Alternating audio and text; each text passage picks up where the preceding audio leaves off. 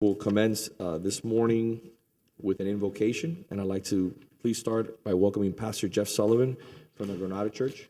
He's not here. Not here? Okay. Will our city attorney please provide us with an invocation this morning? Good morning, Mayor and Commissioners. As we meet today to do the business of the city and take on important matters, we ask for guidance for our elected officials and for all of our city employees and members. Morning. So I don't have many powers as a mayor, but one of the things that I do have that I take great pride in is being able to decide and give my colleagues in the commission what items that they will present in regards to proclamations. Sometimes they tell me, hey, listen, I'd rather do this, I'd rather do that. But this one is one that I stood firm that I wanted to really present. Miami Today is an impeccable resource in this community. Miami Today represents everything that I believe is right and where I get most of my news in regards to Miami-Dade County. I've had the pleasure of meeting Mr. Lewis and his lovely wife, and I've known of him and I've met him several times. And we wanted to take an opportunity to celebrate their legacy in this community, their commitment to real news, their commitment to delivering what is happening here in South Florida, unbiased and unpoliticized, which I think is something that is not happening in today's day and age and is a breath of fresh air. And like I mentioned to you before when we were talking, it's something to me that sets you apart from a lot of other media outlets, papers, newspapers, and magazines. So I'd like for you to please come up because I want to read a quick proclamation and then give you the floor. Whereas Miami Today was founded in South Florida in 1983 to chronicle our growing community and emerging business sector, and whereas Miami Today was provided an important voice and perspective to the business community and delves into issues important to Coral Gables residents and businesses, and whereas Miami Today serves as our community by disseminating vital information with a print edition, a digital replica, and a website, and whereas Miami Today founder, publisher, and editor Michael Lewis has provided our community with an objective viewpoint, and whereas Mr. Lewis and his wife and business partner, Carmen Betancourt Lewis, embody the American entrepreneurial spirit that has made our country great. I, Vince Lago, as mayor of the city of Coral Gables, now along with my esteemed colleagues on the city commission, do hereby proclaim May 9th, 2023 as Miami Today in Coral Gables. Sir, it's a long time coming. Congratulations. Please say a few words, please.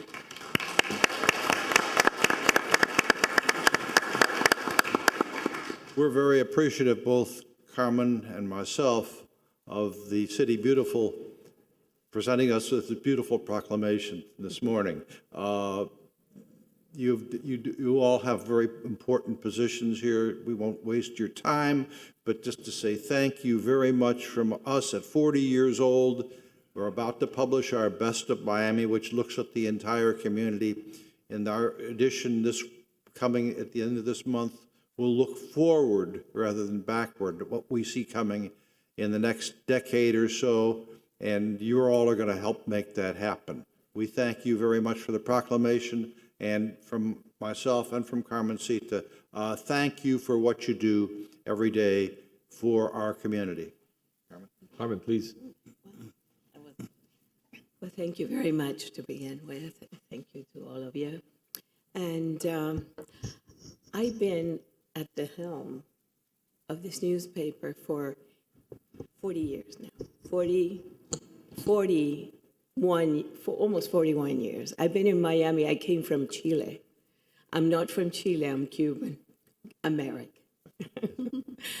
And I think what we have done has been something totally different. The content of this paper is geared to help people understand each other and work with each other. It looks at the future, a continuation of things that are relevant and important, but they might not really be important. They might not look important to others, but it is information that really helps people get ahead. And it's a business publication in many ways, but it's mostly business-oriented. Anyway, I'm very pleased to have received, and Michael, a proclamation from you all, and thank you so much. Thank you. And before we take a quick photo, if you would indulge us with that, I'd like to also thank Martha Pantin. She was the one that brought this to my attention. And I want to say thank you for that, because you're always looking out for the city to make sure that we honor people like yourselves. This is a labor of love.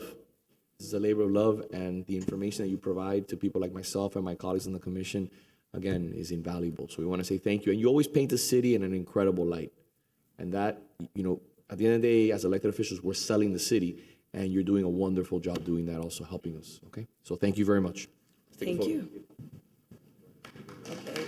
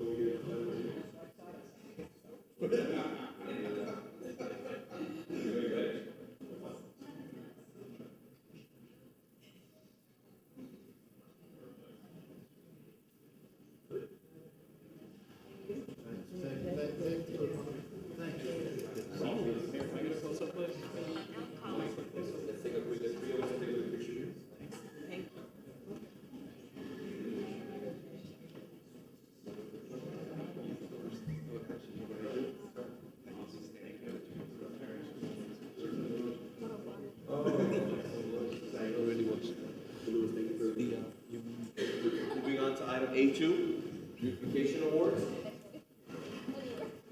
Good morning. Good morning. Okay. Billy, we have a slide presentation. The Landscape Beautification Advisory Board is here with me today. I'm Dina Bell-Llewellyn, Green Space Management Director. I'm Assistant Director of Public Works. And I also have the privilege of being the city's liaison to the Landscape Beautification Advisory Board. And here today with me is the chair, Liz Parnes, who's going to lead the presentation of the residential awards for this past year. So let's see, can we get this to go on? So, did you find the slide presentation, Billy? Oh, ma'am, give me 1 second. Okay. Wait for a second. You could go ahead, Liz, All right, and go start ahead. introducing the board I members just that are wanted to here. let you be aware of our mission as the Landscape Beautification Advisory Board is to oversee the beautification of the green space within the city of Coral Gables. Every year, our board recognizes outstanding residential property owners for their efforts in landscape aesthetics and through the annual beautification awards. The award criteria focuses on aesthetics and sustainability of the exterior space of a private home. The Landscape Board strives to inspire others to enhance the quality of life through streetscapes through our neighborhoods. So we look at the 6 different regions within the city, and we each, as a board member, goes out to photograph these various landscape environments in private homes. Just to let you know, our board represents you, each of you. And on our board is Carolina Esteban Cahan. Some are with us today, some are not. Ann Boyden-Tree, one of our members. We have Nancy Leslie, Amy Dash, and Maria Sassinger. Some of you were at the Arbor Day, and some of these individuals were presenting our Arbor Day celebration last week, which our beautiful Poinciana is out front. We also have a garden club liaison as part of our team.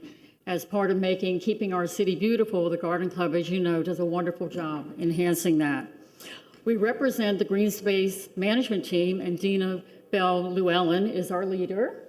We also have we have Pilar Weiss, who is our administrative assistant for the board, and then also Celine Arocha, representing also the Green Space Management.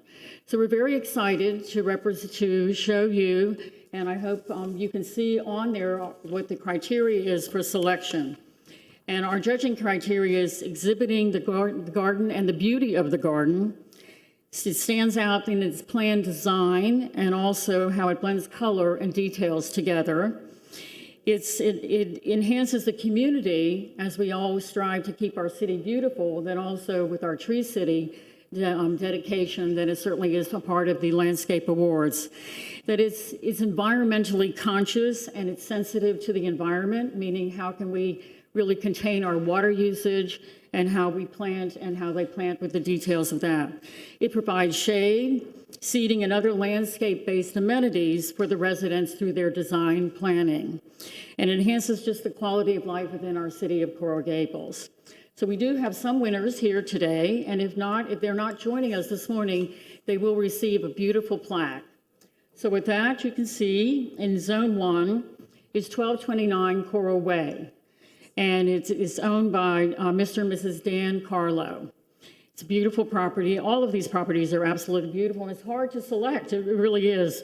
Mr. and Mrs. Paul Sarura at 4614 University Drive. And we do have in attendance this morning Thomas Kieron Murphy, and I believe we'd like to present you the award. If you could please come forward. His beautiful home, and they received this beautiful award, which we are very proud to present to you, and thank you for doing such a nice job.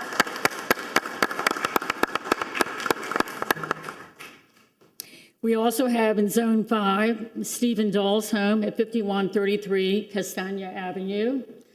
And our last zone that is recognized is for Mr. and Mrs. Justin Kennedy at 5001 Hammock Lake Drive. So as you can see, we're all over looking at the zones. We laugh a little bit because we're out there taking pictures and hoping we don't look like we're casing the joints. And we do get asked. We look at, we do certainly present our official reasons why we're there, and then later they're certainly very pleased to see that they were awarded for the work that they have done. So thank you very much. Thank you so much. Thank you, ladies, for your commitment to the city. You guys make this a better place. Thank you so much. Thank you. Would you like to take a quick photo with? Of course. All right. Let's go. Come on. You know the routine? Oh, that was told, there's an order. It's in order.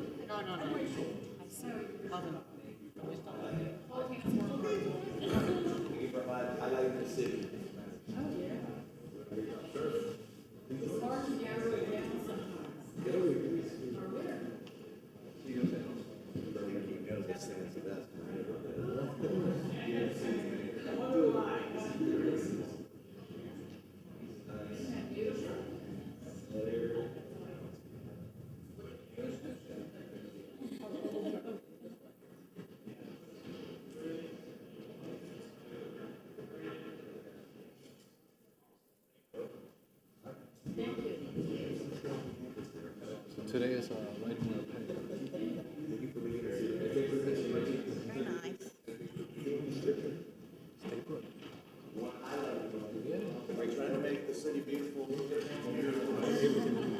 Get another picture.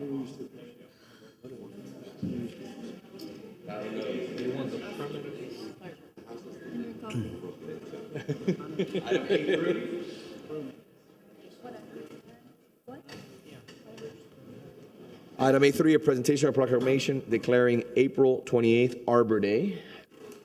Madam Commissioner Anderson. Yes, before I start, I just want to touch upon the fact that we dedicated the Royal Poinciana. We chose a yellow Royal Poinciana because we used to have a golden rain tree down on that end of Merritt Park down there. And the Garden Club, which again was a liaison with this project, donated $1,000 towards the planting of that tree. And we hope that we can encourage developers to preserve trees and plant lush landscapes in our city. Whereas Arbor Day was first observed in the planting of more than 1 million trees in Nebraska City, Nebraska, on April 10, 1872, an idea that was first proposed to the Nebraska Board of Agriculture by Sterling Morton. This event later evolved into a holiday that is celebrated and sponsored annually since 1985 by the City of Coral Gables in conjunction with the city's Landscape Beautification Advisory Board and the Coral Gables Garden Club as a reminder of the significance of our city's trees. And whereas trees provide countless benefits to our community, including environmental, public health, social, economic benefits by improving our air quality and providing us with shade, enhancing our parks and public spaces, filtering and reducing stormwater runoff into our waterways, providing a natural habitat to our neighborhood wildlife while simultaneously increasing property values and enhancing the vitality of the city's business areas while beautifying our community and business areas alike. And whereas Coral Gables founder George Merrick recognized and emphasized the importance of natural beauty of this tropical landscape and consequently hired landscape architect Frank Button, designer of Lincoln Park in Chicago, to design the grand vistas and tree-lined streets that still convey the quality of the centuries-old permanence. And whereas 2023 marks the 98th anniversary of the founding of the city of Coral Gables, as well as the 38th year as a Tree City USA, accentuating the city's commitment and involvement of our citizenry, board members and employees alike, in furtherance of conserving our city's picturesque landscape. Now therefore, I, Vince Lago, as Mayor of Coral Gables, alongside with the members of the City Commission, do hereby proclaim April 28th as Arbor Day in Coral Gables. Thank you. Thank you very much, Mayor and Commission. It's really an honor for me to work as a landscape architect in this city, steward of over 41,000 trees in the public right-of-way. It's a big job, and we love it. It's just an honor. We're second in the state in terms of tree canopy coverage, only second to Gainesville in a very rural area. So that's something to be very, very proud of. Thank you. And while we always want to aspire to be number one, I don't know if we'll catch Gainesville. It's got They have a lot of green area. lot of trees, so thank you for your hard work. Thank you so much Thank for you all. everything you do. Thank you. Now we move on to item A4. Do you want to take a picture? You want a picture? Dina, you want another picture? Or let's do it. I didn't know if you wanted to do a picture or not. Let's go. Issue the proclamation.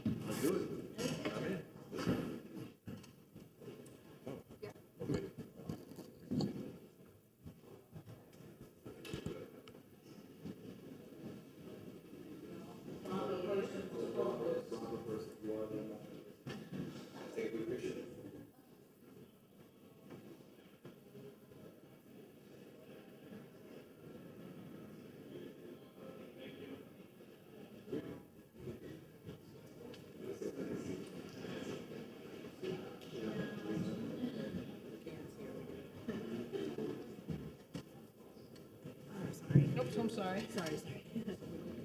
We did, yeah. That dance. I don't know how to fix It's one of those dances I could do. Moving on to item A4, presentation of a proclamation declaring May 2023 as National Historic Preservation Month in Coral Gables. Commissioner Castro, welcome to the City Beautiful. We're blessed to have you, and will you please assist us in dealing with this proclamation? Absolutely. Good morning. Good morning. Thank you. Good morning for being here. Whereas the National Trust for Historic Preservation has declared the month of May as National Historic Preservation Month, and whereas the theme of 2023 is People Saving Places, in order to recognize and honor all those people who work tirelessly and give their time, talent, resources to preserve our architectural and cultural legacy, and whereas the City of Coral Gables has established a historic preservation program to protect and enhance the considerable historical and cultural legacies of the city. Now, therefore, I, Melissa Castro, as a commissioner, along with the members of the City Commission and the Mayor, National Historic Preservation Month in Coral Gables, in observance thereof, I ask residents, business owners, employees, and visitors alike to recognize, honor, and protect our City Beautiful's rich history. In witness of whereof, I have hereunto set my hand and caused the great seal of the City of Coral Gables to be affixed on this 9th day of May of 2023. Thank you. Commissioner, how are you? Hello, It's always great to have the villagers here. thank you. Thank you for being here. I'm Sherry Jordan, and this is Ann. We're both members of Villagers and also residents of Coral Gables. We'd like to thank you for recognizing the Villagers for the National Preservation Week.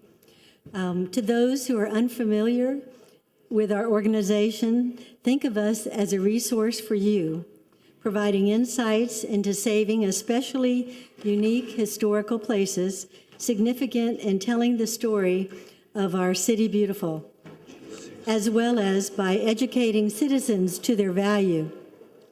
Since rescuing the Douglas Entrance Building from becoming a grocery store 57 years ago, the villagers have awarded about $1.5 million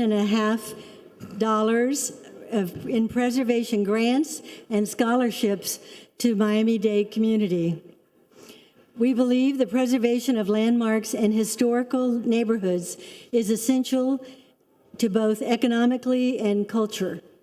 For example, its economic impact is our tourist industry. The number 2 reason people travel is to experience history. That alone is a valid reason to maintain what gives us a sense of place. Though we might be considered a young city in comparison with others, Coral Gables, as well as Miami-Dade County, have a long, rich, and diverse tale to tell. Visiting guests flock to our landmarks first: the Biltmore Venetian Pool, Merrick House, the Deering Estate, the Cape Florida Lighthouse, and South Beach, just to name a few. Our historic neighborhoods experience appreciated value.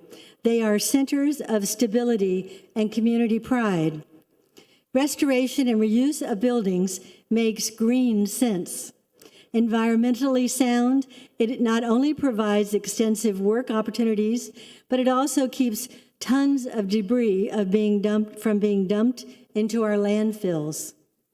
We hope to either begin or continue, in some cases, interacting with you while also promoting our jewel of a city through our home and garden tours, online workshops, and even through our published garden book, which is now sold out. And by the way, from this directory, which is another vehicle we use, you might recognize the image. We took a count, and out of the 194 club members listed, 58% of us are Gables constituents. We're offering our services, ideas, and resources to help as you address issues related to historic preservation. Items you'll find enclosed in the packet you received today from Ann should be helpful, as will our website, www.thevillagersinc.org. Thank you. Thank you. And you to want both to of you. distribute? We gave you some take-home material, obviously not for the meeting today. Thank you so much. Thank you. You're welcome. So we're going to take a quick photo. Please, let's do that.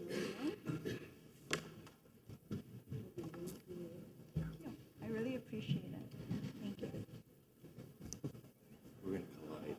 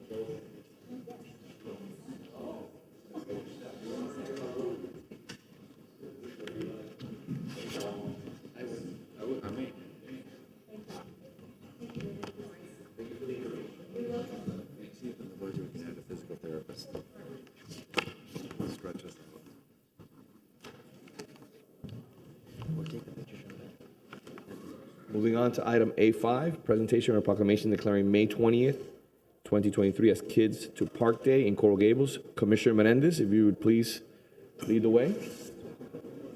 It's you. Kids to Park Day. Thank you, Commissioner. Good morning, Fred. Good morning. Obviously a topic dear to my heart.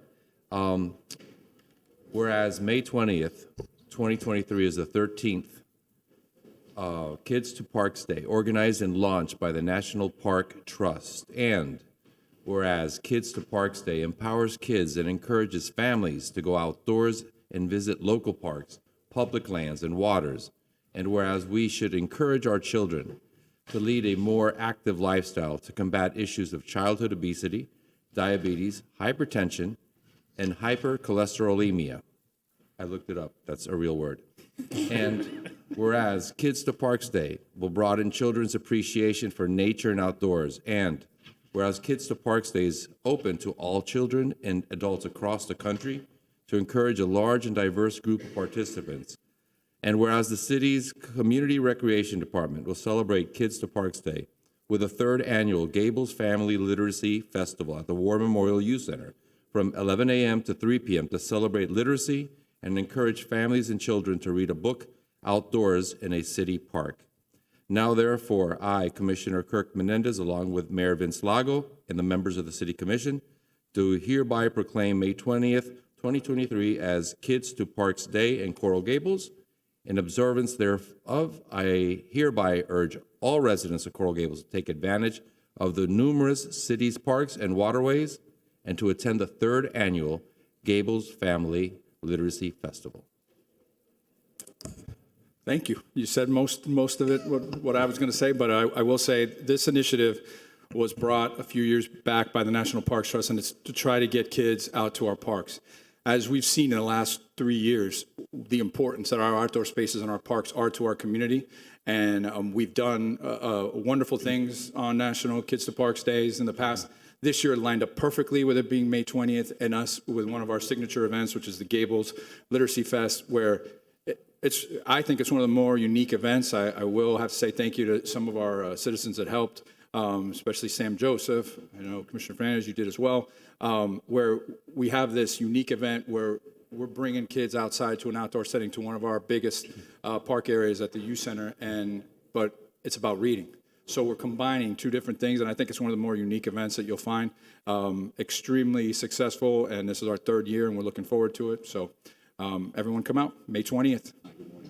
And if I may say a couple words, the Gables Family Literacy Festival has been a success thanks to your team's efforts and the entire city, because we have members of staff from a lot of different departments who pitch in to make it a huge success. Commissioner Anderson is always there participating as well and has been a staple of that event. So we appreciate your participation. The School Community Relations Committee of our city piloted this program. It was years in the making trying to get it accomplished, and I'm glad we changed the date from Memorial Day weekend to another weekend so that we can have more participation. Because even though it was Memorial Day, we had close to 1,500 people every year participate in the festival, and we had great reviews from those who participated. We had free books that were available, books for sale, and it was just a great family event. So all those who can make it out on May 20th, I highly recommend it. One last comment. I'll be out there again and promoting reading through prize for collecting air potatoes. There'll be the Books and Books gift certificates for those who collect a pound of air potatoes. Absolutely. Just the potatoes, guys, not the vines. Love it. Let's take a quick picture. All right, we have our staff here. They can come up.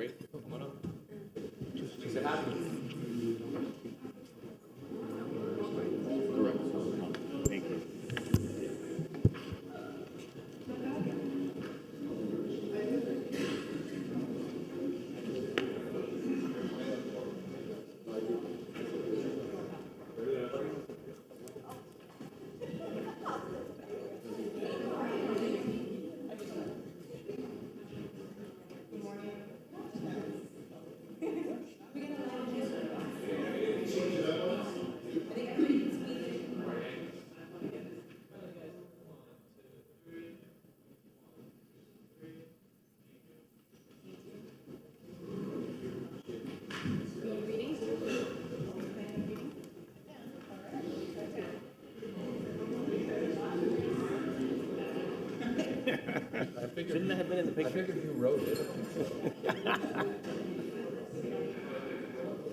A6, presentation or proclamation declaring May 1st, 2023 I have another one.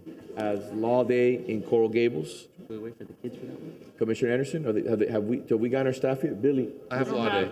I oh, you have Law Day. Do You want it? we have the students here yet or no? So we do. We do? Okay, perfect. All right, we'll How bring to them. make an airplane go like Bring it that in. with it. Okay, Commissioner, here we go. At the law day. Whereas the preamble of the... You want the students in? let's wait for Wait for the kids. Rewind. The kids. Oh, yeah, you're not kids.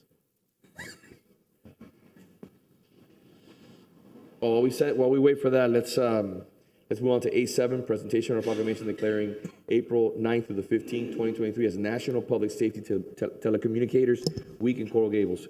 Commissioner Fernandez, please. Thank you, Mr. Mayor. Our public safety telecommunicators do an excellent job. They're the ones that we first speak with.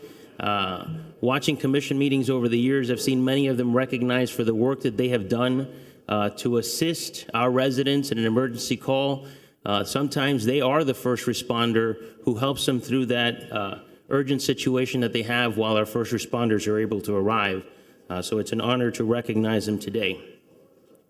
Whereas the week of April 9th to 15th, 2023 has been declared as National Public Safety Telecommunicators Week, a week of awareness and recognition, along with an opportunity to honor those highly trained telecommunications professionals who provide vital 911 emergency assistance services to those callers in need everywhere. And whereas daily people of every age group across our nation depend upon the timely response of skilled and committed public safety telecommunications operators. These operators save countless number of lives with their immediate response to emergency calls, the dispatching of emergency professionals and equipment, all while providing much needed moral support to those residents and others alike in distress. And whereas in the Police Department Telecommunications Center throughout our country, a Communications Operator of the Year is nominated by the Police Department personnel to be honored and awarded during special ceremonies and appreciation days, which are held during this special week. Now, I, Vince Lago, as Mayor of Coral Gables, along with the members of the City Commission, do hereby proudly proclaim the week of April 9 through 15, 2023 as National Public Safety Telecommunicators Week in Coral Gables. Thank you, Commissioner. Very quickly, first off, I'd like to welcome all the officers here today, our telecommunicators and our chief. Like I always tell you, I want to say thank you for everything you do for the city. You make our job so much easier. You make us look incredible. And for the two individuals who are here and the entire staff who you're representing today, I've said this before and I say it again.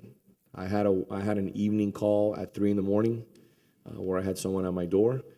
And it was a very, very scary moment, probably about 6 or 7 years ago. And what we went through, we only got through it because of your calm and cool demeanor and your leadership. And that is obviously with the help of the police and the chief's leadership. But again, like Commissioner Fernandez has said, I have been on that other line at 3, 4 in the morning when you're in a frantic situation and you have made sure that I've been able to get through that moment. So I just want to say thank you on behalf of my family, on behalf of the commission, on behalf of everyone in this community. You make Coral Gables special. So thank you. Chief. Thank you, Mr. Mayor. Commissioners, congratulations. Welcome. It is my honor as the Chief of Police to recognize every year all of our employees, but our telecommunications operators. As you said, Mayor and Commissioner, when we sleep at night, there are men and women, your employees, that sit with headsets on waiting for that inevitable scary phone call that you all may have to make and that our residents and visitors make. The men and women behind me in dark blue, I don't think we'll take issue when I tell you is this is not a job that a lot of cops can do. It is a very, very special person that can be a telecommunications operator.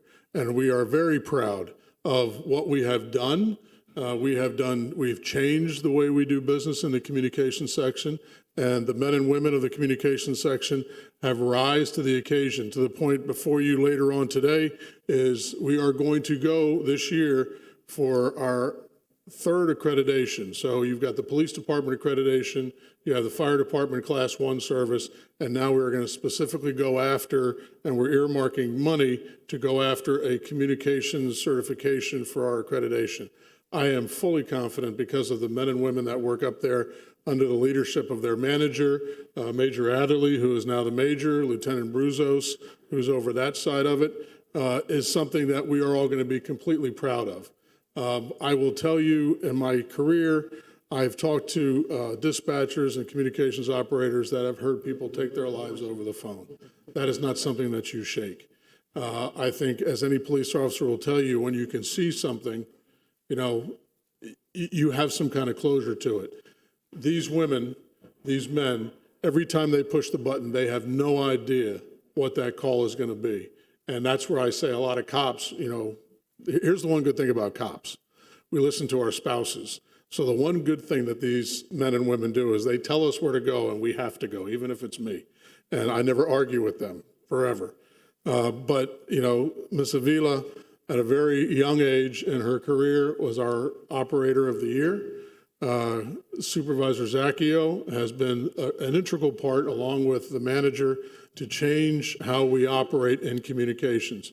And it changes every day. With the new CAD system that this commission approved, we are constantly changing what we do and how we get there. And our response times, in part, that we are very proud of in both the police and fire department are below 3 or just at 3 minutes for emergencies, a little over 7 minutes for non-emergencies, is a large part because these men and women in communications are the ones that answer the call, process it.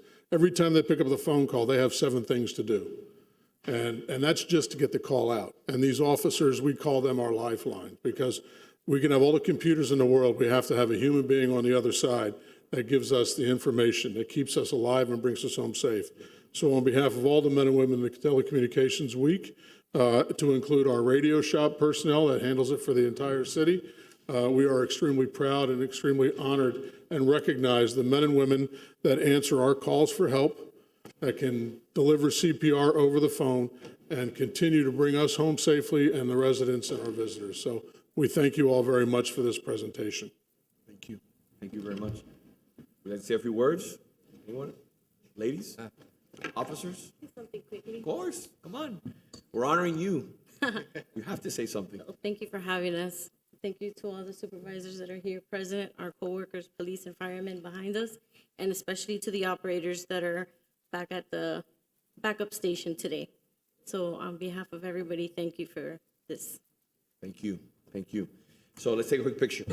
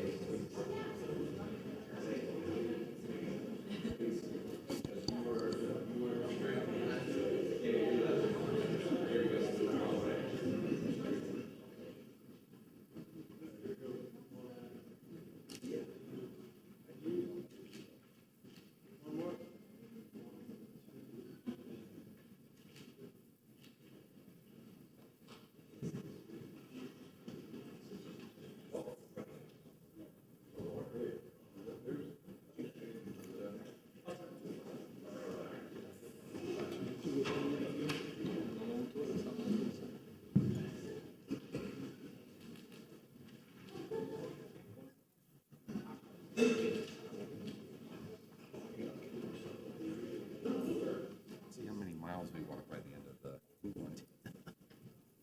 apps.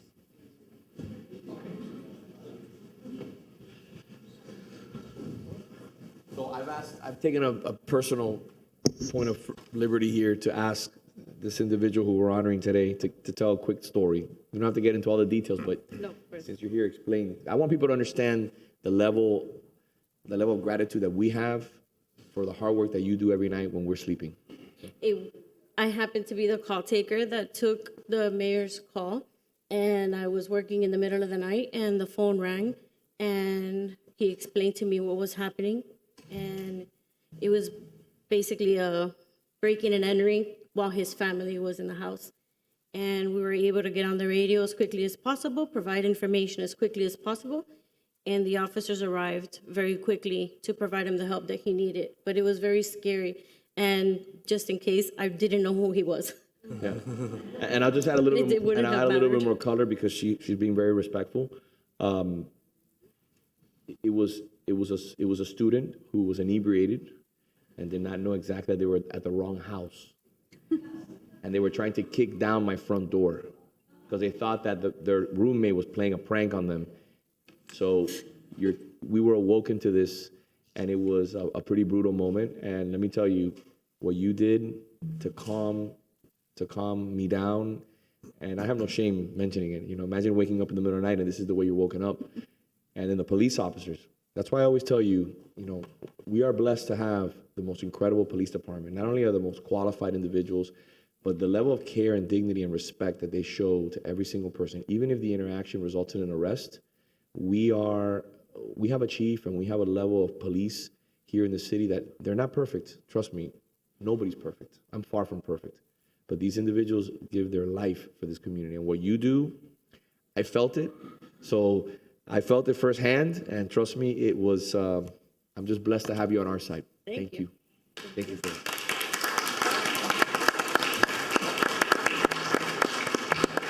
I'm going to find out how she got to keep you calm, and I'm going to get those notes. You did, trust me. Mayor, would you like to take the other police two awards out Which now? item is that? I mean, It's just A9 and A10. and I asked you that then the because I fire don't want to department. wear my glasses, but I need to start wearing glasses. So A9 and A10, we'll do those two. Go ahead, sir. That way we can make room for Join the the fire club. department. Let's do it.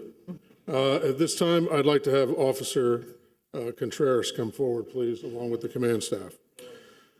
Commissioners, Mr. Mayor, on Thursday, April 23rd, Officer Contreras, who had volunteered to work overtime to cover some sick leave on the midnight shift, received a call at 5:49 a.m. Again, 10 minutes before it was time for him to go home and join his family. The units were dispatched to a hit and run on the 300 block of Miracle Mile. The subjects on the scene immediately put out be on the lookout for a vehicle. With the description, Officer Contreras, at about 5:55 a.m., actually was patrolling his assigned area at the time and saw the vehicle in the 3900 block of Lejeune Road, which matched the description and the subject description. Upon passing the vehicle, Officer Contreras observed the vehicle and the bumper was damaged, dragging on the road, and the front driver's side tire was flat. He immediately took the correct action, positioned his patrol car directly behind the suspect's vehicle, and when he reached the intersection of Lejeune Road and South Dixie Highway, he attempted to stop the vehicle. Obviously, because it was disabled, it really wasn't a high-speed pursuit, but he continued to calmly give out his locations so the rest of the officers could join in and assist in apprehending the individual, not knowing what the issue was. Finally, the vehicle was stopped at Southwest 32nd Avenue and South Dixie Highway. When the person got out of the car, he was obviously seemed to be incoherent, was acting irrational. They began to transport the individual to Larkin Hospital for evaluation. Through further investigation, it was revealed that the driver of the vehicle was, in fact, the subject in a hit-and-run accident not only in our city, but was also the subject of an ongoing homicide investigation that morning conducted by the City of Miami Police Department. It was found later on that day that Officer Contreras' skills and quick thinking and decisive action prevented this dangerous individual from remaining at large.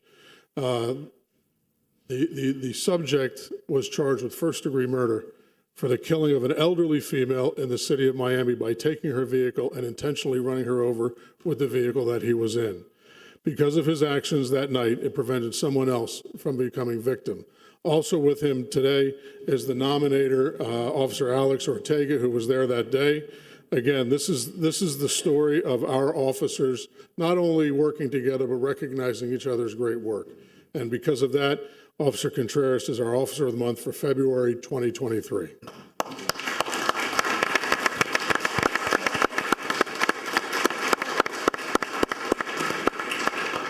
Officer, good morning. The floor is yours. Good morning.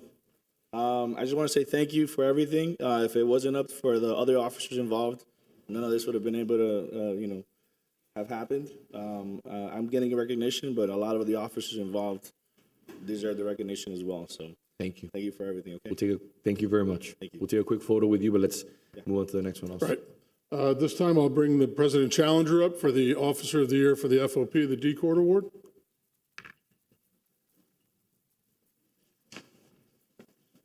Good morning, Commissioner.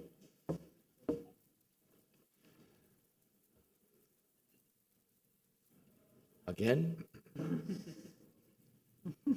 This prestigious award, named in the memory of Robert DeCourt, a 19-year veteran of the Coral Gables Police Department who was tragically lost his life in the line of duty January 21st, 1972.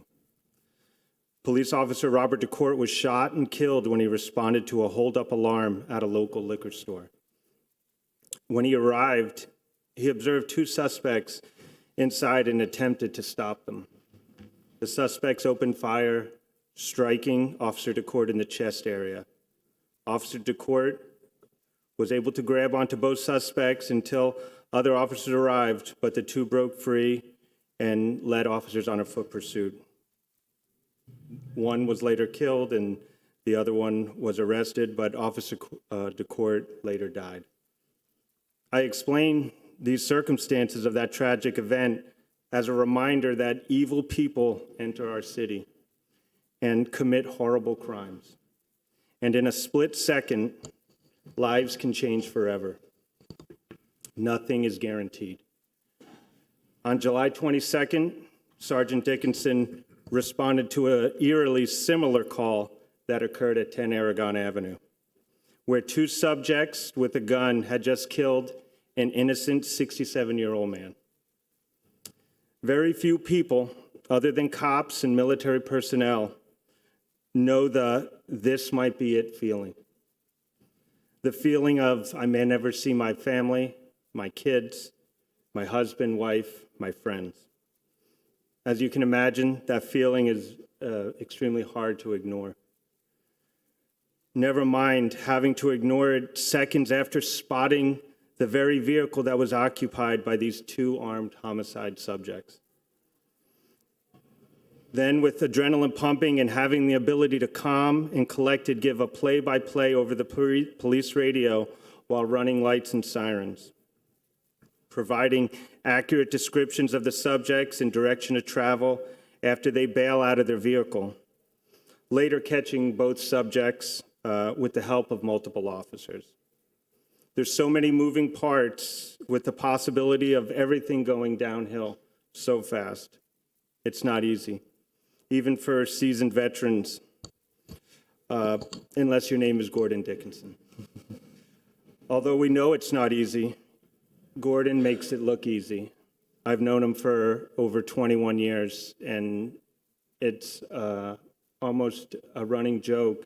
If something's happening, Gordon's going to be there. There's some people in this world that are made for what they do, and Sergeant Dickinson, he's one of them. The criteria of this award is that the recipient must exemplify courage, dedication, and devotion to duty. Sergeant Dickinson does this every single day he comes to work. The city of Coral Gables has been blessed to have the two-time Officer of the Year, and now the Robert DeCourt Memorial winner, watching over them for the last 28 years. I consider it an honor to present Sergeant Dickinson the Robert DeCourt Award.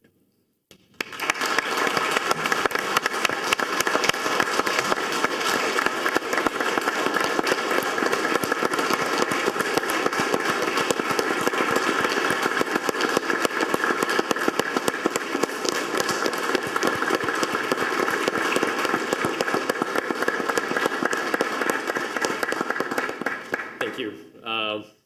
I know you often say I don't say very much, but I would like to say a couple things today. That's a running joke between us. Good morning, everyone. I would like to thank everybody for coming. If I can have a couple of minutes of your time. I would like to start off by thanking a couple people who have made all this possible for me. I would first like to thank my parents who taught me the value of hard work, my mother who was a cook and caterer for over 30 years here in Miami. My brother and my sister and I worked many weekends growing up with her. My father was here today, just retired after working as a physician with the Miami VA after 58 years. He just retired last month or a month and a half ago. He also worked for the University of Miami after 55 years, retiring. And he also worked for Jackson Memorial for 51 years, all together at the same time. Very hard worker. My mom was too. And my father, very few people know this, was the only one who ever pushed me to become a cop. I was somewhat of a bookworm growing up. Everybody expected me to become a lawyer or a doctor. But my father pushed me to do something that I really loved to do. And Once I gained interest in law enforcement, he pushed me to do, and that is where I am today, and I couldn't do that without him. Thank you, Dad. I would especially like to thank my family, my wife Jessica, who knows better than anybody the ins and outs of police work. She supported me through my ups and downs in this job. She continues to yell at me to stop getting involved in things because I'm getting too old for this. Love you, Jessica, and thank you for your support. To my children, my stepmom, who are also here, who have supported me throughout the years. I also like to thank you, the commission, the department, staff, the FOP, and all my fellow coworkers. I'd like to say a couple things about my career here. 28 years ago, I was hired by the city. I was sent to the police academy where I was the only Coral Gables police officer in a class of roughly 50 cadets. I was the second youngest in the class, and I came from a family with no law enforcement background. Many of my classmates, some of whom had also applied to the city of Coral Gables, asked me how I managed to get hired.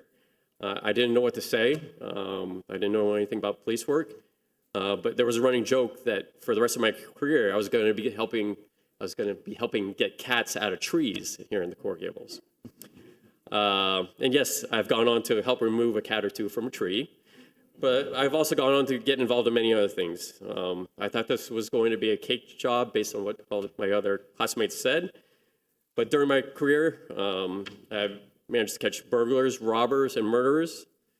I've been spit on, slapped, punched, kicked, and bitten, for which I had to go on HIV medications for 2 weeks. I've had people twice my size throw haymakers at me. I've had people try to run me over with their cars. I've had people pull machetes and guns on me.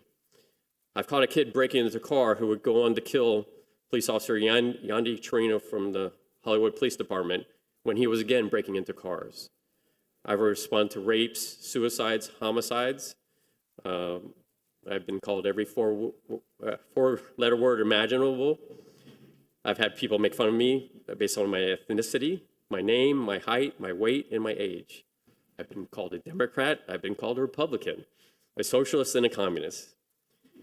And I think if you ask every other officer here, whether they're wearing a gold badge or a silver badge, they've all gone through the same thing. We've all encountered moments like this here in the city of Coral Gables. And this is all when I thought I was just going to be removing cats from trees. Finally, I would like to say something about this award. This award should not have just my name on it. None of the events that I've been involved in, I have done by myself.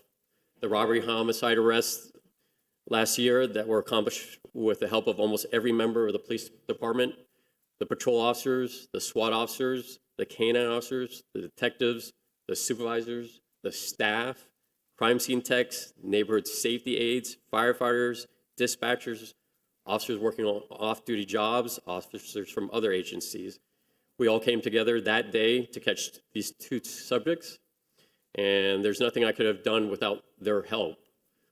We all played a role in what happened that day, and I was just a minor part of it. There was hundreds of people involved in this operation, and they should all have their names on this plaque. It's an honor to be receiving this. I didn't give what Robert DeCourt gave, and he made the ultimate sacrifice. And there's a book I brought with me today. I don't know if you guys are aware of it, but this is a book that chronicles 8 of your former city employees who gave their life here in Coral Gables. And I think it's a good read. We try to get all our new hires to read it. When I got hired, they gave it to every officer in the department, but it chronicles their events and their sacrifices. And again, this award deserves to be given to everybody who worked that day and every employee who actually comes to work every day for you. Thank you. Thank you, Sergeant.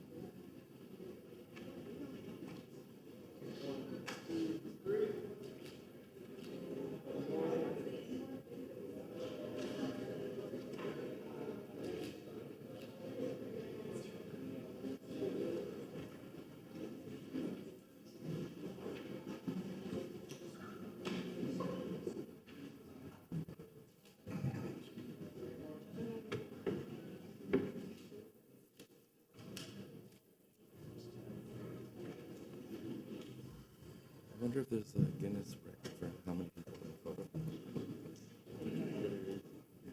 We're on the verge of breaking it. Moving on to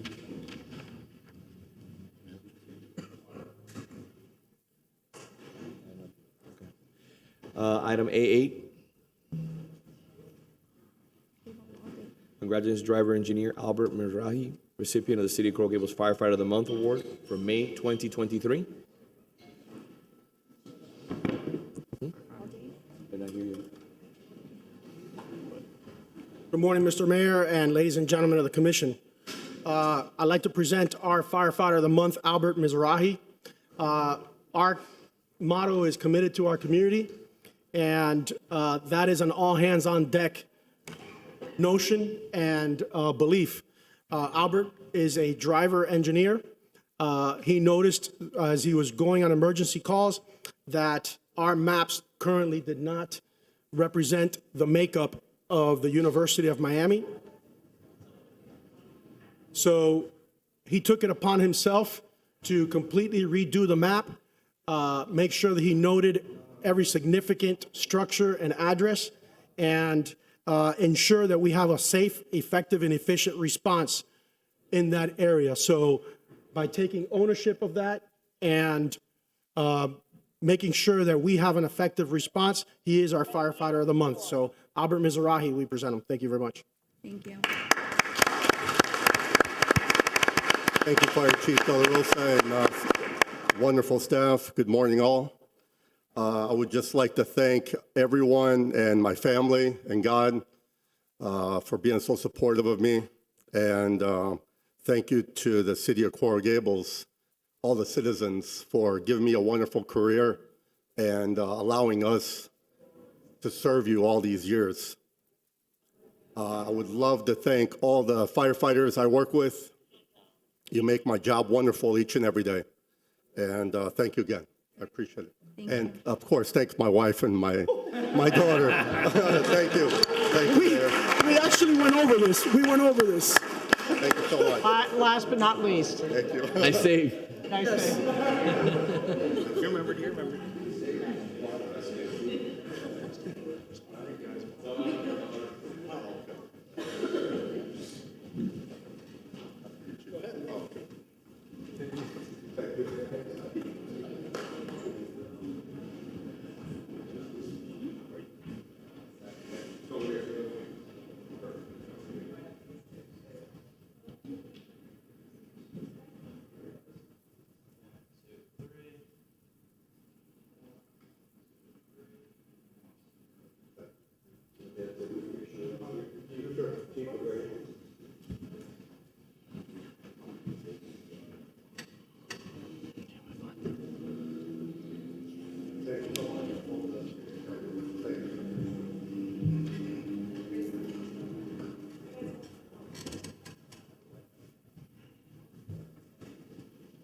Mr. Mayor, if you allow me a point of privilege, it's obviously it's more important what they're doing right now, addressing on a medical emergency. But there was two individuals that were here today, Nick Fernandez and Nick Sierra.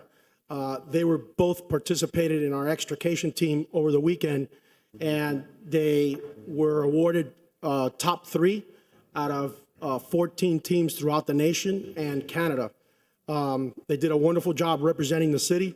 They showed exceptional skills, and I just wanted to recognize them. It's unfortunate that they're handling more pressing issues, but still, I'd like to represent them. Like the commissioner mentioned, we'll bring them back in the next commission meeting. Will you make sure we get that done? Or we can do it at the end. And I think we still have a few more items, so maybe they have time to come back. No problem. Thank you very much. Thank you, Chief. I appreciate it. We have trying to run through these last 2 items so we can get to the public comment. A11. Congratulations to Susan Lenny Fiesta, who holds the title of Administrative Assistant in the Community Recreations Department, recipient of the Part-Time Employee of the Quarter. Good morning. Good morning, Mayor. Good morning, Commissioners. Raquel Elejabarrieta, HR Director for the City, Coral Gables. So we have our first employee that we're recognizing today is our Part-Time Employee of the Quarter for the first quarter of this calendar year. And she comes out of the Community Recreation Department. Susan Lane Fiesta has worked for the City of Coral Gables since 2015. She's held several positions. She's actually been promoted 5 times in the 7 years that she's been with the city. So I'll pass it over to Fred to say a few words. Yep. Good morning again. We're very happy and excited that Susan has this honor. As she said, she started working with us at Venetian Pool as a counselor in training.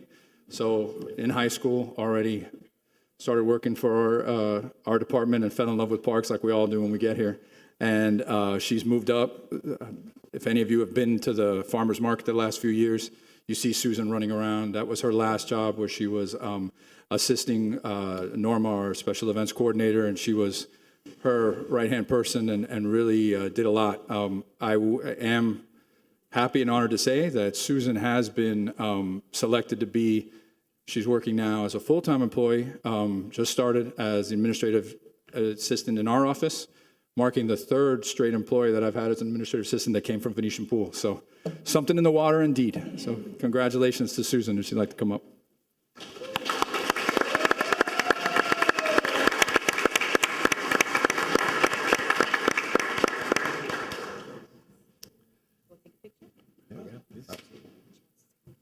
Does she have anything to say? No? Yes? Yes. I was hoping you would say something, but you seem a little hesitant, so I didn't want to push you. First, I would like to thank, obviously, my family, my friends, and obviously, I consider the city of Coral Gables and my team my second family, so I would like to give them thanks for the support. Great work. Congratulations.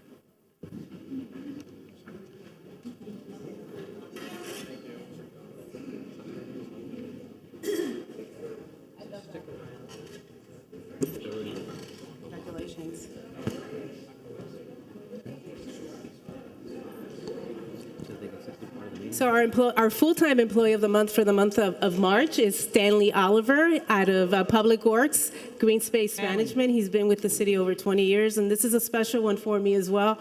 I work with Stanley regularly, and I see his work ethic and just everything he does on a daily basis. So Dina, would you like to say a few words? I'll be quick, but Stanley's a 28-year employee, and quite frankly, I was so happy when I learned that he was Employee of the Month. In fact, I've never seen somebody so happy. I mean, I've 20 years, first time for him, and I think he's a little bit nervous, but you know, he's a credit to the city. He's a great employee, and we're happy to have him. We're lucky to have him. Stanley, talk to me. What's going on? Congratulations. So lucky. Let me clarify. He's 28 years with the city. And first time he's ever been nominated for Employee of the Month, and I couldn't be prouder of him. Go ahead, Stanley. Well, it's been a long time coming, 28 years. I'm going to keep it short and sweet. Again, guys, thank you, Mayor, Commissioners. But I must say, I wouldn't be where I'm at today without these guys behind me. Getting a little emotional. They're the ones that make it happen. Thank you. So guys, again, thanks. This isn't about me. This is about all of us.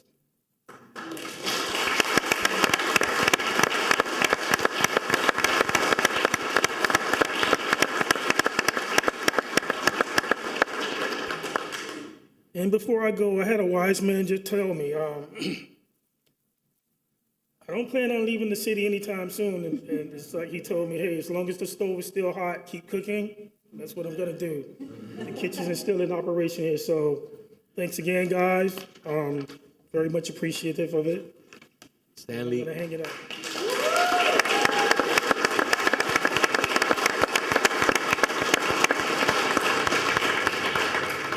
You and I talk a lot, along with the employees when I see them working hard.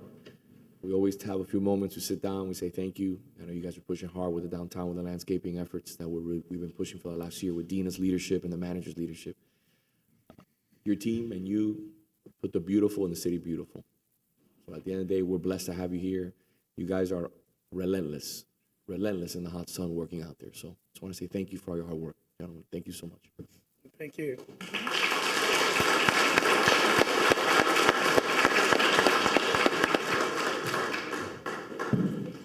Thank you.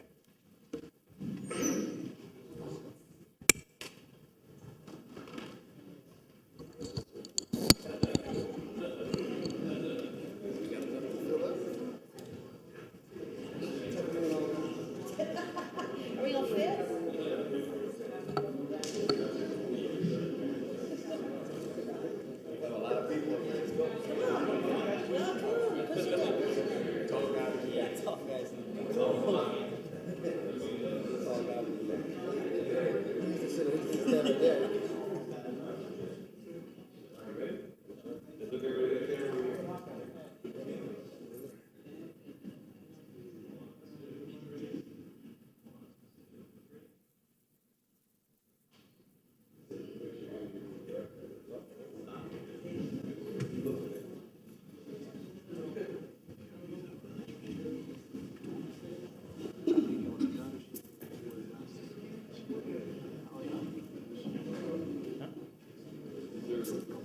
No, there's one more. And that's here. All right, I'm gonna move on. I want to have people that need to leave. How long would it take? Would I just go really quick?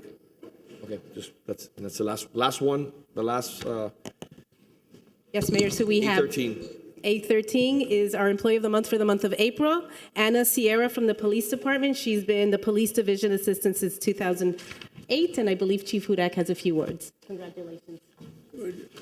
Commissioners, Mr. Mayor, we talked about our communications operators and how they are kind of keeping us in touch and directing us. But we would not function if it wasn't for some of the employees that we have every day. Anna Sierra is one of those employees. She works in the Special Investigation Section, so she is entrusted with some very high-level confidential information. She is a mother, a grandmother, and she is somebody's just an effervescent personality all the time. I've never seen this woman not smiling, even on those days when she has to cover for my assistant and be at my office, which she dreads hysterically, right? So, Anna is a testament of what a city and Coral Gables employee is within the department, and we are just so proud of her every day. And to understand, and you all are aware, we deal with all of the Financial Crimes Task Force money, and her, along with Karen, her sidekick, under the direction of Lieutenant Lemon, who's here as well, and Major Pedroso, who actually kind of oversees everybody, and we couldn't be prouder of everything she brings to us every day. So, our Employee of the Month, Anna Sierra.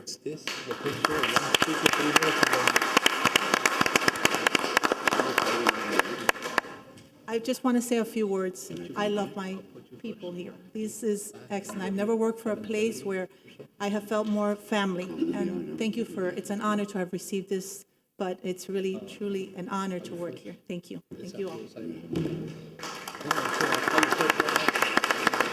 Let's take a photo. We'll be the first speaker.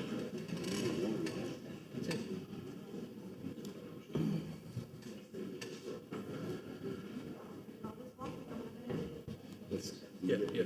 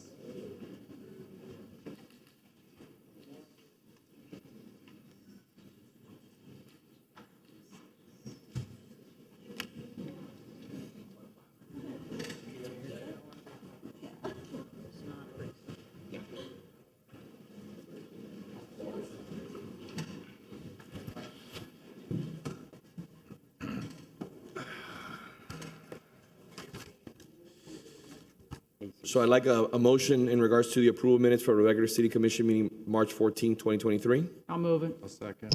All in favor? Aye. Thank you. Perfect. Before we move on to mayor's comments, I want to move on to the public comment section. Mr. Clerk? Mr. Mayor, the first speaker today is Dr. Andy Gomez. Dr. Gomez, good morning. Good morning, Mr. Mayor, commissioners. I'm Andy Gomez, longtime resident of Coral Gables, and I can promise you, you won't have to take a picture with me today. Let me first take the opportunity to congratulate our two new commissioners. Commissioner Castro, welcome. Thank you so much.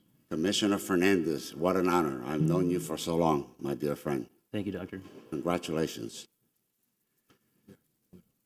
I have served the city for over 40 years.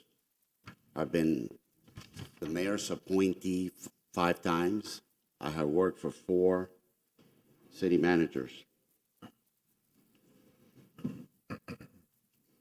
I'm here today, and I usually, as those of you that know me, I work behind the scenes. Seldom do I come to the dais and speak on an issue unless I feel it's extremely important. And today I'm here to speak in support of our city manager, Peter Iglesias, who over the years I have gotten to know and work very closely with. In my 40 years in senior positions in higher education, from Undersecretary of Education in the Commonwealth of Massachusetts, where I control a $1.9 billion budget and over 100,000 employees, to my positions at the University of Miami as Dean of International Studies and Assistant Provost for Academic Affairs. I have always, before making a decision, a tough decision, study the issues, but more importantly, surround myself with very capable people, as you have with this city manager. A man of high integrity, a man that is extremely qualified, a man that today has the city in the position of having a reserve of over $50 million when not too long ago, it was only $500,000. A man that has the city in AAA rating in Wall Street. But more importantly, a man that is highly respected by his senior staff that I've had the privilege of working with. My last post appointed by Mayor Lago was in the retirement board, which I just stepped down last month after a long. And I don't need to tell you, those who have been around, we had a great deal of problems with our retirement and pension system. Pete was instrumental in working with me and the members of that board in bringing it to a level that is safe and respectable. Think about this. The city of Coral Gables years ago, not too long ago, was the second poorly funded pension board in the entire state of Florida. Not today. And a lot of that credit goes to Peter Iglesias and his senior staff. But at the same time, Pete and I have not agreed all the time in everything. And that's fine.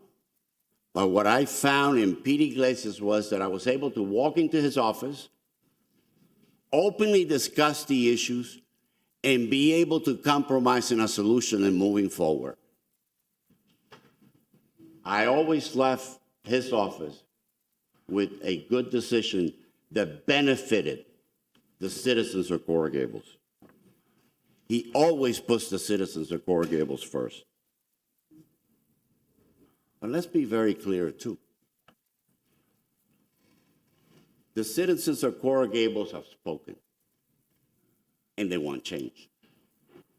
And Commissioner Castro, Commissioner Fernandez, you are two of those individuals. You are the two individuals. And I have to tell you, Commissioner, as a senior citizen, I am more happy than you can imagine when I heard you put on one of your top priority fixing streets and sidewalks. I have problems as an old man walking on some of those sidewalks.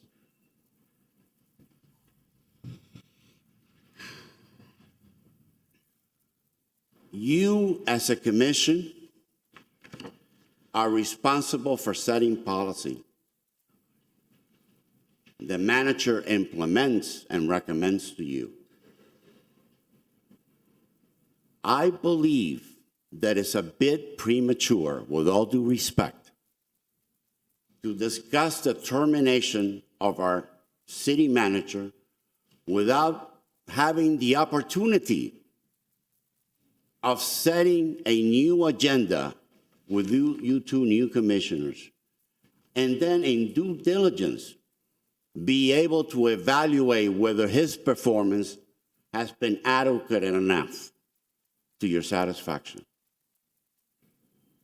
So I humbly suggest that you take a step back, consider the important decisions that you have in front of you, and move forward in the best interest of all the citizens of Coral Gables, and be able to give this city manager the respect that he deserves for keeping this city as one of the jewels in our state. Thank you. Thank you, Dr. Gomez. I appreciate it.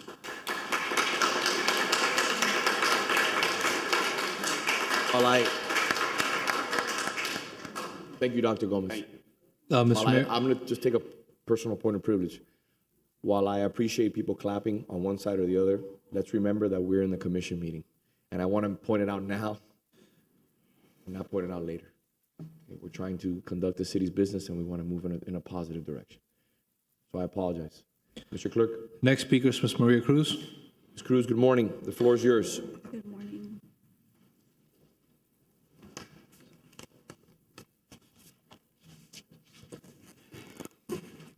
Mrs. Maria Cruz, 1447 Miller Road.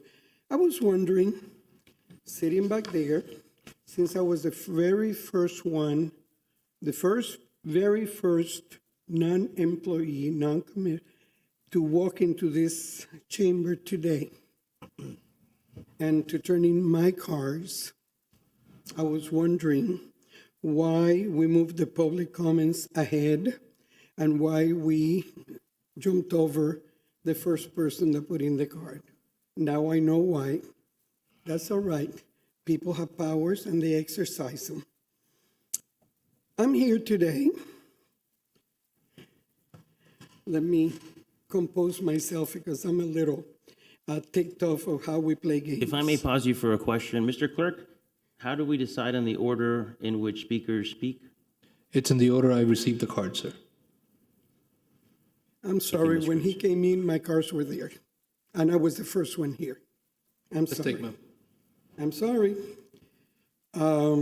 Conversation was held because I was here watching. Okay, that's all right. I'm here, first of all, to tell you what a wonderful day it is in Coral Gables today. But I have to temper that with comments. Because you know what? As much as some people thought little groups can make a difference, as long as some people said, you know, the people that have been here all along, you know, they have the power, as much as all the elected officials, most past electeds, even staff members, high staff members, put all their money on the developers' choices and supported candidates for the past election. I need to tell you a very well-known statement that some important people have used before. Elections have consequences. And in this city, regardless of what people think, there's 50,000 people, only so many voted. Guess what? The election happened and it was certified, much to the disgust of some people sitting here today. And guess what? The people spoke and we requested change.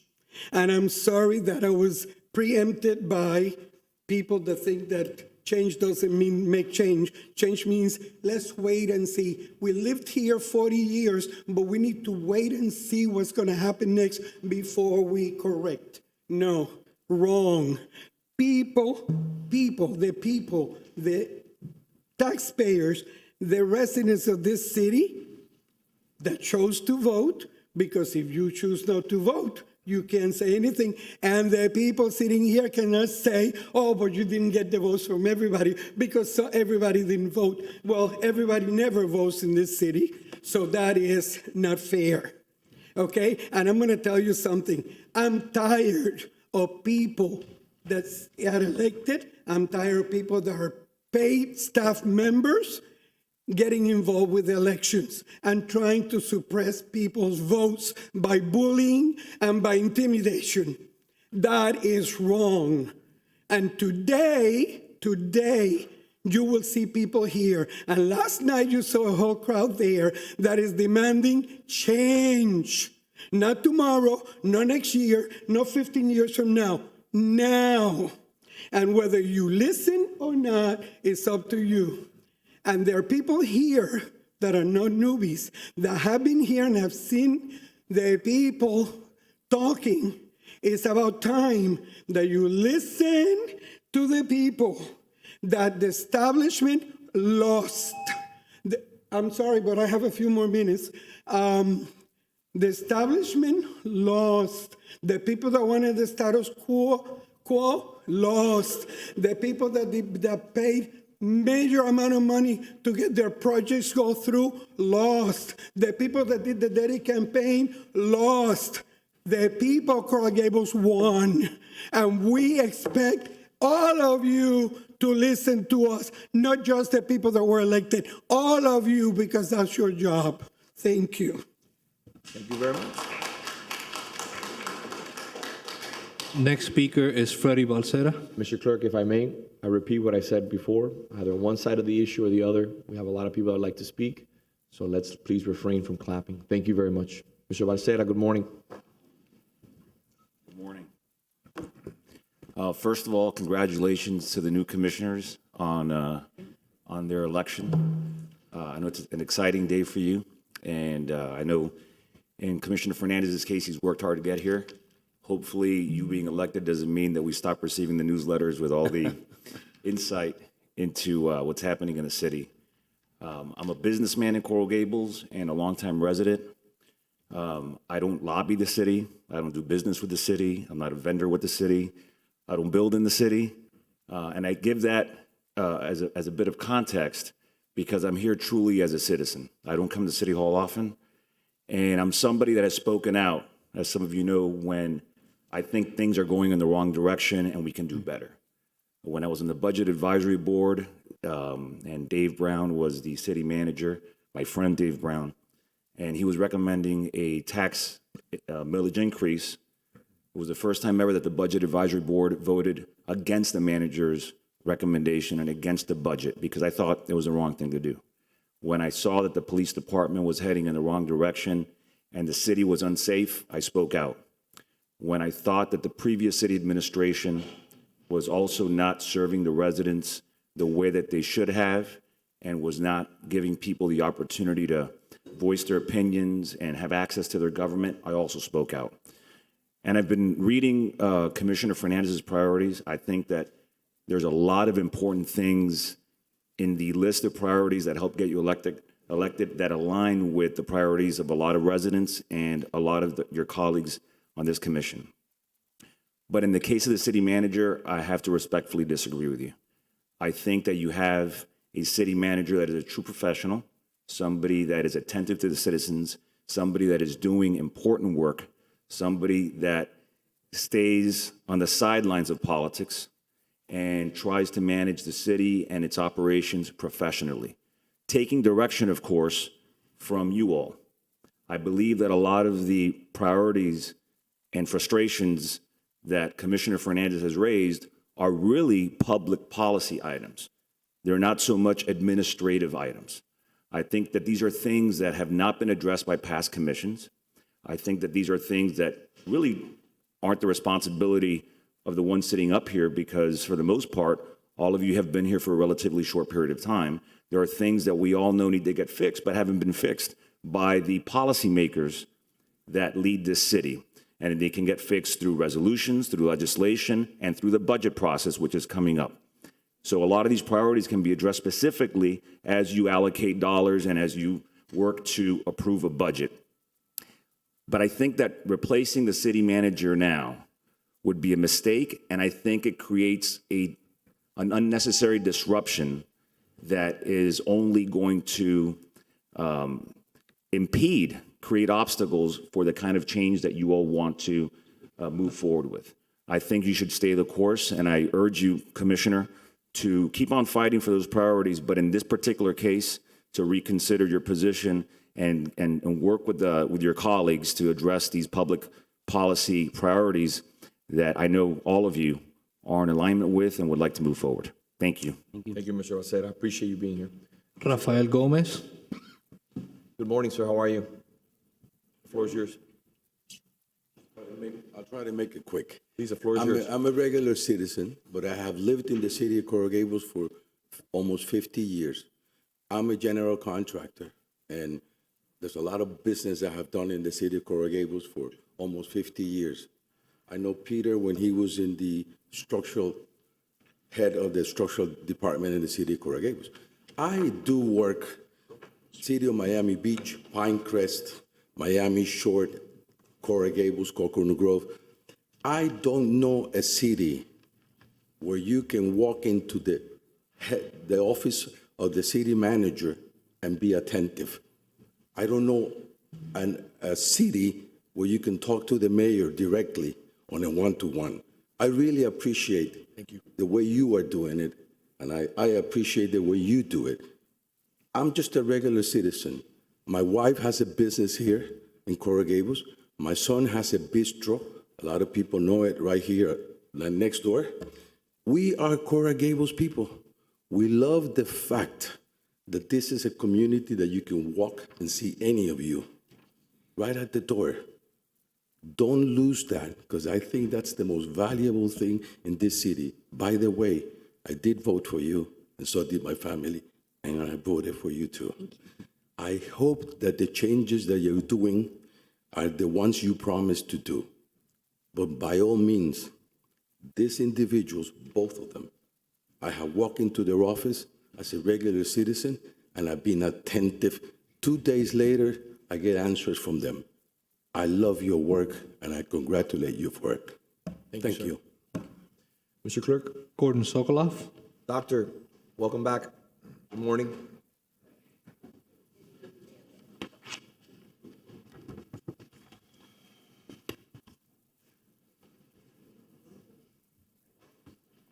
Hi, good morning. It's kind of difficult, a sticky subject regarding the city manager, but I can't help but speak because I have strong convictions and ideas. And one of them is, I mean, you are a nice person, Mr. Iglesias, but it's not only about serving the commission, it's about serving the residents. And the residents have spoken up very loudly about the mobility hub. And I spoke about it last night at the meeting.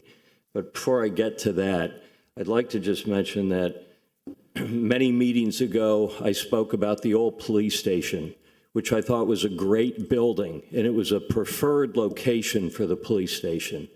And it had better ingress and egress for the fire engines, and it was told that it was going to cost about $30 to $40 million to refurbish that building to make it usable again. And I question why. Why does this city ride the residents about keeping up our homes when you are on watch and letting that building fall into such disrepair to the point where you say, well, we got to trash it and build a new one? And now I learned that Bill Ussery is spending only $3.5 million. Maybe it's more than that, but I don't think it's 30 or 40 million. They're keeping the structure of that building and they're reutilizing it. I think that was a move that was a little bit nefarious. I don't know exactly the details, but to do that switch and to have to build a new police station and let that building fall into disrepair was on your watch. Last night it was mentioned that the Venetian Pool, Salvador Park, this very building is in need of repair. So there's a lot of things under your watch that I think under the watch of you, things are falling short. The mobility hub, what offends me, and I said it last night and I'll say it again, and I don't know if it's the commission's fault for accepting it, but this city manager presented one version only. One choice of this is what it's going to look like. You got it from an architect who you spent $2.3 million to, and he gave you only one choice of a design. And the design is as much of a sore thumb in that neighborhood as the plaza is on Ponce. The plaza does not belong there. It belongs on the Las Vegas Strip. And this building, this mobility hub, is situated next door directly to the Actors Playhouse or the Miracle Theater, which is an iconic historic landmark. And you're putting this giant white monstrosity. I know parking is on the agenda. We can utilize maybe some more parking, but it can be just like the parking garage behind or across from Books and Books, something that's Spanish Mediterranean. Every building you have built does not have a Mediterranean design. And here we are, we have the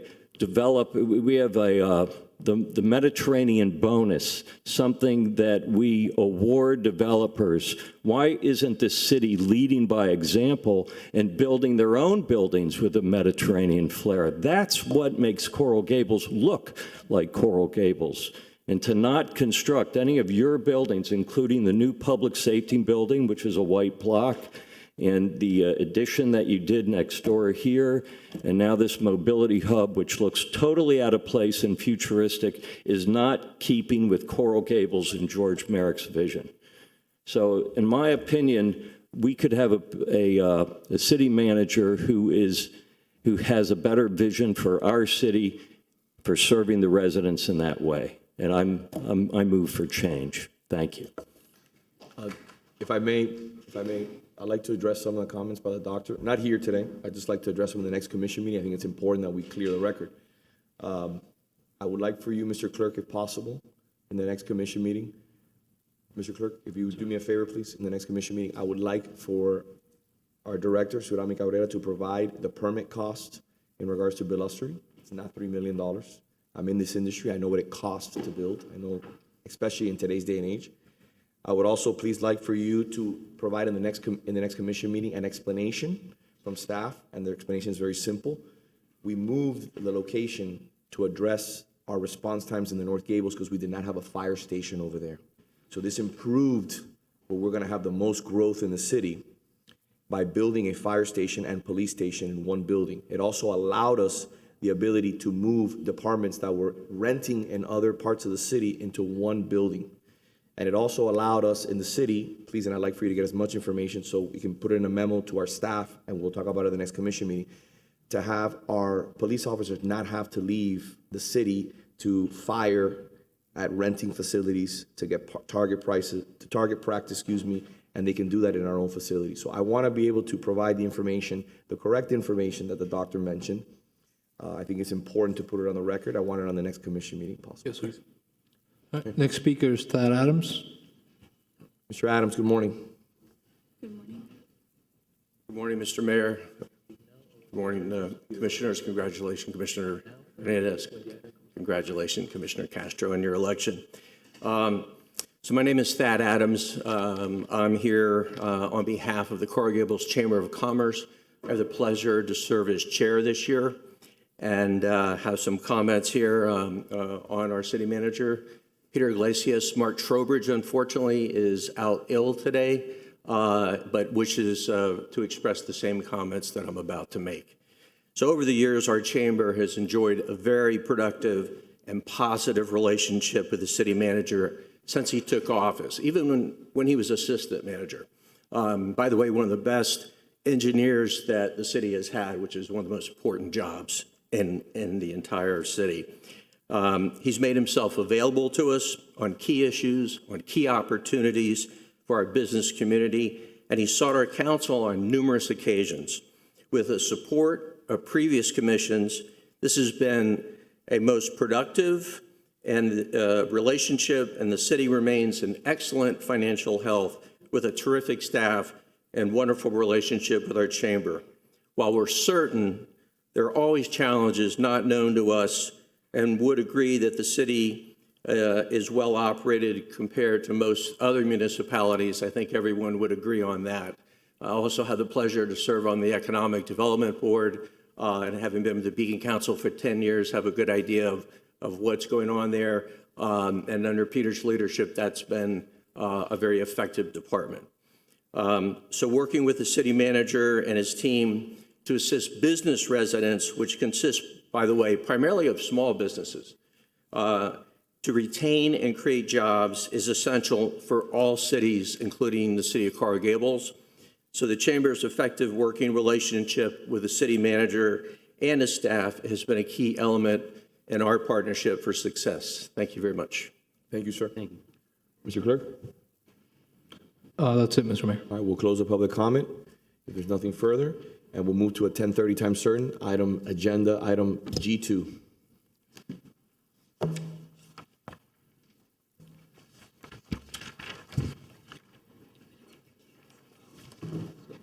Okay, so this is an item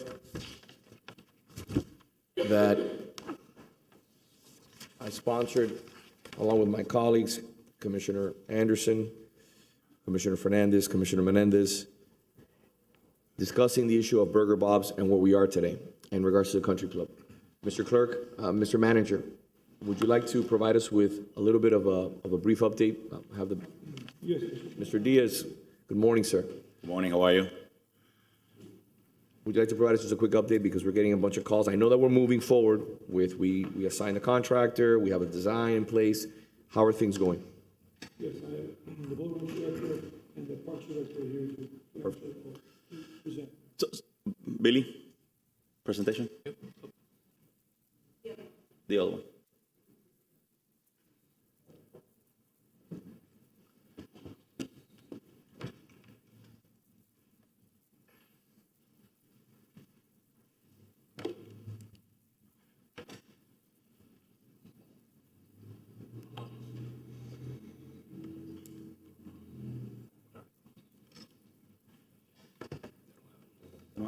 Having some difficulties? Yeah, I guess we're having some technical difficulties, so. We move forward. That's all right. So the design is probably over 90% completed.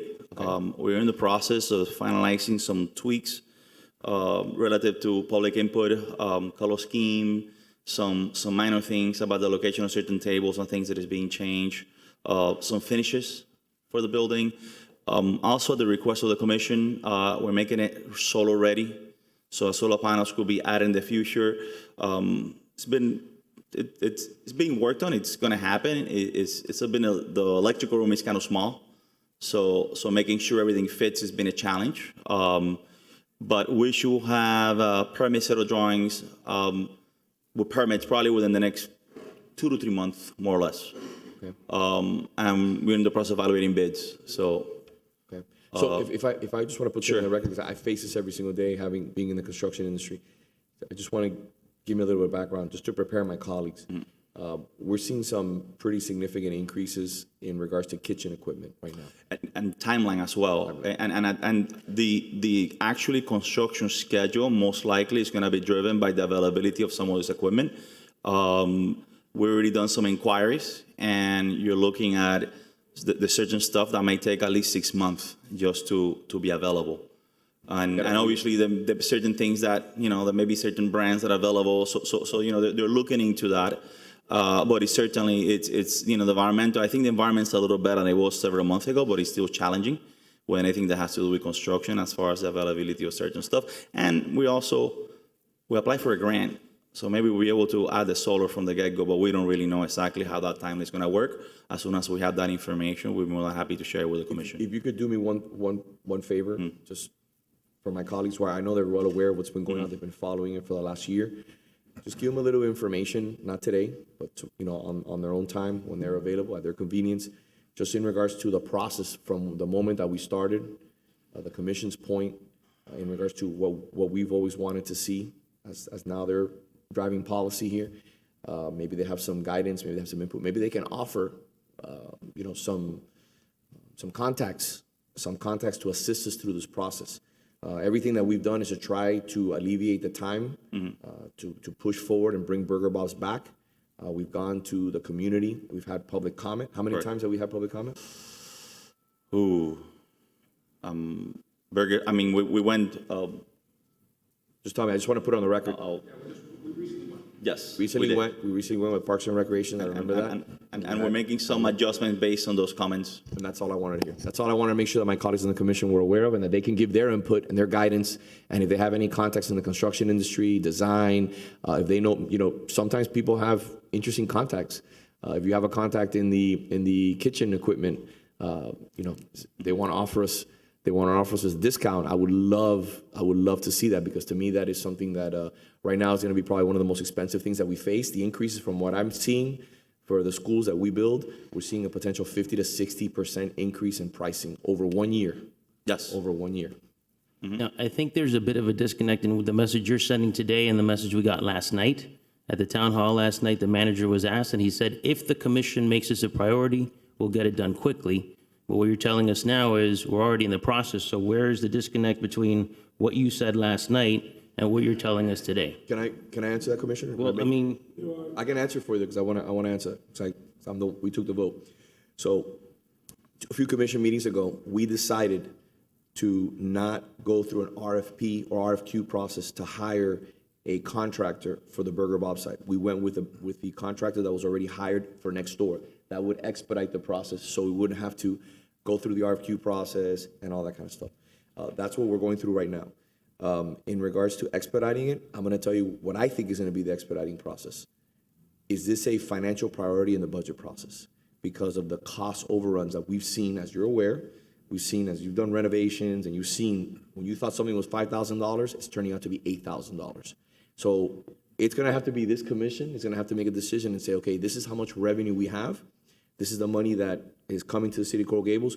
What is a priority? Is Burger Bob's a priority, or are we going to put more money into the pension from $6 million last year to $8.5 million? Are we going to do sidewalks? Are we going to do more sidewalks, more traffic calming?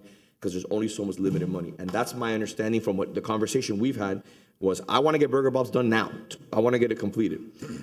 what is the current cost estimate for Burger Bob's? If I may answer that, we are just about complete as far as the plants are concerned. The only thing that we have left is some color selections and also some minor work to prepare for Freebie. We went with these plants, which we can really easily negotiate those two items. We went to obtain prices. We received our final bid Friday afternoon, in which we are evaluating those bids now. So, as the mayor said, this will be part of the decision package as to what we move forward with. We've had escalation in construction at extremely high level, as the mayor said, 50, 60%. This is not inflation. This is price escalation due to supply chain issues. So, we will have the bids evaluated this week, and we'll know what the magnitude of that change is. But as the mayor said, it's substantial, and it's an escalation issue. It's not a inflation issue. Inflation 7%, 8%, we can handle that. But what the problem is, escalation is 50, 60%, as the mayor said, because he's in the construction. Can I ask, Commissioner, if I may, just add to give some color, and I want to make a request from the manager. Can you provide the commissioners, once we have the price breakdown and review, sit down with them and explain to them what the numbers are for the general contractor, and then allow them to make the decision if we go to market with different contractors? Because we have to be very, very finicky and very careful about allowing this information to get out there Because if it gets out there and all the other contractors in the market know what our prices are, it will affect us. It will affect us. That, we want to keep that bird in the hand. We don't want to release it. Please share it with the commission as you do everything. But we have to be careful. We go to market to make sure that we don't divulge the pricing that we already got, because a lot of contractors, I'm in this industry, we kind of But I think my questions are not about the cost of construction or how much money we have allocated for it. The community has been clear for over a year, almost a year and a half. They want this to be a priority, and here we are. Burger Bob's closed February of last year, so it's been 14 months, and we don't even have a timetable of when we're planning on opening or beginning the construction, realistically, right? When did we go to RFP, or when did we request this bid? About a month ago. A month ago, so over a year after We have Burger two Bob's bids. closed. We have two bids. Yep. The drawings have to be prepared. The project drawings have been prepared, except for minor issue on color and EV. We went out to bid. We have two bids that have come in fairly close. We need to evaluate those, and we'll be providing those to the commission. As the mayor said, those bids, if we decide to go back out for full procurement, those bids, those numbers should not be put out, which will affect the overall price of the project, and generally in a negative way. Commissioner, if you'd like, I have no issues, and neither does anybody in the commission or staff. We have two prices. We have a budget. The plans are done. We just have to permit them, correct? There's some finishes being done, but we should be able to have a permit. You have a 90%. You have a 90%. 2 months, 3 months, it should be have it ready to go, permitted set of drawings. Fine. We have a delta. We have a delta in regards to what we budgeted and what these two prices have come in at. It's higher, obviously. I would like for you, please, through the manager, if possible, to have a sit-down conversation with my colleagues, explain to them what the delta is, and then we need to find that money in the budget. And we could start construction in 3 months once it's permitted, just like every other person who's here who has to go through the permitting process. The city goes through the permitting process. We don't circumvent the permitting process. And then what we can do is find the money in the budget, but the money's gonna have to come from somewhere. The money's gonna have to come from another line item in the budget, and we can push something else back. I don't have an issue pushing something else back, but I want that to come from consensus from the commission. Right, and that's a decision that needs to be made, because if we have to then put this out to bid, then the process is gonna take longer. So depending on what route is decided, that's gonna determine how quickly we can get out there and start constructing, so. Realistically, when are these bids going to be reviewed by staff? All of them. When? We'll review this week. So when will commission be voting on moving this forward? Or is this a staff decision at this point? What I would recommend, and again, it's at the discretion of the manager. They're gonna review the two budgets, the two proposals. We can use those, but again, it's gonna blow away our budget line item. It's our proposals that we have for this project. We allocated X amount of money for this project. We know it's already above. So now we have to go make a decision. We either go to market and get 3 or 4 contractors to bid it. That's gonna take at least a month and a half. A little longer than that. For a regular procurement process, It takes us just to get proposals from contractors in this market takes 6 weeks at a minimum. And then you gotta review it, you gotta qualify it, and you gotta go into contract with these contractors. So it could take 3 months, 3 to 4 months to get it done. Or we can just jump the gun and try to find the money somewhere else in the budget. But it's gonna take away from another line item in the budget. So this is the bottom line. But I think it goes back to the issue that I've been hearing about for months. We are discussing items, we're putting them on the back burner, and here we are a year later, and we haven't gotten anything done. The residents haven't seen results. And I'm gonna be honest, thanks to the folks at Le Parc Cafe, you're not having a bigger outcry in the community because people are going there and enjoying the food, and they're there because they can't go to Burger Bob's. So I think the community outcry has slowed down because of Le Parc's success, but our predecessors on the commission made it very clear, and I have to commend the mayor, Commissioner Anderson Menendez. This was something that staff was told many times. This was a commission priority, and here we are a year and a half later, and we haven't even started. So what I will say is that we didn't put it in the back burner. We had to hire a consultant. It needed to be designed. We went to a community process, which we take input. Unfortunately, all that takes time. and this is where we are. So we didn't put in the back burner. We've been working on this project diligently. These things, unfortunately, do take time. It's design and construction. These are things that, there's a process of design and, hiring consultants and all that. So we're getting near the point that we're almost ready to go. But I can assure you that hasn't been put on the back burner. But has it been a priority? Because, my conversation with the manager the other day, he basically said, this is a project where we're just giving money away to somebody. That doesn't show me that this is a priority for the manager. That shows me that this is something that he's really not interested in getting accomplished. Commissioner, the issue, it is a priority. It's a priority for the commission. At the end of the day, the manager works for the commission. And he Okay? does. So it's a priority. We've made it very clear. The issue that we're facing, and if you look over the last 14 months, 12 months, the issue has been, we demolished the interior of the building, okay? That took a month and change. We did an assessment of the overall condition of the existing structural capacity of the building. We had issues with roofing, correct? We re-roofed the building. Yes. Okay? Then we went and procured an architect and an engineer to come in and review and design the project. That took months and months and months. Right now, we're facing where there's so much work, where everybody's backlogged. That took months. Then, after you've done that, we went out and procured two construction companies to give us pricing. That took a few months to give it. We have the prices now. This week, we will have it in our hands, and the manager will sit down with every single one of us in the commission, and we'll have to make the tough decision of, we are over budget. Where do we get the money to make sure that this becomes a reality? I promise you, nobody wants this to be done more than I do, because I get calls, like you're starting to get calls every single week about when are we going to get Burger Bob's back. And also, we went to the community before we started design, and we started listening to the residents say, how do you feel about the design? What do you like, or what do you don't like? So staff has pushed the ball forward. We're almost there. And I promise you that once you see the prices and you see, we have a bigger issue on our hands, and that is where we're going to get the money to make the shortfall. I just want to add that as a result of the community meeting we had for the public on the design and the feedback and the input from the community, I met a couple weeks ago with a consultant architectural firm with Fred and Carolina Community Recreation, and I passed along the feedback that the community has. So now I'm meeting with them tomorrow again, because what was presented is not what is going to be going forward. We're trying to capture the essence of what Burger Bob's was, so we're looking for a retro kind of experience, not a modern day Neiman Marcus look.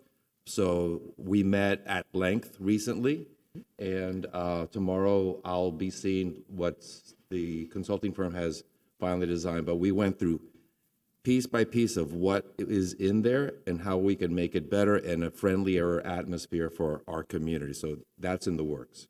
Well, and last couple comments on this from me is it was clear that the community wanted something that was more retro and not that Neiman Marcus look.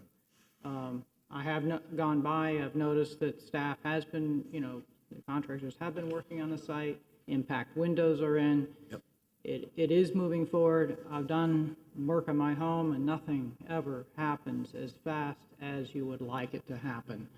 It's more important that we get this done right the first time, so we don't waste taxpayer dollars trying to fix something after the fact without the public comment, without taking into account what the community really wants. Is there a way to maybe have a portal online where we can show a status of a project with a timetable? That way residents are aware of, and it's another level of transparency, It's a great idea. I guess. It's a great idea. Where people can basically go in and say, okay, look, Burger Bob's is under construction. We're at this point. We have another 6 months before we get to the next step. When's the next meeting? When is the next Correct, community exactly. meeting? What's the next thing? I think it's great. Like what we do with permits. Correct. Like you can go, like Ms. Cabrera has implemented. She has implemented a process where you can go and see your permit immediately, and you can see the status of it. When was the last review? What is missing? What is pending? I love the idea. Well, I think it's great. So that's something we can work with IT on. Yeah. Okay. I mean, we have the best Absolutely. IT on the planet. So, I mean, if anybody can figure out, Raimundo can figure it out. Is that something we need to vote on, or? Just give direction to the manager. Make a motion. Happy to put a portal for construction. All right, I'll make a motion. Second. All in favor? Aye. Thank you. Okay, so moving forward, okay, we're gonna get an update in the next 10 days, each commissioner is going to get an update in regards to the status of the 2 bids. And we're going to make a decision through the manager's going to make a decision on whether we go to market, I ask you to please, as always, the information that we're going to get in regards to these 2 bids, let's keep those, do not share that with anybody. At the end of the day, it will only hurt the city because we want to keep those prices as close as possible so that the process can be as competitive as possible. We want the best price for the city, especially when we have to find money, as we've talked about. Also, please send information to my colleagues on the commission about pricing through the manager. Please send a little bit of information in regards to how much kitchen appliances have gone up and how much of a big portion, that's how much percentage of that is out of the project, the kitchen appliances? Probably 40%. Yes. 40%. That sounds about We've seen right. a massive increase in kitchen appliances, and that consists of up to 40% of the project. So please send that information to my colleagues so they can understand a little bit better about that. And maybe they have a contact. You never know. Somebody may have a contact here that can help us out with reducing the pricing. And by the way, Mayor, the pro shop is being remodeled as, Yes. and that's really part of the tenant improvement, really, for that project. Mr. Clerk? And things are being done on the pro shop that's going to facilitate the construction of the restaurant. Yes. We have incorporated those design features, those requirements are part of the pro shop, so that will be basically a tenant improvement Right. for the pro shop. Mr. Clerk? We have members of the public requesting to speak on the item, Mr. Mayor. Okay. First speaker is Maria Cruz. Doesn't matter. We can have.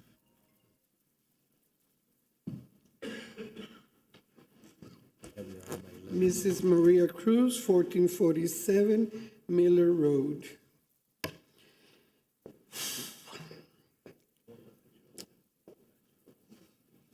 Let's see how we can say this nice. We were here one of the times when we discussed Burger Bob's. And I remember very clearly in my mind that when the amount of money discussed was about $500,000, I remember the mayor saying, if I have to, I will get some of the people that I work with and we can do it for less. Okay, I remember, I can go look at the minutes.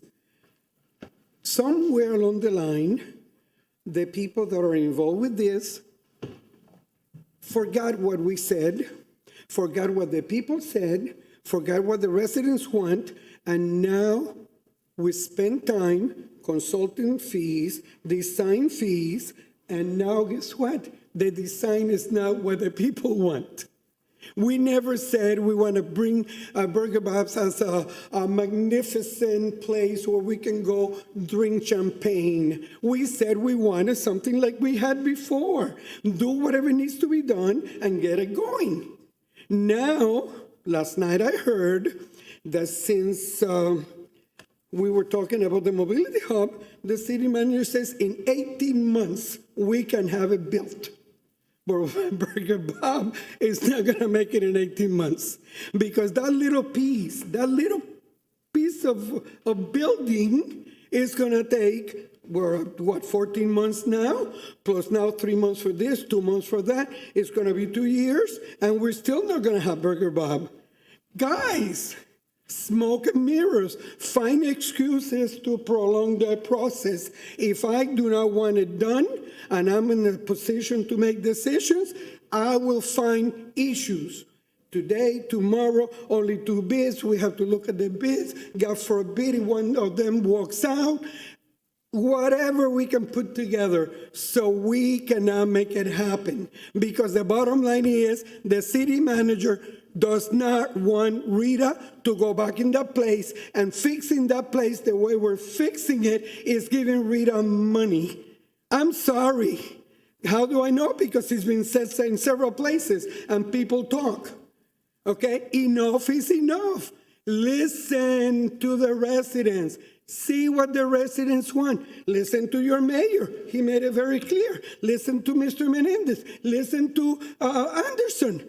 We made it very clear. This is not a Taj Mahal. This is not the Vatican. This is a little place where we want to be able to go in flip-flops and shorts and have a hamburger and not have to expect white gloves to be served.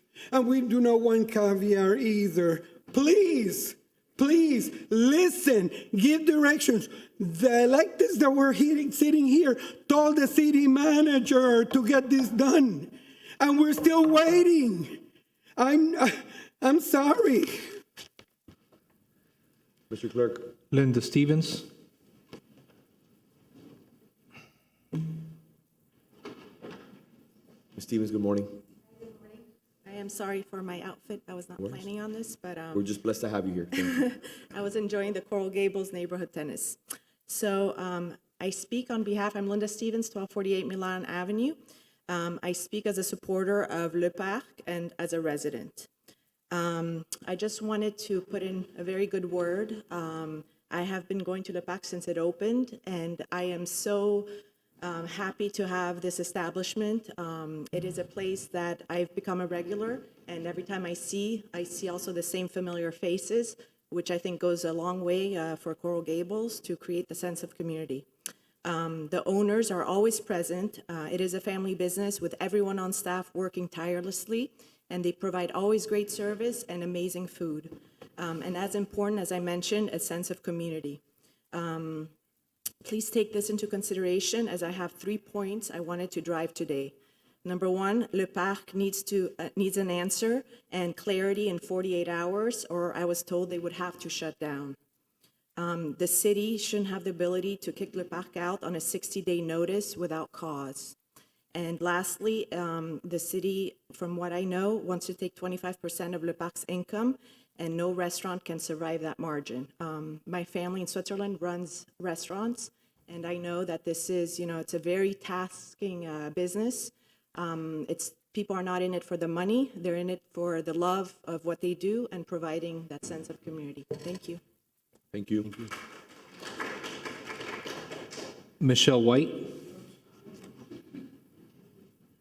Ms. White, good morning. Thank you for being here.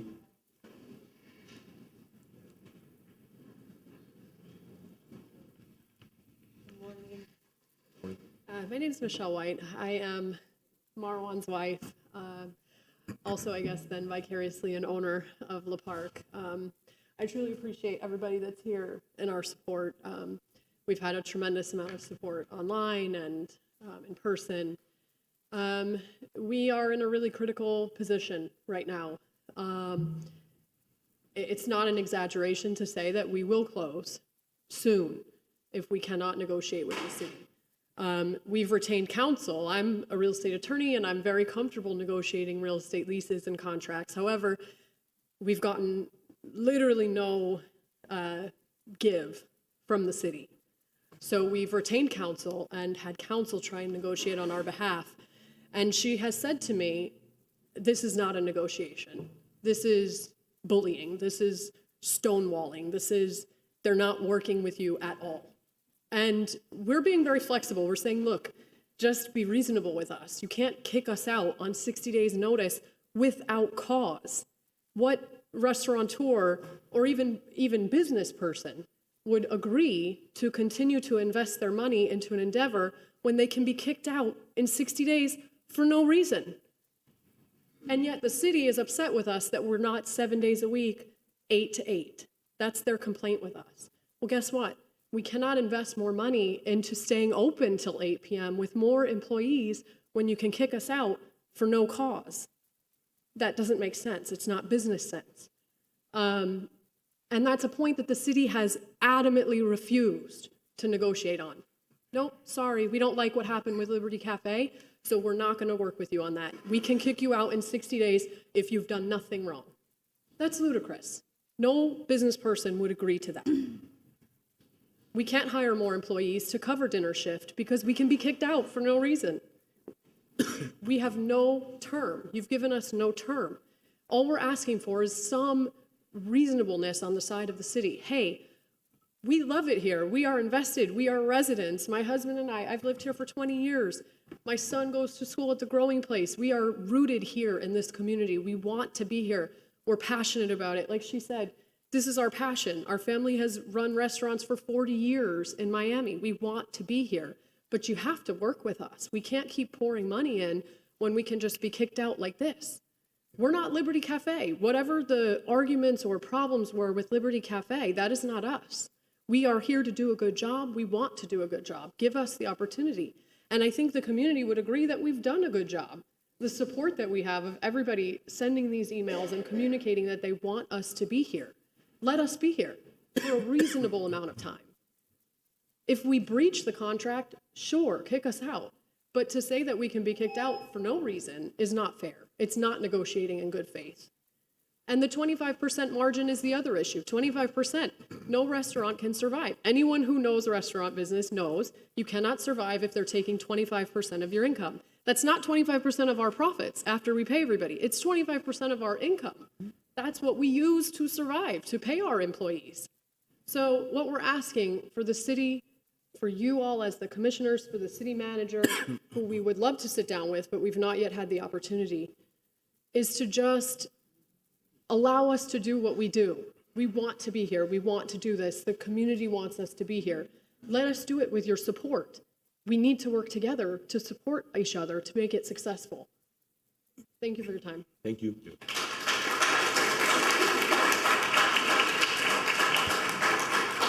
So maybe if my colleagues ask, just would like to respect everybody's ability to speak. We have a very long agenda today. I would like if you're on one side of an issue or on the other side of an issue, please don't clap, don't refrain. Let's respect the entire process. That's all I'm asking, please. Mr. Mayor, the next speaker is on Zoom. Yes. I'm sorry. Sorry, Mr. Mayor, just wanted to your point that is part of our civility code for members of the public to please refrain from clapping. Thank you. All right, And it's can we- Albert Sanchez. Excuse me. Can we add Le Parc on for the next agenda for a discussion? Yes, ma'am. Thank you. Thank you. Mr. Sanchez is on Zoom, Mr. Mayor. Sir, the floor is yours. Good morning, Mr. Mayor. Good morning, Commissioners. Good morning, sir. My name is Albert Sanchez. I live at 619 Camilo Avenue, where I've lived for the past 22 years. And I should also note that my wife and I have been members of the Coral Gables Country Club since its reopening last June. Today, I too am here to express strong support for Le Parc Cafe. As you're all aware, the Country Club has experienced many hiccups since its reopening. Despite these many obstacles, Le Parc has successfully created a thriving business that has benefited truly the entire Coral Gables community.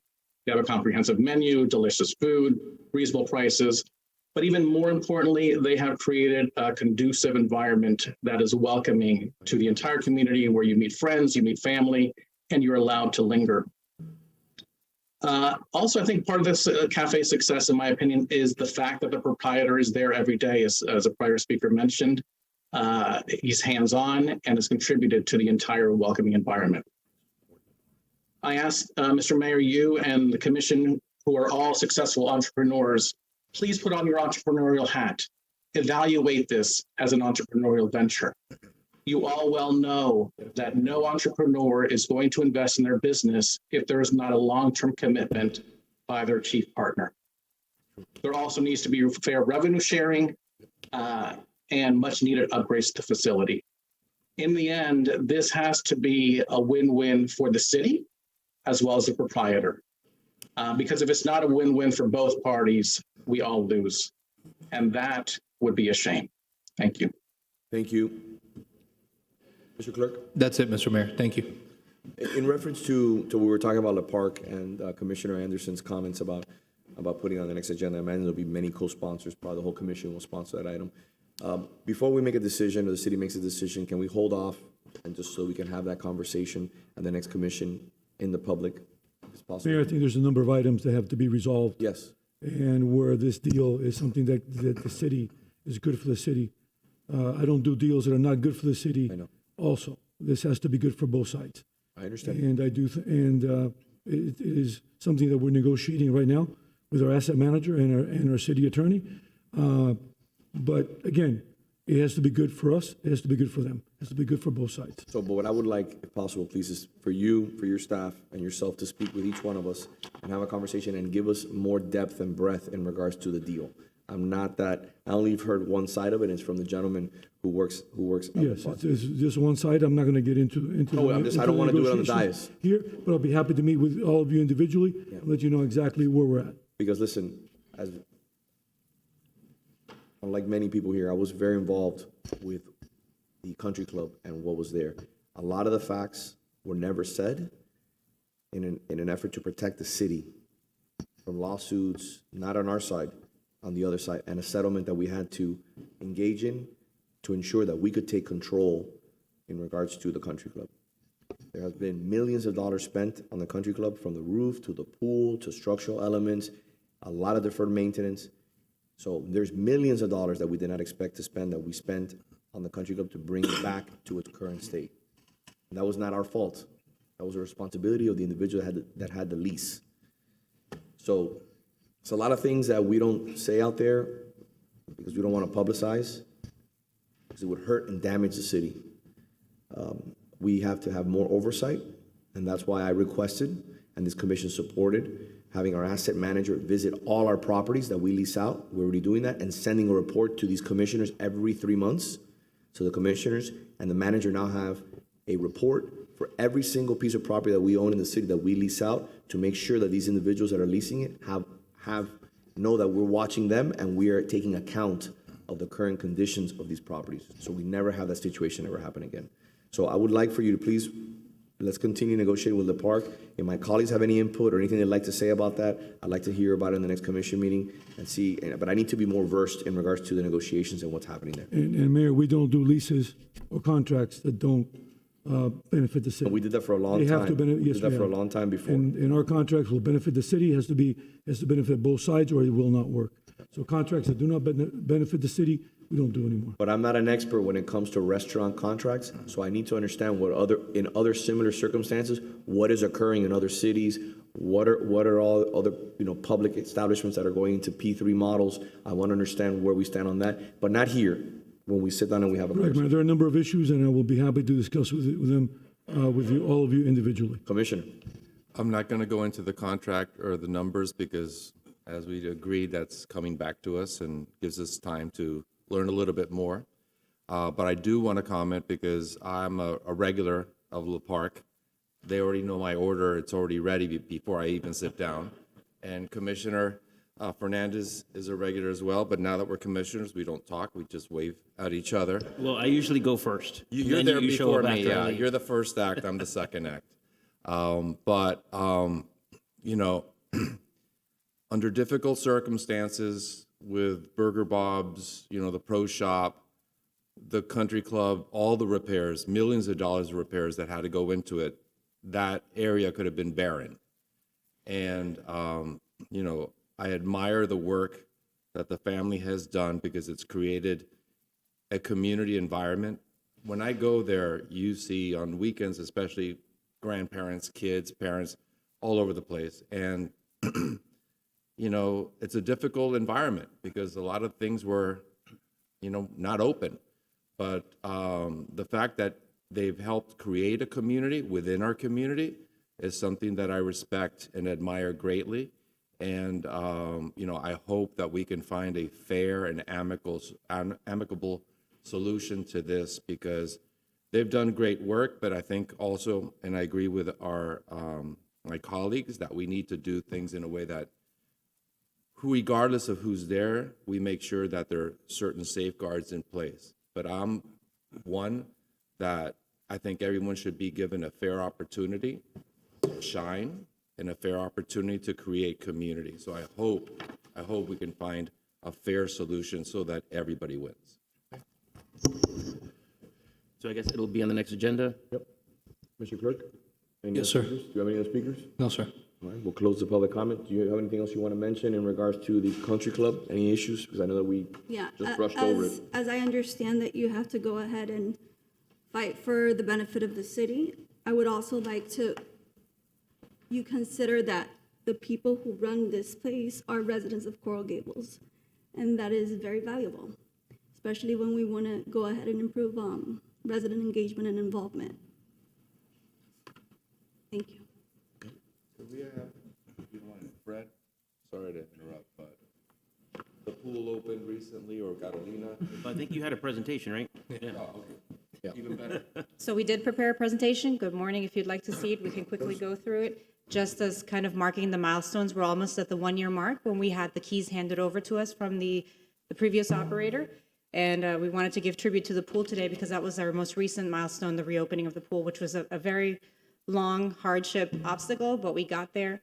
And giving a little tribute, this is the original pool from the early 1960s when it was built, and you can see it was quite the gathering place, and that's what it's coming to right now. This was the missing piece for the country club to bring our families back together.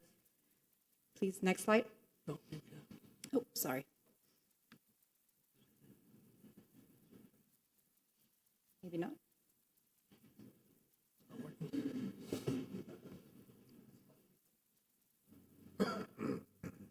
All right, so a quick review of our milestones. We did take over the building in May of 2022. The athletic club opened within shortly a month later, so June 2022, we acquired brand new fitness equipment in there, did quick repairs, and got that club running right away. And we went ahead and honored some of the original prices for the membership, and we really wanted to make sure we didn't lose the membership that was there before. We then, as previously mentioned, were able to work with Le Parc to open the cafe right away in August of 2022. There is more work planned for the rest of the month. Again, we tried to rush and open the place as quickly as possible to bring back the community to the country club. There were some things that hadn't been finished. At the end of the month, we're going to be switching out the front equipment as well as the catering equipment in the kitchen. We then reopened our venue spaces in October of 2022. And like I mentioned, the pool most recently opened Saturday, April 22nd, 2023, following our very tedious health inspection process. So we finally got clearance from the FDOH, and we went ahead and opened the pool back up. And our current membership has grown to 841 members, and we've definitely seen a peak in the last 2 weeks as our families are coming back and they know the pool's back open, they want to join. Here's a quick snapshot of the current hours, the club hours, the pool hours, and then of course, we also have a partnership with Neighborhood Tennis, and they manage the 6 clay courts across the street, and there are 2 courts reserved for our members at all times.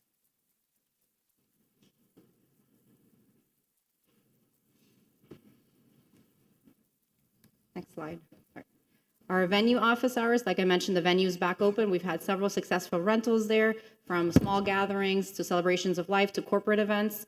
Our venue office is open Tuesday through Friday from 10 to 5, and then on Saturdays by appointment. And then, of course, Le Parc Cafe. They're currently open Tuesday through Sunday from 8 to 5, closed on Mondays right now. And we're going to take advantage of that to go ahead and do the install on a Monday so we don't disrupt operations. A few events coming up. We have a monthly tennis clinic that Neighborhood Tennis hosts every month for our membership. We have our monthly mixer. This will be our 3rd mixer that meets every 3rd Thursday of the month, been very successful. And we will be having, to celebrate the reopening of the pool, our Memorial Day or Memorial Weekend barbecue. So that'll be on Saturday, May 27th, open to our of course, our membership, and they're also welcome to bring guests. We'll have our upcoming city event this week. It'll be the boards and committee reception. That'll be on Thursday, May 11th at 6. And then we're going to be having a wonderful community event, which is Cars and Coffee in the parking lot in the back of the country club on Sunday, June 11th. Here are a few pictures of our successes, our different member events that we had over the last 2 months. Community events, we've had a wonderful holiday reading with Mark Trowbridge. We also had a wonderful glow-in-the-dark Easter hunt event in the Grand Ballroom. What a spectacular event. We were able to close all the doors and have a glow-in-the-dark in the middle of the day. So it was very, very successful, packed crowd, lots of families, lots of bunnies. And then most recently, we did create a membership services page. So it's an independent page, which is clubgables.com, which all the membership has access to make their reservations for classes. It's tied into the menu with Le Parc Cafe, our different services, neighborhood tennis, golf, etc. So those are all the services that are within the larger framework of the country club. And we have a variety of fitness classes offered Monday through Saturdays. And with the reopening of the pool, we'll be introducing Aquafit and Swim Pro. So we have a busy schedule of instructors, and we're adding additional instructors as the membership grows. We have a monthly newsletter that goes out every month with a message from our most recently hired promoted director, Mitchell Zurain, who gives us a monthly message. And then here you see the team. We kept some of the individuals that previously worked with a previous company, our maintenance manager, and our Carlos Lompard, who is the athletic club director. And then we also have our most newest acquisition, which is Valerie, who's going to be managing the venue spaces. And that's it. By the way, No, please. you left out the centennial celebration. Oh, quite the celebration. I think we had 1,200 ice cream displayed for our community. So I think it was the largest event that we've had with the community participating. And I So think Maria Cruz had 10 of those, but it's okay. It was free. It was free. But I also want to congratulate Mitch on the job he does. Very hands-on and very receptive to everybody who's there. Residents that I meet, I bump into, I speak so highly of staff. So congratulations to a great job by staff. Yeah. By the way, congratulations, Commissioner, because you did a great job with the ice cream as always. Yeah, that was you took the lead on that.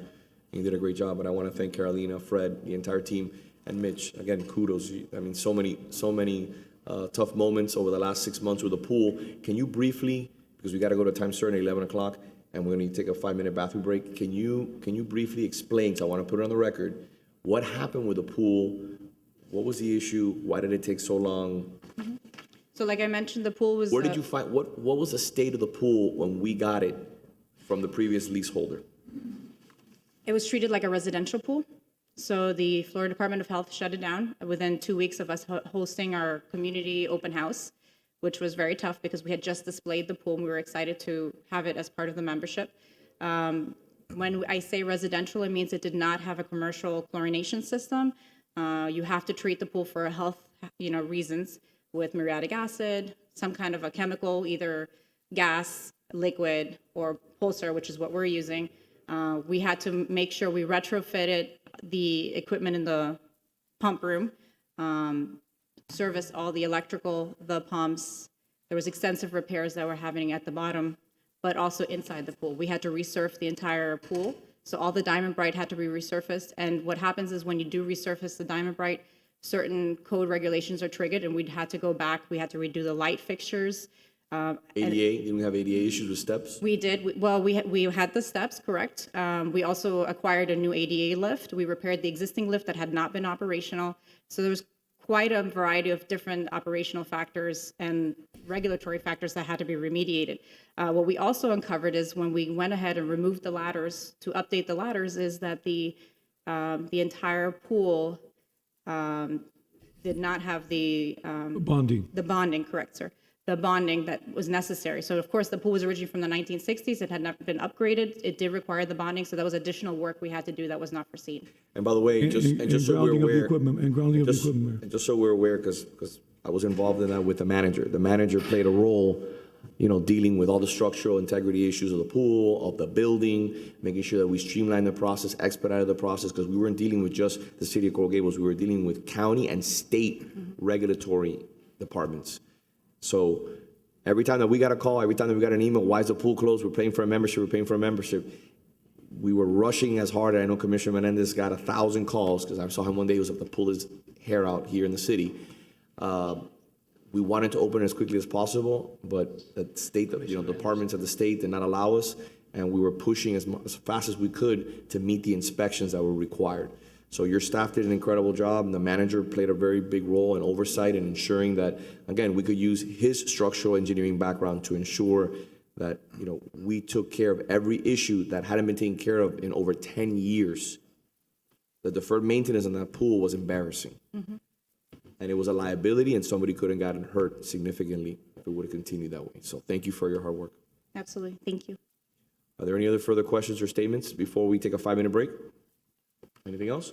All right, when we come back, we'll take G3. We'll take a 5-minute bathroom break. Thank you.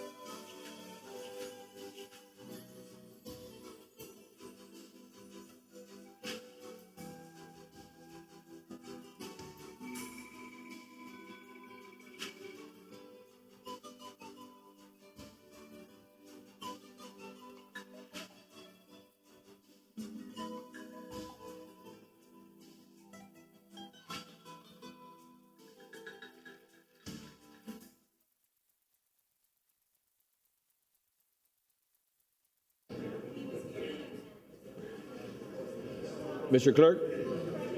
Mayor.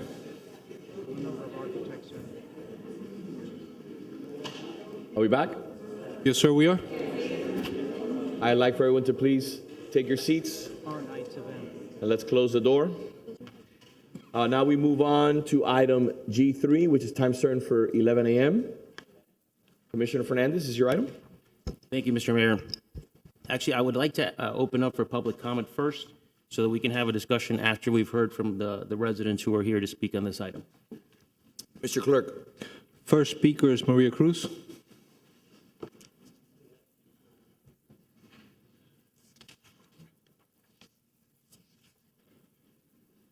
Mrs. Maria Cruz, 1447 Miller Road. I must say, I feel so good. I miss Michael Mena because he would have complained about me already. I'm missing that. It's very interesting to see so many people that never come here show up when something bothers them. Some of us come all the time. Some of us try to tell the elected officials how we feel, good and bad, all the time. Some people only come when they get phone calls saying you better get there and do something because the ship is hitting bad waters. Okay, like I said on the public comments, elections have consequences. And you know what?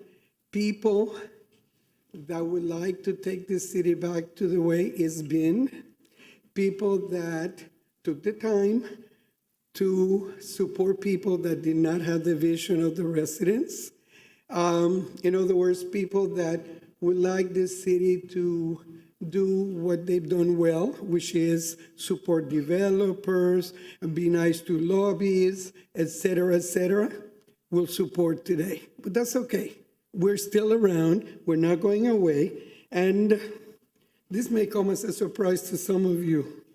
Some of the comments that were made, since I had what I call friendship with the then Commissioner Lago and now Mayor Lago, I can tell you I was insulted when Mr. Iglesias got credit for the pension and the reserves, because I remember sitting here, Vince Lago fighting for that and convincing the commissioners that we needed to do that. So, hello, you know what? Come on, be truthful, tell the truth. You don't have to lie in order to build somebody up. I wanted to tell you, as a resident, and like Roxy Bolton used to say, if you stick around long enough, you can see the faults. And I've been here long enough to tell you that one of my big issues with Peter Iglesias is that you never get a straight answer. First of all, you never get written answers because, you know, you don't put in writing what you don't want people to be able to repeat. But second of all, you give answers that could be this way or that way. And I have something vividly in my mind. I came in to talk to Mr. Iglesias about the, I guess they call them peninsulas, on Miller Road. We used to have ficus trees by the road. When they changed their ficus trees to oaks, they moved the trees in. So we had this peninsula sticking out, concrete, a little grass. People used to park on top of them. And I came in and said, you know, we could use more handicap parking. Why don't we take them off, make them handicap parking? Oh, Maria, you have no idea. We have this plan to embellish Miller Road. I went home happy. Oh my God, Miller Road is going to be nice. Well, I called everybody who should have known, and the answer was, I've never heard that. Oh, nobody told me that. I said, well, would you call and contact the city manager and see when this is going to happen? Do other people get extended time too? They did before. Well, They did before. If I may. Other people got extended time. If I may, Ms. Cruz. We're trying, if I may, just 1 second. Stop the clock, Mr. Cruz. Of course. Mr. Clerk, if I may. I would like to, at one point, be able to try to uphold the 3 minutes. That's what I would like to do. I know we started off on the wrong foot. Yeah. Like we haven't stopped with the clapping. But what I would like to do is, if we could, you've already talked for 4 minutes almost. Can we just bring it in for a landing maybe at 5? I think it's appropriate, this conversation, because if not, we will never leave here today. We have a very long agenda, and I know we have things that we want to talk about, but let's be cordial for people who are also waiting. So let's try to bring it in for a landing. I would normally agree. Dr. Gomez was given as much time as he wanted to take, and he took almost 8 minutes. Yes. I think everybody should have the same opportunity, and he was speaking on this topic. So I think if we have residents in the room who wish to speak, Mayor Valdez-Fowley is here to speak on this issue as well. They should all be given. So what I'm gonna try to find a little bit of common ground here. If people who are speaking in favor of the manager, please try to keep it as short as possible. Please, that's what I'm asking you to do. If they want to speak for as long as they want to talk, we're gonna let them set the example moving forward. Okay? Go ahead, take your. All right, so the bottom line was, there was no plan. Eventually, there was a plan. Eventually, we got what I was promised was being planned, but it was not planned at that point. Okay, and the people that I talked to know who is, because as much as people resent the fact that I talk, nobody has ever said here that I do not tell the truth. Because you know what? If I was not telling the truth, somebody would say, that's not the truth. No. Okay? All right. So we have a city manager that most people will say is a very nice person. Very nice person. I have friends that went to school with him. Excellent engineer. But you know what? You can be a nice person, an excellent engineer, a faith-filled person, et cetera, and not be a good city manager. Okay, and what the residents are saying, and what I think the newly elected heard, was that we need to have a new direction for this city. We need to stop the executive benefits. I know that that's a sore point because, you know, if we don't give them more money, they'll leave. I'm still waiting for the long list of people that when Ariel was elected, were going to quit. I haven't seen it yet, so that might not have been the truth. Okay? We had a gentleman here that talked about how accessible Peter is. That's not what you heard, I'm sure, because that's not what I hear when people call me. There's always a reason you have to talk to this one, that one, the other one, before you can get to him. And Roxy Bolton was the expert on that. Okay? We talked, I know that we're going to bring back again to talk about the police building, the old police building, but as far as I'm concerned, we sold it for pennies, for the value of the land. And then, guess what? It's being built. And the person who got it for the value of the land flipped it, and now he's building, and not only is he getting a better deal, but he's getting one of our streets, one of the lanes, the traffic lanes, so he can build what he got at a good price. Okay, last night, perfect example, last night. Everybody in the city knows that the mobility hub is an issue. We've been talking about it for a long time. Yet, last night, you had a crowd of people there, and when the mobility hub issue came up, Mr. Manager did not have answers. He didn't know how much had been paid in design. He didn't know who had designed it, why there was only one design, and then he came up with the answer. The answer is the architect decided what the design should be. Not the people, not the commissioners, the architect decided. I'm sorry, if the city manager has to ask the designer to tell us what we want, something is wrong, okay? I could give you, I told you already, okay, I could give you a whole bunch of examples. This city needs a new direction. We're asking for it. I know some people that spend big money to support other candidates lost. They lost. They did not win. And you two are here to say what the people told you to do. And I'm hoping that the ones that they were not running, but were running 2 years, understand what the people want. Because you know what? This is not going to continue the way it is. And there are ways to get rid of people that do not do what they need to do. Thank you. Sue Kowalewski. Excuse me, Mr. Mayor. I'm not going to continue. Every time I go by her, she calls me Satan. If she can never refrain from that.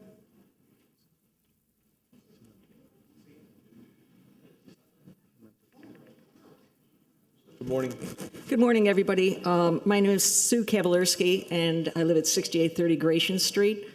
And this morning I'm representing the Coral Gables Neighbors Association, which many people say got our newly elected commissioners over the finish line. Thank you, Coral Gables Neighbors Association members, for doing this. This is about the city manager. The election was about the establishment. The voters said we don't want the establishment in there anymore, and we know who the establishment is. Some of them are no longer here. Thank God for Melissa Castro and Ariel Fernandez, who had the courage to stand up to the establishment and run a clean, fantastic campaign. We are 100% behind you. But some of the establishment is here in the audience. They won't go away. Even though they've been in power once, they can't give it up. And so you're going to hear from them this morning. But I'm here to represent the residents. And the residents said, no more of the old way. We want the new way. The new way is about residents and for the residents, representation for the residents. And we expect that of every commissioner and the mayor who's up here right now. Unfortunately, our current city manager is part of the establishment. How do we know that?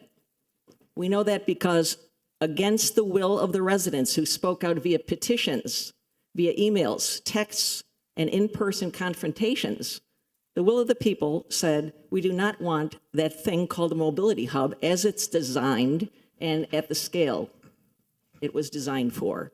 And yet we were totally ignored. This was supposed to be, and I believe, Peter, you once said, this is going to be my legacy on my way out the door. Well, maybe the way out the door is coming sooner than you expected, because the legacy is your Achilles heel. That was the final nail in the coffin for most residents regarding this city administration. Dr. Sokoloff earlier also talked about the maintenance. We can't even maintain what we have. If you look around this city hall, one of the commissioners told me she can't open up the window. There's tape on the window in City Hall. You enter this building. If I was a visitor from another country and I came here, I would think this would be a third world country, City Hall, not Coral Gables. We can't maintain what we have, and maintenance is under the purview of the head, the city manager. If we can't maintain what we have, what's wrong? We don't have money to maintain what we have, yet we're pushing projects even the residents don't want. So I'm here on behalf of the Coral Gables Neighbors Association saying it's time to go. Sorry, Mr. Iglesias. Chip Withers. Commissioner Withers, thank you for being here.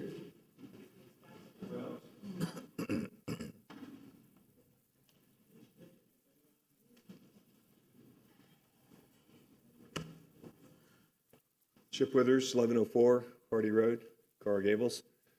Lived there several years, and thank you very much, Mr. Mayor, Commissioners, Melissa, Ariel, congratulations. City Attorney, City Clerk, City Manager. Thank you for this opportunity. And under the watchful eyes of Dr. Eckelberg, it brings back a lot of memories. Yes, I will admit I was part of the establishment, and I was proud to be part of this establishment. I think past 25, 30 years that I've served this city, either as a commissioner or as a committee member, I think the city has been moving in the right direction. I really don't have anything planned to speak today, Mr. Mayor, but I will try to be as brief as possible. I did want to reflect on how I know Peter, because I think that's very important that you understand how we came to know each other. Many of you know that you are the last stop for many residents to complain, whether it's about a barking dog at 3 o'clock in the afternoon or music from the neighbors at 10, or Burger Bob's, or the park, or whatever. Ariel, you'll find out. Melissa, you'll find out that those calls come 7 days a week. They'll come when you're standing in the line at Public Supermarket. And it's like you are the last stop for many of these residents. I happen to be the last stop for 3 very powerful, influential individuals that put a lot of money and effort into this city when I was on the city commission. And my first call that I made when I got these calls was to our city manager for permission to talk to Peter Iglesias, who was then the, I don't know what the title was. You were head building engineer or structural engineer? Structural, okay. And I can tell you that he was extremely difficult to talk to. I can tell you that he was a real pain in the you know what. I can tell you that he was extremely opinionated. I can tell you that he was very polite, but I had very little influence on his decision. But I can also tell you, I don't know how many thousands of lives he could have possibly saved, or how many millions of dollars in lawsuits he could have saved the city of Coral Gables. There's no telling. And I want to run through those 3 projects with you real quickly and to tell you my involvement with Peter, if you don't mind. Alan Morris, we all know. We love the building. I think it's probably one of the most phenomenal buildings in Coral Gables, if not the most phenomenal buildings in Coral Gables. When that building was on the planning board, Peter stopped it. I don't remember exactly, but it had something to do with wind shear and the walls weren't properly designed, something like that. And I got the call. Peter goes, I can't approve this. I'll hurry up. Peter says, I can't approve this. Alan says, we got to get going. And Peter goes, no, this has to be built according to standard because it's not going to withstand a windstorm. I walked out of the office, kind of a Peter fan, somewhat impressed that he would not be swayed and take on a good guy, Alan Morris. It wasn't, an adversarial role at all. It was a pretty much understanding role. Then I get a call one day from Jerry Smalley, who was head of the Rouse companies, and Raul knows Jerry Smalley real well because Raul was very instrumental in bringing the shops to Merrick Park to Coral Gables. And Jerry Smalley goes, I've been red tagged. It's costing me millions of dollars. The city of Coral Gables red tagged it. Called the city manager. Oh, Peter red tagged it. Red tagged Merrick, why? He goes, well, the welds that held the steel together to build the structure were faulty. Peter shut it down. They made him redo the wells in that building. So walked out of that meeting, still a little bit more of a fan of Peter. The third call I got was from David Lieberman of the University of Miami. This was during a time the city of Coral Gables, if you think we were building a lot now, back in that time frame, there were, I don't know how many millions of square feet was being proposed and on the drawing board. Dave Lieberman said, I can't believe what just happened. They just red tagged the Convocation Center at the University of Miami. I go, what? Yeah, Peter Iglesias again. I'm going, the third time I'm going, Peter, this is the third time. And we kind of joked about it. He said, well, let me tell you what happened. He goes, there's a 400 to 500 foot span on top of this Miami arena, I think. And the well and the bolts that were used were Chinese, and they were defective. If I let this building proceed with Chinese bolts, there could be a collapse there. So after those 3 meetings, I totally understood that this individual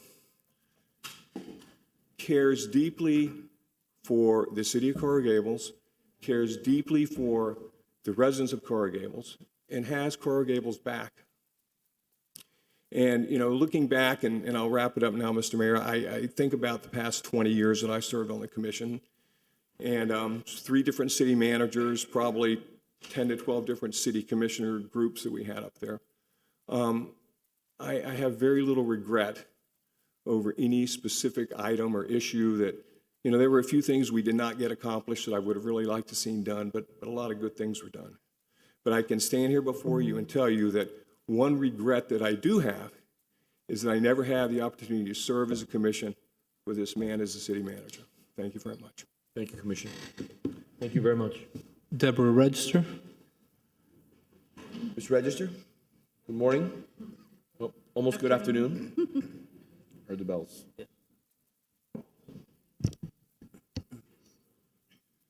My name is Deborah Register. I live at 1240 Placetas Avenue. And welcome, Melissa. Thank you. Welcome, Ariel. And thank you for letting me speak. As I sit here, I wasn't going to speak on this issue, but when I heard the first part of this meeting, it infuriated me. We're complaining about being over budget. Over budget for the garage, over budget for the Burger Bobs, over budget for this, over budget for that. Who's responsible? It always goes to the top. That's our city manager. He's been here long enough. He was, our engineer long time ago. Why have things continued to not be cared for? He knew that the country club was in bad condition. It should have been taken care of and not cost as much. So if he's not looking after all of the departments, because it's his responsibility, and Mayor, please don't look down, okay, and rub your eyes. Whose responsibility is it? We gave raises, and the commission didn't know.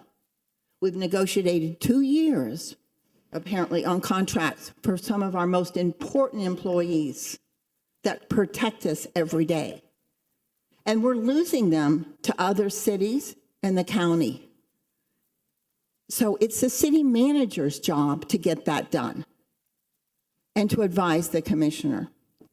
So please, who is responsible for all these issues that you're talking about? Thank you, and please consider a change. Jackson Holmes.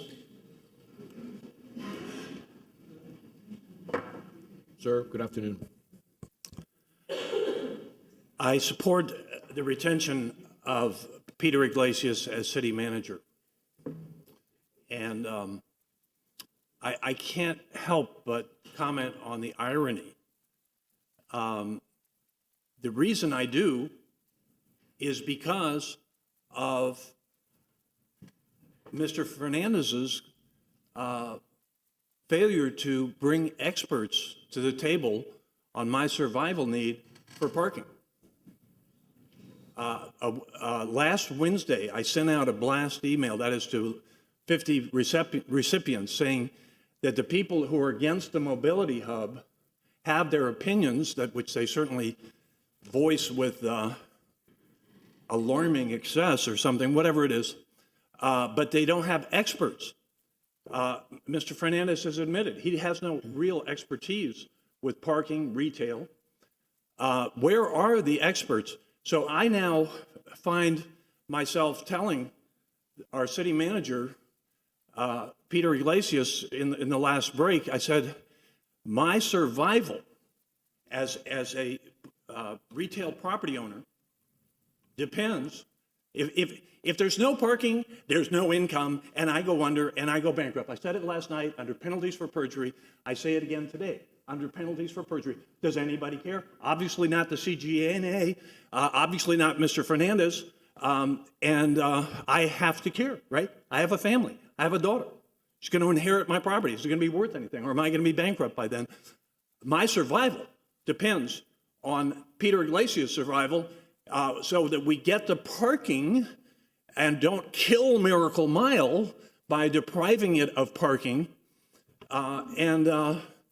So, you said for the supporters of Mr. Iglesias, we could keep it short, right? Let me live. Let me survive by retaining our city manager, Peter Iglesias. Thank you. Alicia Fernandez. Ms. Fernandez, good morning. Good afternoon, excuse me. Good afternoon, commissioners, mayor. Congratulations to the new commissioners. My name is Alicia Fernandez. I live at 6000 Granada Boulevard. I've been living in the city for approximately 40 years. And the reason I came is because when I read that they wanted to get rid of the city manager, I thought it was a crazy idea because Mr. Fernandez, you've only been here, this is the second commission meeting, and I do believe that as a commission, you should all work together before you would bring any of this up and try to work with the city manager as a commissioner, which is new, and it's better for the city, for everybody to work together than to be. So I think this idea of getting rid of Peter right now, I don't think it's a good idea. I think you should all work together for the betterment of the city and try. You've only been here 2 weeks. So give it time and work with the city manager and see how it feels working directly with him instead of as a resident. As a resident, I've had to go to Peter for issues. I was able to solve the issues. It took a time. It took 2 mayors, actually. And when Peter came, I was finally able to solve the issue. And it was a big issue with the property behind my house. So my belief is you should give it a chance and try to work things, everybody as a whole, and not just today say, no, we want to get rid of Peter Iglesias. No, give it a chance. He has been a good city manager, and if I would be in there new, I would try to get to know him better and work with him and the whole commission with the manager. And that's my belief. Thank you. Thank you very much. Keep it short. Aurelio Durana. Good afternoon, Mr. Mayor, Commissioners. Regarding before I get into the dismissal of the city manager, I want to point out to the city attorney made a remark about a civility code that applies to the audience. I would like to point out before that city civility code is applied to the audience, that it not be applied selectively. If you roll back the tape to this morning, after Dr. Gomez's pay-in to the city manager, there is at least one city official applauding loudly the remarks of Dr. Gomez. So I suggest you start by cleaning house. Secondly, there's a lady here that supposedly Maria Cruz claims every time Maria walks past her, calls her Satan. I brought that to the attention of the city attorney. Nothing has been done. Okay. Now, to the matter at hand. And I'd like to focus on issues dear to my heart. And it's what I consider the unconscionability of the city manager when it comes with dealing with senior citizens and the handicapped. The senior citizens, as everybody knows, were kicked out of the youth center to the new adult activity center across from the palace. Well, lo and behold, not too long ago, egged on by the mayor, we had the city manager that wanted to eliminate the free parking for the senior citizens who attend the adult activity center. Mind you, everybody who goes to the youth center parks there for free. Even after the increase in fees, some of which I assume went to to increase the salary of the city manager and to increase his pension as well. I mentioned last night at the town hall meeting, the issue with the transponders for the emergency responders. Those would be the ones that would clear the way for them. The traffic lights would turn green. It will save lives, particularly those of us in most likely need of emergency services, senior citizens, the handicapped. Nothing has been done. The city manager has sat on it for 4 years. In the meantime, telling me repeatedly that, yes, it's on the desk of the fire chief. Okay, well, I guess it's going to die there. The issue with Freebie. We have Freebie picking up complete strangers, people who don't live in Coral Gables, picking them up at trolley stops on Ponce de Leon Boulevard. And from there, the Freebie drives past my home, 322 Alessio Avenue, to the youth center. I don't know what they do from there, but the youth center, I heard Fred complain numerous times that there is a lot of cars parked there. Okay, but the Freebie cannot pick us up. I mean, I don't know if that makes sense for anyone. We also have parking at the city garage where they want to put in the mobility hub. That elevator is broken half the time. Heaven forbid, as somebody pointed out last night, that a handicapped person makes it to the third floor, how are they going to get down? Even if they're able to negotiate the stairs, when those stairs were built, they're not up to any standards today. The steps, I don't remember what they're called, the steps are extremely narrow. Anybody with a size 11 shoe is gonna stick out a couple of inches, okay? So you gotta watch your heel.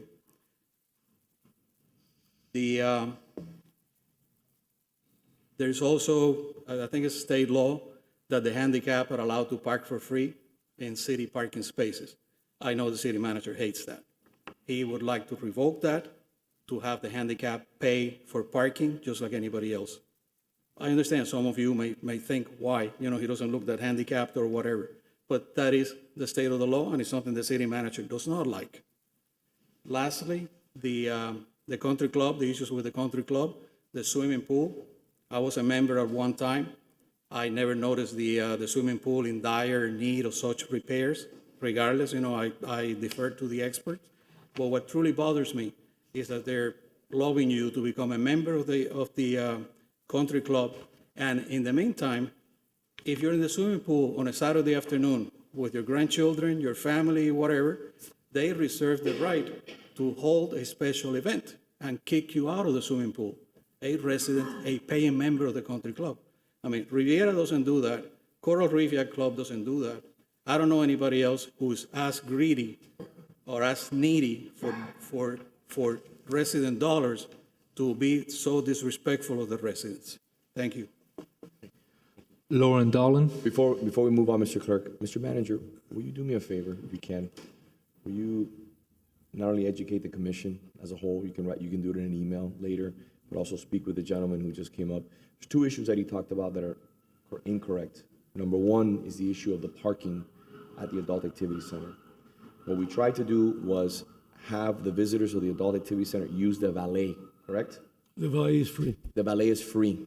So what we were trying to do was have the residents who are visiting the Adult Activity Center use the valet, which is free for anyone that wants to use it. And it's very convenient for a person who wants to step in and wants to be able to use and park at the Adult Activity Center. That's number one. That's correct, Mayor. The valet is free, and the other parking costs us $40,000 to $50,000 a year. So it costs the city $40,000 to $50,000, and it's literally right across it's right there. It's within 10, 15 feet. It's even better. It's easier for the person who's coming to the Adult Activity Center to use the valet. They don't have to spend $1, and it saves the city $50,000 a year. That's number one. Number two, we never kicked anybody out of the youth center.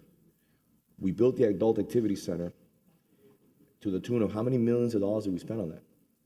I think it was over $500,000, Mayor. Okay. And right now, all we get is complaints from people that there's not enough classes. We have so many classes there that are all full to the brim that we're trying to bring in more teachers. So the Adult Activity Center is getting immense amount of use, correct? Yes, Mayor. So I think it's an opportunity to just clarify those things with the gentleman whenever you can, because we're not trying to stop people from parking.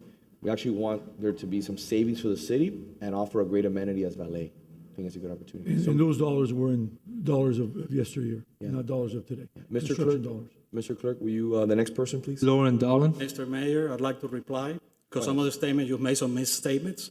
Okay, go ahead. Or there's a lack of complete disclosure as usual, transparency. The valet parking that you're referring to is across the street at the Palace. That's Andalusia Avenue. Yeah, I know, you're a young man, you're very able. I am not, neither is my wife, okay? It will be placing her in danger to ask her to cross Andalusia Avenue. There's no crosswalk there. There's one of the little signs that everybody ignores, okay? Instead of parking above. It's not my fault that the city, I don't know if it was Mr. Iglesias, whoever was in charge when the palace was built, that was an agreement that was negotiated with the palace. And the AAC was supposed to come free of charge to the city. And the complimentary parking in the parking garage above the AAC was supposed to include it in the deal too.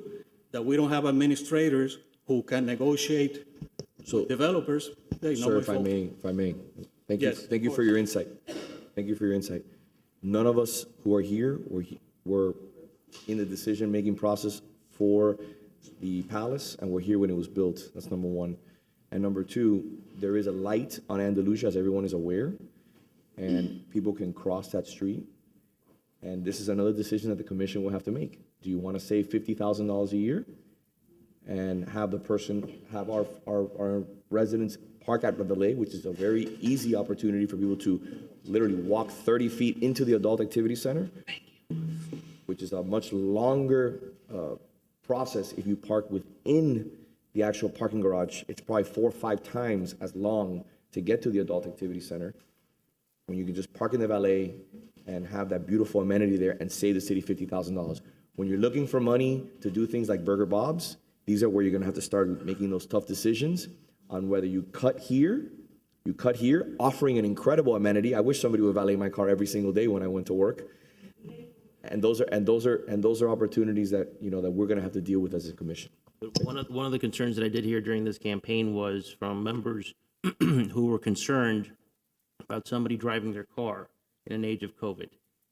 They were concerned about having somebody within their vehicle when And I can address that for you. I mean, that's one of the concerns. So I think maybe, I don't know when we're But going to have that discussion. I can address that for you. During COVID, the manager, and we had that conversation, and we decided not to move forward after talking to staff. We said, let's appease the residents, and, you know, some of the elderly individuals were very concerned about COVID, that they didn't want somebody inside their car. But now we've moved on from COVID. And again, at the end of the day, if they feel uncomfortable, they can wear a mask or whatever they need to do. But they're still going into a facility that has over 100 people in it in the adult activity center and not wearing a mask. So let's be also candid in regards to exposures. So I understand that it makes sense, but that's why we held off and we haven't made a decision. And that will be a decision that will be made by the commission in an effort to try to find monies to deal with things like Burger Bob's, which are, again, on the front burner right now. When we'll be having a conversation on this topic? Whenever you like. So can we put it on the next agenda? Yeah, we can talk about that. Yes, sir. Thank you. Talk about that and we can make a decision at the will of the commission. Mr. Clerk. Lauren Dolan. Sorry about that. I apologize. Excuse me. Good afternoon. Good afternoon. My name is Lauren Dowlin. I live at 1460 Cecilia Avenue. I have been a resident of Coral Gables since 2016, I think. But I've been working in Coral Gables and volunteering for many civic organizations since 2004. I don't want to speak on behalf of thousands of residents, but I will speak on behalf, I think, of myself. And I've never had a problem with the city manager, ever. With all of my civic organizations and my work here and my involvement in the city of Coral Gables and as a resident, I've just never had a problem with any of his staff or the departments or what he oversees. And I just wanted to be able to say that today. Thank you. Thank you for being here. Raul Valdez-Fowley. Mayor Valdez-Fowley, what a privilege it is to have you here today.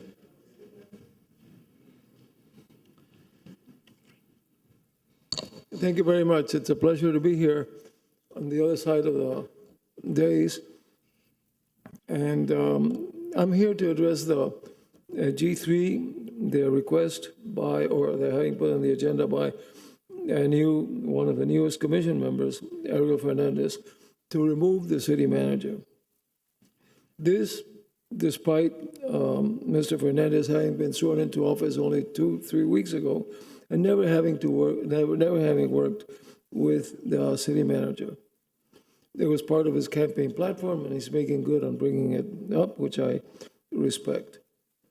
Mr. Fernandez may have personal disagreements with the city manager, but I served with him for 3 years, and he's been the city manager for 5 years, and there has been nothing but an exemplary performance of his duties. He served as assistant city manager for 2 years and has worked for the city for many more years. And we had Commissioner Withers here telling us some of his exemplary performances. I've known him for 20 years, or over 20 years, and know his conduct to be nothing less than exemplary, and his efficiency nothing less than exemplary. Under his administration, Coral Gables has become and a wonderful city, a model for the management of operations and city services for Miami-Dade County. Our police, we have the safest city, or the second safest city, taking Key Biscayne out, which that has his own particularities, the safest city in the county, with fire rescue, 6-minute response time. And I was personally affected by that because a grandson of mine his life was saved because of the response and because of the wonderful performance by our fire department. Waste pickup. We have 50,000 residents, about 30,000 homes, and we touch each one of those homes 4 times a week. That's 150 visits, 150 times a year, 150,000 times a year going to their backyards, and that works perfectly. There may be a drop banana peel here and there, but 150,000 times our waste management touches every home in the city. Technology and environment, public access to electric vehicle charging stations, and providing the fire department with life-saving telemedicine services for emergency responders. That was part of our city manager's performance. They mentioned construction and budgeting. Our public safety building was built under budget and ahead of schedule. It is a huge project, the biggest we've had in the Coral Gables in many, many years, and under budget and on schedule, as well as this building next to us. I respectfully request that the members of the commission consider the motives by which Mr. Fernandez is making his claims and counter those with the city manager, Mr. Iglesias' successful record, and make the right decision, which would be to retain Mr. Iglesias in the position of city manager. Thank you very much for your attention. Thank you, Mayor. Joseph Martucci. Good morning. Welcome to the city. Good afternoon. Oh, good afternoon. Again, I apologize. Afternoon. Joe Martucci, 430 Mendoza Avenue, Coral Gables, Florida. I've been a resident of Coral Gables for well over 40 years. I've come here today. I don't know the city manager. I don't have any horse in this race. But I've come here because I am not happy or satisfied by the timing and the manner in which this came up. It has an appearance that looks too much like the city of Miami politics to me. I'm here, I've listened to all the people. I have not seen one bit of evidence that the city manager has done anything illegal, that he's done malfeasance, misfeasance, that he's violated his oath, that he's done anything whatsoever wrong. I've heard from some people that may pretend that they represent the majority of Coral Gables, but there's no evidence. Even the Coral Gables Neighbor Associations, they have no evidence that they represent the majority or have dues-paying people, that they represent more than 50% here. In addition, there's absolutely no one here that can say why someone voted for or against the 2 latest commissioners, whether it's the Coral Gables Neighbors Association. You have no idea why people vote for someone or against someone. Maybe they don't like negative mailers. So there is not really some sort of strong groundswell from the community to get rid of the city commissioner. I think it's improper. It looks as though it is a small but vocal group of people that just don't like Peter Iglesias. Someday they're not going to like somebody else that works here. And I don't think that's the standard. I don't know. I'm sure that Commissioner Fernandez is not going to give us the legal requirements to fire somebody. But if it's just because you don't like him, I don't know if that is complying with local or state or federal law, and if he gets due process. At the same time, I would say, just because somebody's difficult, and we assume that he's difficult, that is completely different from being wrong. A classic example they use everywhere when I was at Miami Law School is Abraham Lincoln, one of the most difficult people as far as getting rid of slavery and keeping the Union together. But he was right. And so I think if you want to get rid of the city manager, at least come in here and give us some evidence and documents that he's done something wrong.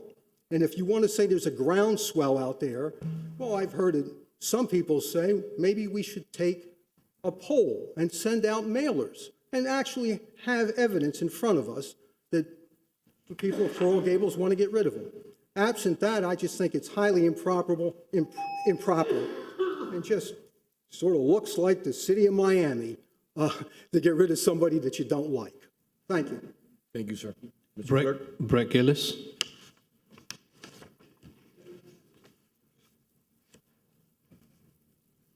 Good afternoon, everybody.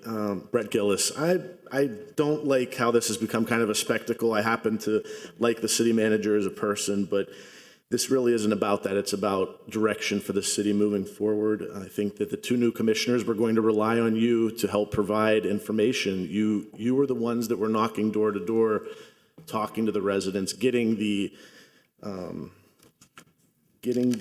dissatisfaction with the direction of the city over the past few years. I think that there's been a total lack of efficiency. We've been consistently over budget and behind schedule. Key city assets have not been maintained in the way that they should be. I went over the list yesterday at the town hall, but I'll mention it again. The gondola building collapsed. The Fink Studio, we're now going on 6 to 7 years for the renovation of that. Coral Gables Museum continues to have leaks, paint falling. You know, this is a museum, relies heavily on the walls needing to be able to be used. Venetian pool with the crumbling infrastructure and arches there. The floor of the pool, it was closed for repairs and then they weren't done. The Alhambra Water Tower, the City Hall, of course, the building that we're in. The windows continue to be neglected here year after year after year when we know that they need to be restored. This building is on the National Register of Historic Places, one of the few buildings in the city that we have that. These windows should not be allowed to deteriorate to the point that they cannot be replaced. Burger Bob's, the country club, we talked about that earlier today. Just some other things that have really bothered me. The Flagler section of this city has been promised for close to a decade that they were getting their streetscape. You know, it's not fair that that neighborhood, I don't live in that neighborhood. I don't have any relatives there, any business there. I just feel that that's been an area that's been neglected consistently, and it's not the way that this city should be operated. The Alhambra Circle business section, we have a total disgrace there. The sidewalks, the streets, gives you a great image of how I think many residents feel in certain other areas of the city as well about the condition of streets, sidewalks. So I just think that we need a new direction for the city, and thank you for your consideration. So you mentioned the Fink Studio 1 second. You said that it's taken 6 or 7 years. I'm confused. Correct. Am I? What year did we buy the Fink Studio in? It still hasn't gotten its COA. It's still not open. What do you mean it's not open? Staff is using it. It's on TCO. We're waiting for the restoration of some restoration. But staff's using it. It's open to the public. I was told it wasn't. I had a banker that contacted me a few weeks ago that wanted to come to potentially set up a business and buy a home in Coral Gables. I tried to set up an appointment to go there. It says the TCO is open to the public. No, it is not. That's a lie. Where is Leticia? It has the TCO. Hold on. Tsunami Cabrera is the building official. Please. It has had a TCO for a few months now. And in our industry, if you have a TCO, you're open to the public. Okay, then why aren't we having meetings there? I was told it is not. I mean, that's a public record. Told you. The economic development staff. Okay, well, can you have their here? Is somebody here from Help us economic here? development here? I don't know. Who's the staff member that told you? I need to know on the record. Because you seem so vividly, you make a statement on the record. You vividly I'm going made to a look it up statement on right the now to record. give you the exact information. Okay, so why don't you take a seat and then we can do that. By the way, the gondola building, the funding has already been provided by the state. I went and procured that with my colleagues in the commission, Commissioner Menendez and Commissioner Anderson, and we procured the funds from Tallahassee, and we have matching funds in the budget, and we will be proceeding to bring that building back to its original splendor. In regards to this building, as you're aware, but you failed to mention, because it's not in your, excuse me, sir, you failed to mention, maybe you forgot. The issue is that we replaced the roof in this building. What was the cost, Mr. Manager, in regards to the how much we spent to replace the About roof? $600,000. $600,000. The next thing that we're doing is replacing the windows. I went to Tallahassee with my colleagues in the commission. We attempted to get 8 projects funded this year. We got 7 out of the 8 projects funded. The only one that we did not get funded was the windows. It took me 4 trips to Tallahassee this year and 4 trips last year. We are trying to do our best with the windows, the $1 million project, but this also goes back, and that's what I'm excited about my colleagues, Commissioner Fernandez and Commissioner Castro.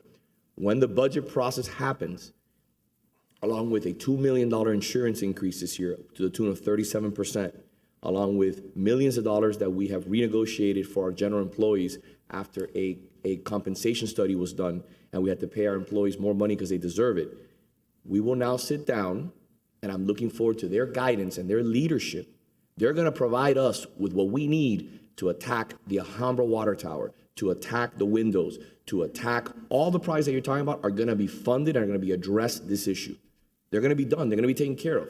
And I'm so happy that they're here because they're the ones that are going to provide the leadership with my colleagues in the commission. And I want you to help me on that, Brett. What I would love for you, Mr. Gillis, is to come and be part of the process as we embark on the budgeting process and help us find the funding or cut from other areas in the city or reduce whatever you think is appropriate so that we can get the necessary funding to address. Let's talk about the Flagler section, which is critically important. I've met with the Flagler residents probably half a dozen times, and we've discussed opportunities on how to address the needs of those residents. The issue is, and correct me if I'm wrong, Mr. Manager, what we discussed in the Flagler section is that it could be how much money do you think it would cost to do the Flagler section? It would depend, Mayor. It could be $5 million to $50 million, depending on what the Same thing we're facing. Same thing that we're facing with Biltmore Way. Depending on the scope and breadth, the residents in that area have had community meetings. They're discussing whether they want sidewalks, whether they want canopy, whether they want a median. What do they want exactly for those areas? You're talking about tens of millions of dollars. Do they deserve it? 110%. Do we do it as a special taxing district? Do we do it as where do we find the money? Do we budget for it over a 5-year period, or do we raise taxes on everyone in this community? We haven't raised taxes in the city in over a decade. I've said I will not raise taxes. We need to find the money, and I think that my colleagues who are here have been very, very open about pushing forward all these historic projects. Just like when I found the Fink Studio, from a realtor that was about to put it on the market, I brought it to Kathy, then city manager, and we purchased the Fink Studio to the tune of $2.5 million. How much did we spend on the Fink Studio in the renovation? Over $2 million. Over $2 million. So in that building, we have sunk $4.5 million on that historic gem to make sure that it's something beautiful for this community. So trust me, $600,000 on the roof, all the issues that we're addressing. If you can tell me by analyzing the budget, and I can give you a copy of the budget, it's online. I've reviewed the budget. If you can tell me where we can find the necessary money to attack all those projects, I'll make it my priority on day one. Well, no, I have to thank you. You've been, with the White Way lights, we thank you continuously. Yeah, White Way lights. We did the White Way lights too. Those may not be here if it were not for you. So no, I don't deserve the credit. What I'm excited about, you know who deserves the credit? Chip Withers deserves the credit. You know who deserves the credit? Raul Valdez-Fowley, Kaysen, Frank Casala, Mike Mena, George Fors, Slesnik, Jeanette Slesnik. And I'm forgetting many, many people who have served this community, all the employees, all the people like you, the villagers, the people who have taken a stand on issues. I don't deserve any of the credit. We found ways to get things done. But what I'm excited about is that this commission is moving forward. We're going to find a way to fund everything. But if you tell me that we haven't, you know what we did? You know how we funded the White Way lights? I want you to tell them. I want you to tell every single person here how we funded the White Way lights. Where did we take money from? You know what we took money from? Something that's near and dear to my heart. We took how much? $1 million from the Art and Public Places Fund. Yes. Instead of buying art, we went and we took $1 million to do the White Way lights. And those beautiful White Way lights that hadn't been restored in decades through the leadership of Raul, through the leadership of Jim, through the leadership of Ariel Fernandez talking to me about it, through the leadership of every single person in the villagers, in the garden club, we were able to get it done. We have a lot of work to do. And we don't have an endless amount of money, but I'm excited about what you're going to bring to the table in identifying things in the budget to get all these things done. That's what I'm excited about. Mayor, and we also have the historical TDRs that hopefully may produce up to maybe $5 million worth. That'll be great. Funding We can use that money. We said that historical TDRs, we want to use them to address issues like this. Almost every major asset historical resource in this city. I gave you the list. They've all reached a period of extreme neglect. So that's why you have to look at the amount of money that that's going to cost. Why did it get to this point? This is mismanagement. That's what it is. They are not being maintained like they should be. You know, who's the picture behind you on the wall? George Merrick. You know, he spent, one of the wealthiest men in America when he developed this city. He died paying off his mother's funeral expenses. He was basically broke. He was broke. His money, his fortune went into this city, and this is how we treat it. It's not acceptable. I don't think it's respectful. It's not how things should be done. You know, we find money for all these things. I think you have a great idea with the art acquisition that, you know, some of the public art that we have, the plaza's entrances, Venetian pool, that's, I mean, the only thing that even holds a candle to it in America, or even maybe in the world, is the Hearst Castle pool. So, you know, this is a piece of art. But they still have reached this point. I mean, I went over the list. I don't know what more I can do. When you allow buildings in neglect to this point, we've had a difference in opinion on the windows in this building. This building is on the National Register of Historic Places. It has the original wooden windows. Think of the environmental consequence of ripping all the windows in here out, throwing them away, the glass, all of that. The windows are one of the character-defining features of this building, and it's the only feature that's really appreciated from both the outside and the inside. That's why it's such a key feature. Yet, you know, this city doesn't seem to have the money or find the money to want to preserve them. It's not an issue about preserving them. It's an issue of not only the preservation of the windows and addressing the windows. It's also about the structural integrity that comes with the windows. This building was built in what year? 27. It's been through every hurricane. What hurricane has destroyed the windows in this building? These are wooden windows. At the end of the day, listen, at the end of the day, we're going to find, that's why we made it a priority in Tallahassee. We're going to find money to address the issue, but we're going to have to make very, very tough decisions, whether we fund certain things in the budget or we don't. And at the end of the day, it's a balancing act, because by the way, these windows are not $200,000. These windows are over 7 figures to get it done here. So, and also, just like Chip Withers led the charge to address the Alhambra water tower, that number is not 500,000. That is a monumental lift right now as a result of that being a wire lath structure, as you know. And we're going to have to figure out a way to address that issue. And that's going to continue to be an issue because we'll fix it and it'll deteriorate in the next 20 years in the same situation. So historic preservation is a beautiful thing, but it's a constant work in progress. And we have to be honest with ourselves. And while you want to address all these issues immediately, that's why we have a great, but that's why the past 10 years, my whole life. Yes, but hold on one second. We've addressed the entrance features in the city. We bought new entrance features. We addressed the Fink Studio. We addressed the Whiteway lights. We addressed the Coral Gables Country Club.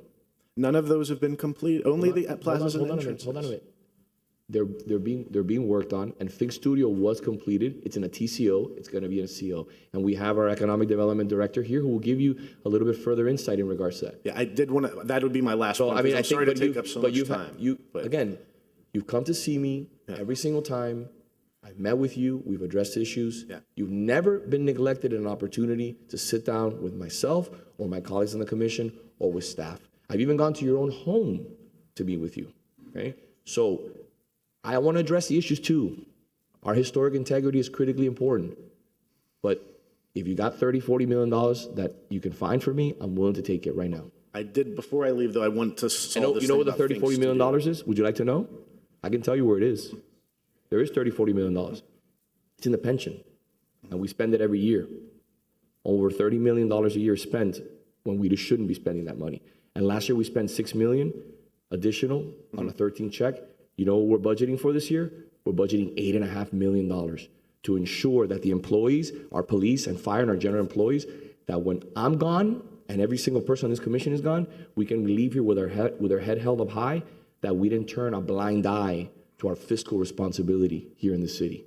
So remember that when one day somebody here in 5-10 years will be serving, they should have over $20 million of additional monies every single year once we put our pension in a position where it's sustainable.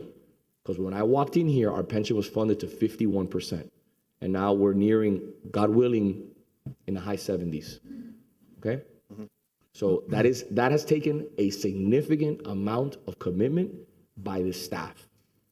And when you have to balance fixing a sidewalk, we're spending millions on sidewalks, we're spending millions on traffic calming. You just can't throw $10 million into sidewalks one year. You can't throw $10 million. I want to get it all addressed. I want to address the issues that you mentioned. So should I take it from the unfunded liability and not pay that $8.5 million? I could That's the stand problem. here for an hour going back and forth. The building next door, municipalities around the country are downsizing their office space. Okay, here in Coral Gables, we expanded to a building next door. I give you an answer for that. You know why I did that? You know why we did that? Very clear. Yeah. Because I wanted to take pressure, the city wanted to take the pressure off a historic building.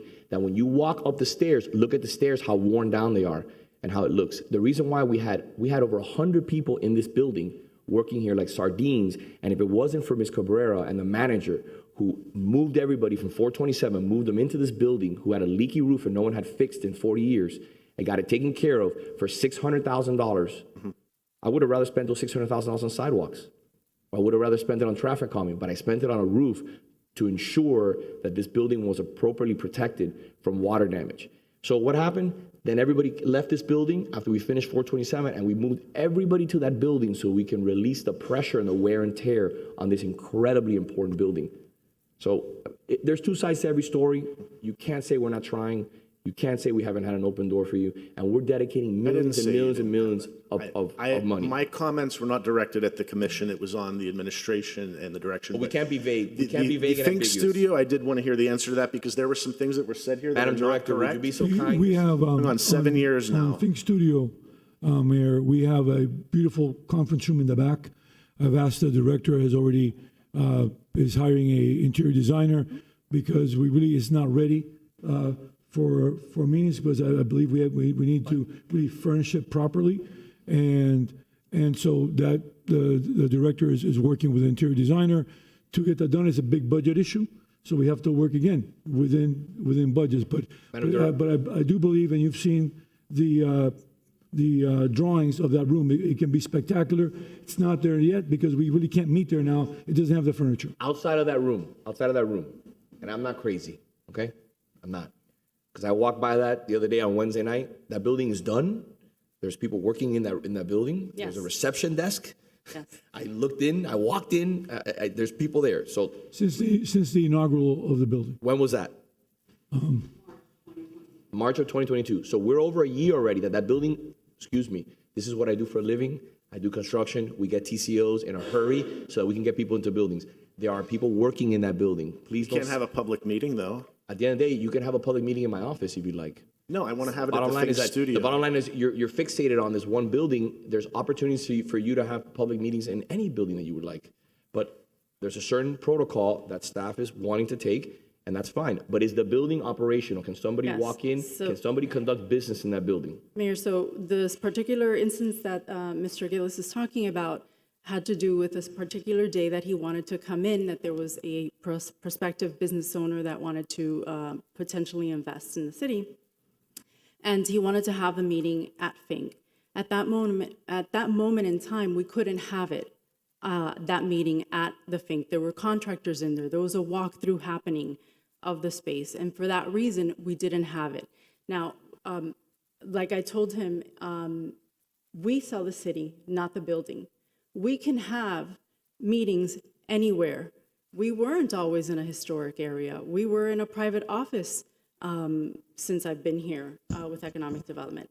We conduct business wherever it is. And I even offered to go, and I booked the conference room down here at City Hall to be able to hold that meeting here. But it didn't happen. So we're very happy to do any meetings at the Fink, but knowing that there's still some activity that's happening there, and we need to work around it. So It was the restoration of the front windows that took quite a bit of time because they were being restored. But it could be used. However, I don't think it's appropriate to be using it now until we have an interior designer and create the space that we've talked about. The director has already or has engaged or will be engaging an interior designer, and that's a big budget issue because that's a huge space. I think it can be spectacular based on the renderings, but we have to spend the money to get all the interior work done. But the building has been occupied again since its inaugural. Mr. Manager, thank you. Thank you, Madam Director. Is there anything that I can help you with? Anything else It's that we can help a you? two-story building from the 1920s. Thank you again for the commissioners and that purchased it, but we're going on 6-7 years now that this building has not been able to have a public meeting or hold a board meeting for certain boards, like the International Affairs Board. Anyway, thank you. As we said last night, this will be on the agenda next commission meeting. I have a question. Is there any way that we can implement a process that, let's say, every 5 years or every 10 years, we're looking into how to restore so that 20 years passes by or 15 years passes by, and then it's a huge amount of money that we need to budget for? Maybe if we have a process of, a check of every 5 years to see if we could replace or restore things, it's not going to really affect us that much. We do have a way of doing that. It's just a very large amount of money. And there needs to be a decision on how to spend our budget. Do we spend it on a park or do we spend it on a historical building? And those are issues that the commission truly needs to decide, because our historical buildings are beautiful, but they cost a lot of money to maintain. The water tower every 10 years will be a couple of $1 million. Yep. It's just the way it's constructed out of frame construction. Buildings that are older, they have a lot of money because the deterioration rate is faster. So I think it becomes a big issue as to where do we spend the resources that we have. You know what we did, and I'd love for staff to share this with you. I think it's important, is that maybe the historic department can share what we did in regards to the Biltmore. In regards to the Biltmore, instead of getting paid our fees by the individual who holds the lease, that money was redirected into the structure. Millions of dollars, instead of coming into the city coffers, were used to replace windows, restucco, paint, fix areas, and we monitor that. Staff monitor that to tell us, look, these are the areas that we worked on to ensure that that historic gem, which is owned by the city, was not falling into disrepair. And we are still doing that, Mayor, at the cost of approximately $800,000 a year, up to a $5 million budget. So what I'm saying is, can you do me a favor and please advise the commission on where we are with that and give us an update on that so they understand a little bit about what's going on? Maybe they have some input, maybe they have some guidance they can give us on that. I think to Commissioner Castro's point, the problem we keep hearing is this is a large budget item. There's a large budget item. But it's a large budget item because we've neglected it for year upon year upon year. The water tower is falling apart, but we've known that for over 5 years. If we look at the capital improvement plan, which has been shared with us already, we're not planning on doing anything for another 5 years. So will we have a water tower or will we have another gondola building? And it's great that, you did great work on going up to Tallahassee and getting funding for the gondola building right away, but the repairs of the gondola building wouldn't have been as much as it's going to be to rebuild the structure somewhat of what it used to be. We've really lost a treasure because of the neglect of the manager and his team. Plain and simple. Can I answer that, Mayor? So that's the great thing about democracy. That's the beautiful thing about our commission. There's a new commission. And the commission now will prioritize what is important and what is not. At that point, we made it as a commission a priority to spend $8 million on Phillips Park. That was a priority for myself. That was a priority for Commissioner Menendez, for Commissioner Anderson. I made it a priority to redo our parks. We had an outcry from residents, families, as our city became a lot younger. We want our parks to be at a level that they're not. So we invested millions and millions and millions of dollars in regards to our parks. We said, hey, we're having issues with traffic calming. So what did I do? I went with the manager. I take responsibility for that. We're saying that why did we neglect certain things? Perfect. I take responsibility for it. What did I do? I went with the leadership of Surami Cabrera and our manager and our police chief, and we went to the county. We lowered the speed limits to 25 miles an hour, and we got a blanket approval after doing a study for traffic calming throughout the city. Our Public Works Department killed themselves to accomplish this goal. And what did we do? We put $1.5 million a year for installation of traffic calming devices. Let's scratch that and let's put that money to do the water tower. Or when we said, how are we going to find money? How are we going to address issues of sidewalks? We upped the amount of money on sidewalks. Maybe we shouldn't have done that. Maybe we should have allocated the funds to address issues of the water tower, or we should have done things to allocate issues of historic preservation. But, it's a balancing act. It's a balancing act. And we're at a point, we're at an inflection point where we're sitting here saying, I don't want to raise taxes, but I have so many things we have to address. What do?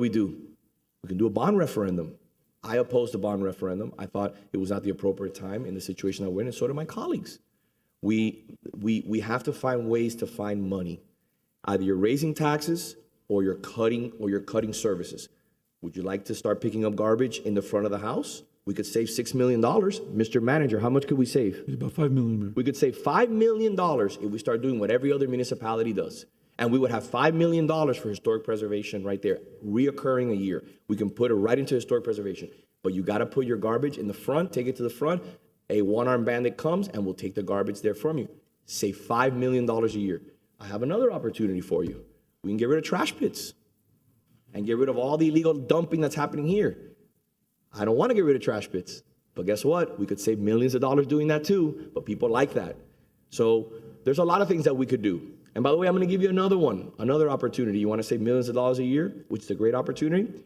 We could privatize our library. By the way, don't look at me surprised. 5 other cities in Miami-Dade County have privatized their libraries. Hialeah has done it. And guess what? Potentially you could save a few $1,000,000 a year. We own the property. It's a historic building. These are all things that we could do to save money, but we don't want to do them because we enjoy these luxuries in our city, because we are the city beautiful, and we want people to come and pick up our garbage in the back. We want to have a trash pit.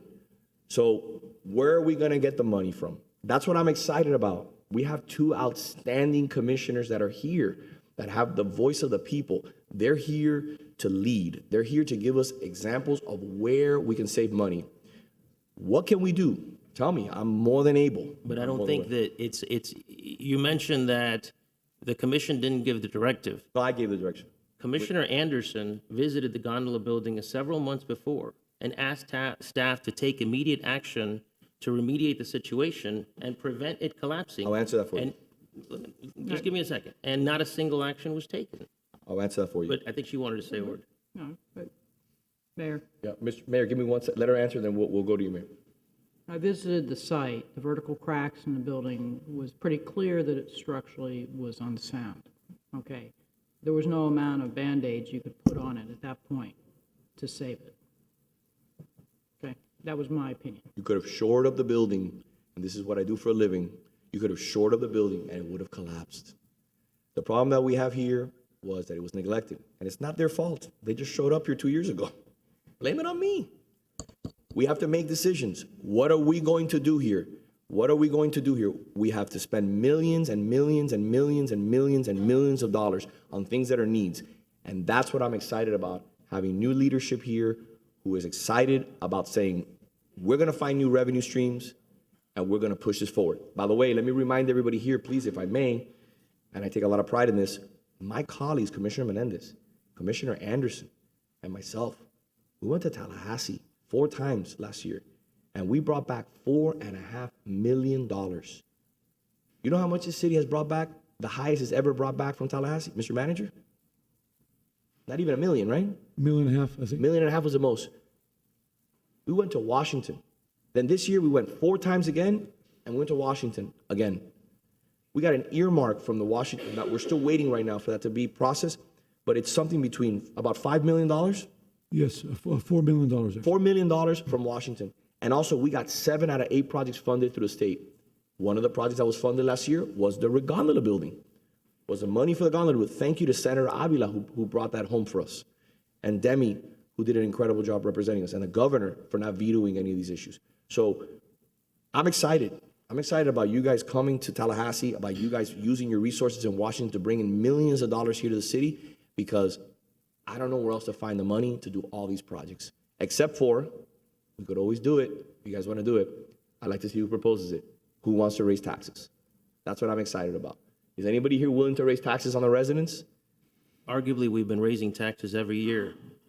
We've kept the millage rate the same. Let's roll it back. Taxes have gone up every year. I mean, We should roll- if we're going to have a frank conversation about the topic, that's a frank conversation about the topic. And I appreciate you taking responsibility for the gondola building, but it's not your responsibility. We have, as a commission, we need to be able to trust the manager and staff to bring issues to our attention so that we can take the actions we need to take. And most of the time, we're not.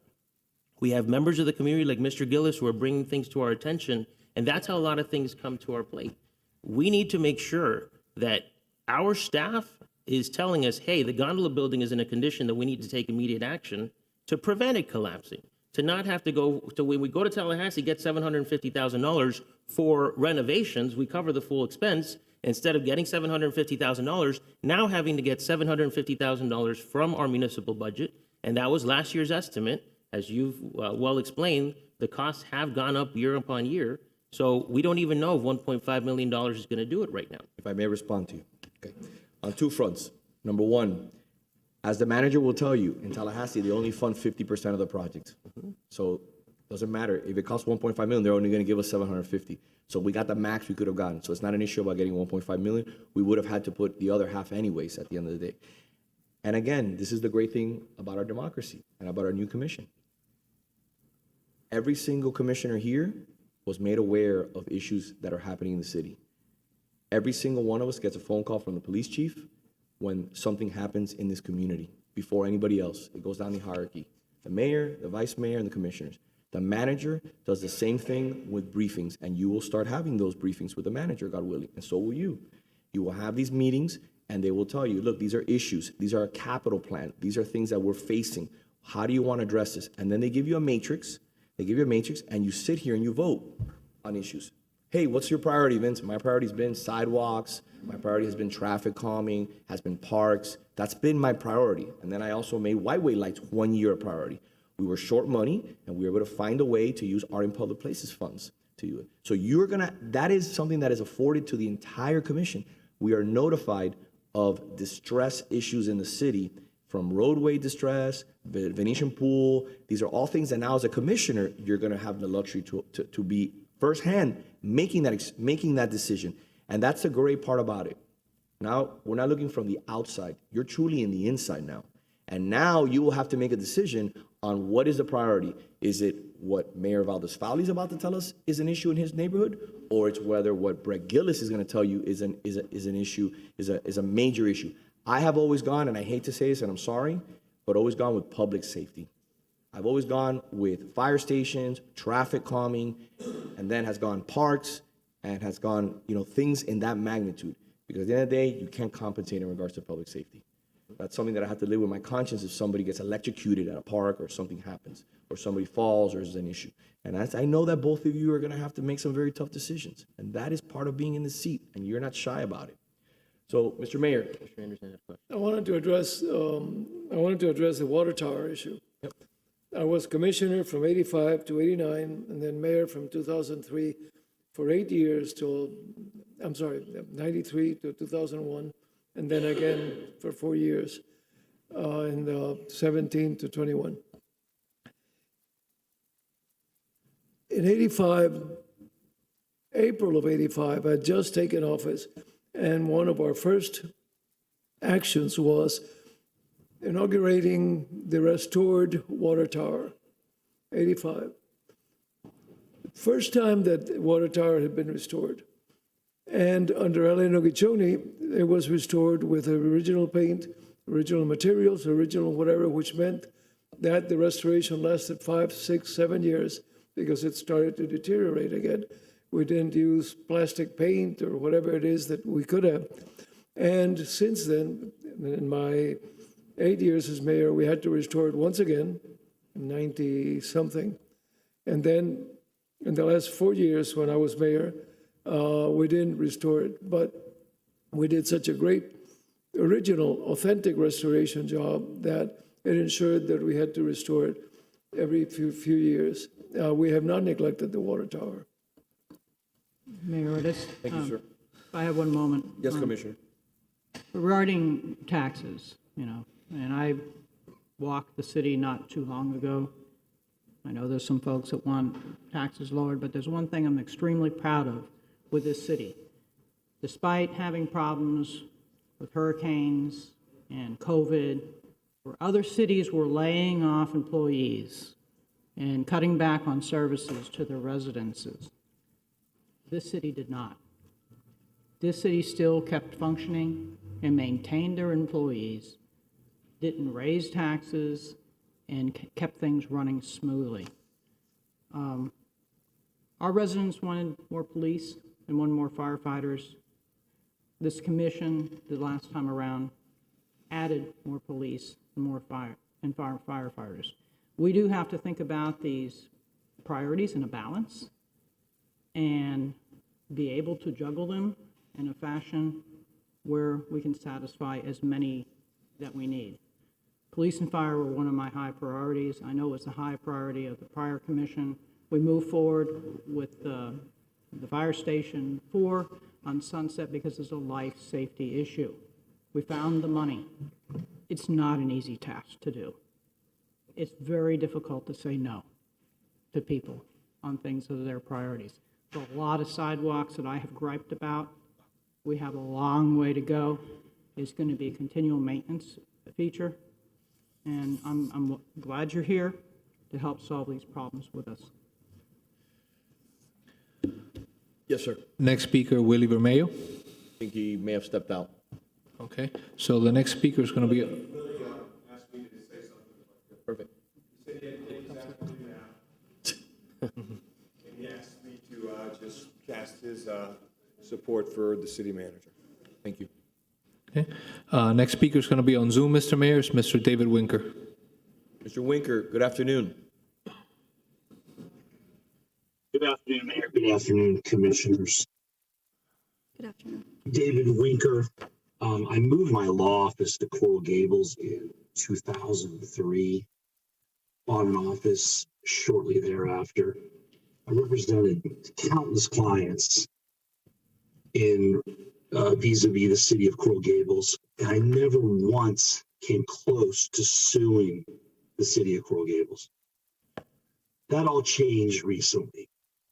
The attitude of the city toward its residents has been a hostile, if you don't like it, move. I represented the Carver parents who were accused of being racist by elected officials and city staff in these chambers in fighting the illegal Wawa development. Then Commissioner Michael Mena even accused me of filing a frivolous lawsuit, a lawsuit that was successful in stopping the Wawa and the illegal development order. This is just one of several lawsuits that have been successfully brought by residents against the city for breaking the law in recent years. City manager sets the tone of the city, and the tone set by city manager Pete Iglesias is contempt for residents and their concerns, and for special rules for special people. What happened at the beginning of this meeting was a perfect distillation of what is happening at the city.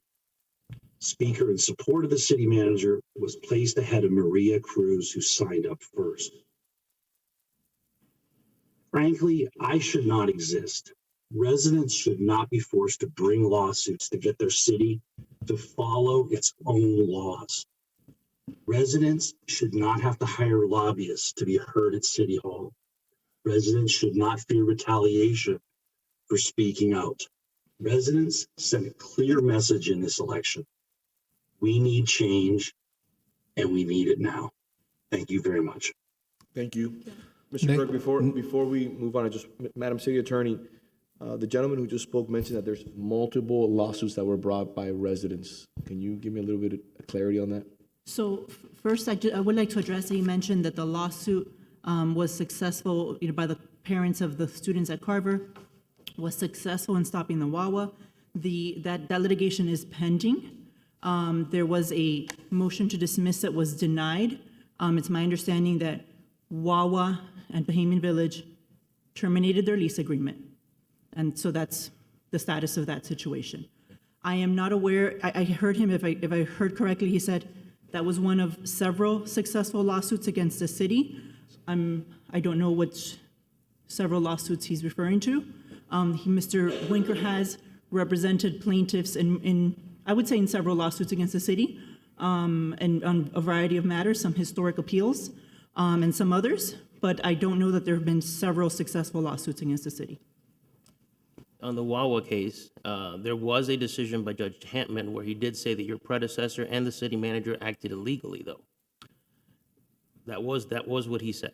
Commissioner, it was a denial of a motion to dismiss. I would prefer not to get into, that discussion here since it is pending litigation, okay. But it was a denial of a motion to dismiss. Right. All right. Alfredo and Lourdes Wangden. Are they on? Yes, so, Yes. hi, Hi, this is how are you? London of More Way. My question is basically, you mentioned pensions, and we wanted to know with regards to the continuation of pensions for the general, non-essential emergency personnel, and why the city is not phasing out this outdated practice, and how it is spent on general personnel for pensions. Thank you. Madam Finance Director, Mr. City Manager, would you like to address her question in regards to pensions?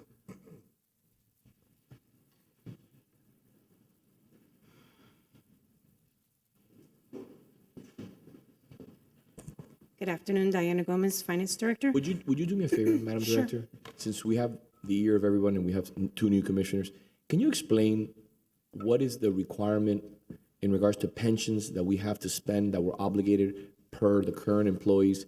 What is our unfunded liability requirements?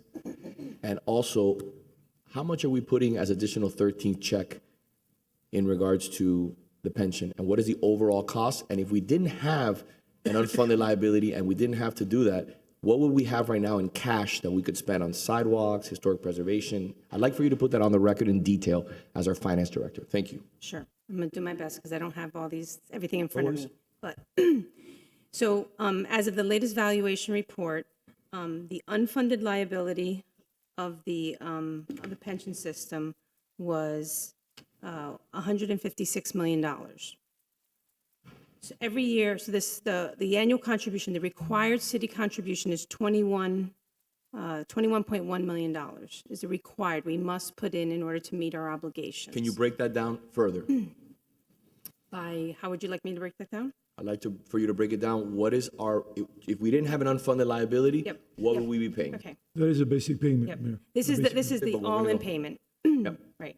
So that required contribution comprises of the normal cost, and the normal cost is the normal cost to keep the fund going based on additional new employees joining the plan, meeting the normal cost of the plan is the best way to say it. And then there's a portion of it that has to do with the payment of the unfunded liability. And so, and I'm getting to that page, so bear with me. Okay, so the normal cost for the cities, so the normal cost or the cost of the pension, there's the city's portion and then the employees' portion, right? The employees do pay a share. So the total normal cost is $8.6 million. Of that, the member contributions is about $4.5 million, and the city's normal cost is about $4.5 million. So the rest, the balance of the $21 million that I spoke about has to do with the payment of the prior legacy costs, the unfunded liability. So if there was no unfunded liability, the city's contribution would only be $4.5 million. So that's point one. So that's the required contribution that we have for the annually.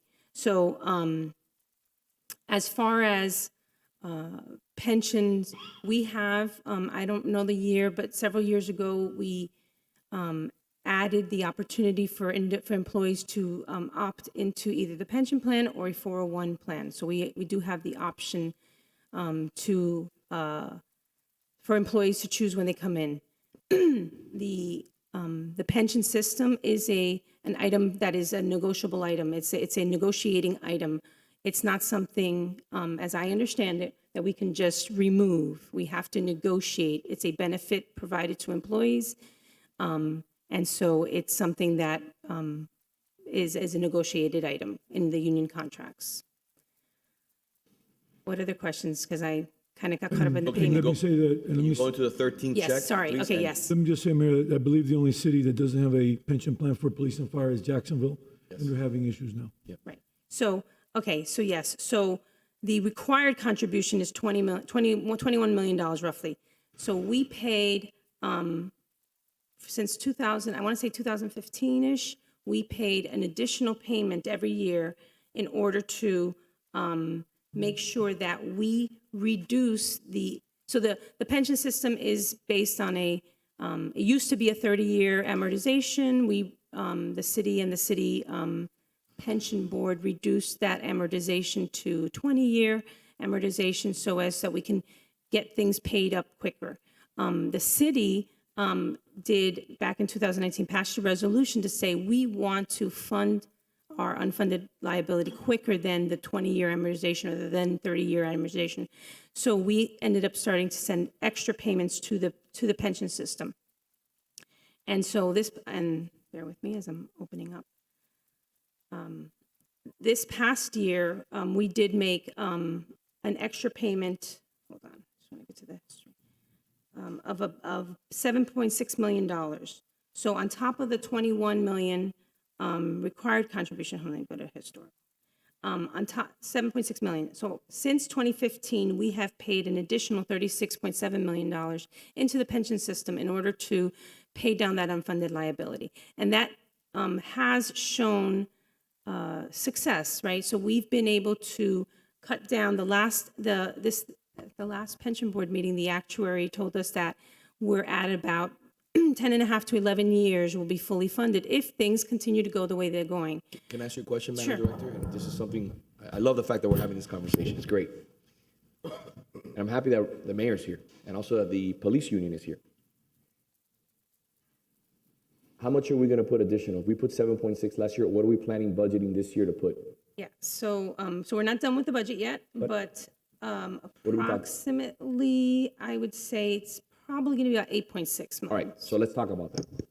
So the $8.6 million, this commission, well, previous commissions under the leadership of Mayor Valdez-Fowley, Mayor Kaysen said, we want to pay down the pension so that in 15, 20 years, when you're mayor, she's mayor, you're mayor, whoever's mayor, whoever decides to lead the city, can have $20+ million, $26 million of money to address Brett Gillis's issues, to address sidewalks, to address any issue that you want to address. Imagine having $26 million a year right now in your pocket. We could have it right now if we didn't have an unfunded liability. So this commission, during the budget, can look over to the manager and to the finance director and say, we don't want to pay those $8.6 million. I want to put it into historic, I want to put it into sidewalks, I want to put it into traffic calming. And we can just take a different route, which is perfectly fine. I will be voting against that. I would recommend against it as I will be well. voting against that. But let me tell you what, we can address issues right now that are tangible, that are viable, that you can see, a sidewalk, a historic building get fixed, a traffic calming, or we can address issues like an unfunded liability to our police and fire and to our general employees, which are basically unseen. They're nebulous, they're out there, no one knows. It's just an unfunded liability. It's on a piece of paper. That's the only way you can tell somebody, hey, look at this problem that we're remediating, that we're addressing. We've taken our unfunded liability from 51% to almost 80%. How did we do it? By spending close to $36 million, and including the 8.5, we're gonna be nearing $50 million of additional money that this city spent while I've been in office that I could have used to address issues in the community that are tangible things right in front of you. This is not tangible, but it's important, it's critical. Why is it critical? And I'll tell you why it's critical. Just like we could take our $50 million reserve, which was done under the leadership of Raul Valdez-Fowley and Jim Kaysen, we could say, we don't want $50 million in reserve. Mr. Manager, take $25 million from that and fix the issues that Mr. Gillis is saying, or address the $10 million in backlog for sidewalks that is so important to Commissioner Fernandez and myself and everyone in this commission. Let's just pay it. Let's just get it done. But you know what's gonna happen? Your triple bond rating is gonna go away. And right now, through the leadership of the manager and his staff and our esteemed director, we're one of 3 cities in the state of Florida that have a triple bond rating. How did we do that? By making sacrifices. Sacrifices that are not sexy. They're not beautiful. They're not tangible. You can't play in that park. You can't touch that historic building. But you have $50 million in the coffers, untouchable. You have a triple bond rating, and you're spending $8.6 million this year I'm paying down this unfunded liability. Those are things that, while not sexy, set the city apart, and that is good leadership.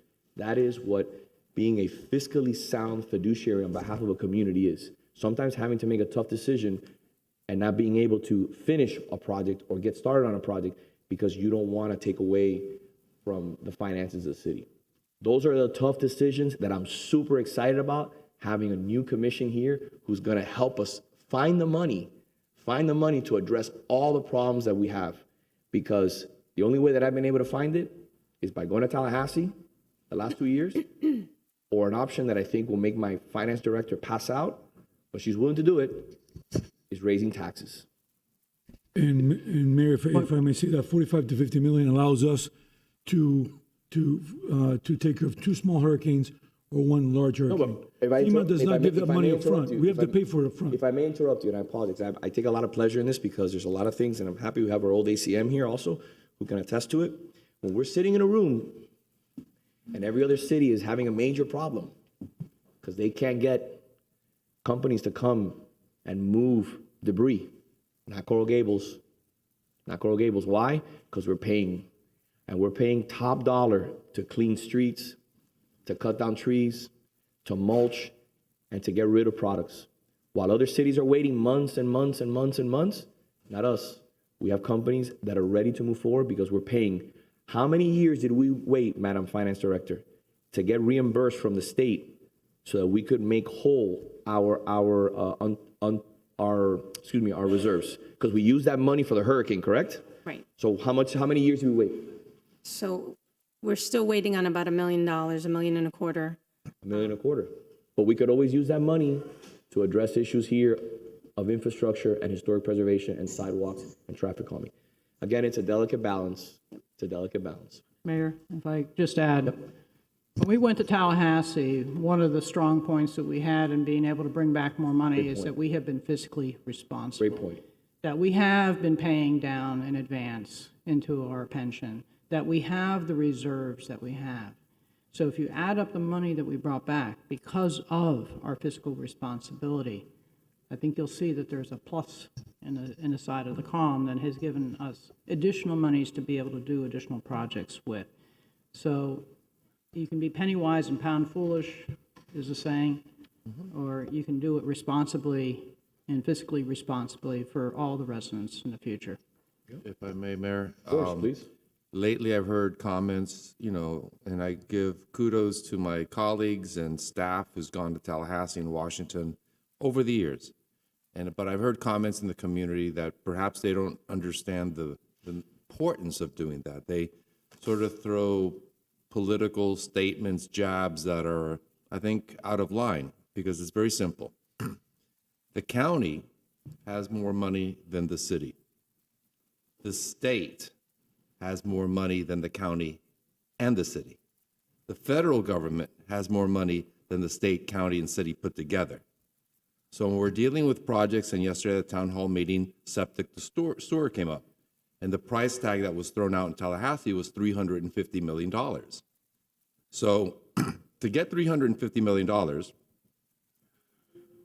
most likely will require state funds and federal funds because to get to that number. So these trips or these efforts aren't political junkets. They're true missions to grab large dollars that are not available to us. And that's the hierarchy. When I was involved with the city of Miami, they went to Tallahassee because they were having some serious pension issues. And when the state legislature dug deep into the mismanagement, they basically laughed, like, go away. You've mismanaged your funds. City of Coral Gables is not in that situation. As Commissioner Anderson said and the mayor said, when up there, they were surprised how fiscally sound and well-managed the funds are here compared to other cities in South Florida. And sometimes it's a stigma because they want to help the cities that are mismanaged. And he goes, well, you all have your house in order. You don't need our help. But the reality is the price tags on major projects, the price tags are pretty high. So everything the commission does, and I'm looking forward, like the mayor said, Commissioner Castro, Commissioner Fernandez, to help us delve deeper into the state and federal opportunities. It's all an effort to help the city. But nothing is wasted, nothing is misspent, and our energies and our time are clearly for the residents, not for us. But it takes time, it takes effort, and it takes unity. And Madam Finance Director, would it be possible to prepare maybe, as the mayor was talking a little bit about the timeline of our pension fund, would it be possible to prepare a timeline that we can share with residents on the history of our pension fund, how we've gotten to where we are today, and our plan for the future? So, yeah, a lot of that information is available on the retirement's website under the actuarial evaluation report that is done every year and is updated. They have schedules that show the losses in investments, they shows the contributions. Well, I'm not saying so much that, but it's more of a, these are the steps that maybe the commission has taken in the past that have gotten our pension fund to where it is today. Oh, to the steps in improving the payments, Improving, and the ones that actually put us in this situation as well. Well, can I add something to that, just to give you a little clarity on that? Sure. This is broken down by year, and it shows the pension payments. I sent with my colleagues on the commission before you got inaugurated, I sent a memo, and we had a conversation about having a sunshine meeting after you've had your residents' first sunshine meeting. And that is something that I think will be great for us, because we can have this conversation and talk about anything. Absolutely. Talk about everything. And the residents can come and talk. And I believe we do have a date for that. Yeah. Which is next Monday. Yes. And I said, the residents come and talk, and we can talk about any issue you want to talk about. Any issue. And then this, in my opinion, will be the foundation to how the city spends their money. Do we abandon sidewalks, or do we add less, or do we add more? That's just an example. I'm just using that as an example. Do we add more historic? Do we add less?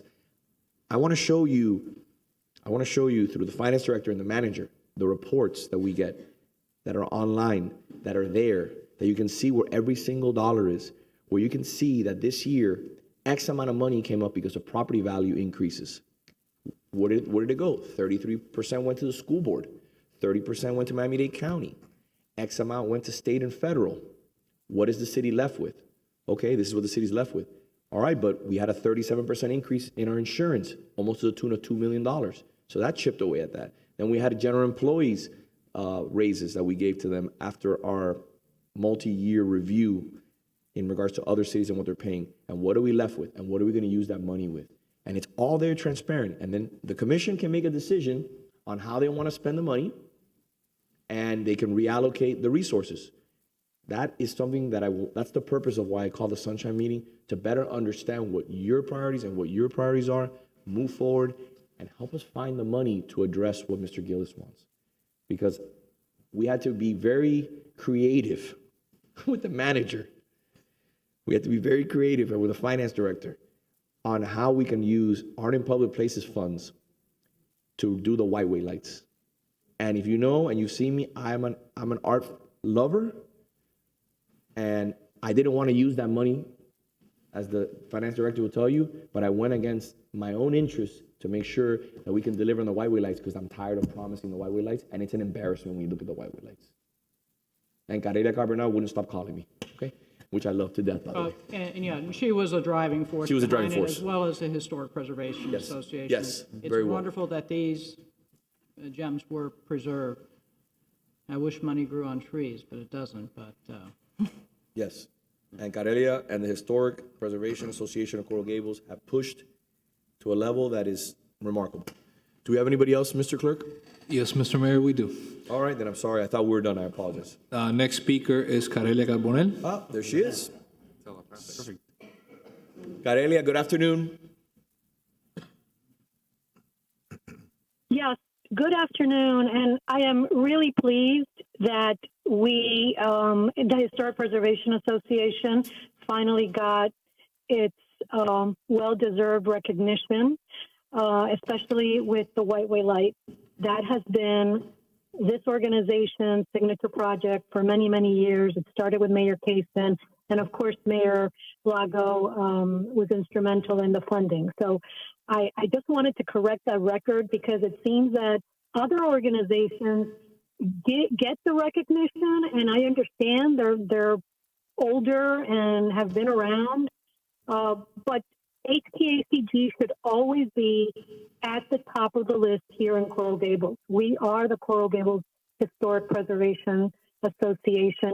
This morning, I understand from other people that HPACG was not recognized as part of National Preservation Month, which is, again, a lack of recognition. So I hope that could be corrected as well. It's a full month, so I'm hoping that, next time or the next commission meeting, that there is a formal recognition of our organization.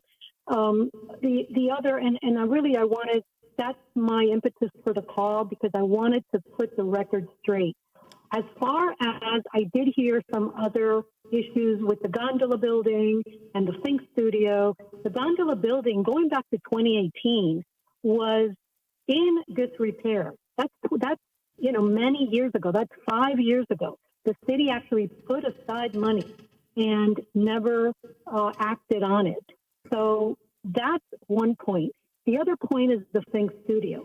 The Think Studio has or had all the original furnishings, and I hear the city manager saying that it needs to be furnished.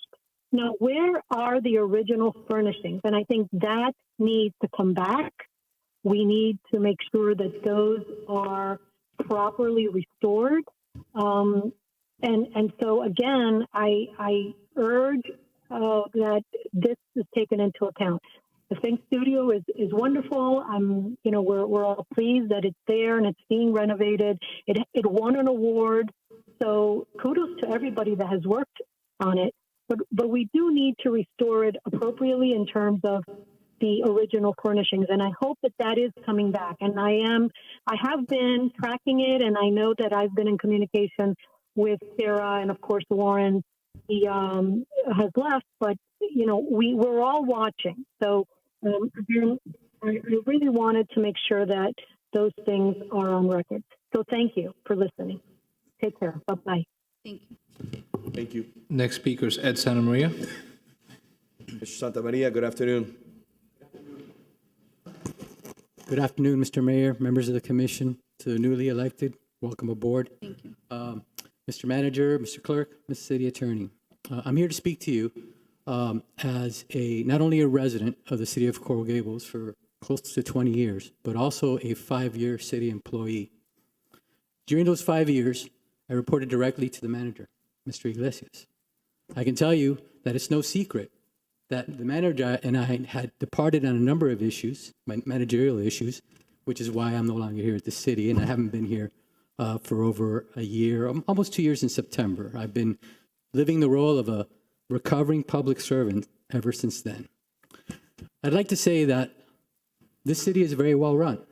From everything that I have seen, having worked here and having lived here, I can tell you that this is a very, very well-run city.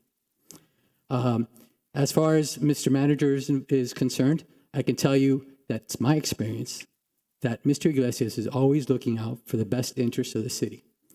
Now, you may all disagree, and some of the folks here would disagree perhaps on those interests, whether they are the best interests or not. But I can tell you that Mr. Iglesias makes decisions based on a lot of information that not all of us on the outside are privy to. That's also exemplified by the fact that I think that the new members do not have all the information yet. So in my opinion, it would be a very, very rash move to reset the system without having gotten in there and really having done a full evaluation of the system and how it functions and understanding some of the issues and challenges that present itself in running a city like this at a high level. I'm happy to be a resource to each and every one of you. You can reach out to me. I'm easily found. And I would like to see the city of Coral Gables stay as it is, the best city in Miami-Dade County and probably the state of Florida, in my opinion. Thank you. Mr. ACM, thank you very much for being here. You're a gentleman. I appreciate that. Thank you. Christopher Challenger. Mr. Challenger, good afternoon.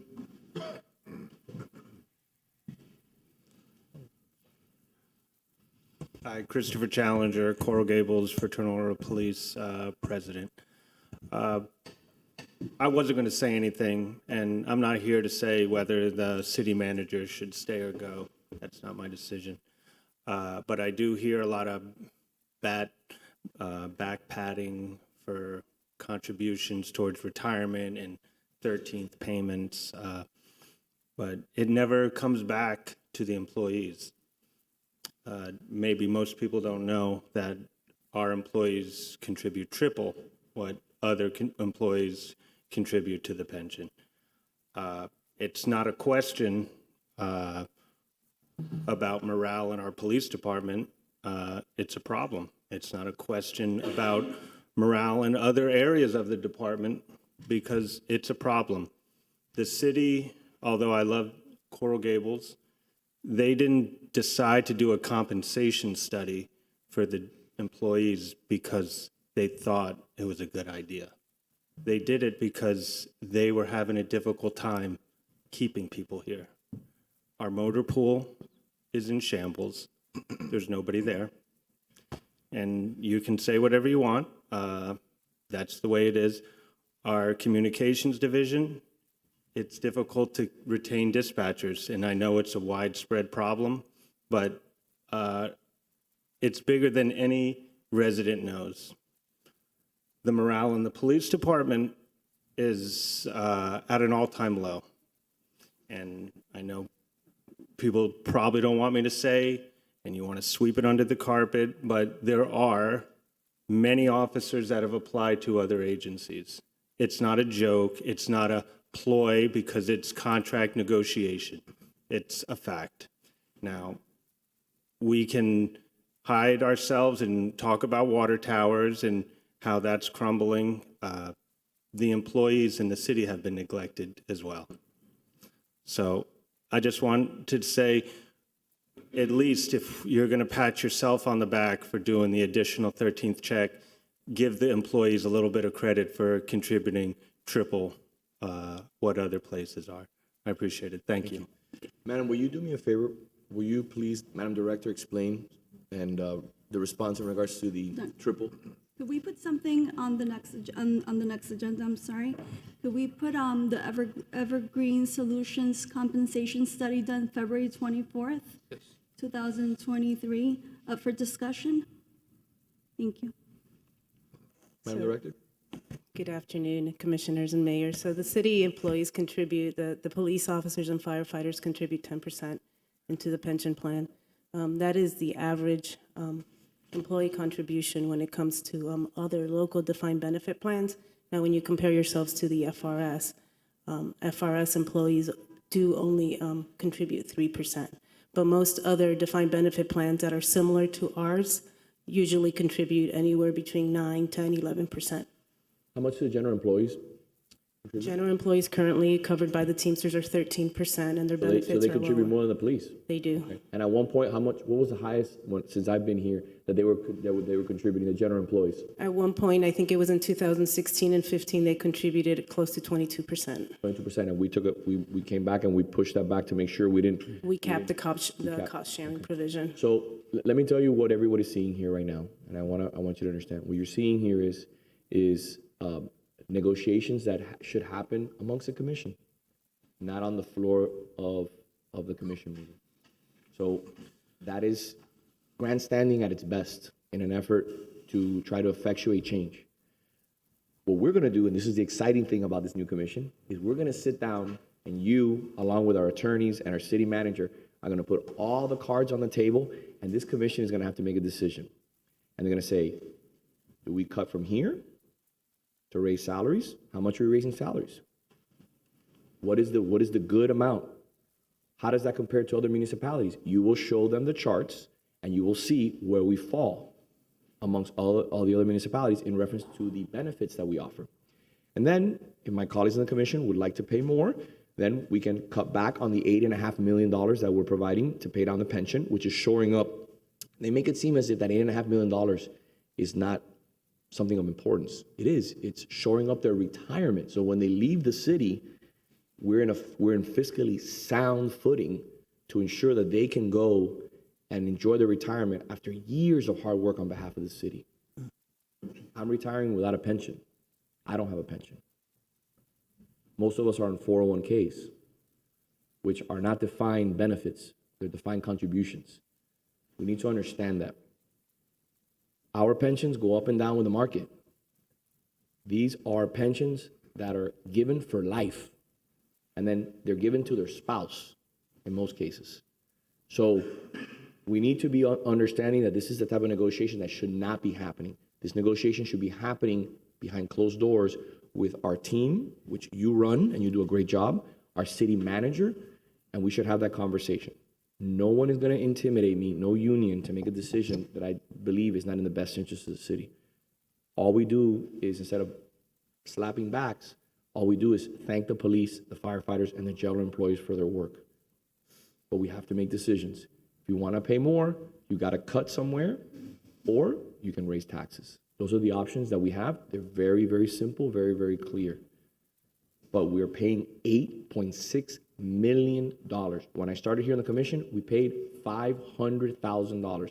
Every year we've been increasing to make sure that we can pay for an unfunded liability that nobody on this commission, the manager, no employee is responsible for, because it happened over a decade ago, well over a decade ago. But we're paying for those broken plates. And I will not, my colleagues may feel differently, take the easy route. What is the easy route? Don't put $8.6 million into the pension. Use it on salaries. Take the $50 million from the reserve that took us so many years to build up, and just take $30 million of it and spend it on historic preservation or sidewalks. No, that's why we budget over a time period, and we see if we can get matching funds, grants, Tallahassee, and different things. So these are things that I'm excited about, that we're going to talk about in negotiations, and we're going to make the decision as a commission, and I look forward to that. But I think one of the things that we've heard over the last few months, and quite frankly, I've heard for years, is the lack of transparency that we've had in this process. And I think having this conversation here is not grandstanding. It is an opportunity for residents to hear exactly what's going on behind the scenes. And I think that's one of the biggest arguments against the city manager.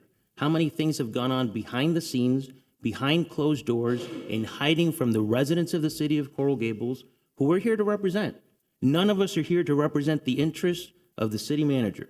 He may be a great person. I'm sure that he is. I have nothing to say about him as a person, nothing to say about him as a structural engineer. I've heard a lot of great things about him as a structural engineer.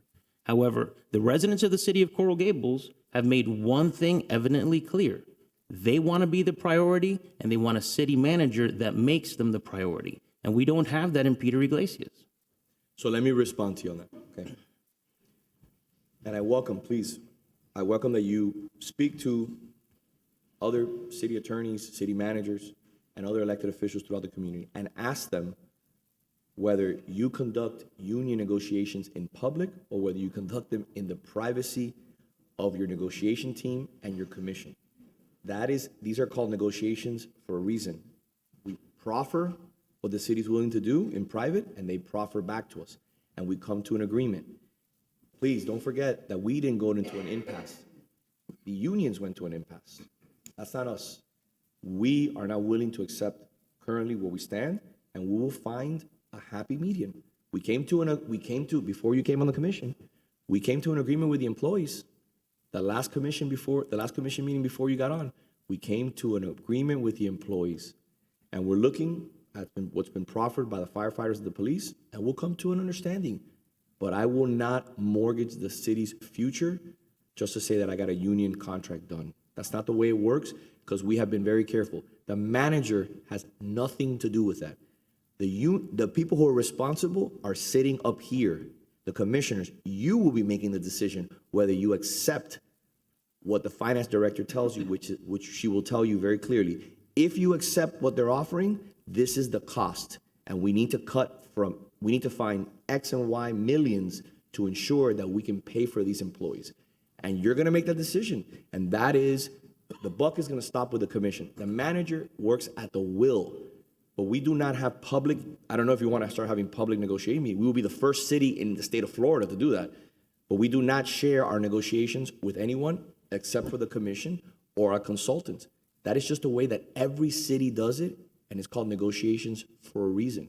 It's not about negotiations. I mean, your comment was that the president of the union was grandstanding and trying to negotiate here. It's not about a negotiation. I think this brought about for residents a conversation where we heard his side and we heard the city's side. Residents can now decide whether the union is correct or the city's correct. And I think that's where we need to start moving. The direction we need to start moving in is having an open process of conversation. Not saying the negotiation is going to be held here in the dais and we're going to have a negotiation in public, because I don't think it's fair to them, I don't think it's fair to the residents, and I don't think it's fair to the city. But we do have to have an open process where residents are aware of how these decisions are being made and what the basis for these decisions is. Okay. So I will respond to you. Commissioner, I adopted a legislation that requires 1 hour of open communication during every commission meeting. I have office hours, which Mr. Challenger was there for about an hour and a half 2 weeks ago, correct, sir? You spent about an hour and a half in my office where we had a very, very interesting conversation in regards to my position and his position in regards to the union. We have town hall meetings. You had your first town hall meeting. I'm having one next week. I attended your town hall meeting. They come, no, please, it was great. It was incredibly attended. You did a great job. Mr. Challenger has been to my town hall meeting. Mr. Challenger has asked me questions in front of residents. We are transparent. Everything here, Mr. Challenger spoke at 2 commission meetings ago, and our chief of police responded. There's nothing to hide. There's nothing. We have very clear and candid conversations. The interesting thing about it is that now when we have a commission that is new, I'm excited to see what is the change and where can we get the finances to be able to address the concerns across the board. You will make a decision in regards to the police and the fire, because the city residents, the city employees, that has already been put to bed for several years, correct, Mr. Manager? We already have a union negotiation that was taken care of by the previous commission in regards to our general employees. So that's already done. We took care of that. Now, with your guidance, you will tell us where we are going to cut or where we're going to find the revenue to address what the police and the firefighters want. And that is something that once we do it, I would love to be able to stand up here and say, Mr. Fernandez, please tell us how we were able to come to an accord and at what expense and at what cost in reference to what they want and how we'll be able to bridge the gap. We can do that transparently. We can do that here. But this is about money. Don't fool yourself. This is about money because all our facilities are brand new. We have 3 brand new fire stations and public safety building. We're building a 4th fire station. We offer the best equipment. We offer great amenities here in the city. And we have great residents, and they're dealing with people in this community that are truly a pleasure. Do they put their life on the line every single day? 110%. And we're blessed to have them here. But I'm looking forward to the resolution that this commission will put forward. I'm excited. I agree 100%. Negotiation should not be done here. However, we do need to improve our communication skills because a lot of the decisions that we're doing when we're negotiating, not here, residents are not understanding. And yes, we have 1 hour of comments, but how can you comment on a subject that you don't know about? Because we're not communicating effectively with our residents. I think that's one of the concerns, and that's why I want to really go over the compensation study so that residents really know what's happening.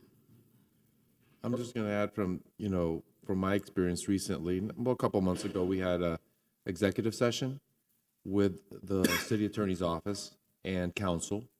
And at that time, we were briefed as to where the negotiations were.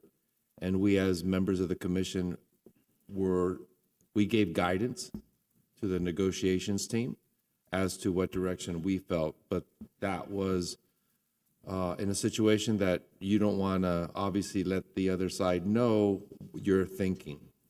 So I just want, Mayor, if I may, I just want to add that the discussions in those executive sessions between the manager and the commission are closed to the public, and they are exempt from the sunshine law. Also, all the work product that's developed and all of that, that is all also confidential. So it's, and Madam City Attorney, it cannot be disclosed. And Madam City Attorney, if I may, just for for my 2 colleagues in the commission, does any other city that you know of do it any differently? They cannot pursuant to state law. I love it. Okay, perfect. That answers that. You know, and this is very, and sorry, Mayor, I jumped in. This is very similar to what attorneys do during mediation. Mediator sits at the middle of the table. It's a confidential proceeding on negotiations back and forth. With regard to the compensation study and the raises that were just given to the Teamsters, a lot of that input, voicing concern for those employees, came from residents, and we pushed it forward. I just want to clarify, though, the meetings between the negotiation meetings between the manager or between the city and the union, that is open to the public. So it's noticed and it's open to the public. Mr. Clerk, one thing that came up during this conversation, I'd like to add to the next agenda, a discussion on executive benefits, please. Mr. Clerk, Yes, sir. do you have any other public comment? No, Mr. Mayor.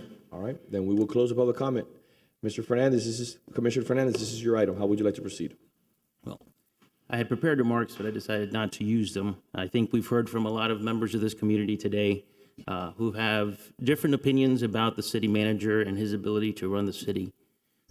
I do take offense to the folks who said that I don't know what it's like to work with a city manager and that I have no experience in working with a city manager, because since he became city manager, I've had to deal with a city manager on numerous occasions.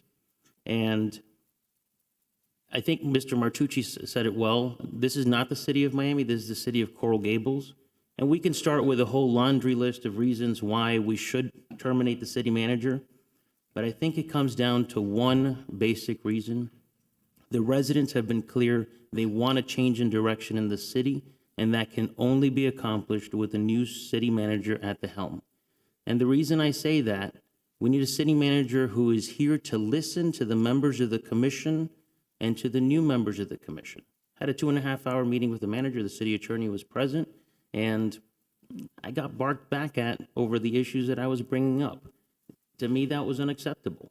You know, we are the ones who represent the residents.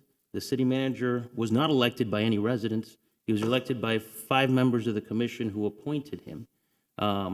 But we are the ones that answer back to the residents and who are held responsible for the management of this city. So that is the reason I put this on discussion, and I'll open up to my colleagues to hear your comments. Mayor? Yes. When I review qualities of an individual to do a job, I reflect upon many different things. And Commissioner Fernandez, you know, the change of direction for the city, the manager follows our direction. I can agree to disagree with my colleagues, and I have disagreed on some very important issues, including the design of the mobility hub. We disagreed. I was outvoted. I respect the vote. We move forward. The city manager follows our direction and has that choice. I've served in many different functions as an attorney. One of those was as a quasi-trustee on behalf of a client that had some issues with the United States government. The United States government trusted me to make some very important decisions during that job.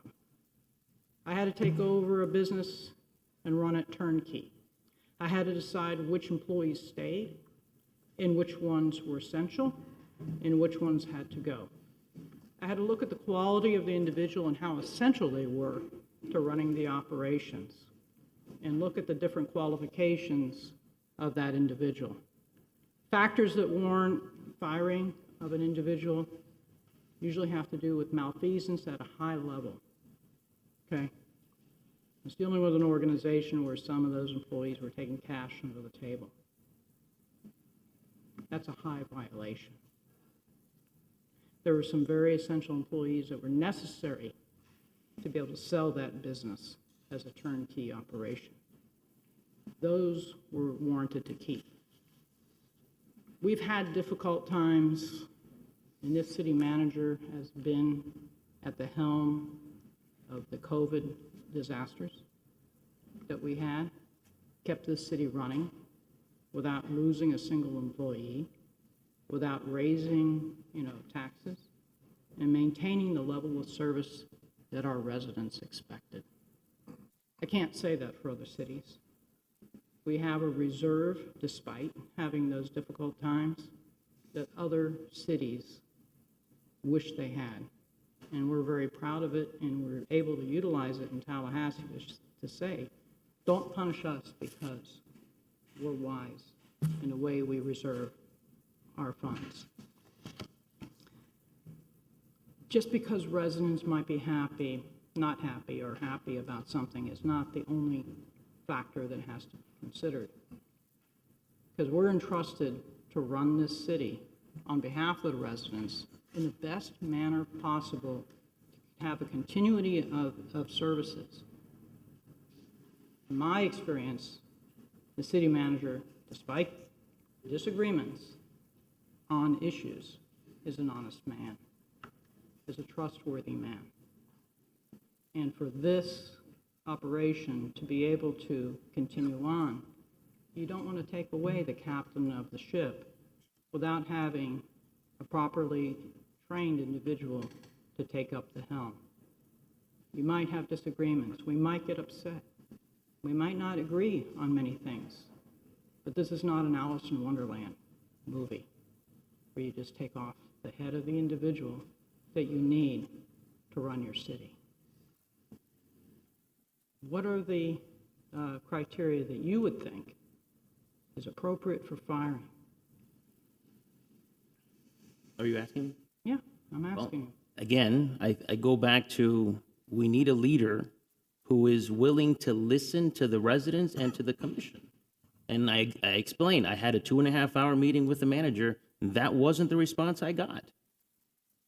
A city manager that talks down to a member of the commission, that's unacceptable. It is completely unacceptable. We need somebody at the helm who's willing to listen to residents.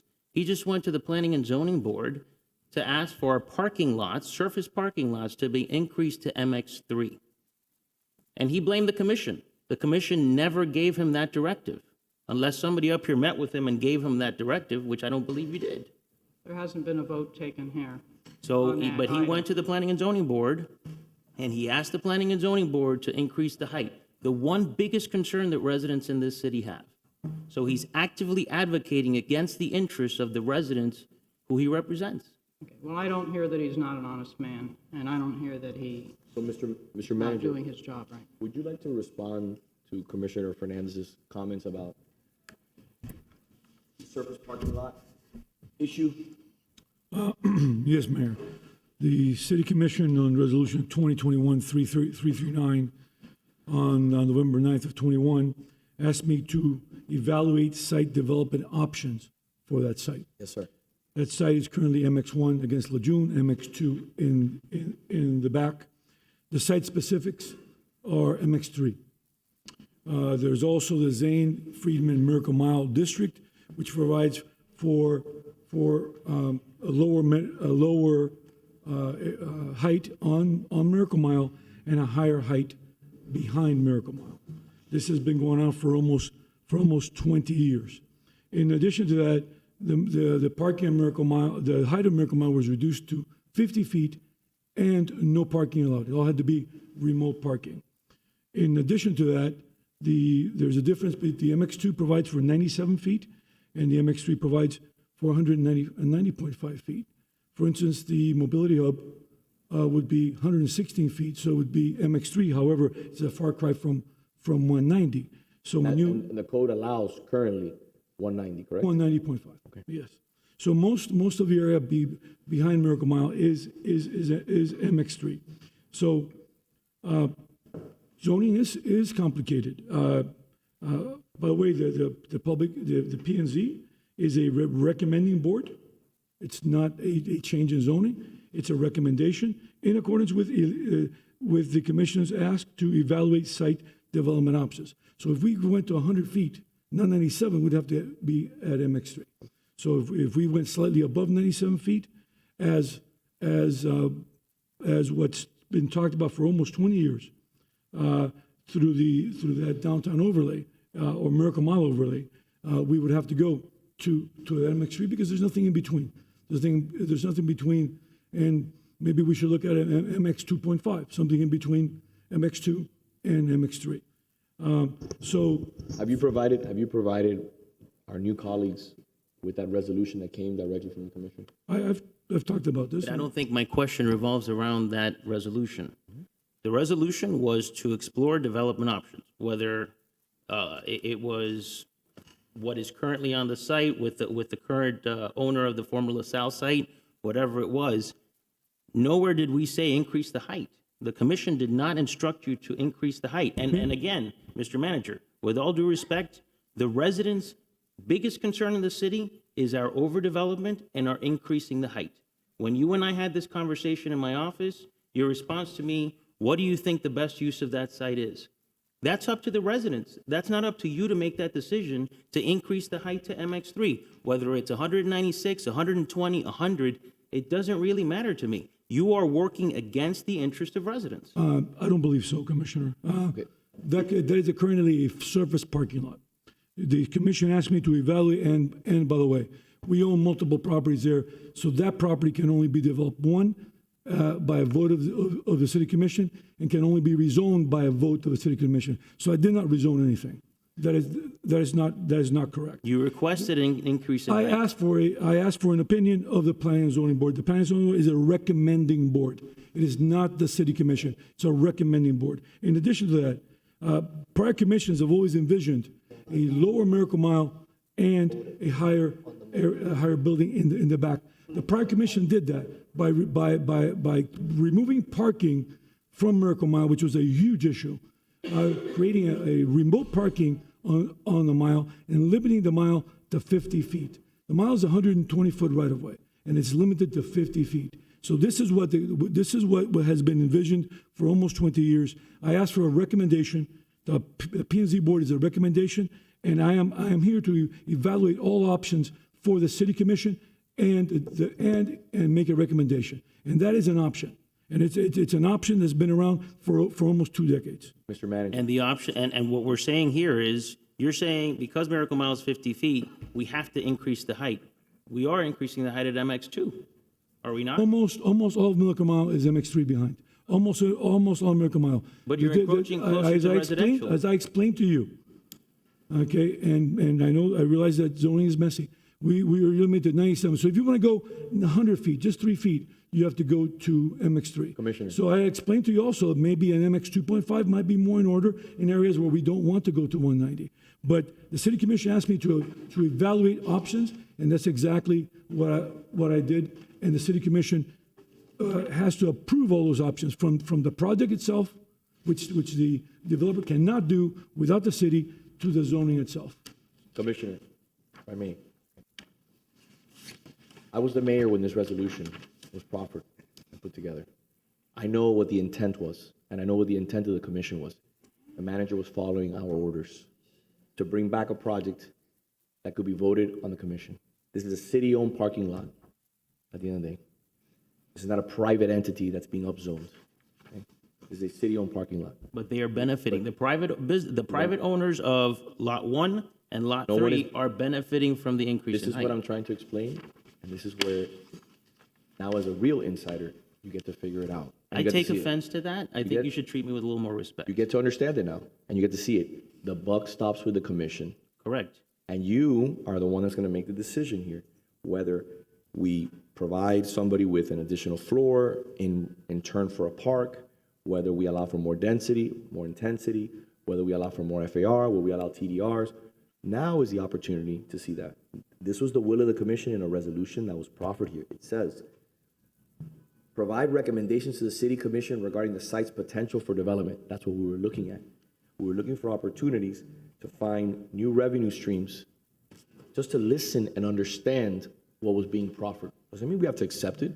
Let me give you an example of that. But we talk about wasting resources. But let me give you an example. Okay? Which I always get pegged as the individual who is pro-development. It's very interesting. Remember the parking garages that were being, the project that was being proposed by Alan Morris, which is a great developer, who's done great buildings here in the city and related? I was opposed to that building for 2 years. Certain colleagues on the commission were in favor of it. It went forward against my will. I stood very firm for 2 years, just like I stood firm on that upzoning Miracle Mile. But colleagues of mine on the commission moved it forward, and it made it to the commission floor. Remember? And then we stopped it. And we stopped it, but we got rid of the parking, which was important, and we pegged it at 50 feet, which was, by the way, an upzoning because we allowed an additional floor. But we took away the opportunity for parking. So against my own interests and against my own wants, the commission moved forward, because it's the will of the commission, to present an upzoning on Miracle Mile and a project that they spend millions of dollars, which would span from Lejeune all the way to Ponce. And they came before the commission, and it did not receive the proper support.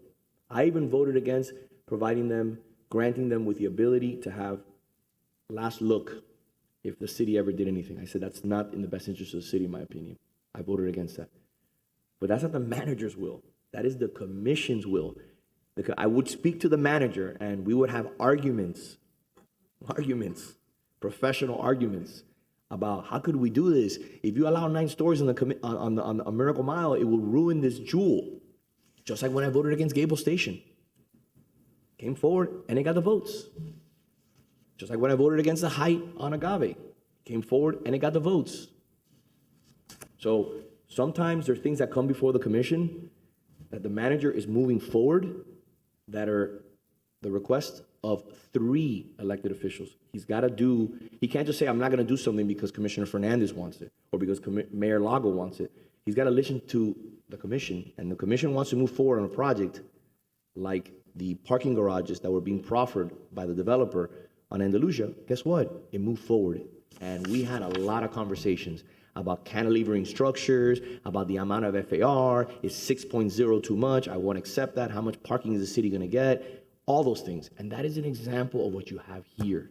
It's not the manager, it's the commission. And now both of you are here, and you're going to provide your input, and you're going to say, and you're going to win on certain things, and I'm going to lose. And that's okay, because that's our democracy. That's the way it works. But don't, please, I'm asking you, don't blame an individual. Don't blame an individual who is not responsible for moving forward an agenda that is set forth, a course that is set forth by the commission. I'm going to give you some examples of where I have disagreed with this individual, and it has ended up costing me a significant amount of money, but at the end of the day, he was right. On my house, I have a pool. I live on a corner lot, and I wanted to build a wall, and I tried to avoid building a wall and tried to do a picket fence, and I sat down with our zoning director. And our zoning director says, look, maybe we could do something, but it's just the code is a little bit ambiguous. I went to meet with the manager. And I told the manager, look, a picket fence will cost me $5,000 versus a wall will cost me $60,000. Manager said, Vince, you have no other choice. You have to do the wall. Oh, can we get away? Can we find a way around this? Some sort of variance. Vince, you're an elected official. Build the wall. I built the wall. Let me give you a second example. When I met with the manager, and I was one of the first people in this community to put solar on their house 6 years ago, I think it was, Rhonda. Yeah.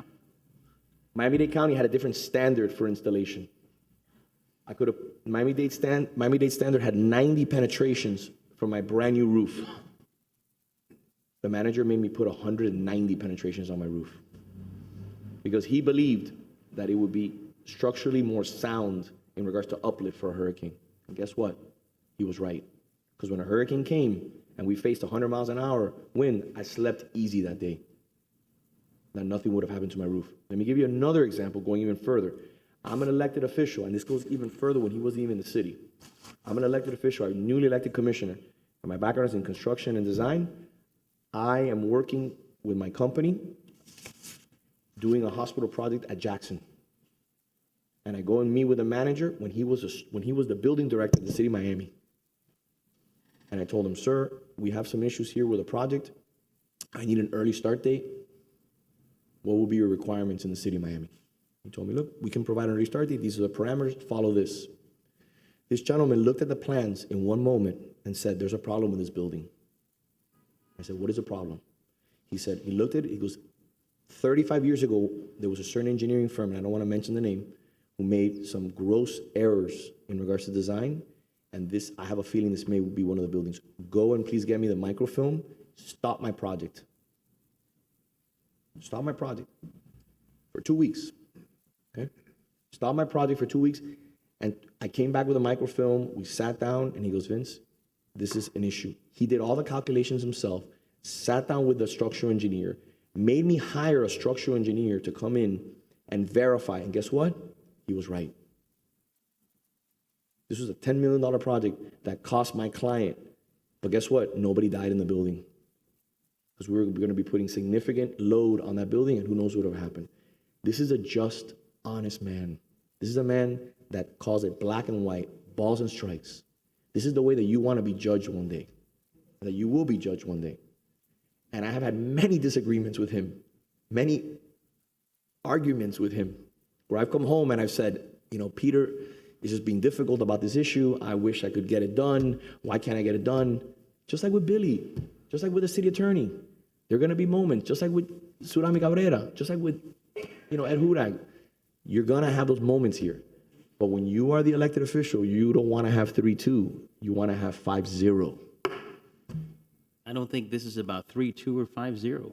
This is about the will of residents. Yeah. And that's the message I'm trying to get across. And everything you said makes perfect sense. He's a great structural engineer. We can hire him back as a structural engineer. I have no problem doing that.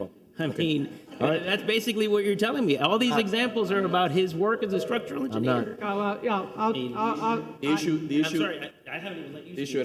I'm blocking you here. And by the way, Mr. Commissioner, you're going on 2 weeks here, and I've been doing open door office hours for 9 years. And you talk about residents first. Every single time that I've had an issue here where we've had 15, 20, 30, 40 residents, and I call a resident, he comes up to deal with it. Surami comes up to deal with it. They address the issue. I think what ends up happening is that once you get a little bit more immersed in the issues here, and having run several different companies with a lot of different employees, every time I've stepped into a leadership role, even when I've been moved into a project that has hundreds of employees working on it, and the project is halfway through the process of completion, I don't make any changes until I have been fully immersed in the project to understand the ramifications of moving any piece. That is real leadership. And that is understanding how the hierarchy works and whether someone is really competent to lead. I don't need anybody telling me how I should lead. It's I'm not really, telling you. No, you advising. are, and you've been telling us, Commissioner Castro and myself, the entire meeting, that we don't know, that we're not informed, and that we should get informed. I'm sorry, Mr. Mayor, you're completely wrong. We were elected as representatives of the residents. You can question whatever you want to question about me. There's no other resident other than Maria Cruz and Jackson Rip Holmes who have been at more commission meetings over the last 10 years. Every single meeting, following every single thing, doing public records requests, finding out what's going on behind the scenes, talking to members of staff, talking to residents. You questioning my being informed is an insult, and I do not appreciate that. I expect a little more respect. I respect your opinion. You like the work that the city manager is doing, and that's fine. We can take a vote, and you can vote in a different direction. And it isn't about getting 5-0 votes, or 3-2 votes, or 4-1 votes. It's about each of us representing the constituency that elected us. And the constituency that elected me has had similar experiences to the ones that I have had with the manager. I mean, you yourself tried to assist with a situation on safety at Salvador Park that I raised. You asked for the police chief to meet with me, and the manager intervened and said, absolutely not, the meeting is not taking place. Ignoring, I really don't want to hear from the manager on this issue, because if it's taken almost a year for him to address it, it's a little too late now. Listen, I'm always open to listening. That's why we do what we do. I never shut anybody down. It can be a year later, 2 years later. We turned microphones off last commission meeting, didn't we? Last commission meeting, no. When Maria Cruz came up to speak, the microphone was turned off because it wasn't convenient. In 10 years of me being here, I've had an incident with one resident, and the resident has had the opportunity to speak today as much as they want, and they've been allowed to speak. And by the way, even further, you and that resident have been coming to my house for 10 years. How much more access do you want? So you know how well I know the issues then. So listen. Directly from you, your interactions. But it's not that you don't have it's not the issue. That's not the issue. The issue is a very simple one, that you have not interacted with the manager the way that we've interacted with the day-to-day. And certain things, you don't have a first-hand account in regards to pensions and the budget. You don't. But we do have a strong number two. I think Commissioner Anderson was concerned about who could take over. Mr. Parhus has more experience in managing than the city manager does. Well, He has controlled or was number two in the county on the budget for 8 years. I mean, as far as experience, we have somebody who can assume the role as an interim immediately and not skip a beat. I started this with my question about honesty, integrity, and grounds. I haven't heard that. I think you know where my vote sits on that. As far as the vote regarding Miracle Mile, I'm recused off that matter. That's going to be in your hands to call the balls and strikes on that one. And the manager, I am certain, I am confident, will follow the will of the commission.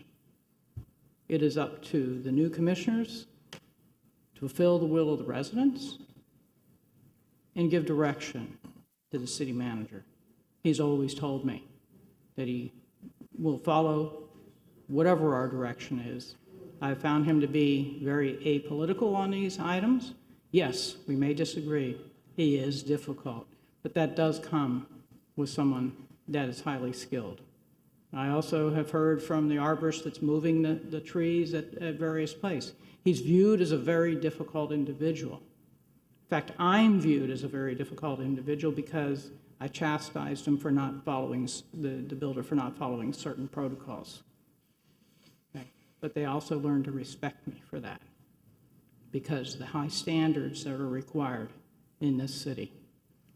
So I'll pass the mic to the next individual. Commissioner. Well, I try not to be difficult, but I can't help it sometimes. Some of you who know me, I worked almost 13 years at the city of Miami as an assistant city manager, assistant city attorney, assistant to the city manager, intergovernmental affairs director. I wore many hats over many years. And in the last 6 years that I was with the city, when I left the city, someone says, you know what, your great achievement is? I go, no, what is it? He goes, you worked for 5 city managers in a 6-year period. And I thought about it, and they were right. And then I reflected, and I realized that constant turnover, and sometimes it's, it was a personal issue between electeds and the manager, and it created an impact on the morale of all the employees. It created a culture of fear that, we think it's impacting the executive level, but it trickles all the way down to the person, the security guard, the receptionist, the person that picks up the the waste. It impacts everyone, even from the counselor at the youth center. And for anybody who thinks that the city of Miami is better today for having a revolving door of city managers, then you just haven't been paying attention. City of Miami, with all due respect, and I have friends there and I've worked there, and there are some great people there, it's pretty dysfunctional. Just pick up the newspaper of late and their dirty laundry is all over the place. And it makes me think, where we're at today. And it's interesting because I think the resident mentioned Abraham Lincoln earlier, and I had him in my mind. Abraham Lincoln had it right when he said, a house divided cannot stand. And our city has stood for 100 years, and I'm very concerned that I'm seeing it starting to tear apart in its foundation. And I'm one who, having been a lifelong resident, can't support or encourage or condone anything that moves us, even moves the needle a little bit in the direction that we become further and further divided. I'm all for, and actually when I became a commissioner, one of my first meetings was with a resident that's here in the chamber, and we agreed to work on the process, work on the policy. How can we make things better? And we shook hands on it. And to this day, every day that I come to work, and every day my colleagues come to work, every day the manager and staff come to work, we're trying to make things better. Are we perfect? No, I don't think anyone's perfect. But our focus is on those things that get us where we need to be as a city. And we try, at least I try to stay out of those things that pull us back. So what my statement to my colleagues, my new colleagues, that I'm here to work with you on the process, the policies, those things that are positive, that take us to the next level. You have my unwavering support and commitment, but I've experienced it as an employee, that culture of fear, because the folks at top are making decisions that for some at the lower level, they don't understand. So I'm not there yet to go and support the direction you want with G3, but I do give you my unwavering commitment, and I think you know that very well, that I will work with you to make the policies, the procedures, the best possible for our residents. You have my unwavering commitment on that. Thank you, Commissioner. Commissioner Castro. Dear Peter, dear city manager, you're a great person. And when I saw this agenda, my heart dropped. I'm like, this is my first commission meeting. Wow, big one. However, I'm not here to decide on myself, right? And I would like to speak out for what residents, how they feel, because they've come up to me and expressed their concerns without me even asking. And this is something completely new to me, right? I don't understand where we've gone wrong with the residents, but they have very strongly spoken, and they're not very satisfied with you as a manager. And it breaks my heart to say it to you, but it's true, and I have to stand by the people who elected me, which is the residents. So that's as much as I can say. So it's 2:20. I'd like to call the question, unless Commissioner Well, I just Anderson- have one question for Commissioner Anderson, Commissioner Menendez, because I think both of you left it. I didn't perhaps answer the question you were looking for in order to make a decision. I think that's basically what both of you have said. If a vote is called to dismiss the city manager, I don't support that decision. Right, just in general, you're not looking for additional, 'cause the way I understood it, you were looking for additional information perhaps. No, my way of looking at how to make the city better is by focusing on those things that actually, in my opinion, make a difference. Policy, procedure, our positions on different issues, on working together to move agendas forward. That's my focus on making the city better. And that's where I am today, focusing on those things, not on a particular city manager, police chief, city attorney. I think let's give it a shot where we work together on policy and procedure. And if it doesn't work, we can step back at another time and see where things came, where perhaps things didn't work out. But I'd rather go first in one direction before going in a different direction. I think it's fairly clear that you're in a new role. And in this new role, you'll be able to observe how the city manager follows the direction of the commission, and you'll have those conversations. There are going to be times that we agree among the commissioners to disagree on an issue. It is not the city manager's choice. It is his only direction is to follow the will of the commission. So I have found that he has unwaveringly followed the will of the commission on items. And we can give the city manager direction in areas where you feel that the direction needs to change. But it is going to have to be a vote of the majority of the commission. And he needs, the manager will continue to follow, I'm confident, the will of this commission moving forward. It is a different commission. As you would say, it's a new day. And I hope that we can work together and do many positive things together. Thank you, Commissioner. Mr. Mayor, you had a So, comment. excuse me? You had a comment. No, I was calling I called the question, but we continue to have a conversation. What is the will as a sponsor of this discussion item? What would you like to do? So we can move on to have lunch, and we have an immensely long agenda. I mean, the conversation that I had with residents last night and over the course of this campaign is they wanted to vote, whether it passed or failed, they wanted to vote on the record, so I will make a motion to terminate the city manager. I second. Would you like me to call the roll? Commissioner Anderson? No. Commissioner Castro? Yay. Commissioner Fernandez? Yes. Commissioner Menendez? For my reasons stated on the record, no. Mayor Lago? No. With that being said, I'd like to pass the gavel over to the Vice Mayor, which I will name Commissioner Anderson in a few moments. And I'd like to do a vote of confidence for the manager. May I please have a second? Well, I'm not allowed to second, right? Yeah, you can. The Vice Mayor, you can. You can second.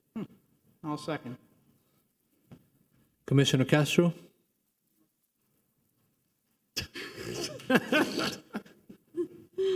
Can you explain the vote of confidence? I think Very simply. that's, It's a vote of confidence. It's a vote of confidence for the manager, very clearly, that we're going to work together, that we're going to find an opportunity to push the city agenda forward, listening to the residents, listening to the business owners, and having a new day here in the city of Coral Gables, following the will of the commission. no, I think a vote of confidence is a vote of confidence on his ability to do the job. Commissioner, with all due respect, it's my motion, and I'm making the motion, and I would like for that to be what it is. So it's a separate vote, it's not a vote of It's a confidence. very simple. It's a vote of confidence, including what I said. Exactly. We have a second on the floor. Commissioner Castro? Yes, I think we don't have enough votes here, Peter, and I haven't had the chance to really work with you. But given the circumstances that you will stay, I'm more than willing to work with you. Commissioner Fernandez? No. Commissioner Menendez? Yes. Commissioner Anderson? Yes. Mayor Lago? Yes. Thank you very much. I'm going to call a 20-minute recess to grab some lunch. I appreciate it. Thank you.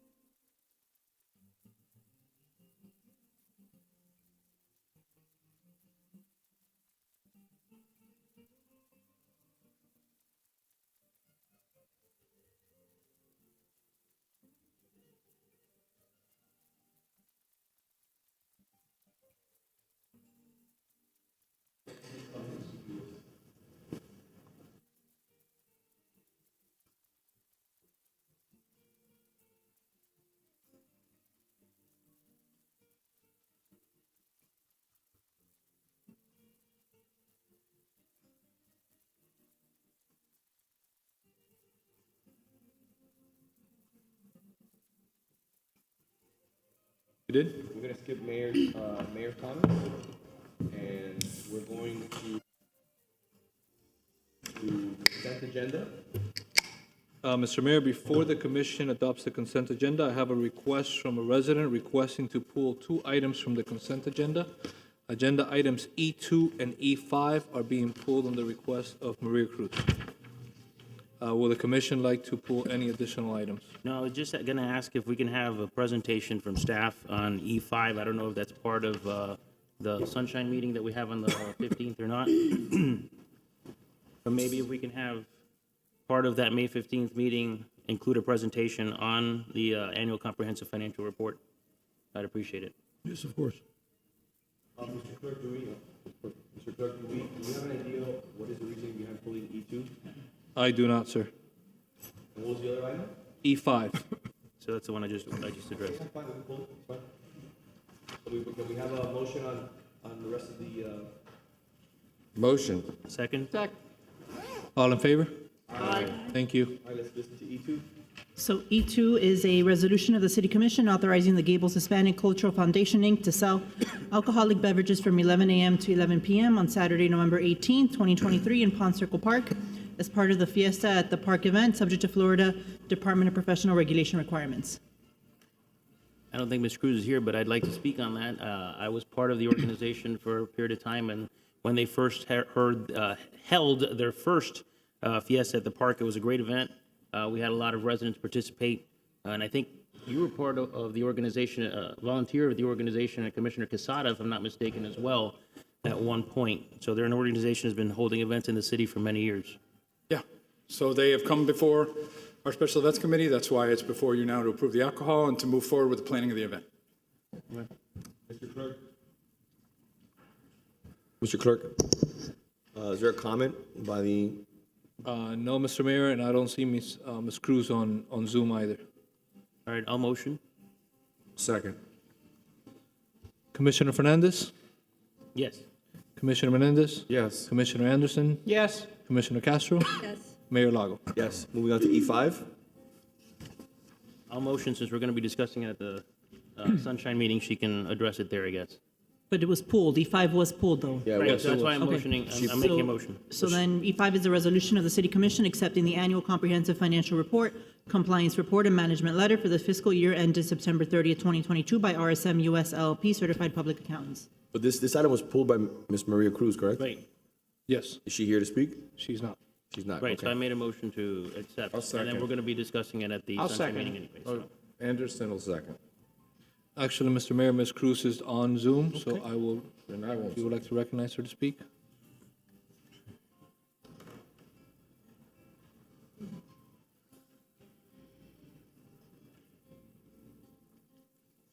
Ms. Cruz?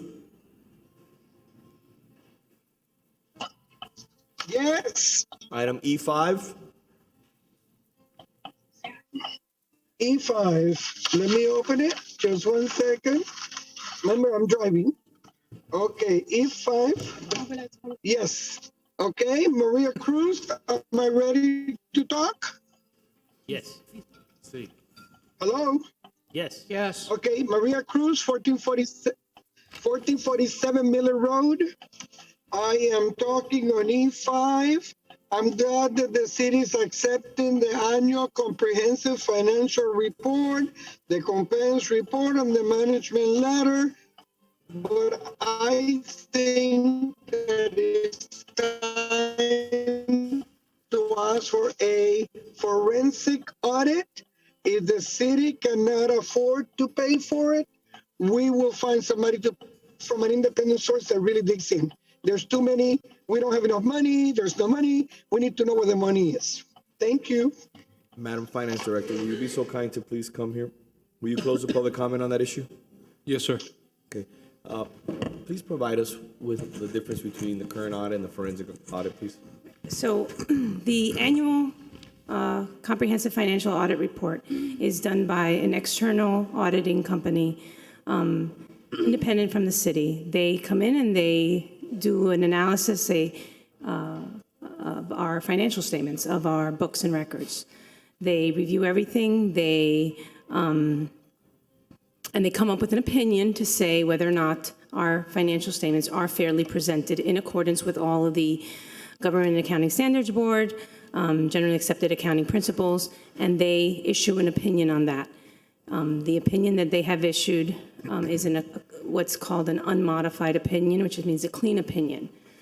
On top of that, they do the single audit, which is the audit of the grants programs that we have, and the fact if whether or not we are expending grants funds in accordance with the grant programs and things like that. That audit also came with an unmodified opinion, clean opinion.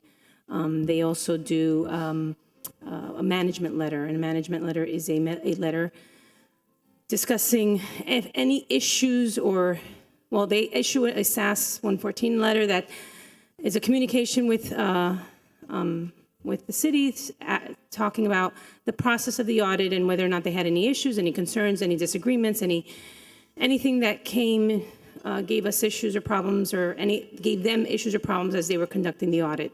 As some of the commissioners who are here know, they meet with the commissioners to ask them about fraud and ask them about other issues that may be happening in the city. They meet with the city manager, they meet with me, they meet with other individuals in the city to make sure, to do their test work, to do their due diligence to make sure.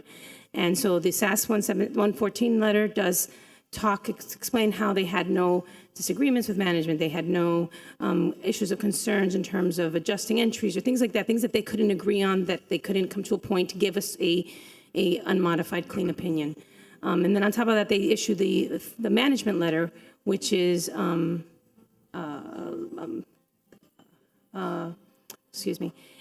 letter of things of compliance, and as well as areas of things that we can improve on. Management comments. The city had no management comments, so there was nothing that the auditors could find that we should be doing differently or better.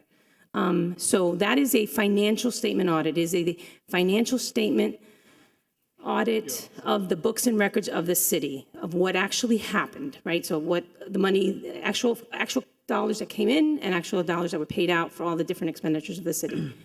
A forensic audit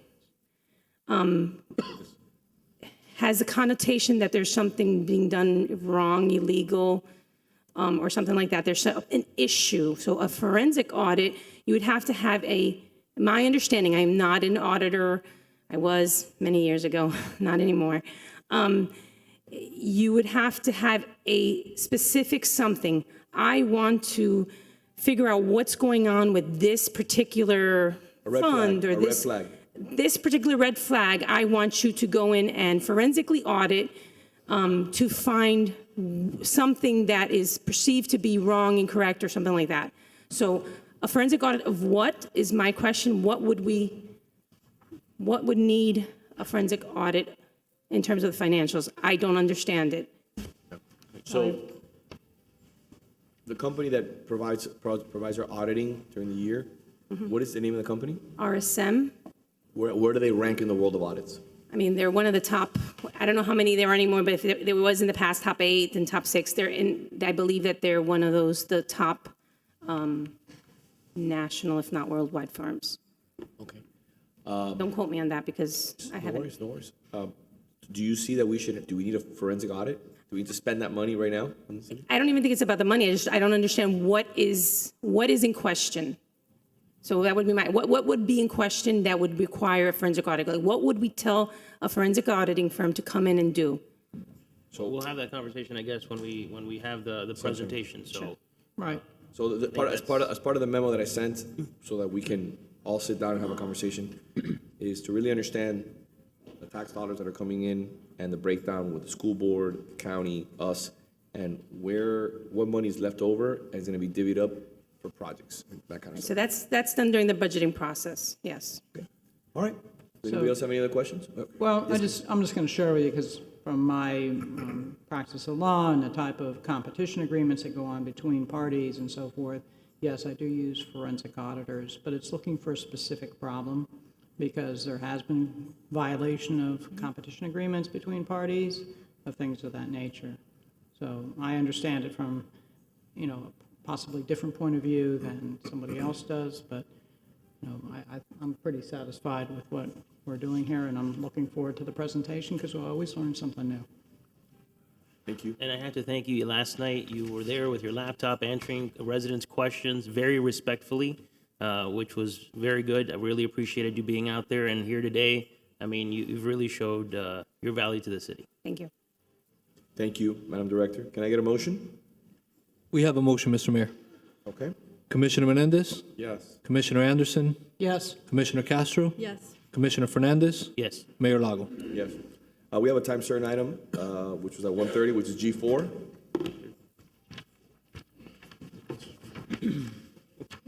Yeah.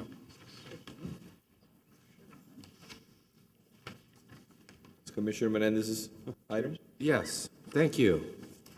No, I had folks down south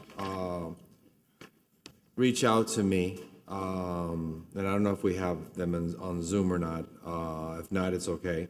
With regards to using some of the funding that's available in our taxing districts, they have, I think it's the Cocoa Plum Phase 1, they want to install or use funds for cameras, security cameras. And I know there's a process, and I just wanted to have that discussion to clarify what the process is and how they could go about maybe tapping into those dollars to then install security cameras, let's say, in the tennis court, I guess, area. So Commissioner Menendez, there is a process for expanding the services of special taxing district, a process that was adopted by the commission via policy. And so Assistant City Attorney Gus Ceballos can summarize that process for expanding the services of a special taxing district. Good afternoon, Mr. Mayor, Commissioners, Assistant City Attorney Gus Ceballos. So the special taxing district, if the original language of the district itself doesn't allow for security measures or something else besides just the current use, then it would have to go back through the amendment process. There's no way for us to just kind of pick out funds and use it for a different matter if it wasn't part of the original ordinance that established the district. So the first step would be, because there is no mandatory HOA in this particular area, they have to do what's called the letter of intent with 20% support of the district. So I believe that area, I think, has 150 homes. So roughly 30 people would have to sign on to that letter of intent requesting for the city commission to prepare a petition. So typically I would prepare that petition. That petition would come back to all of you in order for you to approve the petition language. Once that petition language is approved, that you are satisfied that there's sufficient information on the petition to make sure that all of the residents can make a informed decision, it will then get circulated to the residents. And depending on the level of support, would basically dictate what the next step would be. So if 67% of the area is in support of that change, then you as a commission can approve that change administratively. It doesn't need to go to a vote. If there's less than 67%, but above 50%, then once again, it comes back to you and you can set it for a special election. If the threshold is below 50% support, it would simply just die. So how do I know, or how do we know if security cameras in the tennis area falls within the original? So my understanding is that this is for Cocoa Plum Phase 1, which I believe just has a roving guard. Yeah. I'll pull that language and I can send you a memo and let you know if that's a feasible interpretation. I suspect that it is not. From my understanding, it is simply a roving district, and it may have to go through the entire amendment process, but I can pull it and let you know. Because, and I understand the process and its policy that was set some time ago. Is it those rules and regulations set by this commission, or are we impacted by another, So the amendment process that I just explained was approved and adopted and amended by this commission. Okay. Once it leaves the counties, because the county is the only body that's authorized to create the special taxing district. We can't create a district. They have to create it and they transfer it to us. Once it becomes our responsibility, you are the governing board for it, and you can make any and all decisions for it. So assuming the security cameras falls outside the original intent, how long is the process you described? It really just depends on how fast they can get all of these items done. In So general, like a few months? A few months. Typically, I believe we give a couple months so that they can, sufficient time to circulate the petition and gather enough support to move forward. But it really depends. If they can turn that around quickly in a matter of a couple of weeks, then I suspect that we can probably get it turned around within 2 or 3 months. And is there a way to expand a road? Could you just explain, and I know we're trying to move the agenda, and I apologize. Security cameras, roving, security guard on a golf cart. We may encounter this again, and, an expansion of what security is. And is there something we can do as a body, if there's the will, to look at what was approved and perhaps, like when we go to Tallahassee, if you want to add a change, expand a bill, you add a sentence here. Is there something we can do in anticipation? Otherwise, we're going to be getting this back and forth ping pong match. So there are some districts that do have that language in it for a security system, where we've been able to install cameras as part of the existing district, and it didn't have to go through this amendment process. It's just a matter of if the district was created with that intent or not. There is no way to create a blanket policy that will cover all of our districts. It's kind of a one-on-one basis to make sure that the residents in that area are approving that increase, because, as I suspect the finance director is going to chime in, any and all those changes are going to increase the bill, basically. And so, just to be clear, because even if it's a few months to get it established or just decided, we set the rates in June and then we finalize them in September. So then we would not be able to change that rate and have it collected on the tax bill, right? So we have a timeline. So even if they work on it now and get it done, the chances of it getting for this next tax bill, therefore the funds being collected and being able to be used for the purchase of whatever, would be delayed, right? I suspect in this case, I believe they're discussing a surplus. I think that would work if they had a surplus in their current account. I think the budget, though, is set based on the current services, so it would probably be an adjustment. Right, there may be some bit of reserve or surplus, but that's usually there in case that the security guards' rates of pay change with the company that we use, and so we need to be able to pay the bills.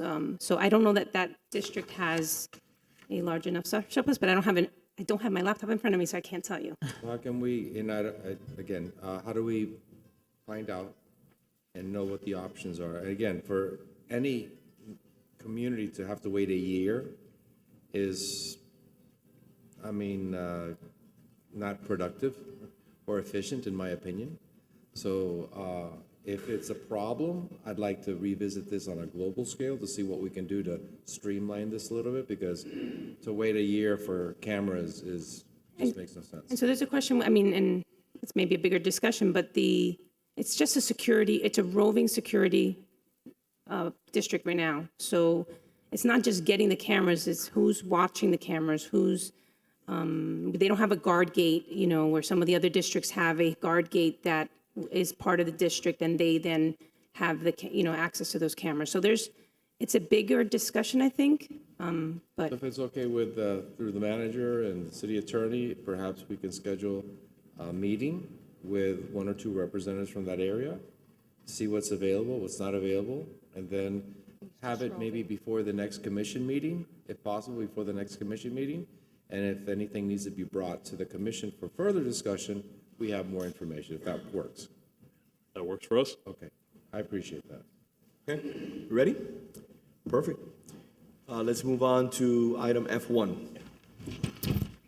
F1 is an ordinance of the City Commission providing for a text amendment to the City of Coral Gables official zoning code by amending Article 10, Parking and Access, Section 10-110, amount of required parking, adding parking exemption for newly enclosed roof deck on existing office buildings built as of February 9, 2021, and providing for severability clause, repeated provision, codification, and providing for an effective date. City Planner. Good afternoon, Jennifer Garcia, City Planner. There's been a few changes since first reading.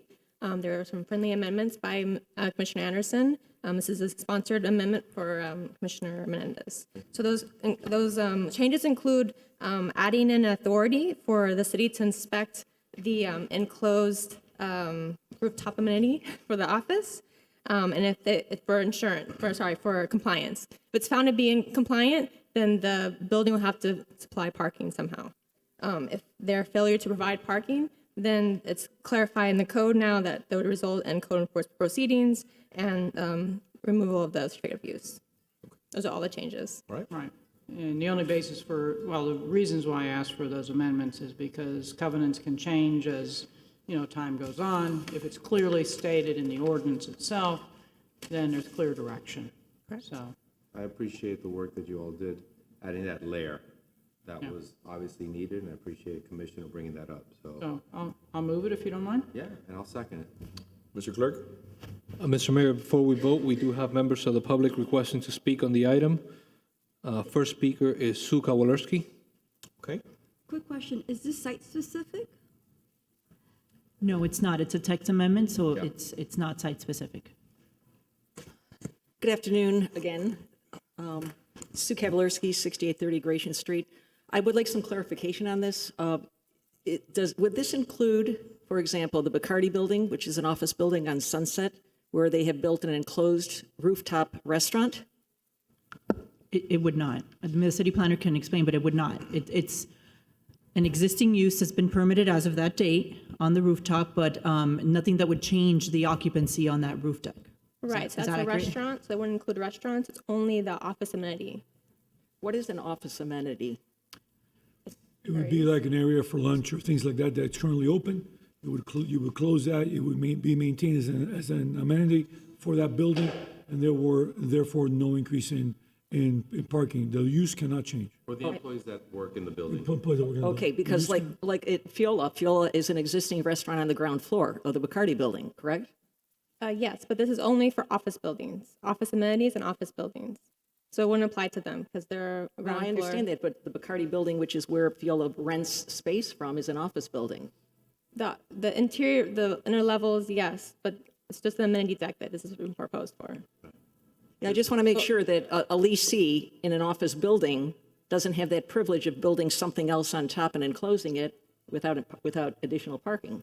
Right, this is only if it's already being used as an open air amenity. Okay. It's not enclosed on all four sides, well, three sides, the roof and the sides. And the original concept was folks have lunch, their lunch break on the roof, which is great in February and January, but come July, August, it's pretty brutal. So this is the concept, is giving them, we're getting the workforce back in the office and create an environment that's pleasant for them to sort of reward them for coming back. Okay, gotcha. And this was your, I believe, Commissioner Menendez, this was your I sponsored it. sponsor. Is there a building specifically that you said, hey, we should do this for? I had residents reach out to me, and, on a broader scale, it made a lot of sense to me because if you just pick up the paper, it's hard to get people back in the office, and I figure, let the employees sort of have a nice area where they can have lunch. So Okay, but there was no specific building that said, hey, let's make this happen? This applies to, like you said, citywide, and it's specific. Just like if Rip Holmes calls me on something regarding Miracle Mile, if I think it's a good idea for all of Miracle Mile, then I'll support it. Okay, I just wanted to make sure it wasn't one building specifically that lobbied you and said, let's do this, and then it became This applies, if I'm not countywide, mistaken, on a citywide. broader scale, correct? Yeah, Right. let's, And there's a date that's specifically mentioned in here, February 9th, 2021. It had to be something that was being used as an office amenity to an office, use permitted as of February 9th, 2021. can we do something? We don't, Can we do something, Mr. Clerk? Yes, sir. I don't want to have the back and forth engagement on, let's allow for public comment, have a public comment, then we move on to the next item. There's a sponsor of an item here. We've discussed it thoroughly. I want to understand if now we have a huge agenda. We're never going to get through. We'll be here until 12 o'clock at night. I'm just trying to make sure that we respect everybody's time. As a sponsor, Mr. Commissioner? I'm good. As a sponsor, you're good? Yeah. Okay, perfect. Already. Any other questions? I think we have a first No and a question. second.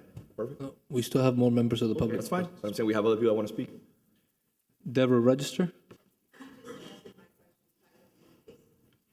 Okay, and on Zoom, we have Ms. Maria Cruz. Perfect.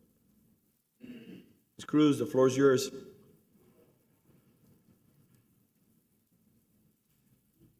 Okay, can you hear me? Yes, ma'am. All right. Maria Cruz, 1447 Miller Road. I just want to make sure that I understand this. This is for people that have office space and use the rooftop for their breakout, coffee, lunch, whatever. Since they're already in the building, they will go up to the rooftop and do that but there will not be other people coming from the outside to use that. Is that correct? Correct. That is correct. Okay, thank you. All right. That's it for the public hearing, Mr. Mayor. We have a motion. Do we have further comment? Commissioner Anderson? Yes. Commissioner Castro? Yes. Commissioner Fernandez? Yes. Commissioner Menendez? Yes. Mayor Lago? Yes. Moving on to F2. F2 is an ordinance of the City Commission amending Section 62-151, alleys, swale areas, and rights-of-way to be kept clean and mowed in order to provide for a mechanism for the city to provide the required deep cleaning in commercial areas and lien the property for the cost of deep cleaning when a property owner fails to do so after notification, providing for a repealer provision, codification, and providing for an effective date. There have been no changes since first reading. Deputy City Attorney Stephanie Throckmorton is available to answer any questions, and this is a public hearing item. Does anybody have any comments? Mr. Clerk? No public comment, sir. No public comment. Motion. Oh, wow. Okay. We have a motion, a second? I'm sorry, who moved it? Motioned and seconded. Okay. Commissioner Castro? Yes. Commissioner Fernandez? Yes. Commissioner Menendez? Yes. Commissioner Anderson? Yes. Mayor Lago? Yes. Easiest item I've ever presented. Thank you. Thank you for helping me with that. Item First time. F3. Item F3. F3 is an ordinance of the City Commission amending Chapter 34 nuisances, Section 34-105, abandoned or junk motor vehicles on public or private property, prohibited, exceptions, to prohibit the parking, storing, or leaving of vehicles under car covers on city swale areas, providing for severability clause, repealer provision, codification, and providing for an effective date. This is a public hearing item. Assistant City Attorney Gus Ceballos will present the item. Good afternoon again. Sir. So this item is very limited in scope. So currently our code allows in your private driveway, if you have a car that you're working on or you just want to protect, you can put 2 cars under a car cover as long as it's in an approved area. You can't park on the grass. You can park on the driveway. That's perfectly fine. The issue occurred that throughout the city, there are people parking their cars on the swale and putting a car cover. And Now, our code, then going on trips and not coming back. yeah, and then our code is a little ambiguous as to whether that's allowed, whether that's, I don't believe that's within private property lines, but we decided it would be smart, and with the mayor's sponsorship, we are addressing it. It basically just prohibits the parking or securing of any vehicle in the swale area with a car cover. That's it. Doesn't mean that you can't leave your car on the swale. That's not the issue. Doesn't mean you can't protect your car. We just want to make sure that we don't become like a, neighborhoods become basically a storage area for vehicles. And what are the penalties we're putting or attaching to it? So right now, it would basically just reference the current subsection 1-7 in our city code that has a fine. I don't have the fine with me right now, but I can pull it up and provide it to you. Because I know that issue came about in, I think it was Segovia or Sevilla, I can't remember now, where somebody's actually parking several cars. And they have left them there for years. So I know that this is a large issue in some areas. So, Mayor, I got a friendly amendment to request, and, from time to time, you have to get your driveway fixed, or from time to time, you have to get your trees trimmed, and I just recently did that. I piled all the trimmings on my swale. My driveway apron, because it's the only area where there's enough space for the boom to come in to pick up all the branches. So I came in and trimmed on Tuesday, and by Thursday morning, the stuff was picked up. So I'd like to have a time period in there that you could have the car covered, so, because it keeps all the leaves out of my cowling and the bugs from getting inside the leaves and then crawling inside the car. That makes a lot of sense. I mean, I don't have an issue with it. I'm just trying to avoid, like what Commissioner Fernandez said, just somebody just leaving a car on the swale for a month and a half, 2 months, 6 months. It's Right. happening in North Gables in certain areas, and it was brought to my attention by 2 residents. Right, Near so. your house too? Yeah, and by my house, I have one Your too. house, there's one too. There's one by my house. Right, no, and they get in bad condition, so I'd say it has to be a car cover in good condition. You're not tying it down, because if it's something temporary, you're not gonna be, putting the tethers on there. And by the be way, limited for that period of time. I don't have an issue. I mean, we can do a week maximum, or whatever you like, whatever you feel comfortable with. I'm amicable, whatever you want to do. One of the things I wanted to add, and just maybe we'll do it in second reading, just talk to my colleagues, see what their appetite is. I know of an issue next to my house, a block away, where there's an actual car, can't do anything about it, that's, the tires are flat. And the car doesn't move. Well, I believe it's 2 tires are flat, it's considered an abandoned vehicle and should be cited as such. And well, the car hasn't been washed in probably 10 years, and there's one tire that's flat, and the other one is questionably flat. So it's kind of ambiguous. We need to tighten up that, maybe between first and second, come up with some ideas, figure something out so that we have a little bit more teeth here. Right, and I heard that that's actually enforced by the county, not by us. Because we weren't able to enforce the vehicles that were abandoned on the swale. So my understanding is in terms, at least for this code section, it's a code enforcement violation, so you would be cited. It would not be ticketed, the vehicle would not be ticketed, the property owner, the abutting property owner will be ticketed. Got it.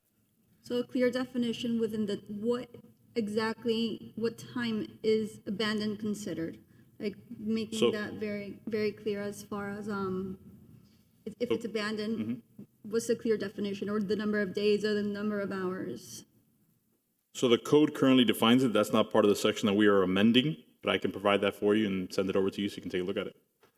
Okay. Yeah, because we can imagine a situation where you do get two flat tires, or someone slices your tires. So for the state statute for an abandoned vehicle, what we do is we get a call, we'll mark the tires, we give it 10, we put a notice on it from the police department, and in 10 days, if it's not moved from either a parking space on the street or in a swale, then we remove it. And if nobody claims the car, then it gets turned over to the towing company of contract for auction. Okay. Okay. So can we, between first and second reading, can we work on an amendment as per Commissioner Anderson's request, and work on something to address the issue of an abandoned vehicle? I mean, I can give you an example. I can just show it to you a block away from my house. So just so for reference for the commission, abandoned vehicle means any motor vehicle or other vehicle in a wrecked, junk, dilapidated condition on public or private property in the city. A vehicle is presumed to be abandoned if it is maintained on cement blocks, has flat tires, is partially dismantled, has missing paint, is inoperable, or is not registered or insured. That is what our current definition for an abandoned vehicle is. Yeah, but what about a time period? What if it's So covered there's no- and no it's in time good period. condition? It's covered, it's in good condition, and it's been there 3 weeks. Does that mean it's abandoned? I think she's asking specifically about the new addition we're making, which is making it a prohibition to have a car in the swale with a car cover. Specifically to that is your question? Correct. So do we want to, you're saying, so currently it just says you're not allowed to, the proposed ordinance says you're not allowed to do it, period. So I think Commissioner Anderson is asking for some time period where it would be allowed. Right. And So we can do 72 hours, we can tie it to a permit, whatever you believe is appropriate. I mean, I would think a week is usually sufficient, tying it to a permit if you're having a new driveway laid or something of that nature. I understand that. So Understood. we can work on that between first and second. I think the intent is good behind this. I'll move it. And how are we measuring this time? How do we know it's there? How are we? So typically, our code enforcement officers will go by and they'll mark the date, like and typically issue a warning, and then they will basically re-inspect. If we set it at 7 days, they will go and re-inspect after the 7th day, and if the car is still there, hasn't been moved, still under car cover, they would issue the violation. And as you were saying, under the state statute, it's 10 days for abandoned vehicle. Right, we mark the tires to make sure the car has not been moved in the 10 days. In that process, then we go through our information system, notify the registered owner by certified mail that your car needs to be moved. And then we come back, and if it's there within 10 days, the same officer then has the tow truck take it. Would it simplify things to set it at 10 days then? I would. I'm just I would asking. like Fine with 10 that. days. I don't have an better. issue. I'm flexible. So just for clarification, then regardless of whether there's any work being done or there's a reason for it, just we're allowing cars to park on the swale for up to 10 days with a car cover. Is that the intent? Well, I guess how would you, there may be work that's being done that's not visible when code enforcement comes out, so it'd be hard to really define it. Can they appeal? Yes. Why don't we do this? Why don't we iron out in between first and second reading? Maybe Gus, you can float some ideas to the commission on in regards to days, work with Commissioner Anderson on that, and make sure everybody's comfortable. I'm fine, I don't have any issues. As long as we just have some sort of vehicle to address what we're seeing here, where people are just leaving their cars on the swale. The point of the swale is the swale has to be kept in order, and it has to be accessible to everyone, not just one homeowner who blocks it for 6 months or a year at a time. Understood? And in regards to the previous question, the violation is $200. $200, okay. Okay. So I'll second. Yeah, we're good. Commissioner Fernandez? Yes. Commissioner Menendez? Yes. Commissioner Anderson? Yes. Commissioner Castro? Yes. Mayor Lago? Yes, thank you. Moving on to F4. F4 is an ordinance of the City Commission approving the vacation of a public right-of-way pursuant to Zoning Code Article 14, Process Section 14-211, abandonment and vacations, and City Code Chapter 62, Article 8, vacation, abandonment, and closure of streets, easements, and alleys by private owners and the city. Application process, providing for the vacation of the 8,441 square feet of public right-of-way and dedication of 1,748 square feet between Lot 4 and Lot 5 in Palm Vista, Coral Gables, Florida, providing for a repeater provision, severability clause, and providing for an effective date. This is a quasi-judicial hearing, so any ex parte communication should be disclosed. Also, Mr. Clerk, please swear in anyone who will be providing testimony today. Those who will be appearing before this item, please stand and raise your right hand. Let's register. You register to speak on the, please stand. Do you swear or affirm that the testimony you'll provide today will be the truth and nothing but the truth? Thank you.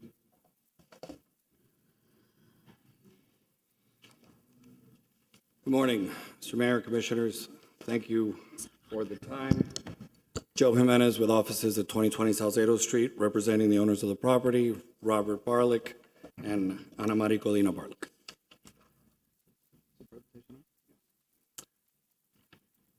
This application is really, the subject property is between two single-family homes in the Banyan neighborhood.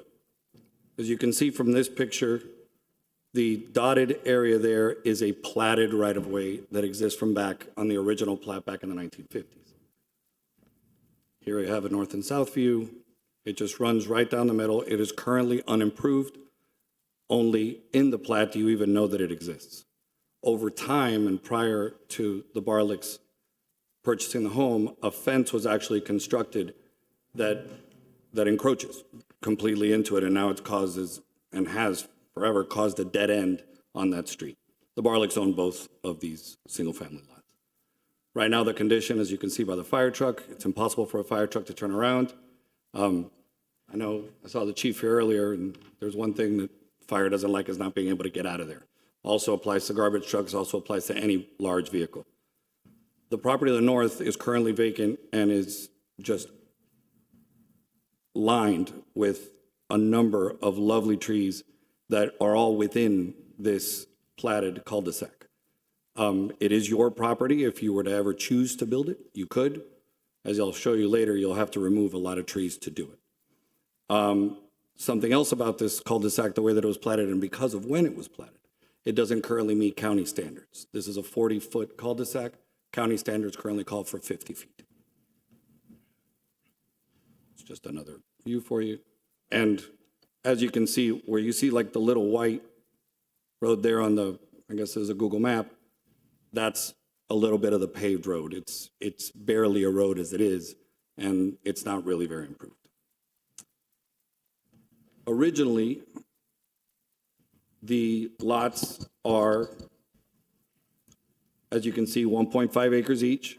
The required lot size in the zoning district is 1 acre, and they obviously both comply. What we are proposing is two things. Number one, originally we had proposed a larger cul-de-sac closer to the western property line. A traditional cul-de-sac round. I remember getting a call from the city manager saying, "What are you, crazy? That's 3 trees. Figure something else out." That led to this plan. What you see there in blue is what's called a T turnaround, which we then presented to the fire department, which we then presented to all the other city departments. And with no trees being removed, it is acceptable to the fire department. As a matter of fact, the only comment we got from fire during DRC was thank you, because we would obviously be constructing this for you in exchange for the vacation and the dedication. You're vacating 8,441 feet because of the T turnaround taking up less space. The net vacation is 6,800 feet. We're also moving the property line a little to the south. The southern 5,400 Banyan Trail property would be 1 acre, consistent with the required lot size. 5,401 would be slightly bigger. This is what essentially the T turnaround would look like. So that it would be paved road into what is now private property. expansion both to the north and the south, and a fire truck can come in, pull in. The driveway to the 5400 house is actually the end of that, so that would go directly into the driveway. But a truck could pull in, pull out, and essentially make a 3-point turn without having to back up all the way down Banyan Trail. These are the trees that I was telling you about. The red trees are the ones that were going to be the red lines, excuse me, are the ones that were going to be affected by the original design, our original proposal. And that original proposal had the net dedication be much less. But we thought it would be better. We actually looked to relocate them, try to maybe decorate the cul-de-sac by putting them in the middle. Because of the nature of the trees, there's like an intertwined system that they have. It's not really possible to take out one, save the others. And it was just way too difficult. There you can see, as I was saying, the photographs of the trees that are throughout the property. So we understand that the city is very into this. It actually is a simpler design for us, so we obviously didn't object at all. But it is a benefit to the city and to the neighborhood, quite frankly, that these trees don't have to come out. And this is just an example of the actual tentative plat that's submitted now for your approval later. It shows the rededication and it shows the vacation. As you can see, that cul-de-sac went very deep into the two properties, which also then created setback issues that nobody else on the street has, because we would just have to be so much further back from the platted right-of-way. So that is the application in a nutshell. I know there's a related item. I don't know if you want to take it. There is a related resolution. It is F6, and it is approving the tentative plat, but it's not on for consideration today. It would be considered once the ordinance approving the vacation, if it's approved on second reading, that's when the resolution approving the tentative plat would be considered and voted on. Gotcha. So I showed you that item a couple of weeks or a month earlier. So that was a tentative plat that'll come to you eventually if this is approved. So I'm here to answer any questions and happy to help. I don't have any questions. Speaks for itself. I actually asked a question of the city attorney, and I just wanted to put it on the record because it was a question I received from some residents, which was whether the city could sell the right-of-way to the resident, and the city attorney can answer that question for me. The city does not own right-of-way, we're not the fee simple owners of the right-of-way, so no, we cannot sell it. Thank you. Just wanted to put that on the record. So I did have one question for you. You're not going to get off that easy. Yes. Have you looked at the drainage issues there? Because in the Banyan area, I've heard of some drainage issues. None have come up. I know that there are plans to build a single-family home on that single-family lot, the northern platted lot. So that will definitely come up when they go to do the civil engineering for that. Right, and that would have to be on septic, wouldn't it? Because we don't have lines down there yet. Well, one of the things that the owners are talking about and that they've asked me to find out, and it's not only septic, but the undergrounding. I know there's a lot of things planned. I know that neighborhood would maybe say, hey, can we front it? I don't speak for all the owners there. I'm telling you what my guy's thinking. If we can do that a little faster, because, for example, if we're going to build a single-family home there, it'd be an awful waste of money to build a septic system to then turn around and then have to connect to a sewer line. If that money could be advanced somehow and done a little bit more efficiently, it'd be unnecessary. It's just wasteful. I'd hate to build a brand new septic system right now. It just seems like an awful waste of money. So if it's a question of, okay, how do we change the public works schedule? Is there anything that we can contribute towards that? It's definitely something that's being discussed. Well, I can just tell you I got some complaints from down in that area about when there was a lot of rain, not being able to flush toilets. So it's worth the discussion with your neighbors, and then we can continue to talk about what can be done. And our plan's not going to be done until September 2024. That's a while. It's a ways off, so I don't have an answer to that question, but I'm just bringing it up because of the complaints I've heard. Well, this is unless you've created any others, or excuse me, the county has created any others, this is probably your newest special taxing district in that area. I think this was the last community to sort of create its, like Coco Plum, Gables Estates, Hammock Oaks, whatever, and this was the last one. God, we did it maybe 5 years ago, 6 years ago at the latest. So they are an organized group, so that it's not just a bunch of homeowners. So they do meet. So we'll figure it out. Well, I love the proposal to save the trees. So, Staff, I got to give staff credit. we, They came down on me pretty hard. I didn't even notice it when we proposed it. All right. Can we have a motion? I'll move it. We do? Oh, we have public comment? Go ahead, Yes, sir. Mr. Clerk. First speaker, Mr. Mayor, is Deborah Register.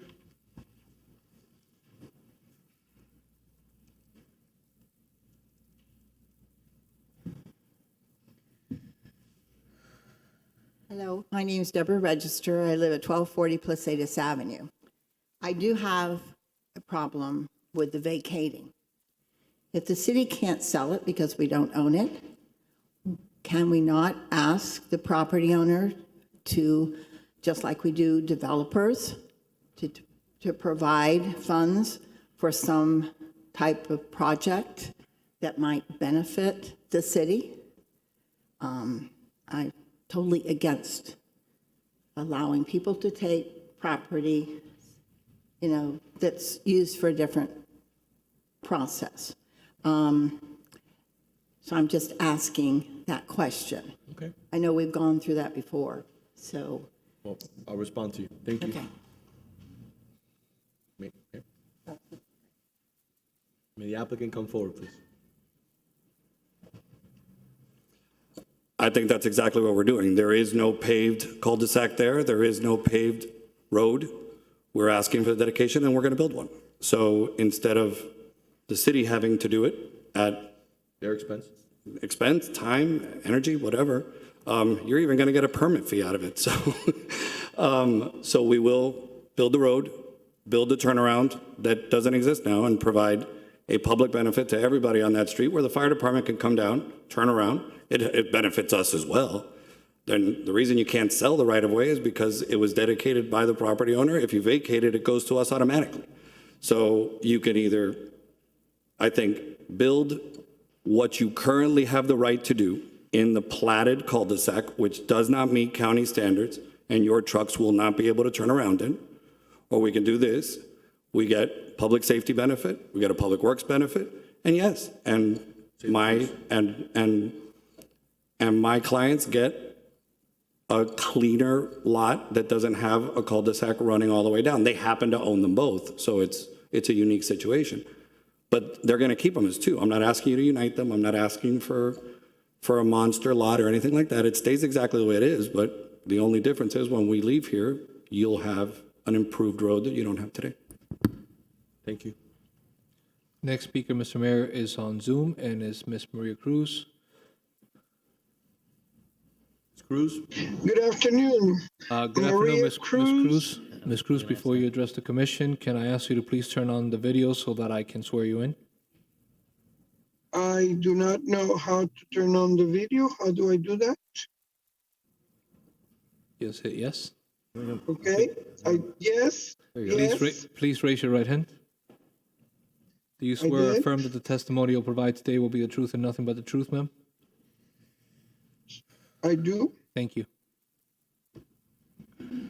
Okay, I am listening, and like Ms. Register, I do not believe in vacating, giving anything that we shouldn't. But I have a question. We talked about neighborhood, neighbors, community, association. Where are all the other people that will be affected positively or negatively with this? When we talk about them, shouldn't we have something from them saying that they agree to this? The city code requires notice to all affected property owners and a meeting. That meeting was advertised. That meeting was attended by two people who have absolutely no objection. This has been to DRC. This has been to the planning board. And now we're here at a publicly noticed meeting as well. So, Ms. Cruz, they were notified, but they just didn't have anything to say. So that's a requirement of the city code. That wasn't me going above and beyond. We had it at the office, and the only comment was, we were told to come, so we came. They were like, great. And they're like, fine, this makes perfect sense to me. They saw the mutual benefit. Thank you. Mr. Clerk? That's it, Mr. Mayor. Mayor, for the sake of completeness, I think we should have staff give their recommendation as And I well. just wanted to close the public comment. Okay, understood. Staff? Good afternoon, Jennifer Garcia, City Planner. Back to the PowerPoint, please. Perfect. I'll run through it. All right, so you know the location pretty well by now, as well as the two lots. The zoning right now is single family, and the future land use map has a single family low density. You know that the north lot is vacant right now, and the south lot has a single family home, 2-story, with a pool and a garage. And they're asking for 2 requests. Only the vacation will be taken up to her today, and if approved, then they'll go for tentative plat for the second reading for the vacation. So the process for the vacation and tentative plat are very similar, DRC, Planning and Zoning, and Commission. However, the tentative plat, once approved by the Commission, it goes to the county, and the county plat committee will then approve it. They'll create the final plat, and the final plat will come back to you, to the City Commission, many months from now. And the vacation, as you can see, is that cul-de-sac that was platted, and the dedication is those 2 blue rectangles. And the tentative plat is really just illustrating those vacation dedication as well as enlarging that north lot. So DRC was in January. Neighborhood meeting, as he talked about, was in February. Planning and zoning was in April, and here we are for first reading. And notices were sent to, I believe, 300 people or so within a 1,000-foot radius of the property. And they were notified by mail 3 times, 2 times for property posting, 3 times for website posting on our website, and 1 time for newspaper advertisement. So staff determined this is consistent with the comp plan, as well as recommends approval with conditions. Just go with those really quickly. There's just 3 of them.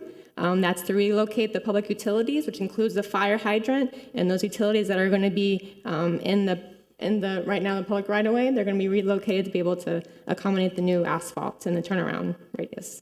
And then to relocate the backflow preventer, since that's being dedicated as the public right of way, that'll be relocated into private property, and that will be all covered by the owner, the costs and everything. Okay, that's it. Thank you. Do you have any further comment from staff, from anyone on the commission? If not, I'll entertain a motion. I'll move it. I'll second. Commissioner Menendez? Yes. Commissioner Anderson? Yes. Commissioner Castro? Yes. Commissioner Fernandez? Yes. Mayor Lago? Yes. Thank you. Moving on to F5. Thank you. Which is also connected with G20. So F5 is an ordinance of the City Commission adjusting the date of the runoff election from 2 weeks after the general election to 3 weeks after the general election, and adjusting all other dates related thereto, including the date the mayor and commissioners shall take office, and amending Chapter 18, Elections, Section 18-2, Canvass of Returns, Duty of Commission, Declaration of Results of the City Code, to adjust the date of the runoff election and all other dates related thereto, commencing with the general biennial election to be held on April 8, 2025, providing for severability clause, repealer provision, codification, and providing for an effective date.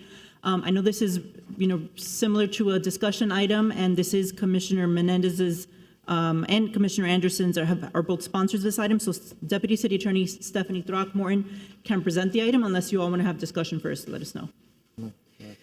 So, hello, good afternoon. Stephanie Throckmorton, Deputy City Attorney. As you all are aware, in 2016, following a referendum, the runoff was inserted into the city charter, which called for a 2-week runoff period following the general election.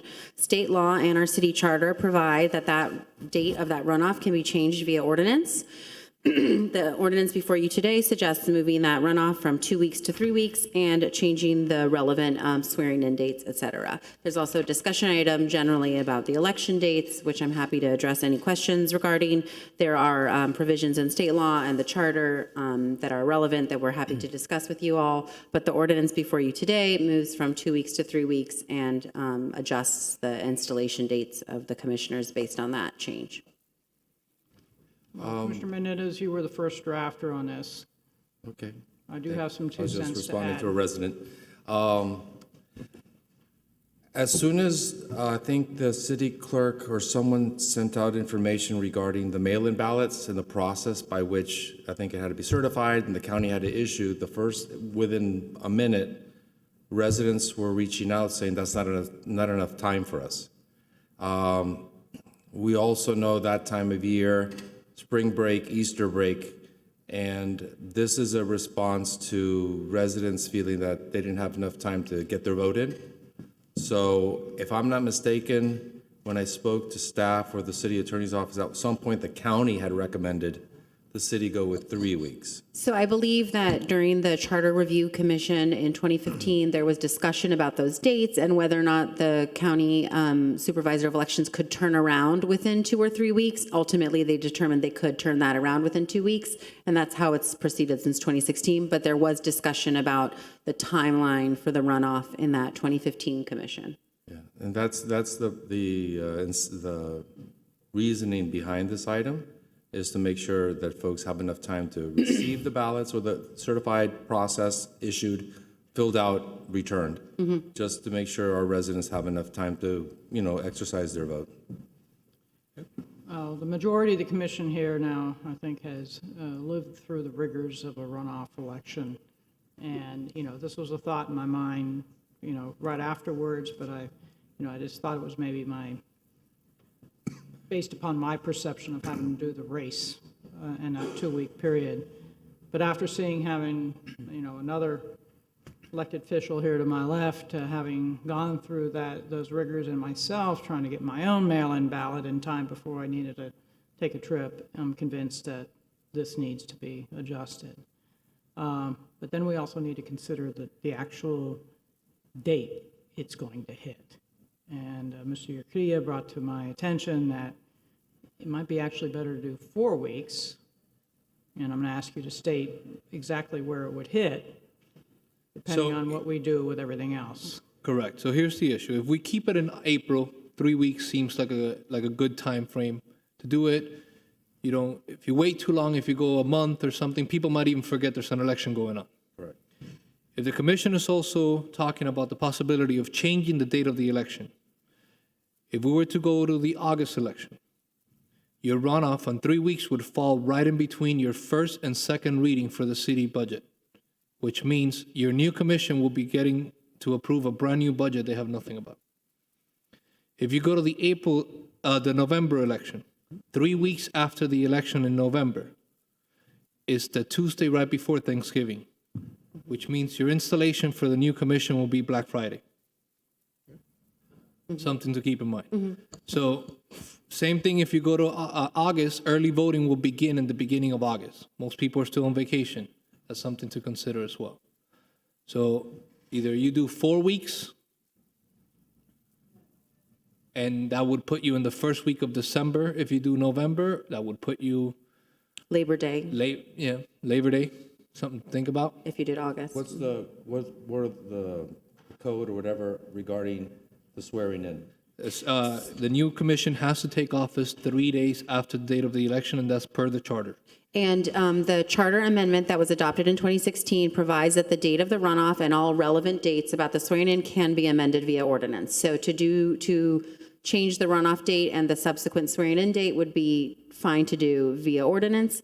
I just think, as the clerk mentioned, if we want to look at a sort of wholesale discussion of dates, there's a lot of considerations, as the clerk mentioned, budgeting, holidays, the length of terms, term limits. There's a lot of details to be addressed. So we're happy to look at all of those and whatever the commission feels, look at all of those options. The item before you today is simply moving the runoff date and keeping that April general election. So I wanted to add one more fact for us to put under our hats for future, and that is the cost of doing standalone elections. And I asked our city clerk to provide us the dollar figures that we would save if we're able to piggyback on another election that's generally held throughout the city. So just to give you some historical data, the 2016, when we put the questions on the presidential election, it cost the city $19,000 to put 5 questions on the ballot. For our past April election, I estimate $150,000 for the general, $150,000 for the runoff. That is not including advertising or any additional time. Early voting would be $7,000 per day additional to that. If we were to piggyback of either countywide or general election, city wouldn't have to pay for early voting. The residents will get the additional benefits of having 2 weeks of early voting instead of 2 or 3 days. It would be a lot more work for the candidates, but something to keep in mind, at no cost to the city. Advertising will be handled by the county. The cost of opening all precincts will be handled by the county, because again, the downfall from that, oh, by the way, we would have a much larger turnout. We would go from 25% to close to 80% turnout in the elections. If we want to talk about the downside, I would talk about voter fatigue. You would be stuck on page 8, page 10 of the ballot. There's typically about a 3,000 or 4,000 voter undervote once you get to that portion of the ballot. So something, a lot of people either vote for the president or for the mayor. You have the federal races, then you have the senators, state, local, Miami-Dade County, all their amendments, and then us. So that would be the one turnoff that I would tell you from doing that. But still, you would get a much larger turnout than you do right now, at a fraction of the cost. And you would save the city hundreds of thousands of dollars potentially. You would save the city, a safe assumption would be over $250,000 per election. One thing just to note with that is that's if the runoff is also coupled with an election. If we had a standalone runoff, some of those same costs would still exist. It would still be savings though. Of course, yes. I have a quick question. Because I remember, reading, not here in Coral Gables, but other places concerned with low, like 10, I think we had 20%, but some places have 10%. Is there a national trend? Do we know a national trend in other cities, other places that they're realizing that? So we've done a little bit of research with the city attorney's office, and other municipalities have gone to couple with state and county or national elections. So those August and November dates, various municipalities in Miami-Dade County have gone that way recently. And I do think traditionally, it's our understanding that municipalities in Florida have done these odd-year elections, but there has been a move in recent years in many municipalities to switch to those sort of even-yeared, larger elections. There is no requirement at the moment to do so, so it's at the will of the commission. Commissioner, I would tell you that speaking with other cities as well, the standalone election, cities have started to go away from it. Primarily, budget. It's a large cost to the municipalities, and you're not getting the turnout. Yes, you're getting the core of your citizens to vote for things they care about. However, it's not the majority of your citizens that are turning out to vote on those elections, and you're actually paying more just to have it by yourself. So my issue after hearing, the explanation is, the item that we have here with regards to the runoff. So based on what I'm hearing is,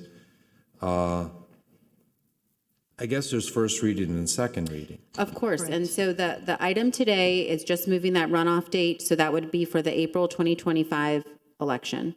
If we want to have a larger discussion, we can do that in between first and second. We could hold off on this, we could adopt this and then look at it again. I mean, there's many options. Before this goes to second reading, and then and if there's a change in terms of what the commission wants to do going forward, then we would have to undo this. Yes, so if there was a change, for instance, that later you wanted to change it to a November election, and that third week later would be Thanksgiving, and you guys wanted to look at that again, that would require another amendment, and depending on how and if you change the election date, that would require different things.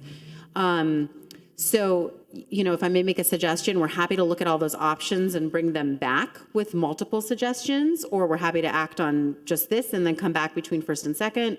But there's clearly a lot of moving parts to discuss. If we have a first reading, are we required to come back second reading immediately? No, if the sponsor doesn't want to bring back the second item at any time, you're not required to. So. What are your thoughts, Commissioner? My thoughts are, this just to me is just practical and makes sense, to do this one. So my opinion, but we're five, to have this, vote on first reading, and then have a broader discussion and don't bring it back until we know whether this is going to stick or not. You know, and I'm open for recommendations on how we proceed, but it seems to be, well, the cost is significant. So I'm open to how we move forward. Right, and I didn't plan on having the full discussion today regarding the other elections. I wanted to, give you some information. Let's get some input from staff of how the calendar could be moved around. From talking to people that vote, the fatigue is usually on those little items that are not candidates that you're voting for. It's this change in the county, this or that change, and whether or not because they don't understand the questions, or on the judgeship, where they don't know who the judges are. Correct.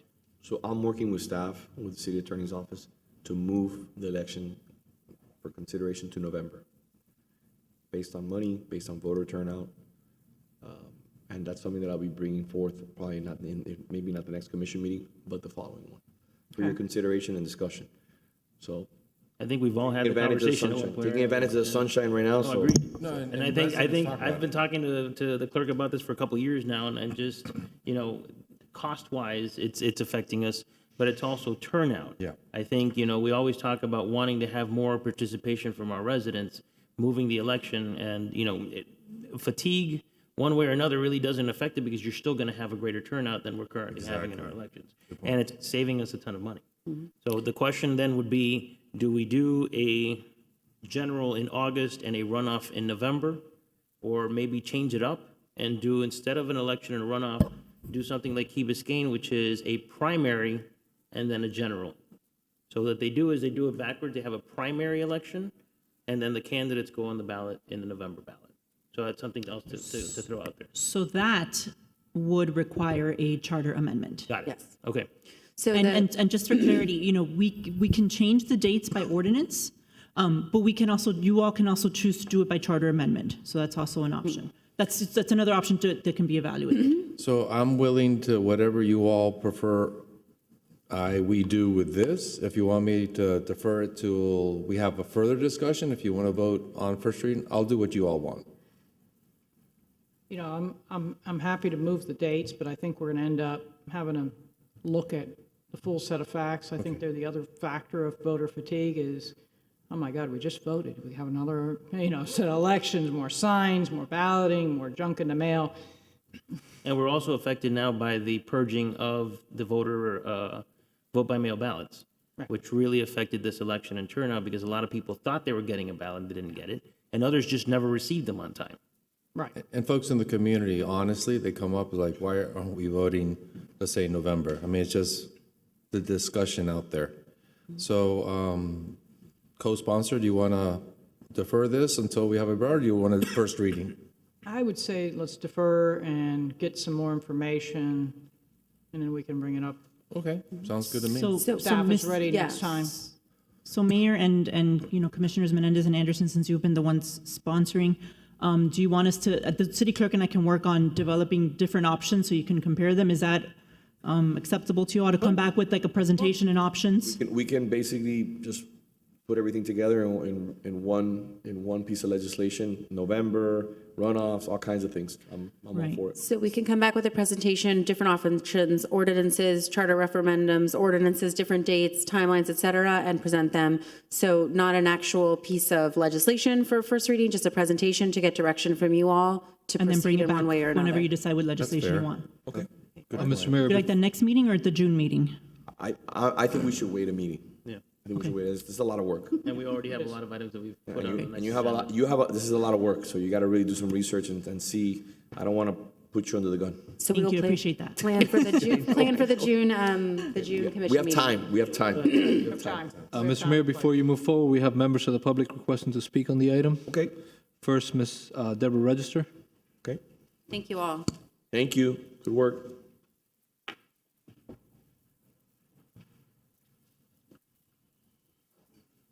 Again, my name's Deborah Register. I live at 1240 Placentas Avenue. A lot of what you talked about today is what I wanted to talk about, is moving it to save us cost. I don't think we should do 4 weeks between the first election and the second election. I'm tired of all those mailings. they start getting pitched in the trash. So as soon as we can have it afterwards, I would suggest that people can get their mail-in ballots or whatever. But why I came here was to talk about moving it and saving us our money, because maybe that's some of the money we can use to do some of the projects. Thank you for listening. I only did one mailer in my runoff, so. I've told some people, less is more sometimes. Thank you, Mr. Next Clerk. speaker is Ms. Maria Cruz. Ms. Cruz.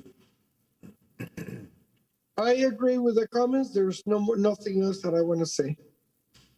Mr. Clerk. Thank you. Thank you, Mr. Mayor. Where are we? We done? That's it. That's Okay. it. All right. So we're moving on? Yes, sir. All right, G5. Parking capacity. Let's see, do we have staff ready on it? This is a discussion regarding the current and future parking capacity for Miracle Mile in the Central Business District.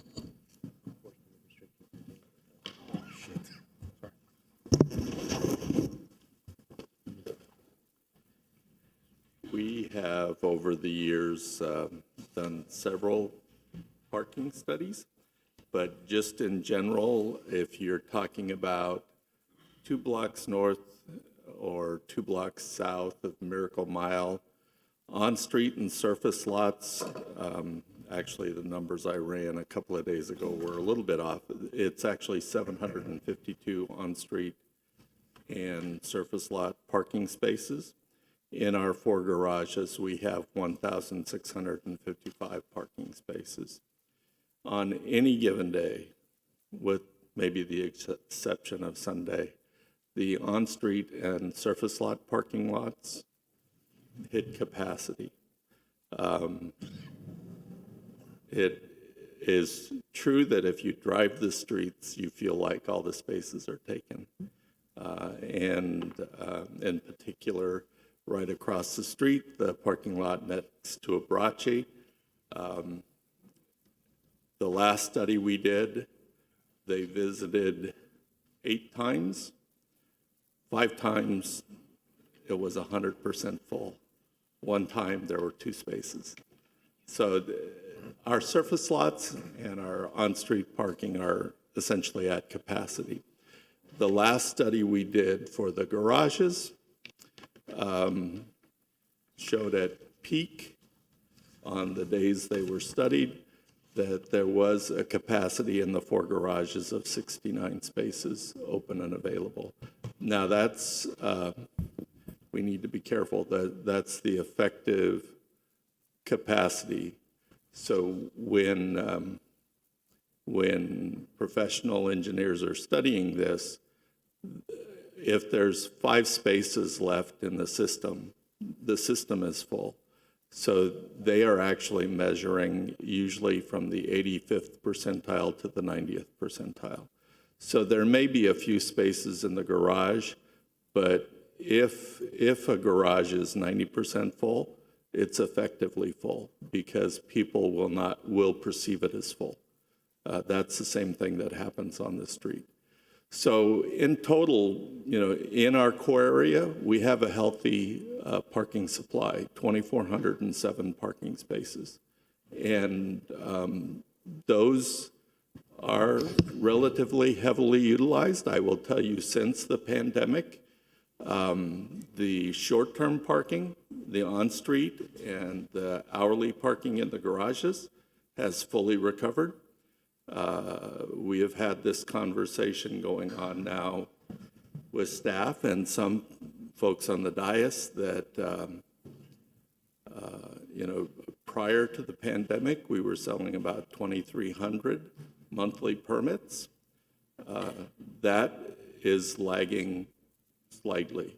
I believe this month we sold 1,900 monthly permits, but it has been coming back. But I would expect it will take a little bit longer before we're back to capacity on the monthly permits. Okay, so when the planning was done for the number of parking spaces needed for the proposed parking garage behind the Miracle Theater. Can you share with the commission what the analysis was? The analysis at that time, that was actually an update of studies that were done. I believe one of the studies was done in 2013, but in the middle or end of 2018, there was an update of that study. And because the project that was being reviewed essentially removed both the garage across from Publix and the garage across from Chocolate Fashion, those two garages are 636 spaces currently. Because of other things that were happening, including the overlay for Miracle Mile, where parking was being prohibited on the mile, and the overlay of Giralda, the engineers at that time came back and recommended that we look at 1,000 spaces to replace those 636 spaces. Now, things look a little different now because there is no plan to immediately tear down and redevelop the Publix facility. But we do know that it is an obsolete and it does not function operationally as it should. There are access issues.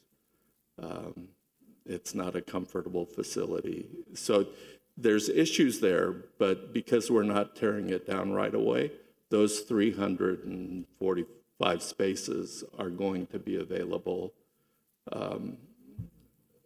until potentially we see some changes in the mobility plan. So we don't support the concept now that the new mobility hub should be 1,000 spaces. The mobility hub plan is to build 627 spaces. Of those, 74, either 74 or 79 spaces are electric vehicle charging facilities. We will have 16 van accessible ADA spaces. It's not something we talk about a lot, but because one of the facilities on Andalusia was built in early 1960s and the other one in the early 1970s, access issues are a serious concern. And so that is one of the reasons. I began discussing at my first commission meeting in 2007. I gave that commission, and it was Bill Kurdike, Chip Withers, Don Slesnick, Maria Anderson, and Ralph Cabrera. I gave them a list of 20 things that we needed to do over the next decade. I can tell you the number one thing on that list was the garage across from Chocolate Fashion needed to be redeveloped because it was not functioning well. People are essentially forced to park there, but it is not a comfortable garage to use if you have a vehicle of any size, even a small vehicle. If you start trying to navigate those ramps or use the elevator or use the stairwells, it's just not it's not designed for people. In 1960, they did not design that garage for people. And especially we installed, and they are legal, ADA spaces, but you can look at the pictures of the entryway. The main entry, if you're in a wheelchair, the only way you can get out onto Andalusia is to go down the ramp for the cars into the garage. It's not a good situation. And so that facility, even in 2007 when I first started, my position was we need to build a new facility there. And our current position is that a little over 600 spaces is the right number since we are keeping the garage across from Publix. Okay. So is it still your recommendation, as we sit here today, to have 627 spaces in the parking garage behind the mile? Yes.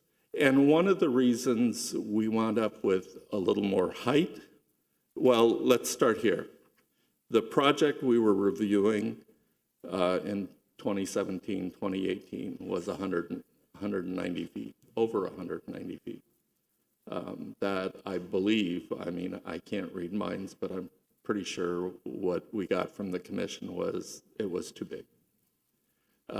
So the project we're looking at now is the railing on the roof. The top of the railing is 121, I think. But that's a little taller than the museum garage, which is on the north side of the mile on Aragon.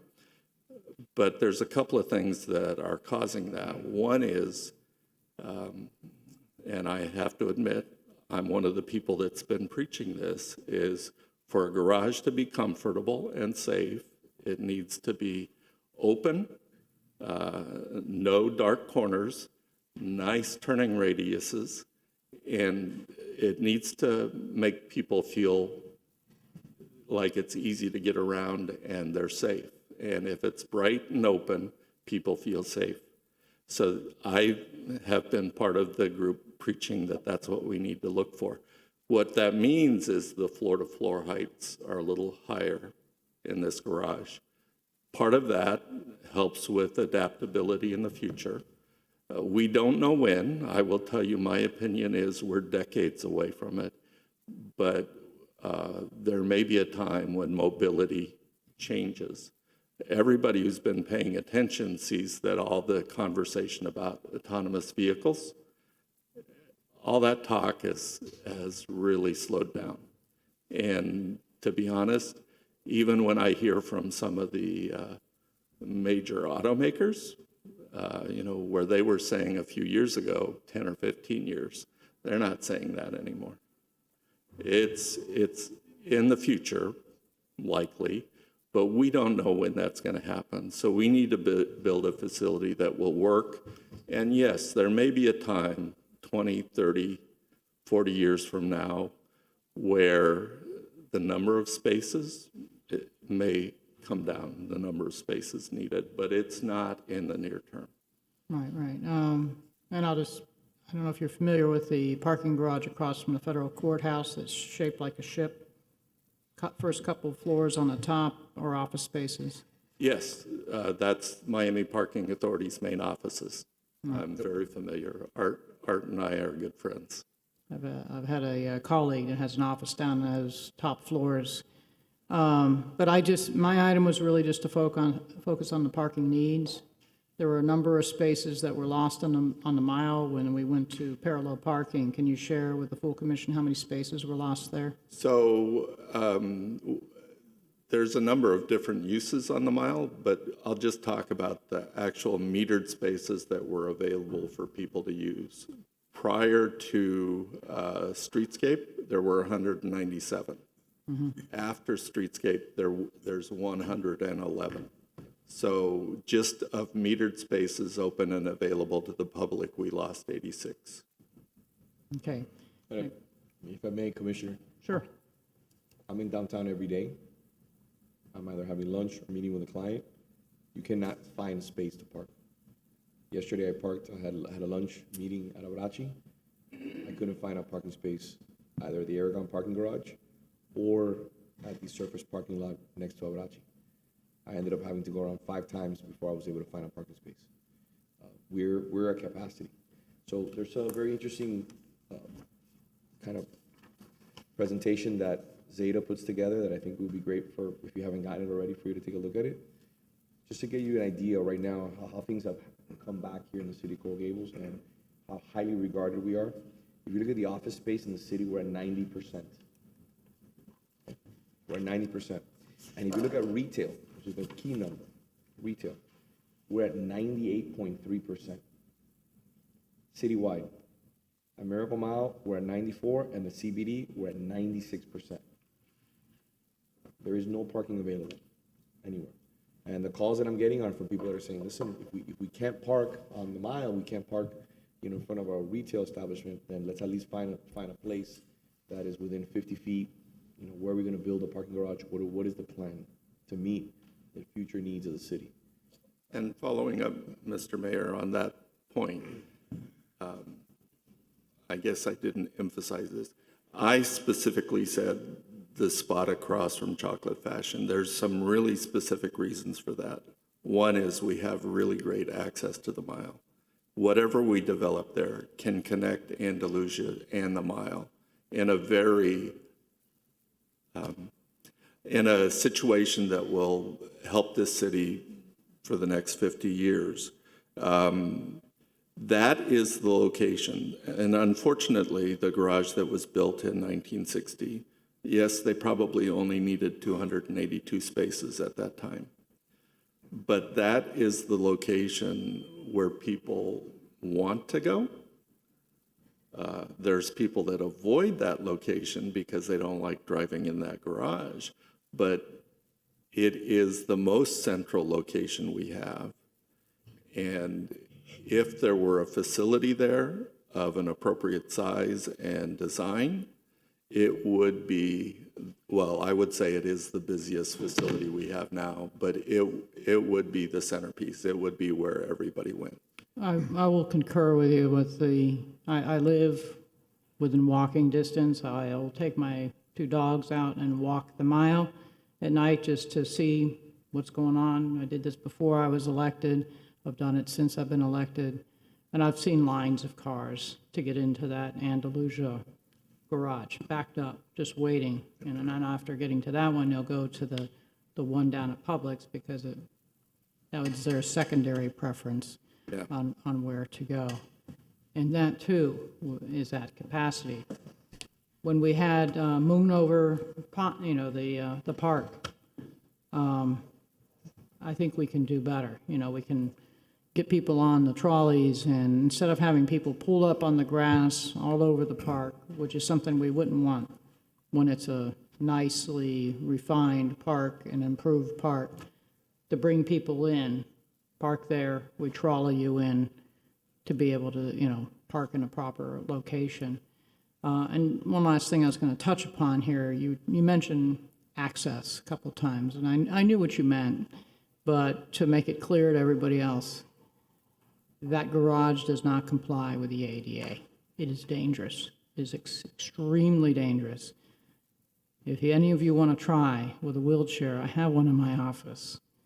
It'll be like crazy to go down those ramps. Cars can't see you, and you're at a slope heading out into traffic. It's an extremely dangerous situation, and nothing we should put any pedestrian through. So, thank you. I appreciate it. Well, the last comment I would have is when I saw that this went on the agenda, whatever day it was, last Thursday or Wednesday, I just walked over to the garages to take some pictures just in case we needed to look at them. Not that we need to look at them, but there's 2 of them I'll mention specifically. So as I was walking by the garage we're talking about across from Chocolate Fashion, I saw the entry sign full. So I took a picture of that. Then I thought, well, I wonder about the other garage. So I walked over to the other garage. There were 8 spaces. There were 8 spaces left. But out of 636 spaces, there were 8 spaces. And any engineer is going to tell you that means you're exceeding capacity on those facilities. Okay. Thank you very much. Thank you. I guess we should just segue to mobility since he's already up here and we're already on the topic. That's fine. One of the biggest questions. Sorry? Mr. Clerk, did we already address public comment? No, sir, we have not. Okay. I know, we have not brought it up yet. We'll bring it up right now, Mr. Clerk. What's going on? You want to do it now? Yes, sir. Okay, so the first speaker is Mr. Jackson Holmes.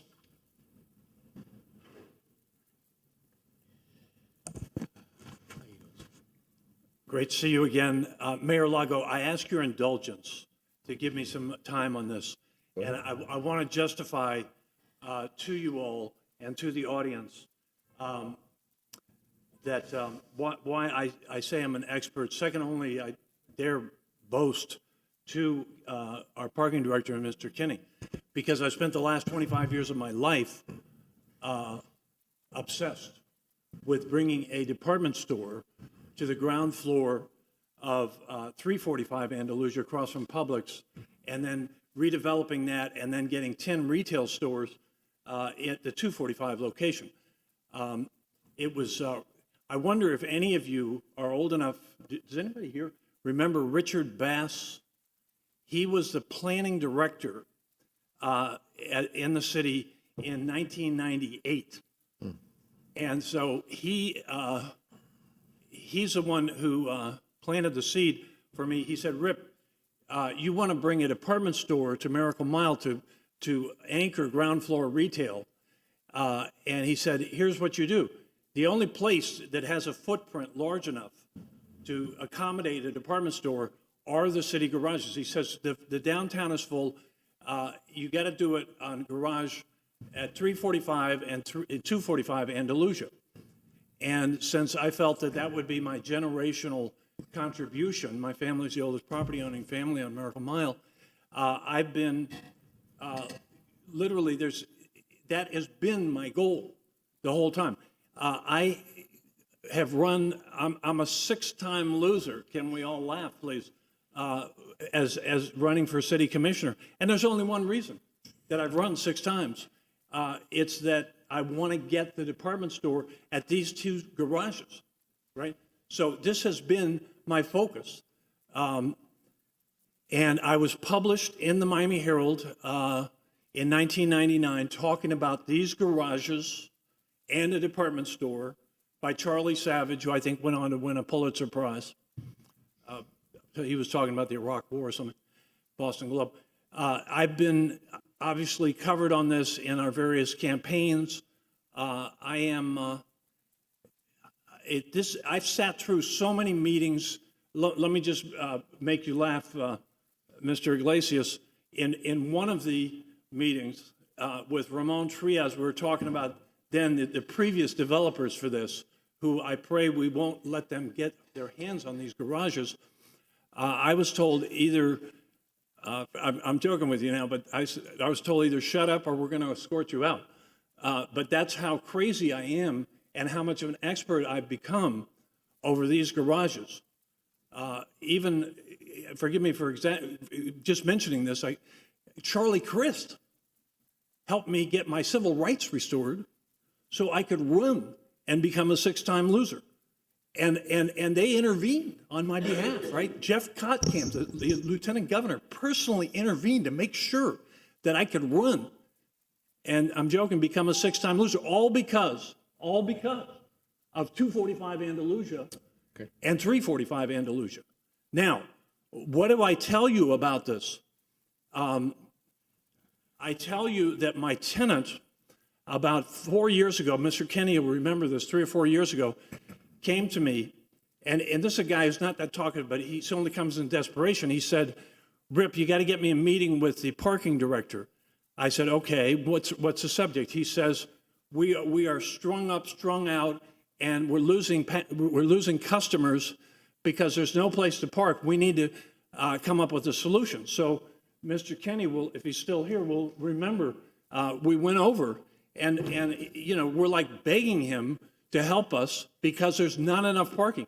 If you remember the streetscape,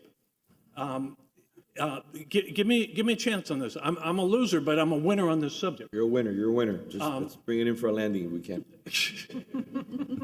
747. He's got a good sense of humor. So in streetscape, we lost so many people. They moved away. There wasn't enough parking. Let me get to a central issue here. Okay. Women and parking garages. If I were to estimate right now, I would tell you conservatively, 25 different women have told me over the years they don't want to hear about parking garages because they hate parking garages because they can be mugged in parking garages. Now, what's the importance of that? The importance is what Mr. Kennedy was referring to. We need a transparent garage. We need a fully lit garage for safety for our people that are filling the pockets of the city and its tax base. We had here the courageous union rep for the city police, and we've had it for fire. They got themselves some more positions, right? How are we going to pay for them if there's no parking in the downtown? If we don't keep this garage and give people parking, we're going to have a 7.5% hole in our city budget, and all these new great jobs that you all have kindly given the police and fire will go right into the sinkhole because we don't have enough parking to bring in the people who are paying the city, paying our Miracle Mile. Thank you. Thank you very much. But give me just 1 second. I gotta make a funny repartee. Okay. We have a lot Now, of. Vince Lago is my homeboy. He has rescued Miracle Mile. But this is why I ran against you. That's my funny repartee, but a couple of years ago, right? Yeah, so touche. But thank you for listening. All right. Mr. Tom O'Malley. Nobody can say we don't let everybody speak here. Sir, how are you? Mr. Mayor, how are you, sir? Doing. Commissioners? It's a pleasure. So I'm very pleased to take this opportunity to come up here and say, Mr. Mayor, you're right. There's no parking at lunchtime over by Abrachi, over by Ruth Chris, Saturday night, Sunday afternoon. There's no parking. None at all. That parking lot, that surface parking lot, also feeds Seasons 52, Belmont Restaurant, the ones on Miracle Mile. What is the possibility of putting a high-rise parking lot in that spot?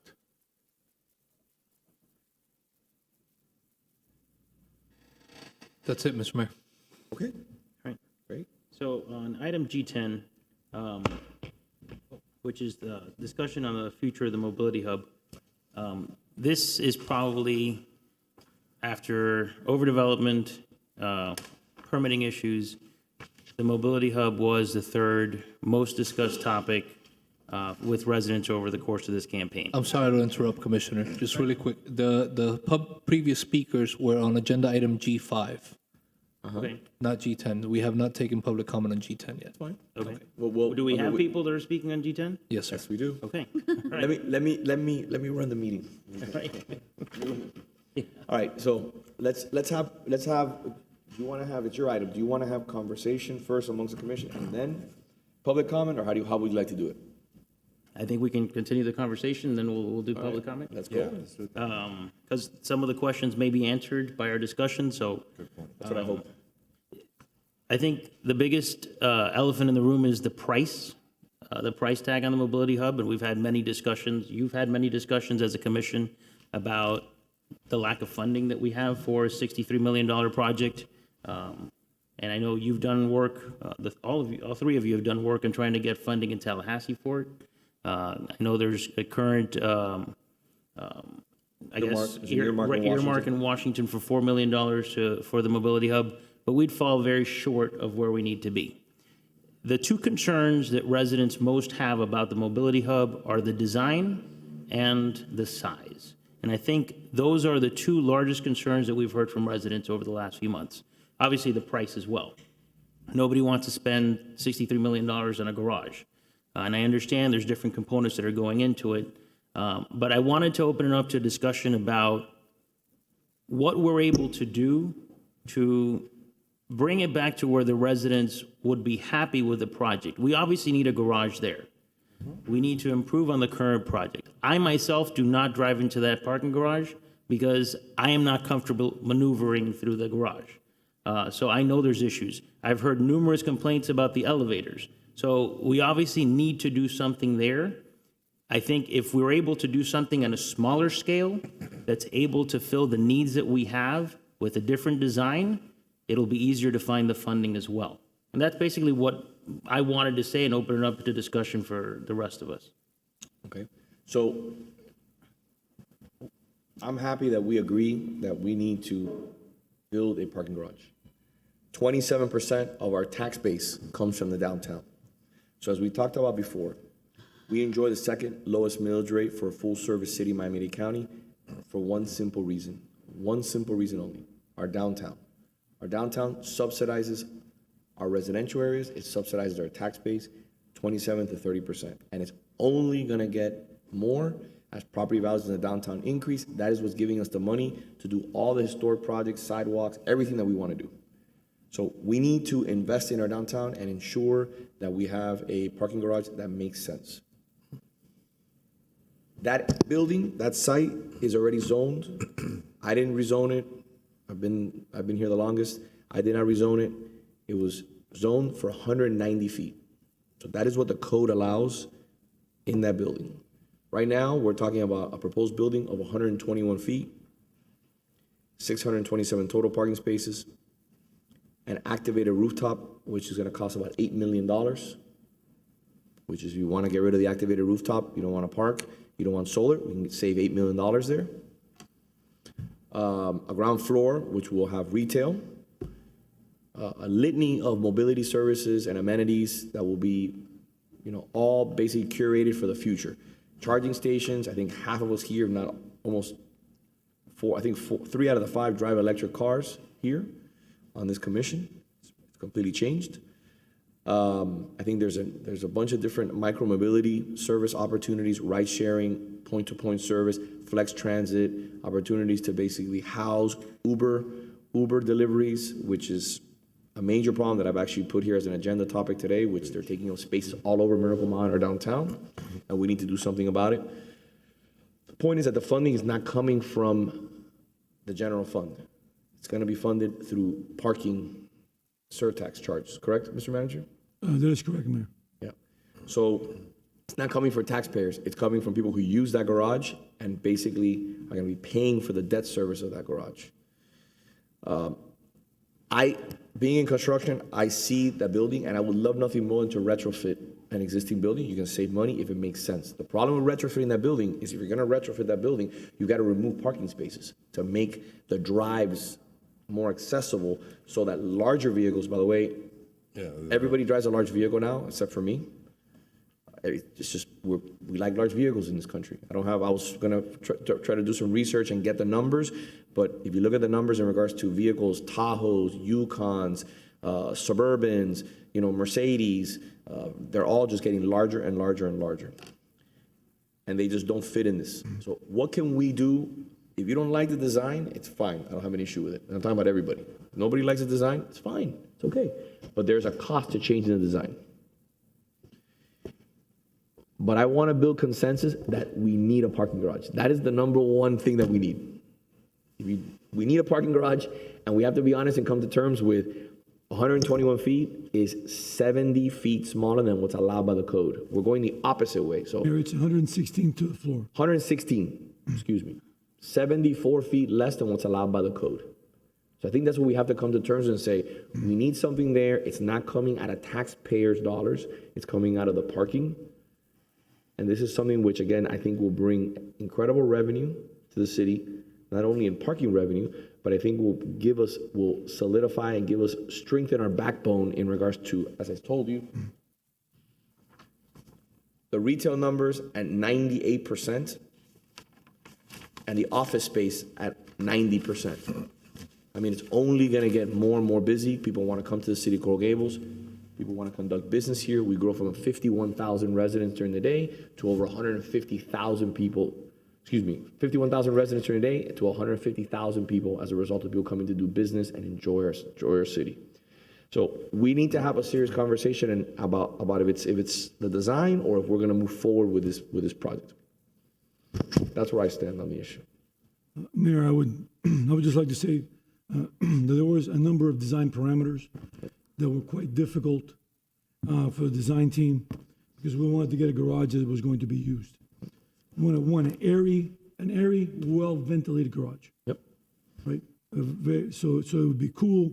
It would be well used. We wanted a garage with a lot of natural lighting and a well-lighted garage. We wanted a very comfortable garage with a very comfortable traffic geometry. We wanted the floors to be flat for comfort and also for ADA. So they could be used by the disabled, because you have a flat floor instead of a slope floor, which is very difficult to use.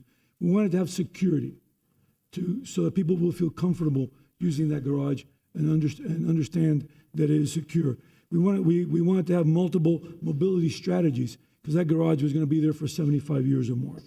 We wanted to look at adaptive reuse, because again, that garage is going to be there for over 75 years. And then we went through multiple approvals for design, because it was difficult to get all these parameters in.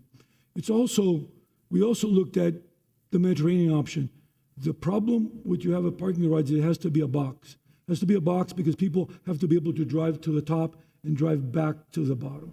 So looking at all these parameters, and what we wanted to do to have a garage that was going to be very comfortable for the residents, and this is the design that was done for all these design parameters.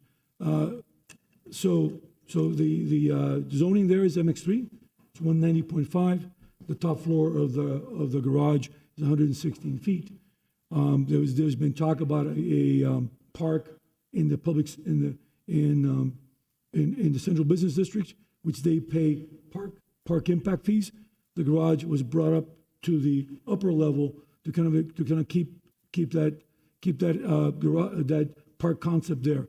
Also, we don't allow garages anymore to park at the ground floor. We want an activated streetscape, and so then all the retail spaces and so forth were brought to the first floor. So all those design parameters were looked at, and it was difficult because we went through a number of schemes, but we wanted to use something. We were aware that we lost 86 spaces in the mile, and we wanted to do a garage in which people felt very comfortable using, not a garage that's dark, that there's no ventilation, that people feel insecure. We wanted a garage to be something that people could freely use and was almost equivalent to parking on the street. So we felt that this design met these kind of parameters. So it wasn't forced. It was a design that worked itself into that parameter. We do have a park at the upper floor. That's $6.2 million. We do have. We could reduce the height of the garage 2 feet per floor. That would only save about $800,000. Construction costs right now are through the roof. We estimated Firehouse 4 to be about $4.5 million. It's now over $8 million, almost $8.5 million, and that's Firehouse 4. These escalation costs have affected all construction. To assume that we're going to do another garage and not be affected by escalation costs is not there. As I mentioned, Firehouse 4 went from $4.5 million to over $8 million, and those are escalation costs. That is not those are not CPI increase. Those are escalation costs which are well above any of those increases. So we have to consider that whatever we do now at this point will be substantially more expensive. If you look at the costs that have increased in Firehouse 4, they're very similar to the costs that have increased in the mobility hub. Very, very similar. I know that the mayor is in construction and he deals with this every day. It's very difficult. This is escalation. It's not inflation, and these costs are sky high right now. Thank you, Mr. Manager. Go ahead, Commissioner. So I was obviously. We were at the town hall last night, and then today we've already had comments about the future of that parking garage. I'm more the glass is half full kind of person, and I heard Dr. Sokoloff and Mr. Holmes talk about the garage across from the museum behind John Martin's as an example of something that conceptually, in terms of height, and is something that could work. First, before I move on, what's the height difference between that garage and what was proposed with regarding the mobility hub, more or less? The actual official height of the museum garage is at less than 100 feet, but I believe the top of the parapet wall is like 104, to So somewhere there's a around there. 12-foot difference. 12 foot, okay. Correct. 12 foot, all right. Which is basically the equivalent of the 2 feet per floor, correct, more or less?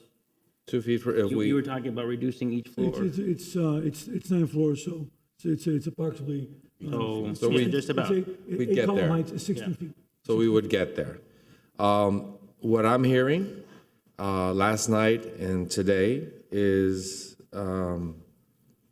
we strive to find a balance because there is a need. And the good thing is I think we will get to that balance. I do believe that whatever we build should have the needed elements, that electric charging stations, a way to have Uber and other vehicles off the streets and sort of centralize there. The design is something we'll have to figure out, but good air circulation, nobody likes to go into parking garages where you actually feel like you're in a cave, regardless of what, the exterior may look nice, but the experience inside is not good. ADA. So I think, at least what I'm sensing is we're open to find that balance, that we still have the important elements inside of it, but it's something that the community can perhaps better embrace. So I'm open to finding that balance. If I'll add a few 2 cents to that. We had a sunshine meeting when we were going through the design stages of the mobility hub. And during that first effort to offer other designs, I had some with greenery on them. I had multiple other types of options out there. Some of the feedback I got from the residents was positive.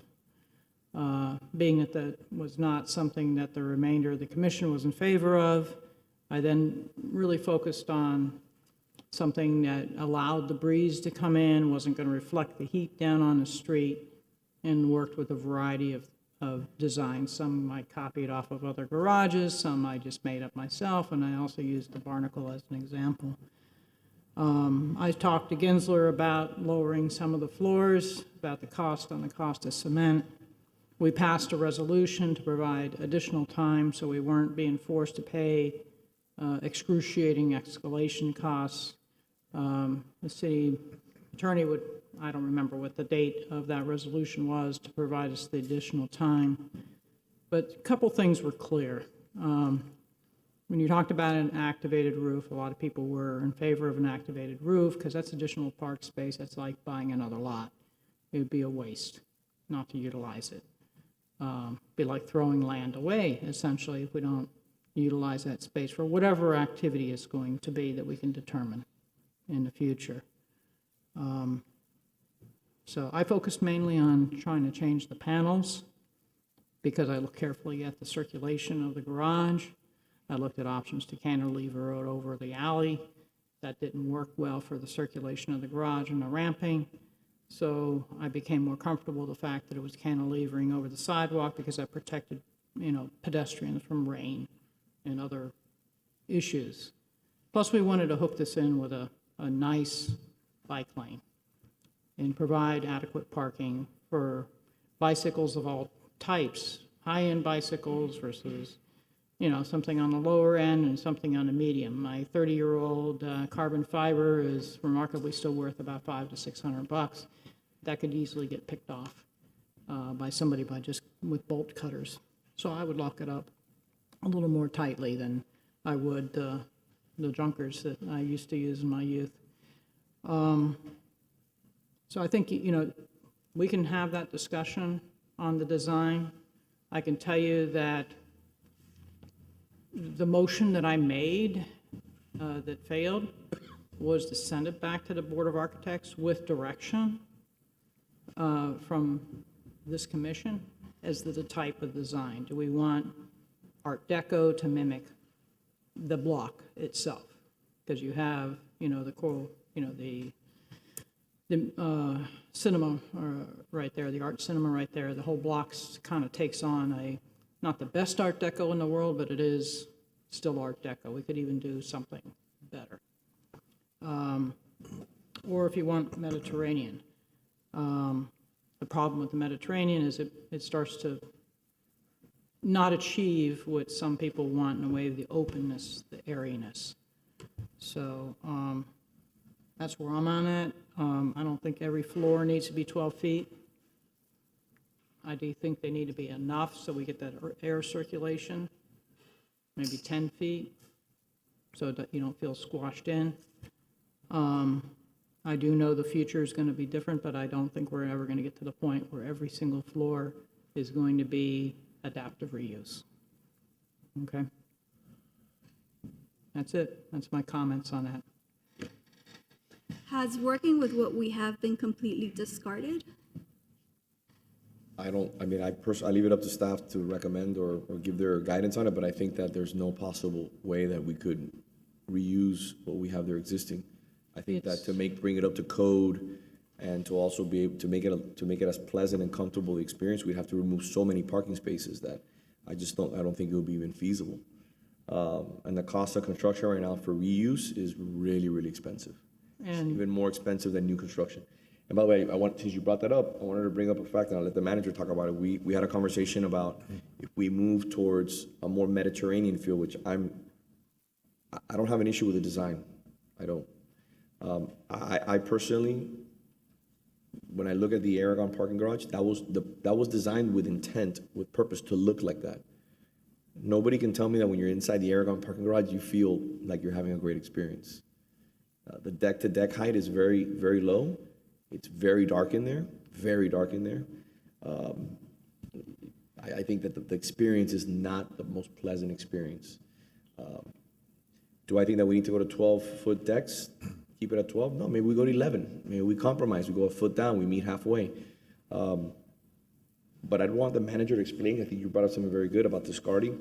What would happen if we decided to move in a direction in regards to cost savings? Are there any cost savings from moving away from the current design to a more Mediterranean design similar to what's going on in the Aragon parking garage? When we looked at that back then, the cost differential between the panels and precast at that time with the high aluminum prices was $170,000. More for the aluminum at that time with. And now it's probably the inverse. Now it's probably the inverse. Because of the cost of because of the cost of labor and concrete. Concrete is at over $150 a yard. It's also heavier, Mayor, so you have to reinforce the structure, the foundations, et cetera, to handle the additional concrete. And then to remove the upper floor would save 6.2 million at that time. And then to lower the eight column heights 2 feet would save, would lower it 16 feet and save $800,000 to go from 12 to 10. I think what a good exercise is for the commission, if you haven't had a chance, and I experienced it the other day. I had a business meeting in the design district. I'm not saying that the skin has to look like that. I'm not saying that. Let's get away from the skin. Let's look at the actual, the structure of the parking garage that's in the design district. Go and look at that structure and just park your car and walk in and walk up the floors. I did that exercise when I had to go visit a client that's in that building, because that serves as part commercial and part parking. When you experience that parking garage, it's a very different experience, a much more pleasant experience than basically going to park at the Aragon parking garage, which again has very small windows. It was intended, the design was intentional to give that Mediterranean feel. Again, if that's what we want to go, it's unless, you got to add so much light and you got to have, the windows are very, very small. That's what I think we need to really take a look at if we're talking. But I mean, I think they're pretty, oh, sorry, go ahead. I always park in a garage, and I live in a condo. My office has a parking garage, and I never park looking for an experience, right? I'm just there to park at an elevator and get to wherever I'm getting, but I don't just get to the parking garage and I'll be like, what an experience. I mean, that's just my input. And I think the main concern that residents have had is the shell of it. In fact, I think most of the meetings, people said, we really don't care what you put inside. It's just, it has to look like it fits into Coral Gables, not that it fits into Brickell or downtown Miami. And I think that has been the main concern. And that's, again, we're not talking about a complete redesign of a mobility hub, because the inside's going to stay the same. It's the shell that's the biggest issue. And as far as lowering heights, I think Commissioner Anderson hit the nail on the head. Every floor doesn't have to be 12 feet high. There could be some sort of compromise. Maybe the top 2 floors are 12 feet high, and then we reduce the scale on the lower ones. Maybe remove one floor altogether. I mean, that may be another solution. And that way you reduce the height. I think the fact that we're allowed to build taller doesn't mean that we have to. And if we're saying that eventually we're going to have to reduce the number of parking spaces, why build them? Why have the expense now? And I understand the manager says it's this, 70 years down the road, the garage will probably still be around. We really can't predict that. And I had a question for you, Director Kinney. What do you think the life expectancy of the current garage is before we need to do major structural repairs? It died 10 years ago. It died 10 years Well, ago. we actually have a structural engineer sitting on the dais, but what I can tell you is both the garages on Andalusia are long past their expected life cycle. And I've seen cracking on the outside as well. So this is not something that we can continue to... This is a public meeting. Our garages are safe. All right, good. Our garages are safe, and I have a structural engineer who tells me they're safe. Good. But if you're asking how much more time can we expect, I would defer that to somebody who has more expertise than myself. I have a quick question. I apologize. If you can, let's have the manager answer the question on the... Oh, I'm sorry. On the structure. Okay, I was all excited. Can the garages be repaired? Yes. Can you have ongoing repairs? Yes. I think what the garages are, they're operationally obsolete right now. And that's the biggest issue, that these garages were designed. Garage 4 doesn't have an elevator. Garage 1, in order to put an ADA elevator, you have to move so much of the structural work that just does not become feasible. And the lanes are quite narrow, and there's no ADA accessibility. So these are really not so much of a structural issue, but they're operationally obsolete. I would follow up on what the manager said, because even if those few items that are ADA violations, even if we could repair those, just operationally and functionally, there's so many issues in the garage that obsolete is probably the best word. Even if I put in an ADA elevator, how do I get the person from the elevator to the sidewalk? How do I get them from the elevator through the alley to Miracle Mile?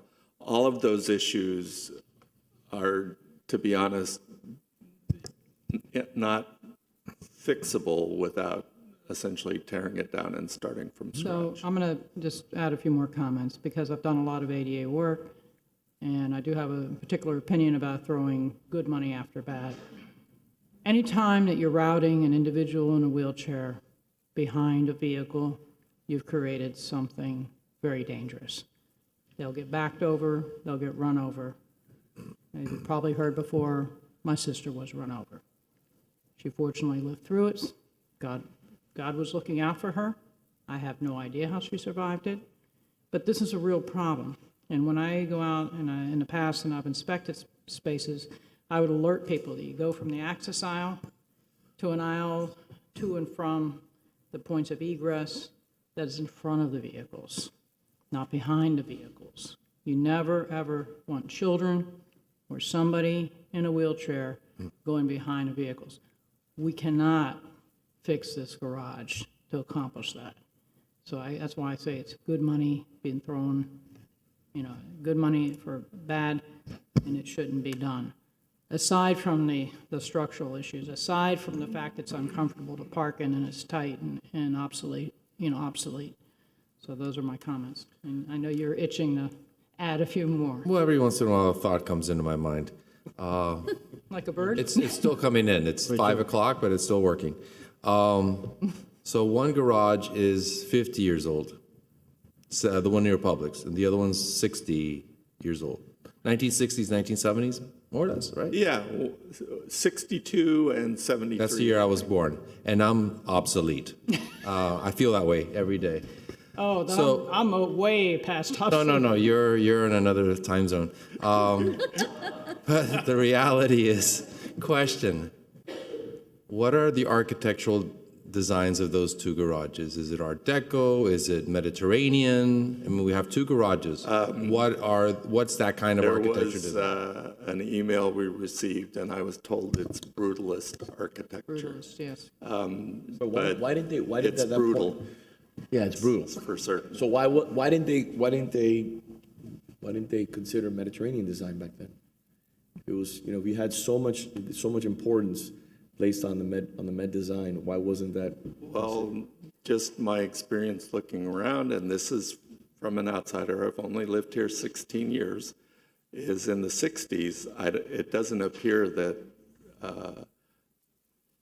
what we talk about as Mediterranean now was as big a deal in the 60s. So, I mean, they built a garage that is typical of the 60s, but it is not designed for people. And It's also the use of the garage. A garage has to be a box because you have to drive up and you have to be able to drive down. So beautiful Mediterranean architecture has articulation, all kinds of issues like that. And you can't have articulation because if you do, you block the driving lane and you can't get up. So it's very difficult. One of the things that the Biltmore is so beautiful is it doesn't have a parking pedestal. Yep. It does not. That's But it has a surface parking lot It's next surface door. parking lot. That's what makes it so beautiful a building. So parking garages don't lend themselves very well because of the need for it to be a box. You have to be able to drive up. You need a box for efficiency purposes. Yes. It's the only way you get it done. Can't drive up, Doesn't you look can't good. Look, we have a long agenda, okay? I think that I don't want to speak for the whole commission, but I think that we've come to the consensus that a parking garage is needed, right? Call it a mobility hub, call it a parking garage, call it whatever you want. It's needed for the future of the downtown. It is. It's not gonna be paid by taxpayer dollars. It's gonna be paid with parking revenue, correct? Correct? That's correct. All right. So I think what we need to do is have a conversation with each one of us in regards to the aesthetic appeal of the building. I want everybody, you said, Commissioner Castro says, I don't go to a parking garage for an experience, but certain people go, like myself or other people who maybe do not feel comfortable in a parking garage. They want a more open feel to it. I don't think what we have at the Aragon parking garage is something that we should duplicate here. I think it's just way too dark for me, and the more light that we put in it, it still becomes a light box anyways, because you still have windows on it, one way or another.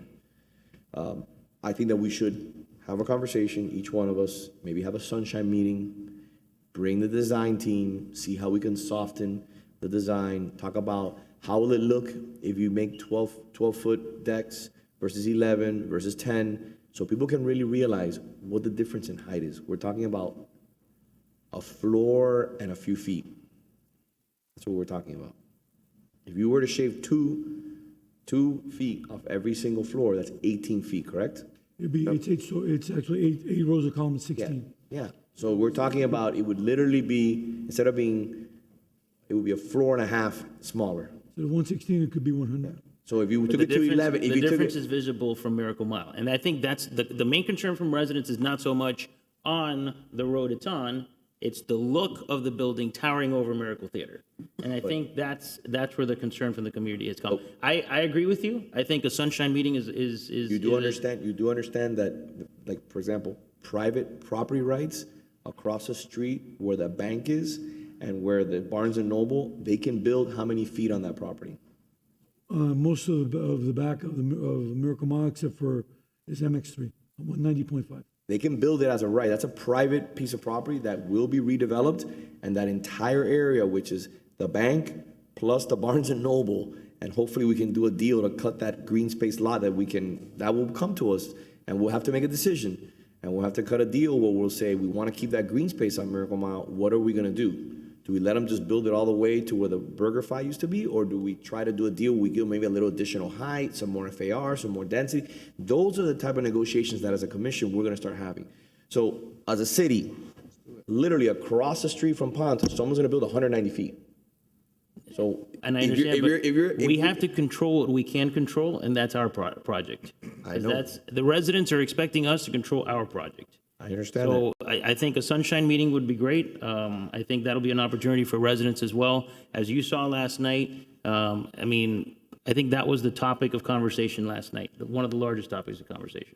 I want to chime in terms of personally, the purpose of the Sunshine meeting would be, obviously, we're listening to residents, but for the design team to inform us of the different options. They're obviously talking about height and the height of the floors, but I want to make sure And that design as well. Of course, I agree. But I want that in Sunshine to folks to know it's for us, obviously the public can participate, but it's our opportunity to find a solution. With the architect, I would like to see a graphic. If we do 12-foot decks, if we do 11-foot decks, if we do 10, how would it look? I want to see it. I want to see it on a piece of paper that says, look, this is what it would look like. So we can really understand if we are lowering a project by one story and what are the detrimental effects in regards to the aesthetic appeal of the building. And then we can talk about other issues and then ask the designer to come back and soften the following, change the following, and do the following. But I think we can all agree. Can we all agree? Because I think it's important as a commission to agree on one thing, that we do need a parking garage in one form or another.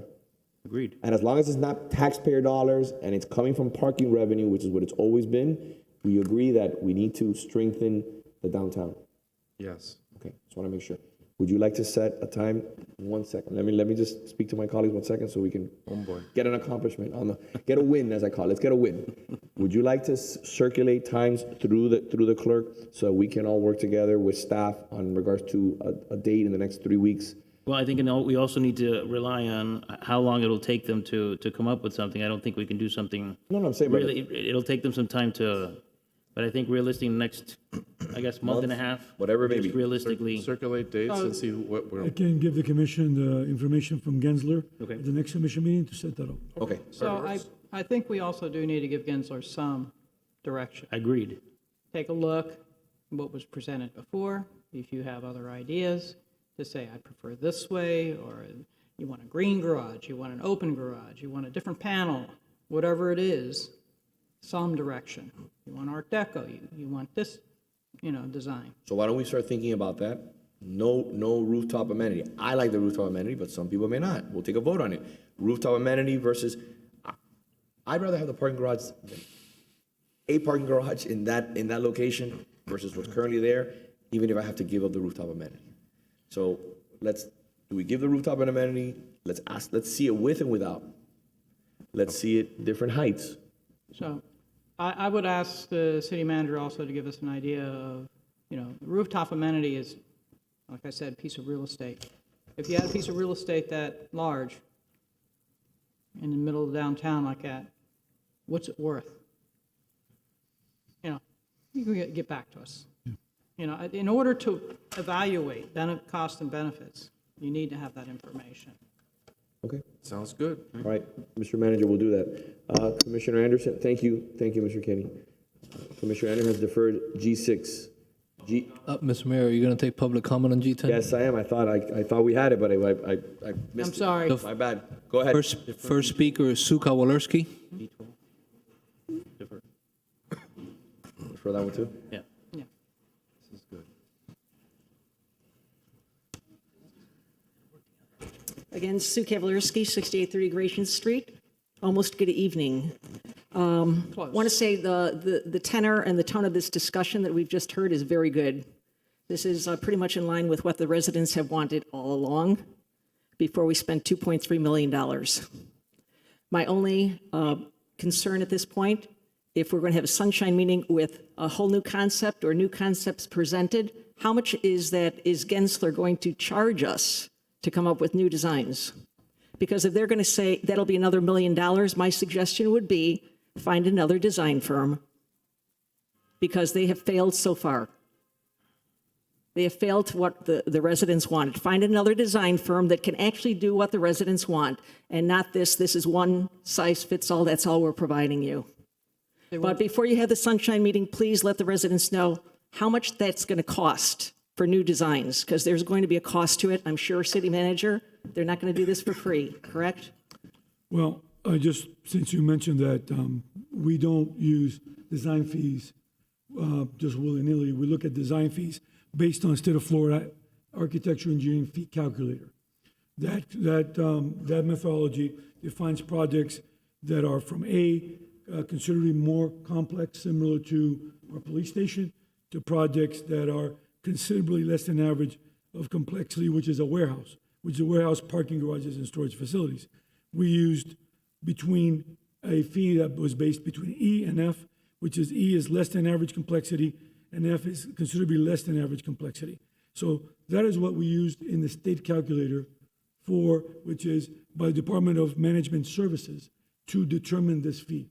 So I just wanted to mention that because the fee's been thrown around as to how do we come up with this fee, right? And this is a standard way of government using the state process to come up with a design fee. So this is on the low end because it goes from A to G, and this is between E and F.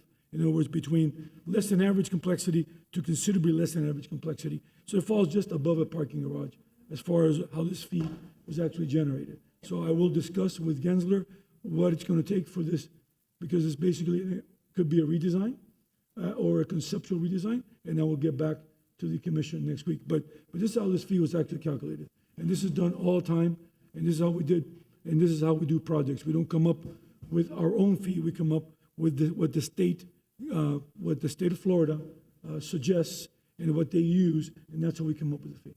And we just sent them another $250,000, correct? This is based on having some additional work based that was not part of the original contract, but based on less than average complexity and considerably less than average complexity. Right, no, I'm saying there was recently an item to move $250,000 to the mobility hub from transportation funds. This contract has been there for some time. So Okay, but I mean, my understanding is there was $250,000 that were recently moved from the fund recently, by when? We haven't over, I guess, this last quarter. we haven't worked on this project. We've put a stop to the actual project. We're doing permitting because the costs are so high right now that we've stopped the construction manager and Gensler from wrapping up some parts of this project until we get a grip on construction costs because of escalation. And then we're going to, so we were planning on gearing this project back up towards the end of third quarter or fourth quarter of this year. Okay, we can have a lot of discussion between this meeting and the next meeting. There's been other residents giving ideas about a contest, et cetera. We can flesh that out. Some of the last designs I put forth were just to change the panels, okay, in order to minimize the amount of cost difference. That's all. Mr. Clerk, who's next? Excuse me, sir, Mayor, I have another point to make, please. But I do not want it lost that before we spend another penny, the residents would like to know how much more we have to spend for another design. We'll find out And I and think we'll we'll get get an back to update you. next commission meeting, Mr. Next Clerk. commission meeting, I will speak to Gensler. All right. Could you put it on the agenda? And I have one more point to make on this subject. It seems like the remote parking ordinance that this commission authorized within the past couple of years means that developers don't have to park cars on their property. When they build a building, they don't have to have parking on their property any longer. That's not, just a point of clarity, that's not correct. Mr. Manager, can you give a little bit of clarity in regards to whether developers, when they develop the building, whether they don't have to provide parking? There's a fee for remote parking.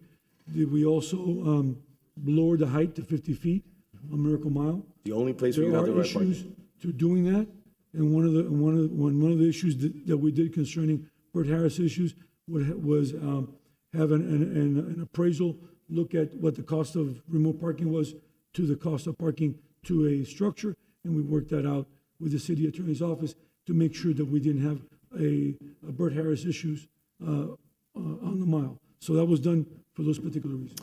All right, all I'm saying is Called a they do not reduction. have to. It's called a reduction in parking. It's not a removal of parking. Okay, and all I'm saying, and I'll repeat it again, they do not have to provide parking in their buildings, in their properties, as per the remote parking ordinance. They do have to provide parking in their buildings. It's Not on required. site, not on site, correct? It's required as per the use of the building.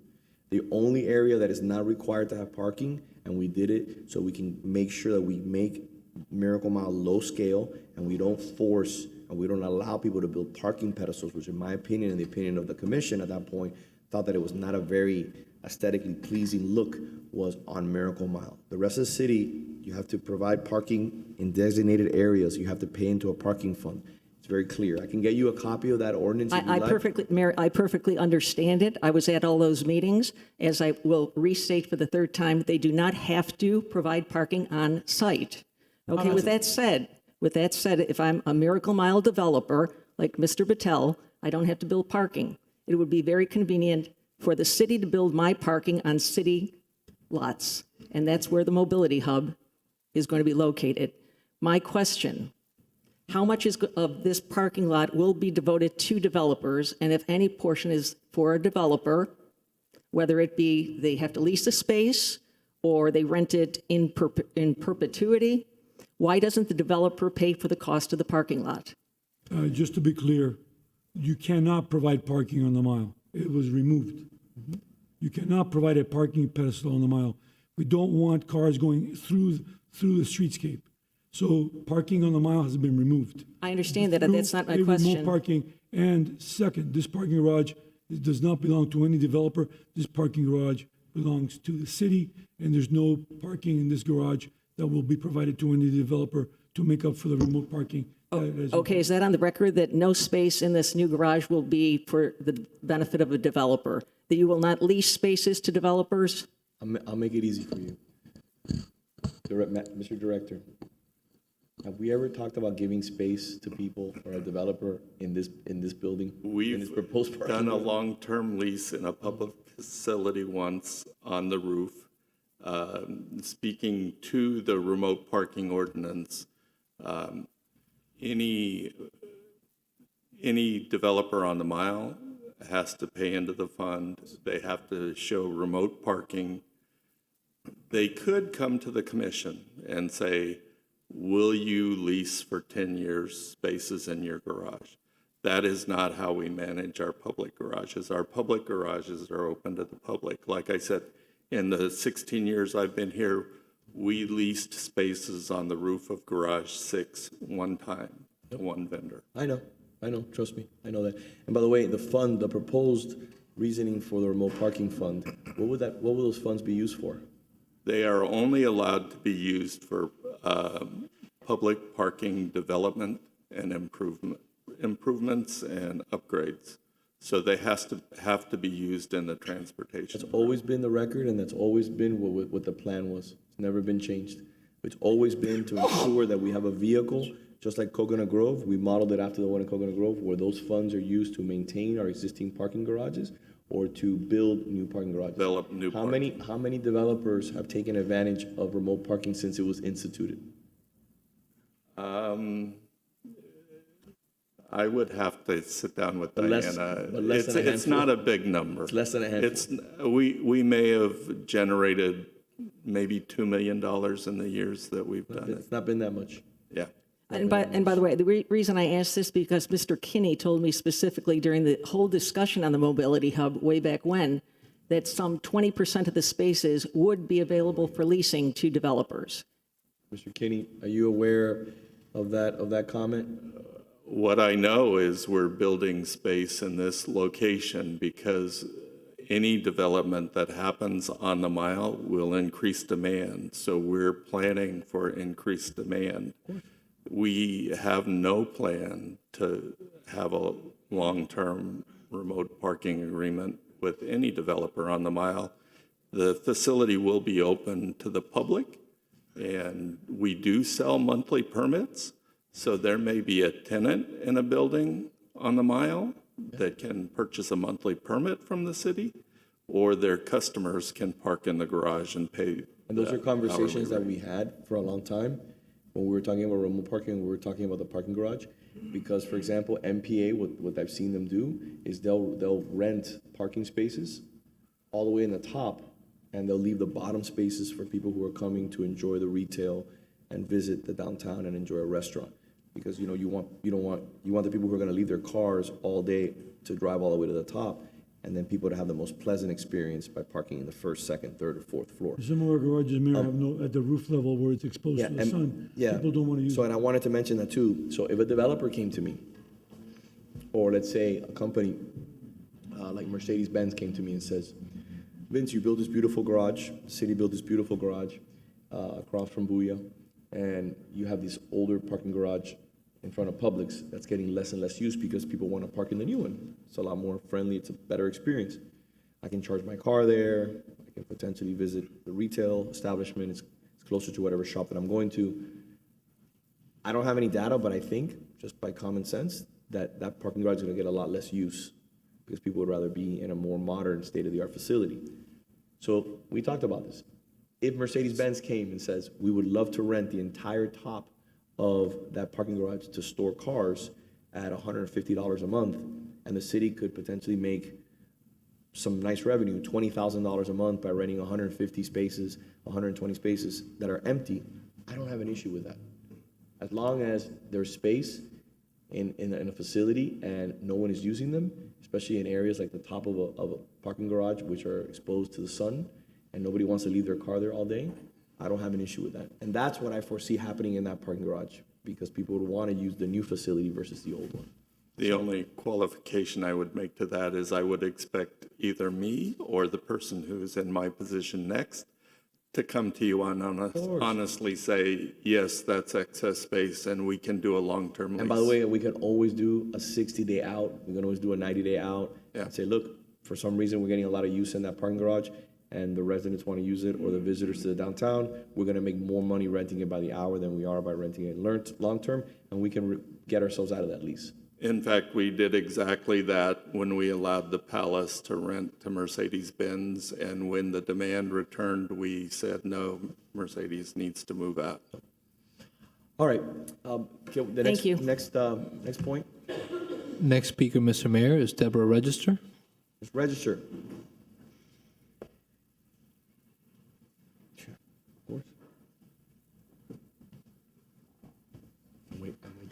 Deborah Register 1240 Placetas Avenue. There's a lot of topics today, folks.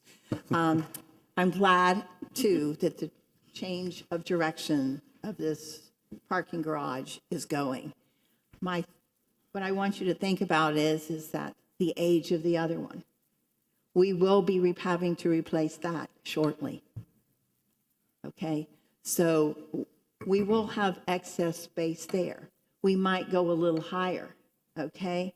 So when you do one, have a concept for the other one, because it's coming shortly, and it might be sooner than you think. So when you do this, look at both of them as to what's going to happen. Well, I mean, we can have that discussion. I would hope that one building would fit all of our use. Mm-hmm. We can look at that when we get to that milestone. Thank you. Okay. Mr. Clerk. Next speaker is Gordon Sokoloff.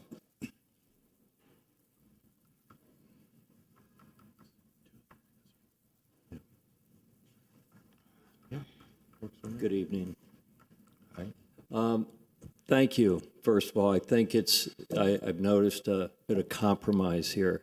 And I think one of the offensive parts of this whole project was that original rendering, that original drawing and photo of the mobility hub as presented was really offensive. It did not fit in at all with the neighborhood.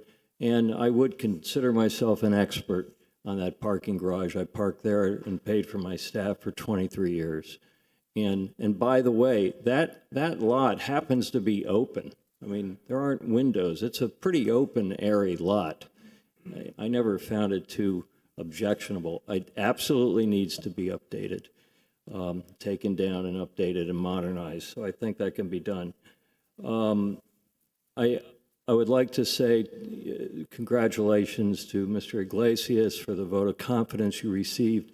One of the things that I think hopefully you learned from this, and I hope this commission has, is that when you're talking about a building that's going to be, paid for by the city, it's nice to offer more than one selection, more than one version from the designer. And so what you're proposing now to bring it to an architectural firm, whether it's the same one or a different one, to propose different designs is something we all wanted to begin with.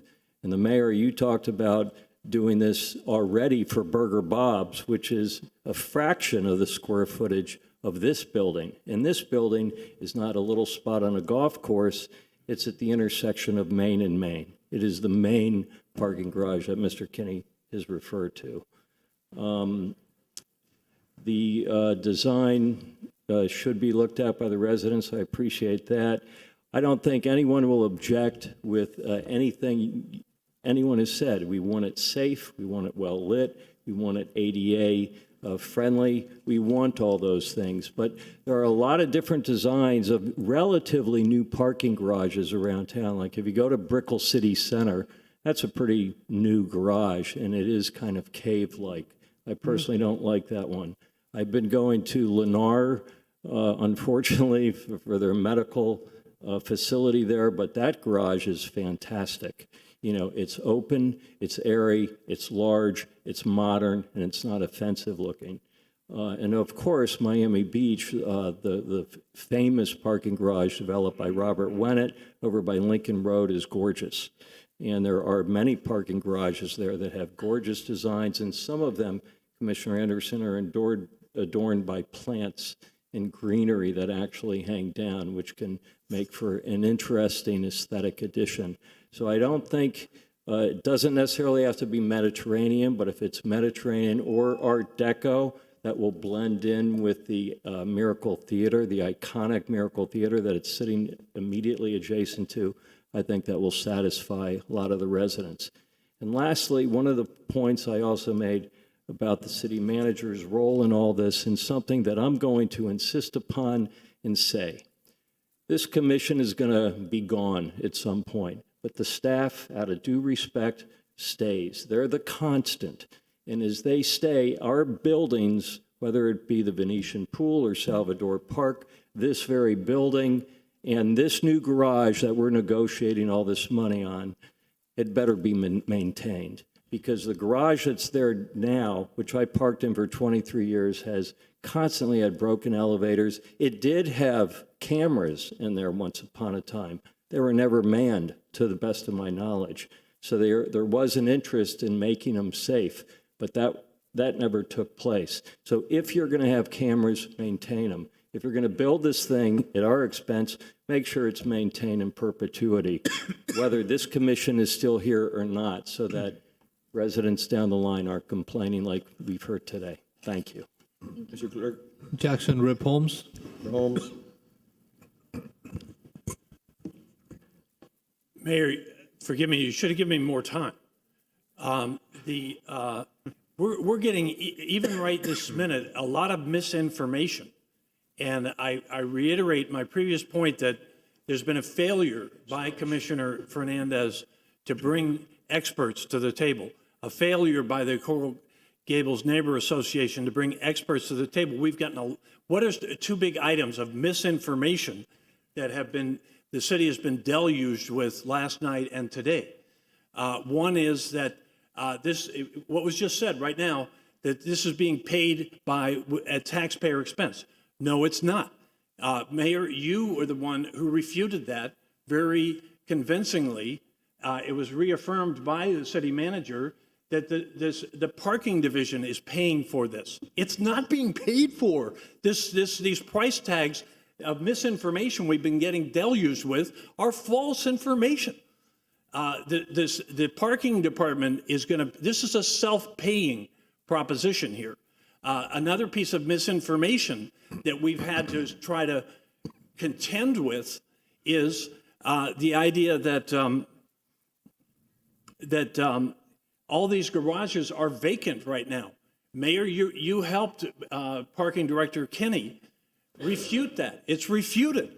The misinformation should stop. Finally, I am holding absolutely 100% to Gensler's safe and transparent design. We need safety here. There's a ripple effect on, for instance, I keep referring to these unions that I like. We're hiring more firefighters finally. We're hiring more police officers. which is what this, talk about what the residents want. They want good fire protection, but who's going to pay for it? We need a safe garage where women can come shop completely. They'll be encouraged to come shop on Miracle Mile with the Gensler transparent design. The one concession I would say that we could make, the only one, is, and please, count me as absolutely supporting the design that's been approved with this just one concession. At night, the lights can probably be turned off so you don't have a garish thing at night. That would reduce safety, but I can understand if people say, well, we don't want this all lit up at night. So from midnight to, let's say, sunrise or what have you, then the lights go off. Otherwise, I am absolutely asking you to stick with the design we have. Kevin Kenny has reaffirmed to me just last night, this is not only the safest garage in the state of Florida, which brings money to our city. Women are the shoppers. If we make them feel safe, they'll want to come here more often and spend more money. It's not only the safest garage for certain in the state of Florida, Mr. Kenny thinks it's probably the safest garage in the entire United States. Thank you, my friend. We cannot forego that opportunity. Thank you. Mr. Clerk. Thomas O'Malley. Mr. O'Malley, welcome back. Thank you, sir. Always a pleasure.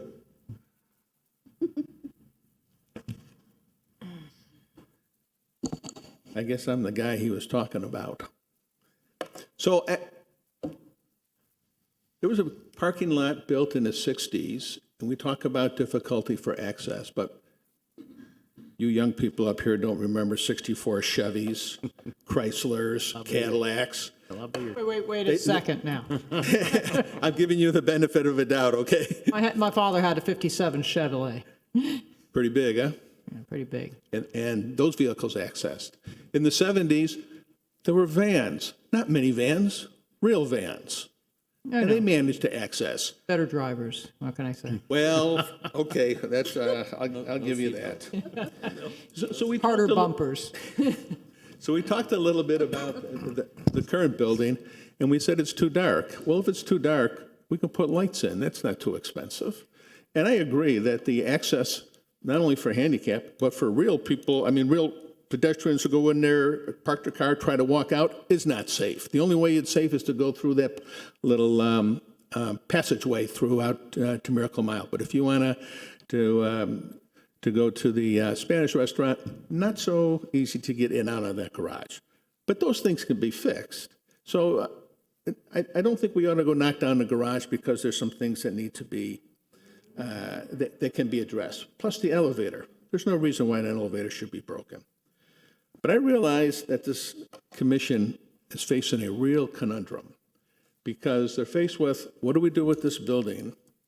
And how do we support business on the Miracle Mile or in the immediate area? This building is going to cost a lot of money. No matter what the dollar amount is, it's a lot of money. And it has to be at a fee that people are going to be willing to pay and then go to restaurants and go shopping and do whatever they need to do. And that's a big problem now because the costs are just skyrocketing for everything. So there was a pro forma income statement completed a year and a half ago. So it can be updated. I'd be happy to participate. At a $40 million purchase price for a new garage, annual loss to the city would be $1.5 million.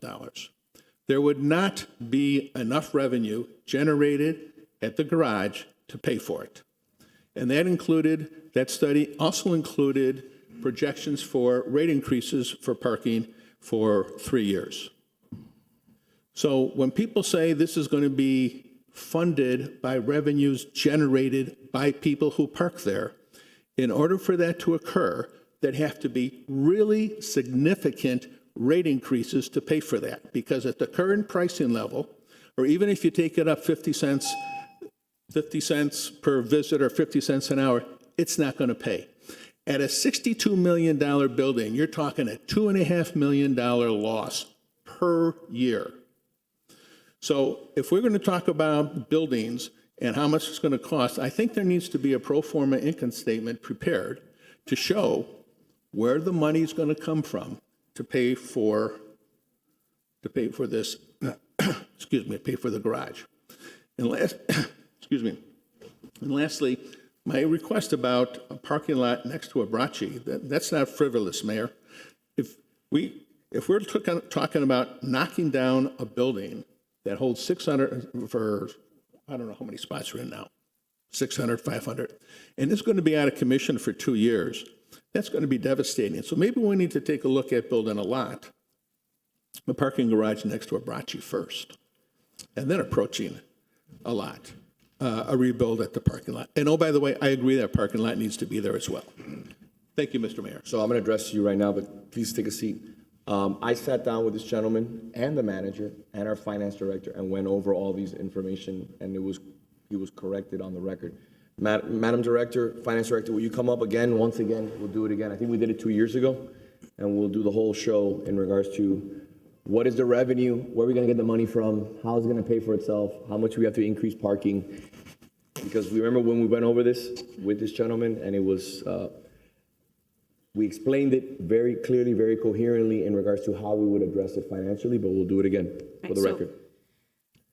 So at this point, I haven't updated these numbers in quite some time. So these are the numbers that I have on my computer from last time when I did it, which was in 2022 sometime.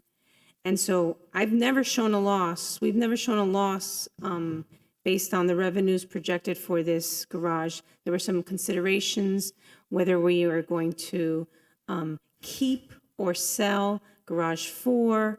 That was a discussion at the time. And so we had different numbers. And so, for example, what would be the year one of whatever year after it's operational, if we were going to keep Garage 4 and not sell it, it would have been about, I guess on average, it would be about $500,000 of surplus revenues over expenditures. If we were to sell Garage 4, then it would be closer to $1 million a year of surplus, because we would use the proceeds, Garage 4, to pay down the debt, so we wouldn't have to have the debt service. Wait, so it's $500,000 or $1 million?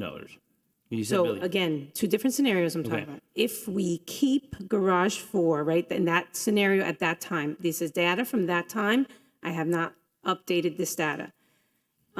It was roughly $500,000 of surplus, right? So then year one, it might have been 900,000, year two might have been 200,000, and then it kind of averaged out to about 400,000 every year. So that's what I'm saying. It's about $400,000 or $500,000 if we were to keep Garage 4, meaning I did not get extra funds to pay down the debt service. Yep. And then if we were to sell Garage 4 and use that money, the revenue or the sale price of that, and apply that to pay down the debt, the amount of debt we would have taken out, it would have been about $1 million of, actually, it starts off at $1 million, drops down to about 600,000, and then it starts climbing up to $1.5 million in future years. So again, very old, not updated numbers, different assumptions, maybe with interest rates and things like that, and the amount of the construction, a lot of different factors. I have not redone these numbers recently. And that takes into account the rental of retail space as well. Parking revenues, it does, the real estate taxes and the event space and rental income, yes. So what I would like to do is include this information in our sunshine meeting. But this was, will you agree with me that this information was provided to this gentleman in a meeting that we had?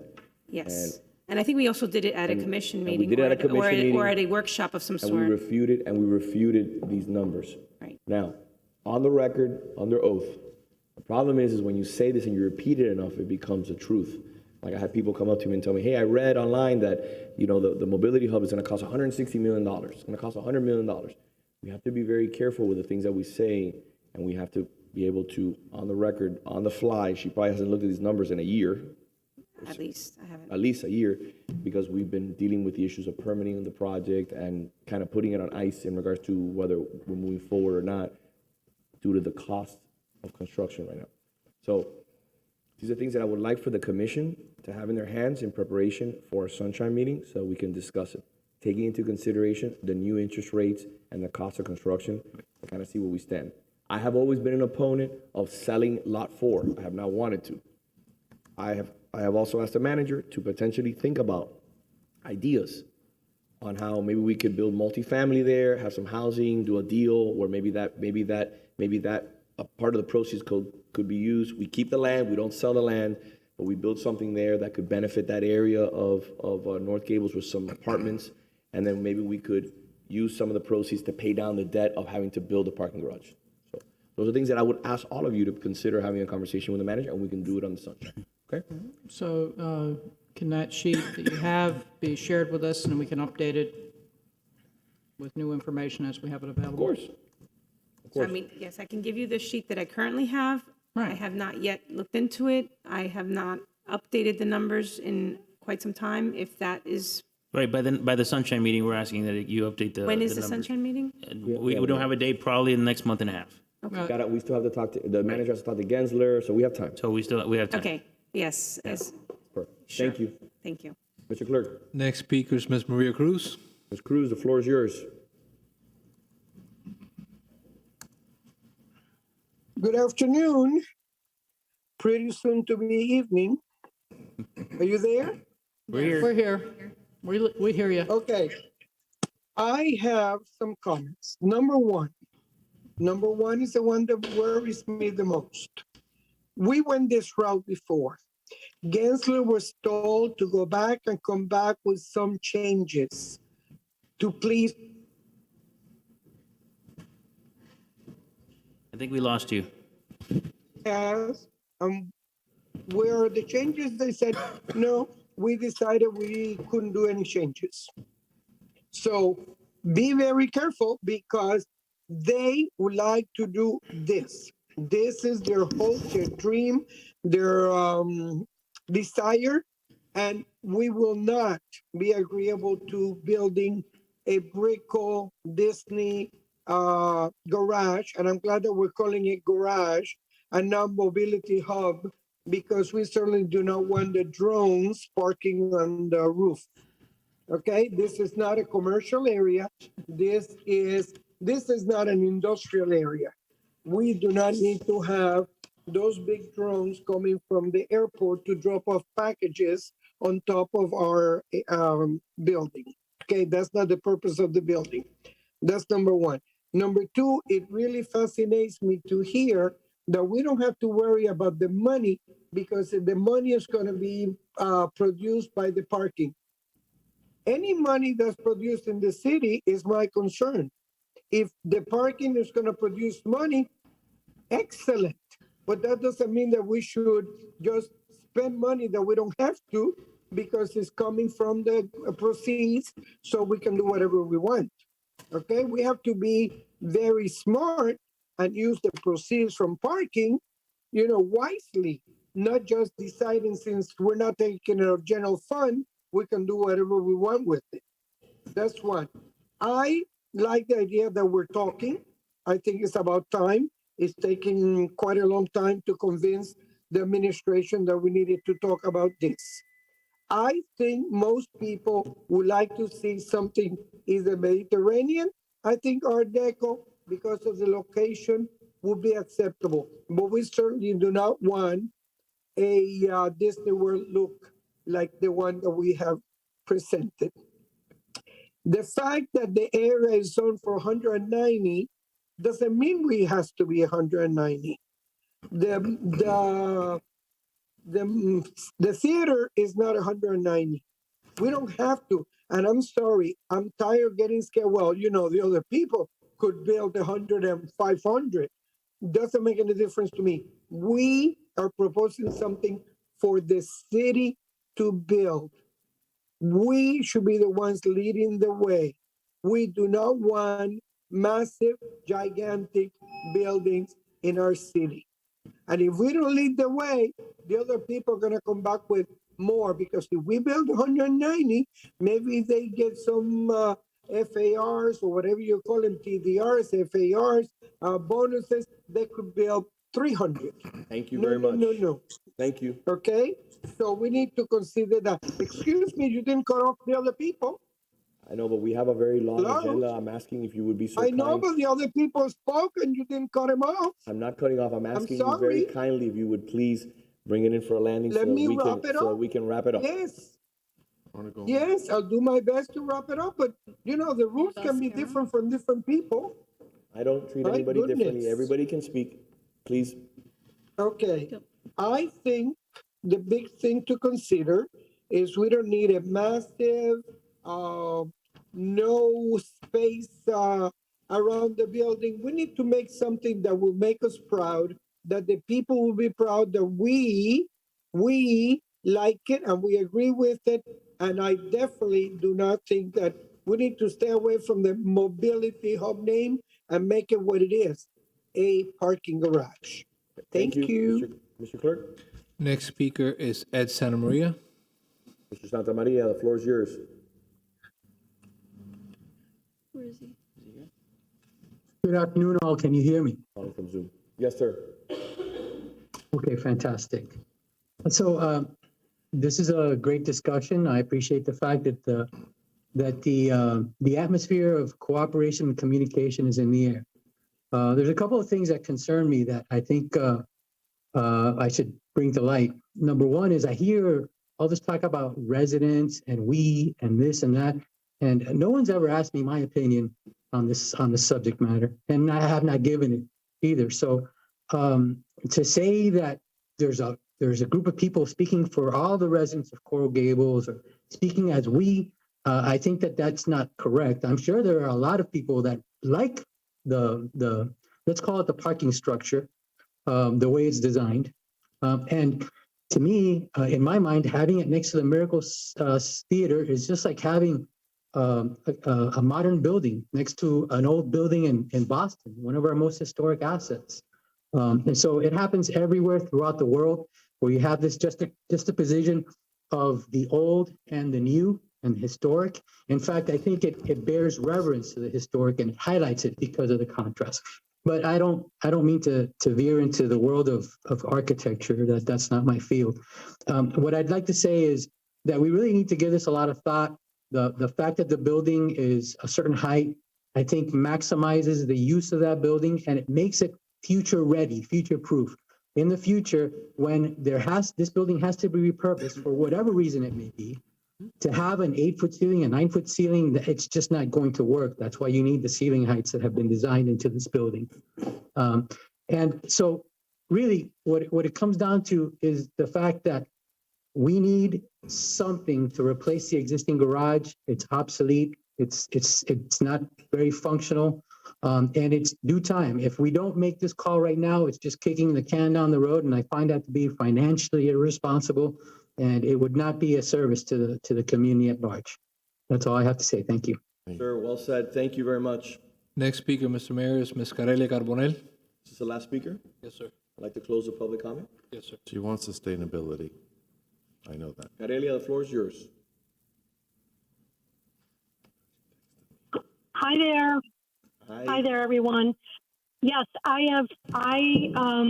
think I've emailed or texted the commissioners, and really I really am disappointed that I have not heard one discussion about sustainable development.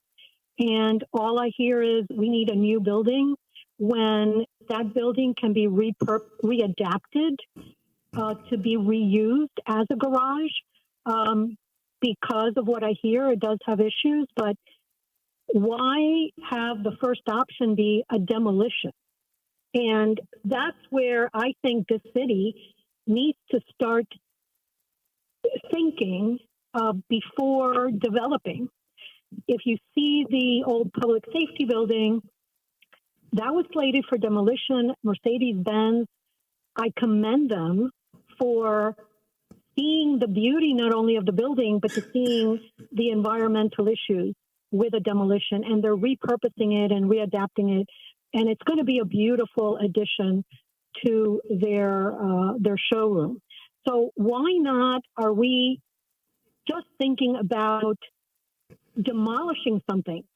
All that concrete, all that environmental debris when it could be at least an option on the table. I'm not saying that it could be the only option, but I think we need it as an option on the table. And the reason I say that is because, and I'm going to read part of the letter that I sent to you all. I'm not going to read the whole thing, but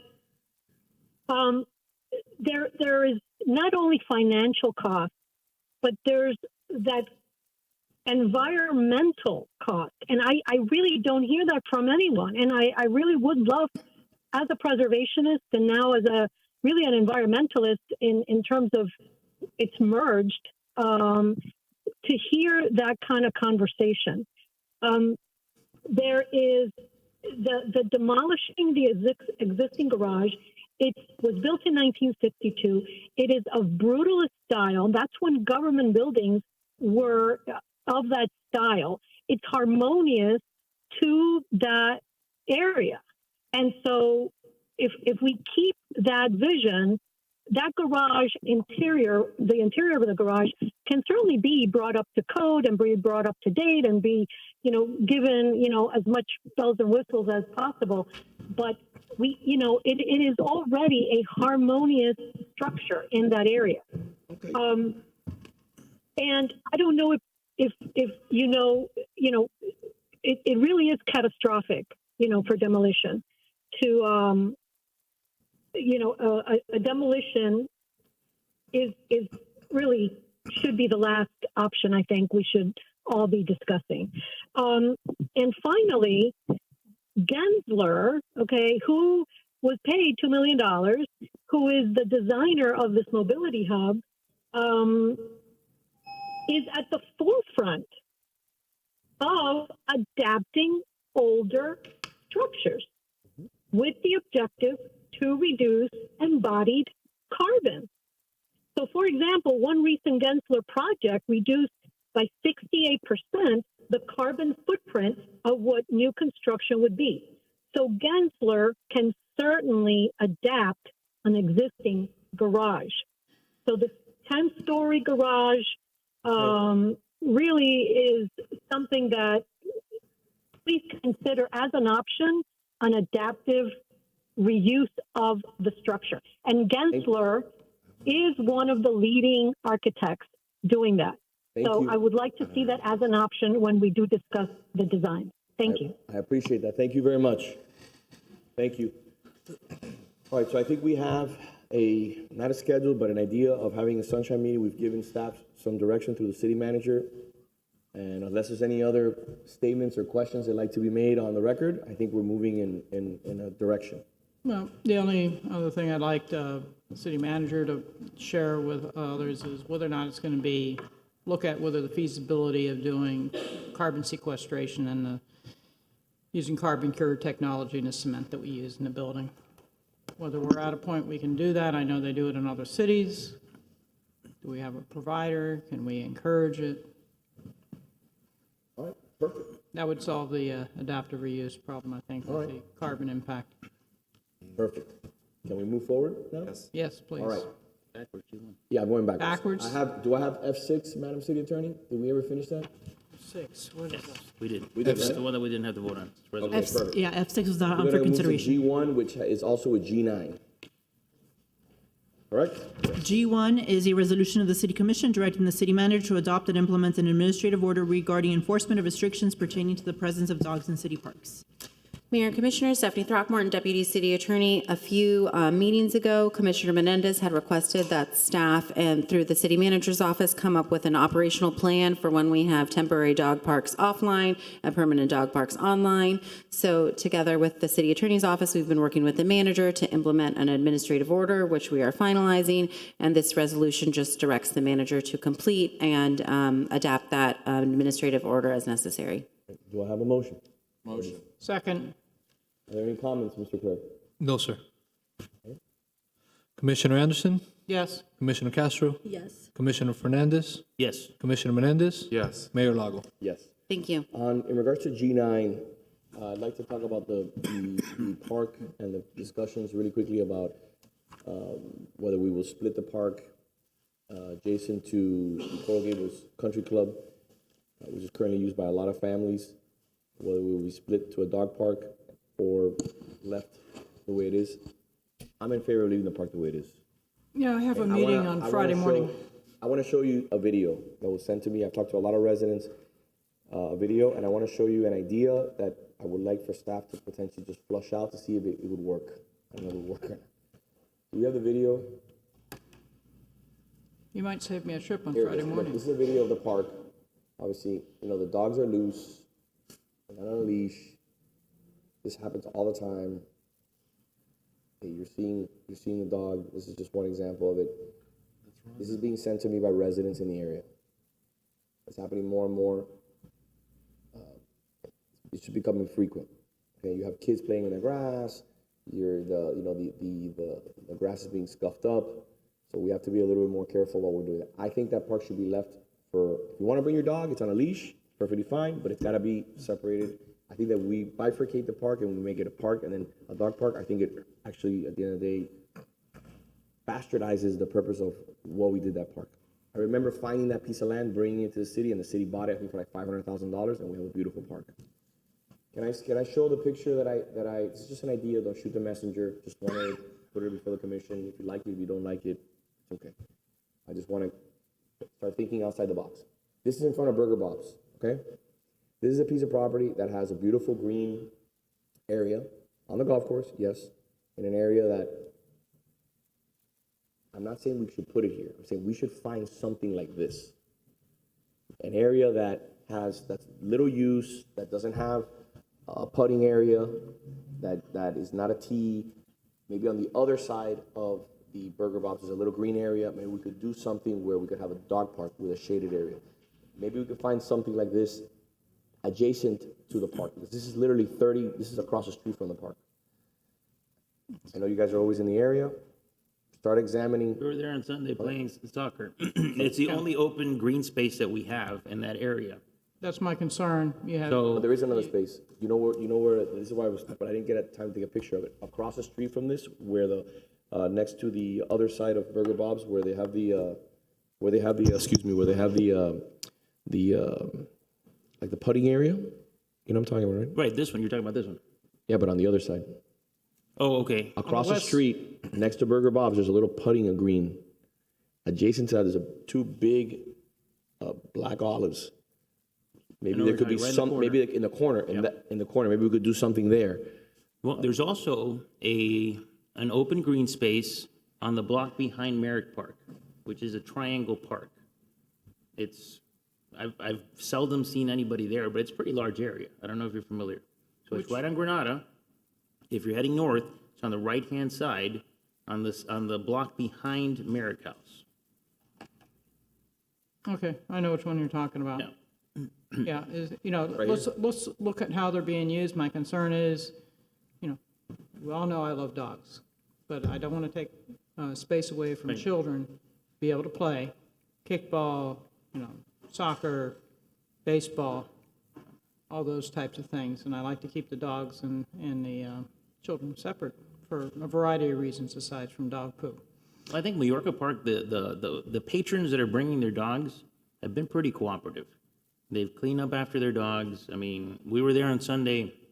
We didn't see any dog issues there. And there were dogs that came with their owners. They had them on their leash, and we were able to share the space. I've got a meeting on Friday morning with some of the residents there complaining about barking, et cetera.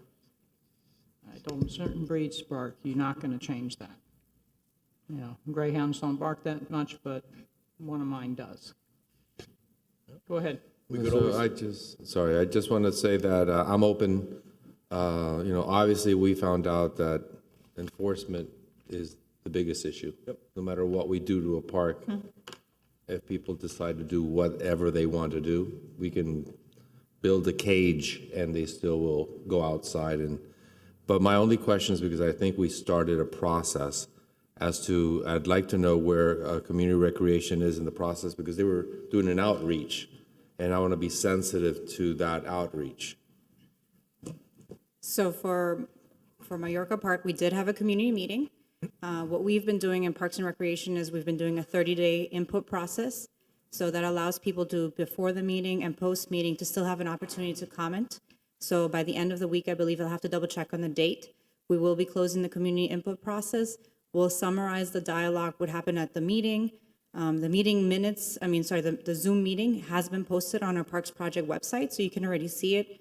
So it's very transparent. I believe the consensus is that the community is still split on what they want there, and the immediate neighbors were not in favor of doing the dedicated dog park. But there was a lot of input on both sides. So we'll summarize the findings and we'll share them with the manager's office. That's all. Thank you. All right, I don't have anything else to, go ahead. We have a member of the public requesting to speak, Mr. Mayor, Ms. Nancy Howard.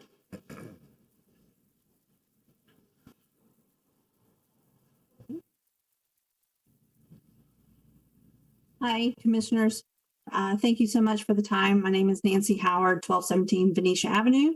And I just want to revert back to a comment that Mayor Lago made. It piqued my interest.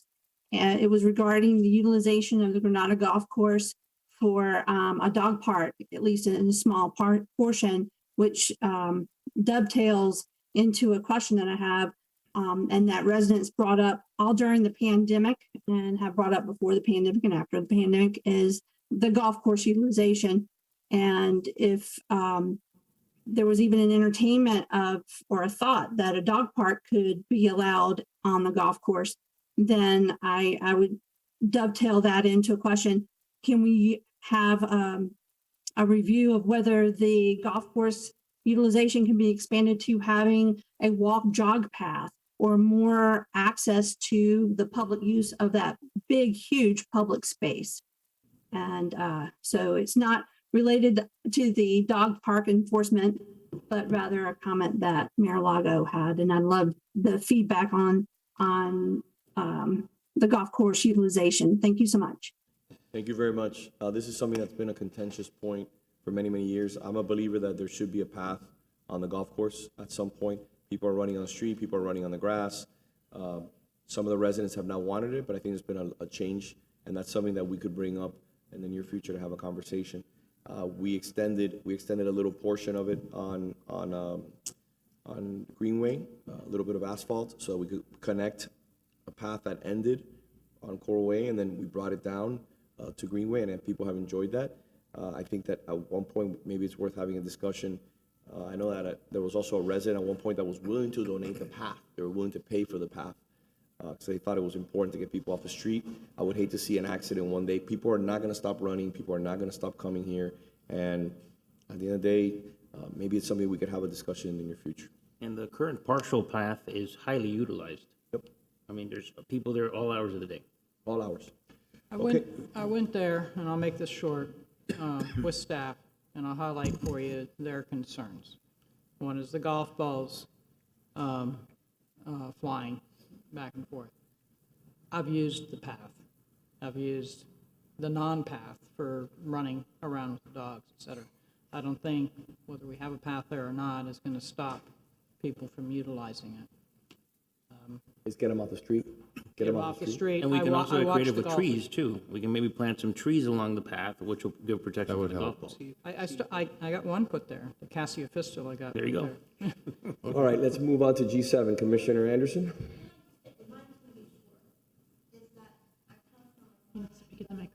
Can't hear that well, I'm sorry. My ears are getting old. Well, one thing is a path on a golf cart is not safe, or rather on a golf course. Jeanette Slesnick, who lives across the street, daughter was hit by a golf ball from the golf course, okay? Two, my husband plays golf, and he doesn't appreciate when his golf ball goes into a pile of dog poop. And he's had that happen. So dogs should stay away from golf courses because balls go all different ways. They're not always down the street. We'll figure it out. Thank you for the insight. G7.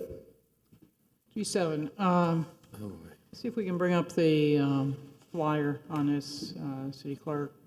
This Wednesday, tomorrow, there's going to be the last presentation. I'm going to be the moderator on it at the Coral Gables Museum. the symposium on Mediterranean architecture. I'd love it if you all could attend. This is a valuable discussion to look at the core elements of the Mediterranean Code and where we're deficient and where we should go moving forward. So 5:30 tomorrow. I hope to see you all there, and I hope to utilize this as a launching point to do the last few tweaks that we need to do the Mediterranean ordinance to enhance it and make it something that we can be proud of. I'll be there. I'll try to be there. I have to speak at the George Washington Carver Junior Honor Society induction. Perfect. Okay. I'll be there. Be there again. G8. G8, another one. That's a little further off. I wanted to bring your attention to the Royal Ponciana Festival. What's it here? We have a bike tour that was added this time for trying to bring in some different flavor to it and have something that the whole community can enjoy. I've been working with this group. Sally Jude asked me to step in her extremely large shoes to make sure that the Royal Ponciana Festival continues on. Coral Gables Garden Club is involved. The city's involved with a trolley. So there's a trolley ride and tour, and the flyer, Lena can share with you all if you want to go to one of those items. Perfect. Thank you. I'm going to go on to G11. We're also deferring G12. So we're moving on to G11.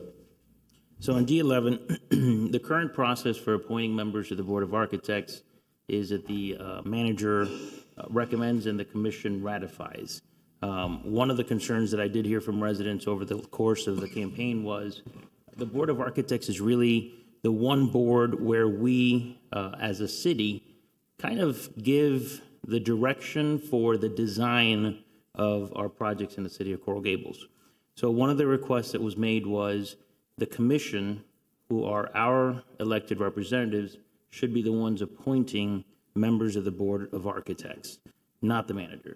So that was a recommendation that was made. We've also made several concessions to have folks who don't live in the city sit on the Board of Architects for X, Y, or Z reason. I think we should really try to stick to residents sitting on the Board of Architects as well. So I wanted to open that up for discussion. So in regards to that, I mean, I'll be very brief. The opening up for non-residents, they still had to have an office here in the Gables, though, correct? That's correct. So they had to have an office here in the Gables, so they had some sort of affiliation with the Gables. I'm a little cautious about this because this is the only board where you're required to have a license. There's no other board that is required to have a license. That's number one. Number two, there's 2,000 registered architects in Miami-Dade County. Very difficult to get people to come and serve on this board. And this is the board that should be apolitical, should not be politicized, should not have individuals appointed to this board that are not strong in regards to Coral Gables and understanding what our criteria is. And I think that when you start appointing people to boards based on commissioner appointments, I think on this one specifically, I think the manager should be able to appoint a person. What I would like to see is the board bifurcated. Residential board, commercial board. Resolving the opportunity to address and be a little bit more flexible and a little bit more nimble in regards to how we deal with issues, and have certain architects who have a lot more experience on the residential side, homes, maybe small multifamily projects, be focused on that area. I think would streamline the process. And when you talk about larger commercial projects, I think that they should be strictly involved in commercial projects of a significant scale. I think when we start going in a direction of naming people on boards from commissioners, I think we need to be very, very careful on this, especially on this board, because this has got to stay apolitical. This is not something that, in my opinion, should be politicized and have people on the board who don't have the qualifications to serve. I don't think it's political. I think they would still have the same requirements. They would still have to meet the requirements that the board has. But I think right now, we basically have, at the end of the day, the manager's vision on this board, not the vision from residents. And I think that's a concern that we have. Some of the members of the board are always advocating for projects that you would find on Brickell. You know, they're not advocating for the projects that the residents are asking for here in the city. So I think that's where the concern comes in. I have a thought and idea when I saw the item, and I asked, you know, I guess I was briefed, as perhaps, not a compromise, but a common ground. I was told that the city architect provides candidates. The way it is it must be a registered architect, 10 years experience, either live in the Gables or have an office in the Gables. The resumes and so forth go to the city architect. The city architect then recommends to me which he feels are the top architects. It's a tough job because they're here 5-6 hours a week pro bono, so it's very hard to get people. But I work through the city architect, and I know because I've had a rough time sometimes in my own projects with the Board of Architects, and which is fine. That's what they're there to do. But it's not that I make a selection based on who I want. I make a selection to bring to the commission for approval based on the recommendations of our city architect. So my suggestion, just to take a baby step or a step, would be, and I think I asked the city attorney that it would be allowed, to add one more architect, but it would be selected by the commission as a whole, recommended by the city architect, as a group of architects, and we as a body, we select, at least that's a first step in that direction. We select an architect to sit on the board, selected by us collectively. I don't know if that's... Yes, that can be done. It would require a text amendment to the zoning code because the requirements and the appointments of the membership of the Board of Architects are in the zoning code. And the Board of Architects membership is composed of at least 7 members. So if what you're saying is have at least one of those 7 be an appointment by the commission as a whole, that's something that can be done. And also, I've never recommended somebody to the Board of Architects that wasn't approved by a city architect. That wasn't recommended, not approved, but recommended by the city architect, because I believe he's a good judge of that. And even though I am in the field, I really refer back to the city architect. So that's how it's been working. And I would keep it as recommended by the city architect, but he could recommend 3 candidates. And of the 3 or 4, we discuss and we select one. So we know it's coming from, meets all the credentials, and then we select amongst ourselves who we think is the one that we as a body feel is the best candidate. At least we start balancing things out a little bit. Fortunately, Commissioner, we don't have like 4 architects that they recommend. It's very difficult, very difficult to get, even 2, because it's very difficult to get architects on the board because it requires so much time. But I mean, 5 to 6 I hours. heard from at least 3 residents who have been interested in serving on the board, have sent in an application, and have never even heard back. If the city architect recommends them, they would have been. Right, but is there a process where we at least reply to them and acknowledge and let them know, hey, you weren't chosen for X, Y, or Z reason? Because one of them actually served on the board for a few years, and he retired now, was interested in serving, and he just never heard back. Okay, I'm not aware of anybody who was prior on the board and wants to serve. If that's somebody like that, then I'll be happy to look at that. But who was it? I have to get you the name. I didn't bring the name today. Okay, I'm not aware of that. Lives up in the North Gables. But because you're a registered architect, doesn't mean that you can be on the Board of Architects. Agreed. I know that there are parameters, specific parameters in the code as to who can sit on there. But again, I think the concern that residents have, and I just want us to get around the central problem is a lack of trust in our government. And we need to give residents some sort of a sense of comfort that they have a voice or maybe a couple of voices on the Board of Architects who they know they can come to the commission and say, hey, we want this person out. The commission can remove them. So can we, if you all are comfortable with that concept, have the city attorney perhaps work on how that would work, the details, and at least take that step in that direction, and then at the end we vote. But, let's explore that. Madam City Attorney? Yes. Can you work on something for the commission? Yes, so since, yes, we can certainly do that. We can bring the legislation to that effect. Right, no, and in agreement with that. We need some more bodies on the Board of Architects anyway. The biggest challenge, too, that I've seen is that there, as far as the larger projects are concerned, is not all the architects do vertical. And when you don't do vertical and you're not schooled in classical architecture, you're not going to be able to provide the residents the type of product that they really want to see for the Mediterranean Code. And we get what's called essentially a wallpapering of Mediterranean, where you don't have a deep enough base, enough fenestration on the building. You have to earn that. So having two sections of the boards, I think, would both help the residential for the smaller projects and help the vertical projects because we'll get a better quality of architects. So I'd also like to look at, and if you go to tomorrow night's presentation, understand the value of having at least some requirement for the architects to view a presentation on classical architecture to understand where the weaknesses are in our current buildings and what are good examples for the future so we can aspire to do it better. So I agree with the mayor's concept that we need two boards. And Are you going to bring that up again, or should we? We just toss it into this? We have been working on that. It's been difficult to get architects to come, especially those that are dealing with bigger projects, because of the time requirements are so large.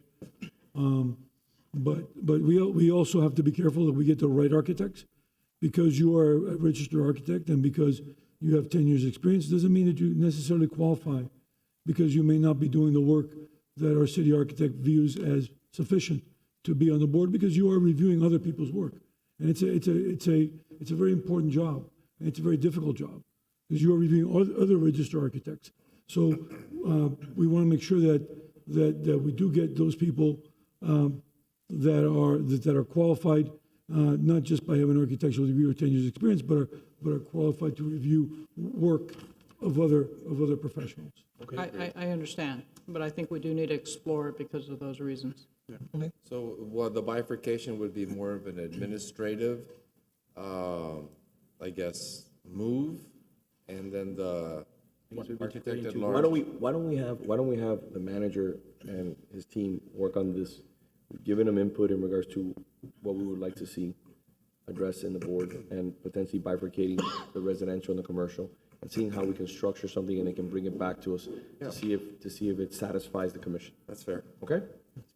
Mr. Mayor, before you move on, we have members of the public requesting to speak on the item. Go ahead. And also on Commissioner Menendez's suggestion, the only thing I would mention is that would bring the number to 10. Good. So you could have the possibility of a tie vote. No, then odd number. I got it. Can we hear? So the first speaker is Ms. Maria Cruz.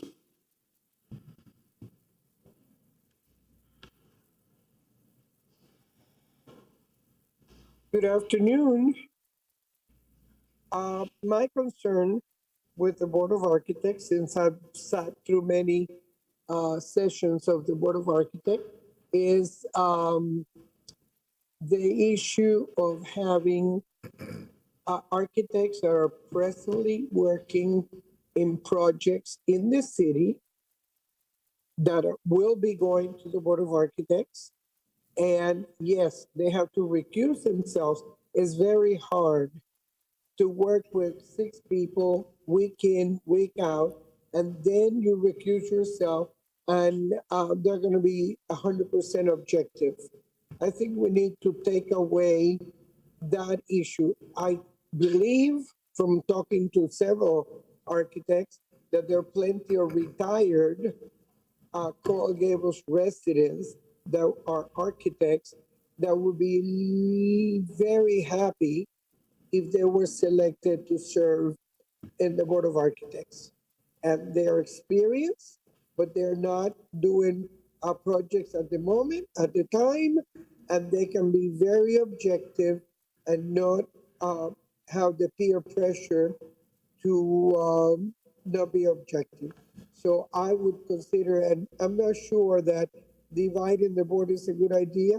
I've like I said, I'm not an architect, I'm a teacher, but I sit there and I hear their comments, and I think most of the people that are on that board, including the chairperson who's outstanding, can handle both residential and commercial. And there are plenty of people that would love to be involved. And I think the time has come to not have active working architects serving on a board that their projects are going to come to. Thank you. Thank you. Thank you very much. Next speaker, Mr. Wait, Mayor. wait, hold on, Mr. Clerk. You didn't turn the time on, number one. And number two, I'm asking for the sponsor, because Maria Cruz just said that there's many people, many architects that wanna serve. I would ask for the sponsor of this event, of this item, to please bring me a list of 5 architects that meet the criteria, that are interested in serving, that are willing to serve on this board, because I haven't been able to find people who want to serve, and this has been an item that we've talked about for a long time. It's been a challenge. I will get to that. So, Ms. Cabrera. So we have struggled to find people that want to serve on a weekly basis on this board and that are qualified and that our city architect feels are appropriate to serve on that board. I think since I've been here, we've gotten 1 or 2 resumes at most. What we did do, we've tossed around a lot of ideas, and the last one was to really get a feel of how many architects live in the city or have their business in the city, and send out invitations asking them to please submit their portfolios and resumes. Martha was working on those invitations, but they should be going out soon to, we went on the professional licensing website to get addresses to see if we could get people that are interested in serving on the board. And I'm also a firm believer that we need to be very careful about punishing people's success. So if somebody is successful and they have done multiple projects in the city, we shouldn't eliminate them from contention in regards to being able to serve the community. There's a reason why they're successful and they're being used on multiple different projects. That's a person that we could use as a resource, not alienate them because they've been successful. That to me is envy. I'm not a fan of that. I'm not a fan of envying people and counting another person's money. I'm a big believer in, if someone is successful, let's lean on that person. Maybe we don't agree with the design, but let's lean on that person and let's not push them away, especially if they're residents and they have their offices here in the city. So we only send out to residents or to architects that have their office here in the city. And we asked them several questions. One of them is, how often would you be able to serve on the board, if it were weekly or biweekly? Things of that nature, to get an idea on how we could get really highly qualified architects that want to serve on the board. Yep. So that's why I said I would love to see a list of anyone who's willing to serve that's vetted. And so we're doing this outreach, and hopefully we'll get enough to have 2 boards, and that's what we've been trying to do. So this is the outreach that we're doing, and hopefully we'll get some feedback and work to establish those 2 boards. Since would be splitting it, the workload would actually be reduced on one end, right? Well, there's also the issue of, I'm not good enough to look at a big project, so there's Right. a lot of issues there. No, I'm just saying, because don't maybe want we can to split alienate it people, from say- 10 people to 5 and 5. Thank you. Yes, but Right. The problem is, there's also the professional issue of maybe not wanting to be residential, so. Got it. I mean, there's a number of things. right, we that- don't want to upset anybody that's on the board, and that somehow they feel that we don't feel they're good enough to review the bigger projects, only to Correct. review small projects. And to just have them serve half and half is that you'll have one board seeing a project that may be rejected, and when it comes back, it'll be a different board. No, I'm saying, seeing the same I'm actually projects. saying the opposite, is split it. 5 of them take over the residential, as the mayor had said, 5 of them the commercial. The 5, I'm sure that probably half of them have expertise in the commercial, and the other half probably more in the commercial. Yeah, I think than there's residential. been an issue, Commissioner, of I'm not good enough to do something. Right, So we don't want to upset them, because we do value every single one of their opinion, and, that they are here every Thursday for as long as it takes to get the job done. And we do value the fact that they work for 6, who knows how many hours pro bono every week. Mr. The Clerk. issue I see, I'm sorry, Mayor. The issue I see with 5 and 5 is quorum. I'm sure there's a quorum requirement, right, for the board? Yes. So if we have 5 and 1 can't make it, or 2, they may have a meeting, then they can't even meet. So I'm worried about a small number, because anything can happen and they can't meet or make decisions. Mr. Clerk, Look at that. do we have any other comments? Yes, sir, we do. Ed Santa Maria. By the way, we're deferring D18 And also I-1 will be deferred also. Good afternoon once again, all. G18, excuse me, G18 and I-1. Sorry, sir, go ahead, Mr. Santamaria. Thank you. No, that's quite all right. Good afternoon once again. As with other boards, the commission can recommend architects to the manager.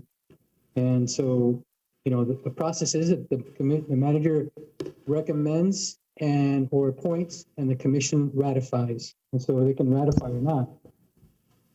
I think that the board and the city architect are doing an excellent job in defending design in the city. In fact, they're often seen by many as being heavy-handed. I keep hearing this thing about Coral Gables becoming Brickell. Coral Gables will never be Brickell. Brickell has a number of buildings that approximate 1,000 feet in height. The maximum height allowed by the Coral Gables zoning code is about 190 feet, and this is only in limited areas. Coral Gables will never be Brickell. Let me cite an example which surprised me when I found out, but this is a fact. Merrick's original plan was for buildings up to around 160 feet on Miracle Mile. We are now talking about buildings that are not as tall as Merrick's original plan, which in my mind confirms again that Coral Gables will never be Brickell for at least our lifetimes. Maybe when, South Florida is a giant megapolis and, we have buildings that are 1,000 feet tall all over the place. If that ever happens, that might be the case. But I think really that we need to be realistic and understanding that there is a maximum height here in Coral Gables, and that the zoning, the Planning and Zoning Board is very vigilant of that, and they recommend according to the code. I thank you for your time on this issue. Thank you, sir. I appreciate your guidance, Mr. Clerk. That's it, Mr. Ray. All right, we'll close that out.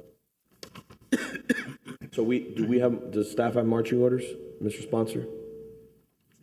I believe so. I just want to. So my office will prepare legislation to change it so that one of the minimum 7 will be nominated and appointed by the commission as a whole. Okay. And go through the process of being vetted by the city. As recommended, right, recommended by the city architect. Correct, Okay. correct. Perfect. Thank you. Sponsor of G14 and G15 have deferred to the next meeting. Okay, moving on to G13. G13. You finished the page. Yes. Is another item of transparency and really piggybacking on your leadership, Mr. Mayor, on placing lobbyists on the agenda. I spoke to the clerk and the city attorney about the possibility of also attaching to the agenda a form which project sponsors would have to fill out informing us of if they have given political contributions to the campaigns of anybody sitting on the dais, and that would be included in the agenda. Okay. I have 2 concerns. One is the issue of how are you going to police this in regards to political action committees, which is very difficult. It's difficult. And number 2, I think it sends, I will support it on first reading if you're interested in doing some of that, but I'm concerned about the message that it sends. When I wrote this legislation that already puts lobbyists on the agenda associated with whatever issue they're coming before the commission, I think it sends the connotation that somebody may vote for something not because they believe in it, because they were a donation basically forced them to one reason or another to consider voting in favor against or for that contract or for that project. I don't think that's healthy, in my opinion, for the debate that we're having here, because I have voted against projects on this dais where people have donated to my campaign. And I've been candid with them. I said, listen, if you want me to vote in favor of this project, you have to get to the following threshold. And they haven't been able to meet it because they had the votes from the other colleagues in the commission. Gables Station, Agave, Miracle Mile, the parking garages on Andalusia, Alan Morris. Just because they give me a check, does that mean that I'm going to vote in favor of the project? No. I just want you to think about that before you present the legislation and see if we can craft it in a way. And my biggest concern is just because you're not donating directly to a campaign, you're donating to a PAC. How are we going to track PACs? I think that's a more difficult thing to really control, but I think as far as campaigns, it's information, it's already public information. It's not something that's not. It's just a way to make it easier for residents who are interested in looking for it, because that's a question that has come up quite a bit in the past, and you have to basically send them on how to get to the contributions page. There's an opportunity to have it right there available on the agenda. It increases transparency. Present it. I want to chime in because projects that come to us, Madam City Attorney, correct me if I'm wrong, are quasi-judicial. So sometimes projects have a legislative component, but if you have like a site plan approval and so forth, yes, they are quasi-judicial, and you should consider the competent substantial evidence that is presented and. Based on the merits of the project. Correct. And then my other thought is, I have no problem making that, making it easy for the public to access that information. But monetary donations aren't the only way to help someone win an election. Because if someone gives $1,000 and someone doesn't give you $1,000 but gets you 1,000 votes, I think then people are going to say, well, they got you 1,000 votes. You owe them to either support or deny a matter that they're not in favor of or they're in favor of. So there are different ways to sort of, I guess, slice that up. So my concern is it takes things in one direction when in fact there are different ways to give the impression that one is being influenced. That's my thought, because sometimes $1,000 doesn't do much in a campaign. Sometimes 1,000 votes gets you a win.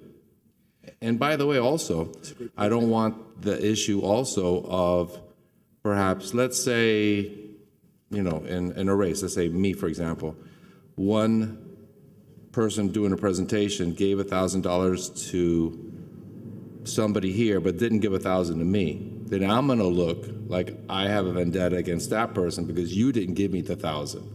So if I vote no, then they're going to say, oh, you voted no because he didn't give you the money. So it sort of creates sort of a confusion. Lobbyists already have to put their name on any project that they're representing. So it's pretty clear who's attached and who's. Well, but developers do not. I mean, developers and their subsidiaries donate quite a bit of money to political campaigns. So I think it's just a level of transparency, and that's the reason I'd like to put this on here. We went through I know that there was a lot of opposition for the lobbyist being on there at first. I think this is just adding a level of transparency. It's a form that they would fill out. They would submit it to the clerk, and they would be attached to the agenda. And as a compromise, sorry, I know it's late, if we were all in agreement to make that information available, perhaps that information could be made available and not have it attached to legislation, because, again, my concern is to taint the item or taint the opinion of the public already going into that meeting.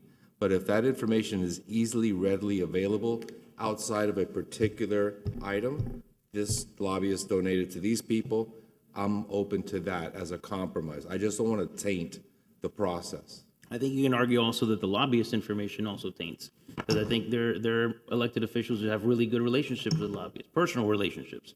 And it just having that information on there could taint the experience for residents as well. I think it's just about transparency. And originally I had said, it should be listed on the agenda, and I talked to the clerk about it, and we decided an attached form would be better. It's something that if a resident's interested in looking for it, it's easier for them to find versus having to go through the portal. And you can't search the portal by name. You literally have to go into the portal, go report by report to find the information. So it's not an easy information to access. Well, that's why my thought is, and again, you'll present and no issue, is if it's that difficult to find, maybe we can find a solution to make it a lot easier to access and not necessarily attach it. Because, the way I look at it historically, the first mayor of Coral Gables, Doc Dammers, his biggest contributor was the biggest developer in the history of Coral Gables, which is George Merrick. And yet he was the first mayor, and he's the one that was the mayor when we built the Biltmore, built everything else. And we're like, hey, you got a contribution from, Like I said, I agree with you, transparency, make everything available, accessible. I just want to make sure we do it on a path that we don't create issues that weren't there already. That's all. I see it as a complex item because, developers could, all the resident contributions on somebody that's opposed to a project, all the developer contributions, if you have developer contributions, and then you get into the PACs. I don't see how we could, I didn't have a PAC, and developers went around rallying for me.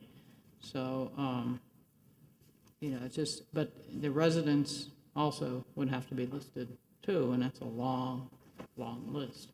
Well, I think the same form would apply if a resident proposes a project. This is about proposing a project that'll come before us for a decision. So why don't we do this? Why don't you present legislation, bring it before the commission? All right. And we'll see how it goes. All right, so I'll work with the city attorney to craft the legislation, and we'll put it on the agenda for next meeting. Mr. Clerk, I'm gonna defer, can you give me 1 second? 1 second. I'm gonna defer C1, C2, C3, and C5. I'm just gonna keep C4. I'm deferring all my items except for one. Mr. Mayor, before you move on, we had members of the public requesting to speak on the previous item. Go ahead. First, Ms. Deborah Register. Okay. Thank you. Next, Maria Cruz.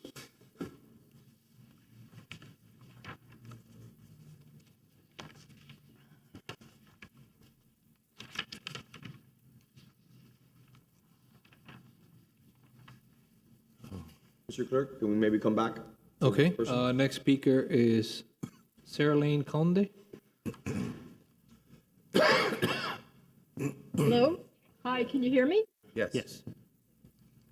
Yes. Hi, I just wanted to state my support for Ariel Fernandez's proposal. And the reason why is, one of the things that someone had said is that it's hard to verify. I don't think that that's an argument for keeping somebody from disclosing. And it's, whenever you have a news reporter, they will say something like, if they have a news report and there's a company that is a supporter of their news organization, they'll say, full disclosure, so and so is a supporter of this broadcast. Or if you have a lecture. Hello? Yes, ma'am. We're here. Maria. Oh, we got Maria. Can you hear me? Yes, we can hear you. Okay, so another case is when a professor or a researcher or a physician gives a lecture, they will say, full disclosure, I have associations with this drug company. These things it's not unheard of for these kinds of things to be disclosed. If the opinion is that, well, I have accepted money from a certain developer, that is not going to sway my opinion. Well, okay, then there shouldn't be a problem in disclosing that. Finally, when you want to look as a resident, if I want to look at the donors to a campaign, a particular developer may donate $1,000 on different LLCs that he is in control of. So each LLC can give 1,000. So a particular developer that is associated with each LLC can give 1,000 each. And that is something that a resident has to do some research. That is not obvious in the filings of the candidates.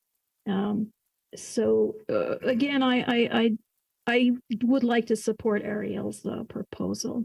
Thank you. Mr. Clerk, will you turn on the clock next time, please? Ms. Maria Cruz. I'm here. We hear you. Go ahead. Hello. Maria. Ms. Cruz. Maybe we'll come back to her again. No, I'm here. Can you hear me? Go ahead, Mrs. Cruz. Okay. I would like to support the idea that Commissioner Fernandez brought up. I'm sure that they can be tweaked somehow, but I think it's important for people to know where the connections are. You know, we have grown to not trust the government because of things that have happened. And I don't think if it's public record, it doesn't take much to add it to the agenda so people know. That's it. They don't have to go look it up. It's there. They want to look at it, they look at it. If they don't want to look at it, it's fine. But we need to know who are the people that put out the big money. And I understand the PACs. There's nothing we can do about the PACs. But you know what? We can do about the other. And a little step at a time would help. Thank you. Mr. Clerk? That's it, Mr. Mayor. I will close that. Do we have marching orders from the sponsor? We're good to go? All right, We move on to G16. G16. I have to, I would like to see if we can wrap this up at 7 o'clock. I have to go. When it comes to the Planning and Zoning Board, one of the concerns that I've received from residents is active members of the community who are actively working on projects and are presenting before the board. They do recuse themselves, but it presents a semblance of impropriety when they're presenting before their fellow board members. So I had kind of tweaked some language with the city attorney as to what I kind of wanted, if you wrote it down. So they don't present before their own boards. Correct, they don't present. Recuse and they don't participate. Correct.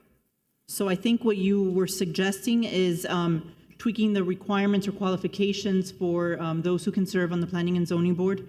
And I'm just going to kind of paraphrase what I think your intent was, and you obviously tell me, but that to preclude individuals of certain professions that I think you need to define who do work on projects that will come or likely to come before the Planning and Zoning Board to not have them serve on that board. Right, so basically during the time that you're serving on the Planning and Zoning Board, you will not be bringing any projects, or that your company is not bringing any projects or working on a project that'll come before the board. That's basically what I'd like to put up for discussion. Yeah, I'm sorry, I can't support that. And I'll tell you why, because, you know, we live in the greatest country in the world, and I'm not going to be in the business of penalizing people because they're prosperous or because they're doing well. We want people who are, you know, embodying a mentality of success, that they're doing the best that they can. And if they're coming to serve on a board and they're willing to recuse themselves before they bring anything before the commission, they're not going to vote, or they're not going to, you know, in reference to that board, I wouldn't want to have people, I want to have the strongest members on that board. I want to have people who are super educated, who are super enlightened in regards to their craft. I want to have the best of the best. I don't want to have people on a board, especially on a planning and zoning board, which is, again, probably the most powerful board in the city outside of the commission, who are not well-versed, who do not have that type of experience. I understand what you're trying to do. I understand you're trying to tighten all the boards, and you're trying to do everything. You know, you're trying to make sure that you get people who support development or who make money in one form or another in construction and design. But to me, I think excluding people who are accomplished in their field and bring jobs before the city of Coral Gables, we have a downtown that is just as large as Brickell. I mean, you would be excluding so many people in this community who do work in construction and design and architecture, and people who are consultants, people who do traffic engineering, people who are sub-consultants. I mean, the amount of people, you'd be left with people who don't have the experience, in my opinion, to serve on a planning and zoning board off the go. That's what I think. I served on the planning and zoning board for 2 years. We have more than enough qualified people to take 7 positions on the planning and zoning board. But I think it's a shame. We have the very best in Coral Gables in every profession. And I know for a fact that is the most desirable board that people would like to serve on. And I know that we have plenty of qualified people who would not have a semblance of a conflict of interest in front of the board. I don't think working in the construction and design industry is a conflict of interest. It's not about working or it's about working on projects that are coming before the board. But you're not voting on it. It doesn't matter. You're sitting, it's like basically you bring a project before the city commission, it puts us in a position that we're now voting on one of our colleagues' projects. That's fine. It makes it a more difficult decision for the rest of the board. I mean, I would hope that the people who are serving on that board can stand on their own 2 feet and make a decision and not be swayed by whether they have a colleague on that board or not. They're voting on the merits of that project. They're not voting on whether they know somebody. They're voting on the project, on the worth of that project. I mean, can you do that? I think you can. And I think we have qualified people who can take those positions without any conflict But of interest. I don't think in my opinion, I'm not going to penalize people for being successful or for people who are willing to give up their time to serve on a board. But But it's convenient to serve on that board if you're working on these projects. But you're not voting on the projects. You're not, but you're, as, and the Planning and Zoning Board, you are basically making decisions that are going to influence the future of our zoning. Understandable. So you are actually placing yourself in a higher advantage when you're designing your projects. Again, I put myself in it as an example. When I served on the Planning and Zoning Board, I was faced with people who are colleagues of mine, who I dealt with all the time in regards to design, and I had to vote against their projects. Just for example, I voted against many, many different projects in regards to developers who I've done business with many times. And I've said, listen, I can't support your project. And I've had to recuse myself from projects. So that doesn't mean that just because I'm in the industry, does that mean that I'm going to vote in favor of every single project? That's not the way that it works. I sent a very clear message in regards to what I'm willing to support and what I'm not willing to support. And it's clear. I think that by taking that position, I think we're shortchanging ourselves and we're penalizing people for their success. I don't believe in that. I think that's to me is anti-business, and it doesn't send a message. It says a message that we don't trust people in our industry to be able to police themselves and be ethical. And that's the message your residents are sending. They don't trust people in the industry. Commissioner, I think you're talking about a very small, minute of people in this community. Mr. Mayor, I've heard that many times. I heard that from the manager last week, that we had a minutia of people who came out to vote and who actually made a decision. But the residents came out and voted, and they want a different direction, and this is one of the things that they've been asking for. Proposed. I'll step back as Vice Mayor Anderson had something to speak to. Proposed legislation, and we can vote it up and down. So I'm going to throw a wrinkle in for you because I dealt with this issue before, okay? And we have a board as a whole appointee, but we don't have, I understand we have applicants now. I don't know if it's been advertised well, but have a presentation done to the Planning and Zoning Board about board of a whole appointee by somebody on staff. We have these, 3 people, or we have these 2 people that are all qualified. And we could look at term limits, we could do a rotation on the board of a whole appointee, things of that nature to kind of mix it up. Now, I can tell you that, from my experience, when I was on the Planning and Zoning Board, and I had opposed a project that Mr. Navarro had done prior to my service, he didn't look very comfortable the first time that he was in front of me because he thought I was going to judge the project based upon his personality and the way we dealt with each other as opposed to the project. I dealt with it based upon the qualifications of that project, and I didn't hold anything against him based upon our prior experience. I do think it needs to be something that is presented before the board so that they have options on who to choose for the board as a whole appointee. We can look at other permutations on that, just like we did talk about for the Board of Architects as to who should be the board as a whole appointee, and move forward. But I do think we need to move beyond the reappointing the same person all the time and have some options. They may choose the same person again. I have no control over that, but the applicant base should be a little broader. I don't think it's a bad idea. There were some qualified people that applied the last time, but I think we didn't have time, or it was a timing issue. Is that something, City Manager, you can come back to us on? We can take a look at that, yes. Okay. My only question is for the city attorney. So currently, if they have a conflict or appearance of a conflict, they need to recuse themselves. It's not only our code, is it state statute? How does that work? Yes, it's both county, it's our Gables code, county and state statutes that govern whether there's a conflict, and those are analyzed on a case-by-case basis. Right. What are the repercussions if we find that there is a conflict. If they ask for an opinion as to whether there's a conflict and we give them an opinion, then if there is a conflict, they would have to recuse and leave the room, of course. And if they go ahead and vote and a conflict is discovered, That would be, fines and, yeah, that would be, go down the trail of, an ethics violation. okay. All right, so I guess we'll go with Vice Mayor Anderson's recommendation to staff, and then we'll work from there. Listen, moving on to G17, unless there's any comments. Okay, go ahead. It's Ms. Maria Cruz. Yep. I'm here. Can you hear me? Yes, we hear you. See? All right. Listen, I think saying that they must recuse and leave the room is a good policy. But I was sitting at a board of architects the other day, and there was a person there that had a project that was going to be presented, and he recused. He sat across from the table where the people were sitting, and we could see him getting involved, even though he was across the room.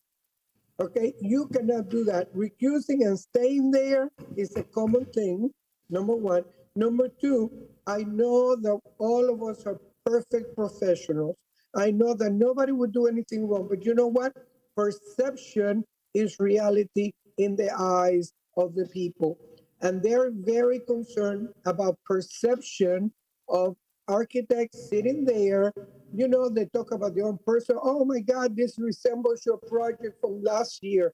You know what? That does not give a good idea to the residents. Okay? We need to look at that. We need to see why the same people, there's some boards that the same people can sit there forever and ever more. And if they cannot sit, they find a way to do it. Okay, so I know that we would like to believe that it doesn't happen, but believe me, that's not what the people think. Thank you. Mr. Clerk? That's it, Mr. Mayor. All right, close the item. What is the will of the sponsor? We already talked, the manager's going to work on it. Okay, moving on, item G17. G17, Director Eleja Arrieta is here. The Insurance and Risk Management Advisory Board has a very specific, target similar to the Board of Architects, and it's hard to find people who are prepared. So this came about in a conversation that we had about the need of maybe extending some of the term limits because we'd be losing two of our senior members of the board right now. So, am I add something? I disagree with this, okay? Do we have any boards at all in the city that we have the ability to have unlimited terms or extended terms? Yes. Any boards? Yes, sir. Yes. Yes. Which boards are that? Code enforcement, retirement, construction regulation. Okay. I don't think it's construction regulation, but there's, No, construction regulation does. it does, okay. Yes. What is the reason? The retirement board, the code enforcement, because of the expertise of the people on those boards. You know how many insurance professionals there are in South Florida? You know how many licensed architects there are in South Florida? Have you found that out? Okay, I did the research. So there are 40,000 licensed insurance agents in South Florida. There are 2,000 registered architects. Okay? You don't have to be a licensed insurance agent to be on this board. You don't. It's not a requirement. There's no license requirement. On the BOA, there's a license requirement. So anybody can sit on this board. Anybody can sit on this board because a license is not required. A person who works for an insurance company, a lawyer, a doctor, an engineer, an accountant, a person who can sit on that board. You don't have to be licensed. I would like for all boards to have mandatory requirements where people can't serve for a certain time. That's it. Maybe the only one will be BOA because it's only 2,000 registered architects. But that's more than enough. But I think that when you have tens of thousands of people who could serve on this board who are licensed, along with a requirement to not be licensed, I think what we're doing here, and I don't think it looks right, I think we're doing favors for people who want to continue serving on a board because their time is up and it's time to move on from that board. So that's just my opinion. Or why don't we make it so that if we're going to be very restrictive on whether people can, on the time, we're going to allow people to serve indefinitely on these boards, then we can just make it requirements that they be licensed, or they'd have some sort of requirements on that. What do you think? Well, let's have her answer to the need. So this is, as you know, this is for the property, and it's mostly for the property insurance. So the city has a total insured value of over 350 million. So the specialization or the knowledge that you need for property insurance is not your typical, what a typical insurance agent specializes in. It's we go out to the domestic market and the international market to obtain our insurance on the property side, and on the liability side, we are self-insured. So there's a little bit more complexity when it comes to that side. We do have 2 members that have been termed out, and those are the 2 members that have brought, who have the background. Well, all of them have the background, right? But there are 2 members that are being termed out this year, at the end of this month, who have some specialization and some information and the background on the city's property insurance program that would like to continue. But let me ask you a question, are all the members on that board licensed? I'm not sure what their license. There's only 2 people on that board that are licensed. So everybody else is not licensed. So there's an opportunity for people to be to go out and find people on that board who will serve on it. I have never heard in my 10 years of being here that we can't find people for this board. I've heard that we can't find people for the BOA. It's an issue. You've never brought it to my attention to tell me that in insurance that we didn't have people that didn't want to serve on that board. I've had lines of people who have told me that they're willing to serve on the insurance board. So I think we should be very careful when we continue to extend people, because I have people who serve on boards who are terming out that I'm not renewing them or asking for an exception, because I think that we want to find new people to serve on boards, or we want to circulate them to different boards. And if you have people that have been serving for 20 years, 30 years, I think it's time that they move on to a different board. The only board that I know that we've had any issues here, and I've been the longest serving commissioner here, is at the BOA. Mr. Manager, have you heard of any issues or people telling me that they can't? The BOA is our most difficult board. Yeah. So I haven't heard an issue here. So I don't want to. And by the way, when you talk about boards, I mean, I did my research on boards. You know, we have 37 city. We have 30 plus boards here in the city, a litany, and I've never had an issue finding somebody to serve on a board. I just have a quick question for the city attorney, since in my prior life I was an assistant city attorney, and I know in some occasions in other places, I don't know about this situation, with a 4/5 vote, you can override certain different things within a code, within a charter. Does that exist in this situation? This provision regarding term limitations for board members does not provide for that. So it would require a code change to, just like we have certain boards that the city clerk listed that are exempt from that provision, we would require a code change to exempt this particular board. Good to know. Thank you. Commissioner, we do that for residency requirements, or if you're in the last year of your term and you want the board member's term to coincide with yours, if they started halfway, the commission does have the power to do that, but however, not to start a new term when they've already exceeded it. Correct. Okay. Close. So my 2 cents, because I have a board member on a board that's termed out, okay, but they're still interested in participating with the board. They can always attend the meetings, they can always provide public comment and provide their input there and still be a valuable, participant in the meeting and share their wealth of knowledge that they've gained with the rest of the board. All right. Sorry, Madam Director. Moving on to item G19. I know this is one that we've been waiting all day for. Yes. Madam so- Commissioner Castro? Yes, good evening now. Good evening, yes. Good evening. This is a major concern because I have a lot of residents reaching out to me.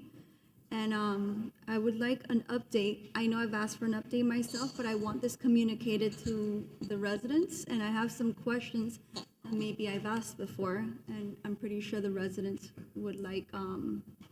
Sure. I'll just give a general overview, and then you can ask any questions. So last year, we completed a 3-year pilot project with FDOT. After that, the commission did approve moving into a month-to-month continuation with Freebie in the zone that we have. Just last week, we submitted for a new grant with FDOT that would fund a relatively new pilot project. So we are awaiting news from FDOT whether that grant funding will be available. But in the meantime, we are continuing on a month-to-month till we find out what happens then. Once we find out what FDOT is willing to help us fund, there's two steps that will have to happen. One is we will have to go to the county to get an interlocal agreement. In our previous iteration of the grant program, that was not part of what happened because we were not allowed to use PTP funds to support the Freebie service when we did our previous grant program. And now PTP funds are available to help fund this. Once we get through the county with an interlocal agreement, then we would bring back a contract to the commission for approval. Right now, the funding that is available from the state is would be available for us next summer, the summer of 2024, which is the beginning of the state's fiscal year 25. And I believe the state tells us we will know the answer by September, October. But in the meantime, essentially the service level would remain on a month-to-month basis at the level we have currently, which is for the city about a $40,000 a month expense. Okay, so if the grant gets accepted, what percentage is it that gets funded? 50%. 50%. Okay, that's important to know. So right now we're out of contract, right? We're not. Well, we have an extension based on the commission's resolution to go to a month-to-month. But yes, there is not a long-term contract in place for any kind of new service. And that's what will happen once we find out what funding the state is willing to offer. So we'll be month to month until, if possibly the funding gets approved, till when? Well, the state funding is not available until next July. However, we would put together the interlocal agreement and a proposed agreement with Freebie within months after we find out whether FDOT is willing to fund. So I would say towards the end of this calendar year, if the county helps us out and moves quickly with the interlocal agreement, somewhere towards the end of the year or the first of the new year, we would bring it action to the commission. Okay. Why was the train station removed from the Freebie service area? The train station was never part of the zone. When we received money from FDOT, they came to us and they said, we're willing to fund this, but we need you to allow the Freebie to go to Douglas Station. And so it was part of the requirement for that pilot project. We are back to what our historic contract zone is, which is down to University on the south side and up to Alcazar on the north side, I believe, Menorca maybe. And the reason I'm asking that is because I had residents call me saying that they had children that were using Freebie as a form of transportation after they got to the train. So is there any possibility, at least to the school year ends, that we can extend it? Well, okay, there's a couple of issues. One is historically, I mean, for the last almost 20 years now, students use the trolley because it goes from Douglas Station up in fact, much farther north than Freebie. So we actually staff an extra trolley or make sure we have maximum trolleys en route when school gets out so that there's space for students to travel. So that is our preferred method for students, and anything coming from Metro Rail Station. In fact, our theory on the interaction between Freebie and trolley is if your final destination is the Douglas Station, Freebie will get you to Ponce, and it's the trolley that should transport you to Douglas Station. And the trolley right now, we're running 6 trolleys on the Ponce route, and our headways are 10 minutes or less. Okay, so Sunday, is there a trolley on Sundays? No trolley on Sundays. So how are we planning on transporting the people if we don't have on Sundays? Sunday Freebie traffic is negligible. In fact, moving forward, one of the cost-saving measures that we are considering and has even been suggested by a consultant is that we no longer provide service on Sunday.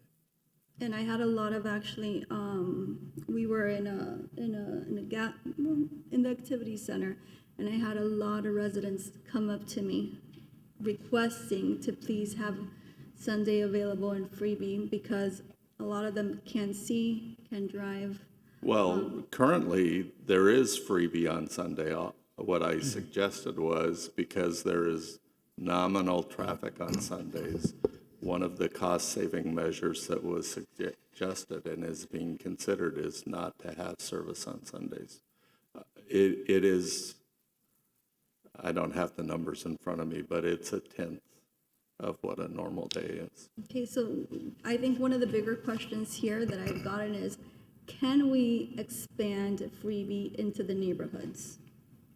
There are a number of things we need to look at. That would definitely have to be one of the things we would have to speak with the county about when we're going through the interlocal process. I can tell you I'm 99 and 9/10% sure we're going to have specific public meetings related to that topic. And we may have to have some certification to satisfy the county on a couple of issues. But we absolutely can look at that when we're dealing with the county on the interlocal agreement. Is the city considering reducing Freebie services, less cars, less days of service? Well, one of the discussions that came up from Freebie in the discussion of the possibility of moving to EV sedans, regular EV cars, was that because they would be standard vehicles, not the GEM vehicles, that trips could be much quicker. They would be allowed to be driven on the highways with the faster speed limits, and so that we would actually gain efficiencies. So if the zone stayed the same, in theory, we could transport more people with fewer vehicles. So that is something we may look at. The grant we requested from the state was to maintain 5 vehicles. But just because the state agrees to fund the program that we offered doesn't mean we have to put 5 vehicles on the road. We will do whatever is the most cost-effective and efficient for the city based on what we negotiate with the county and what the commission agrees to. So it could be in consideration. An expansion absolutely could be a consideration, but we would have to make sure we can identify the funding for you guys and justify or get the agreement with the county to do what is the vision. we're having a problem with parking, and we're having a problem with traffic. And while I was campaigning, I think one of the overdevelopment, traffic, parking, and I feel that if we expand to the residents, I mean, and you leave your cars at home, and we're not driving them, and we don't have to park them, Freebie could really help out in that sense. Not only the fact that it drops you off in front of wherever you're going, and you can drive safely if you're going to have a glass of wine or so, but it safely drops you back off at home. And I agree with everything you just said. One of the locations where Freebie is the busiest is just down here on 600 and 700 Biltmore Way, because it's high-density residential, and those folks want to go downtown. They don't necessarily want to drive downtown, and that's the purpose. 5 years ago, when we started Freebie, that was the reason. We had a mess in the central business district. We knew we had taken out 197 parking spaces, so we were trying to help people deal with that without driving their vehicles downtown. So that's absolutely part of the theory. When we start talking about a significant expansion, we actually have a number of vendors that have talked to us about services that could possibly fill that slot. So if we start talking about expansion, we probably have to have a broader discussion about how we provide that service. Commissioner, I have a quick question, if you don't mind. Piggyback on what you're saying. I think we've all been resident after resident after resident wanting us to expand the footprint of Freebie. I mean, for years now.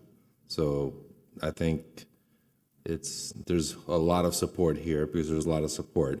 A couple residents have asked me, about the possibility of extending Freebie to, I guess it's going west, Biltmore, Venetian Pool, the Country Club.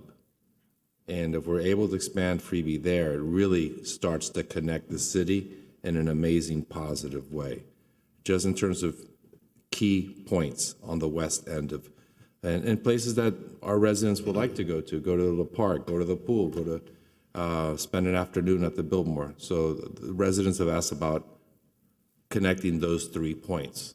So if I may just add something, Commissioner. So I worked on this for some time with staff, meeting with the manager, and obviously our friend from Freebie. What I recommend that everyone do is have a sit-down conversation with the manager, so you understand the costs associated with Freebie, and then sit down with my friend Claudia Moreau and the manager and understand the grants, understands moving from the electric vehicle to a new Tesla vehicle, understand the cost and the grants that are available over the next 3 years. We applied for grants last week. I think the deadline was on Friday, correct? Yes. And hopefully we get those grants, and they can show you the costs associated with the upgrade of Freebie, which would allow us to go to areas like you mentioned, Commissioner. But I think we need to understand the cost implications. And it's a commitment that after 3 years, we have to assume that commitment and what it costs. Okay. And if we're happy with doing that, and also the cost of ridership per rider. I like Freebie. I'm in favor of Freebie, especially if we have this grant, because you're talking about we'll be paying more today if we get these grants than we're paying right now if these grants come in. That's my understanding from what I've reviewed from the documents that Ms. Moreau gave me. That it depends on how big we get. I understand. So we're talking about things kind of in a vacuum right now, and I think we need to sit down and talk about the cost, how expansive is going to be the foot coverage, the coverage of the service. Do we get these grants? Are we not going to get these grants? Are we going to upgrade to Tesla vehicles?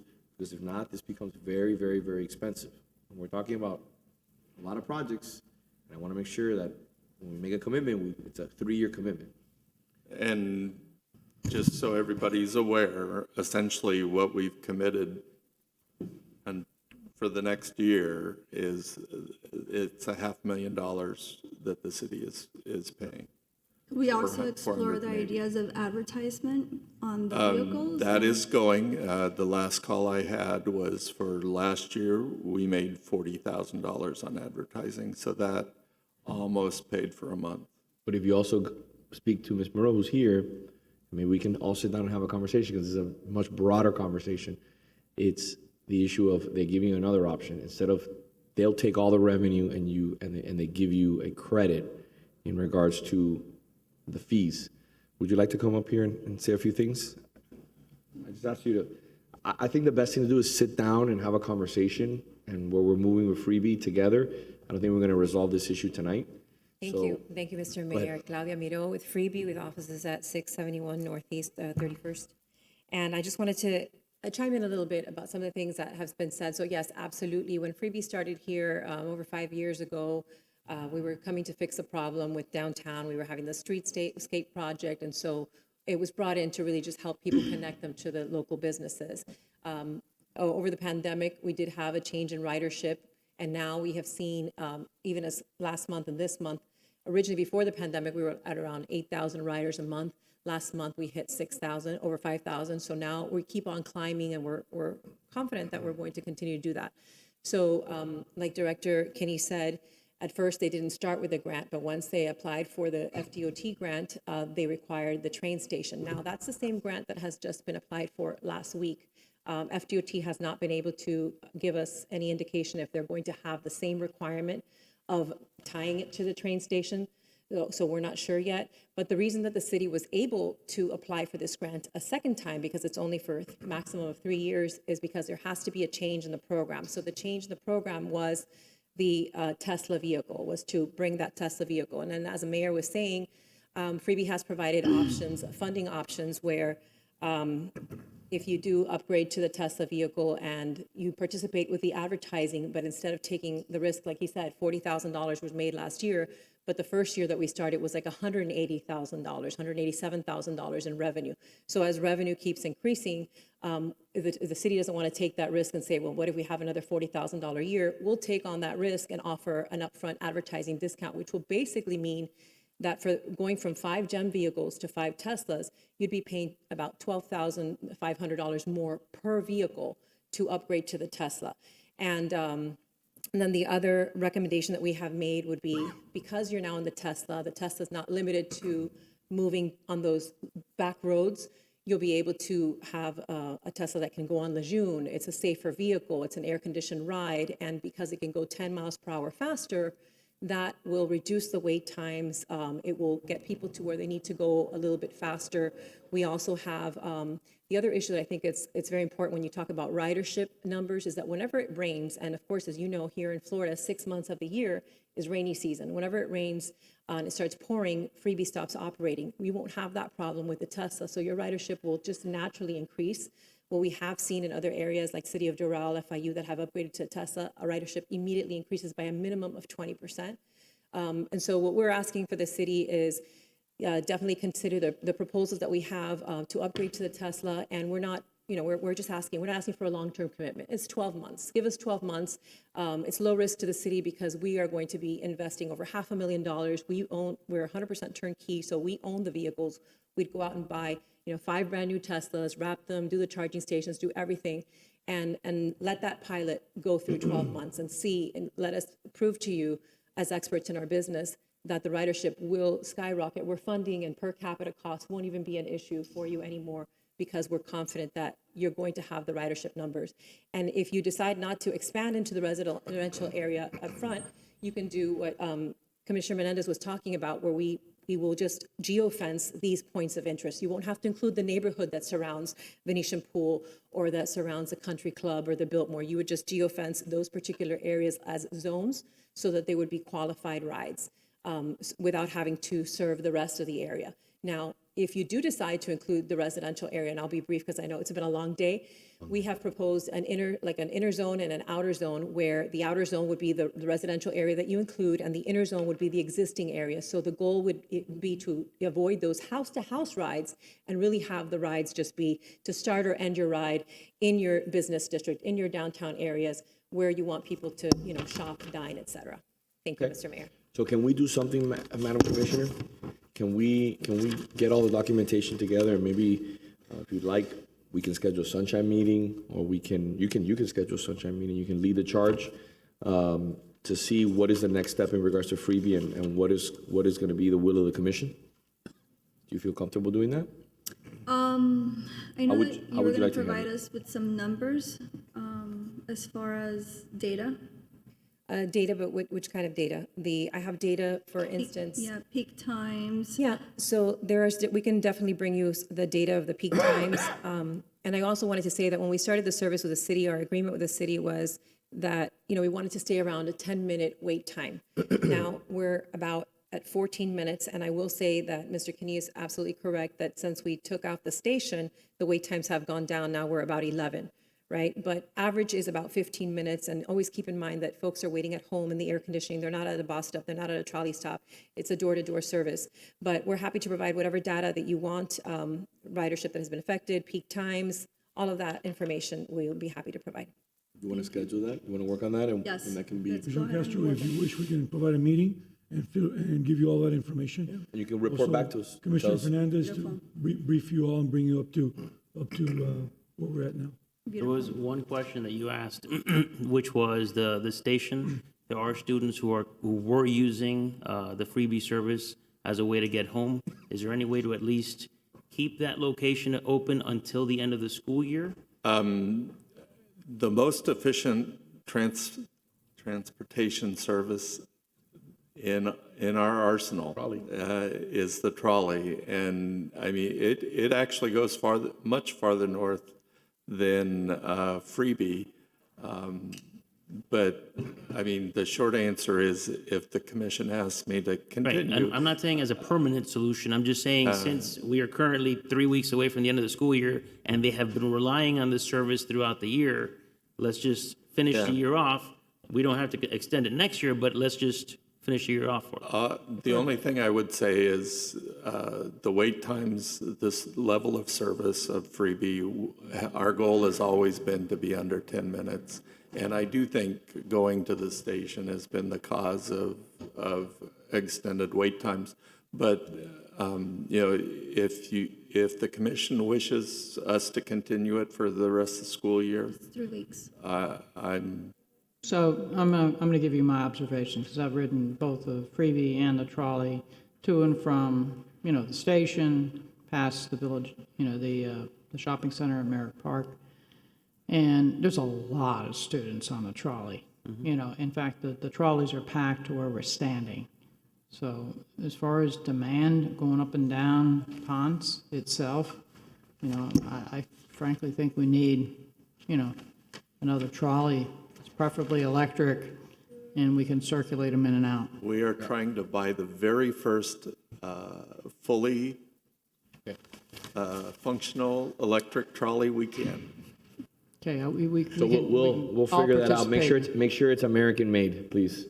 Wisconsin. Yes. Comes So from there's only- Wisconsin. Make sure it's I love not a Wisconsin. Chinese subsidiary. Even the because that was battery, the last time. even the battery is Wisconsin. Okay, so Yay.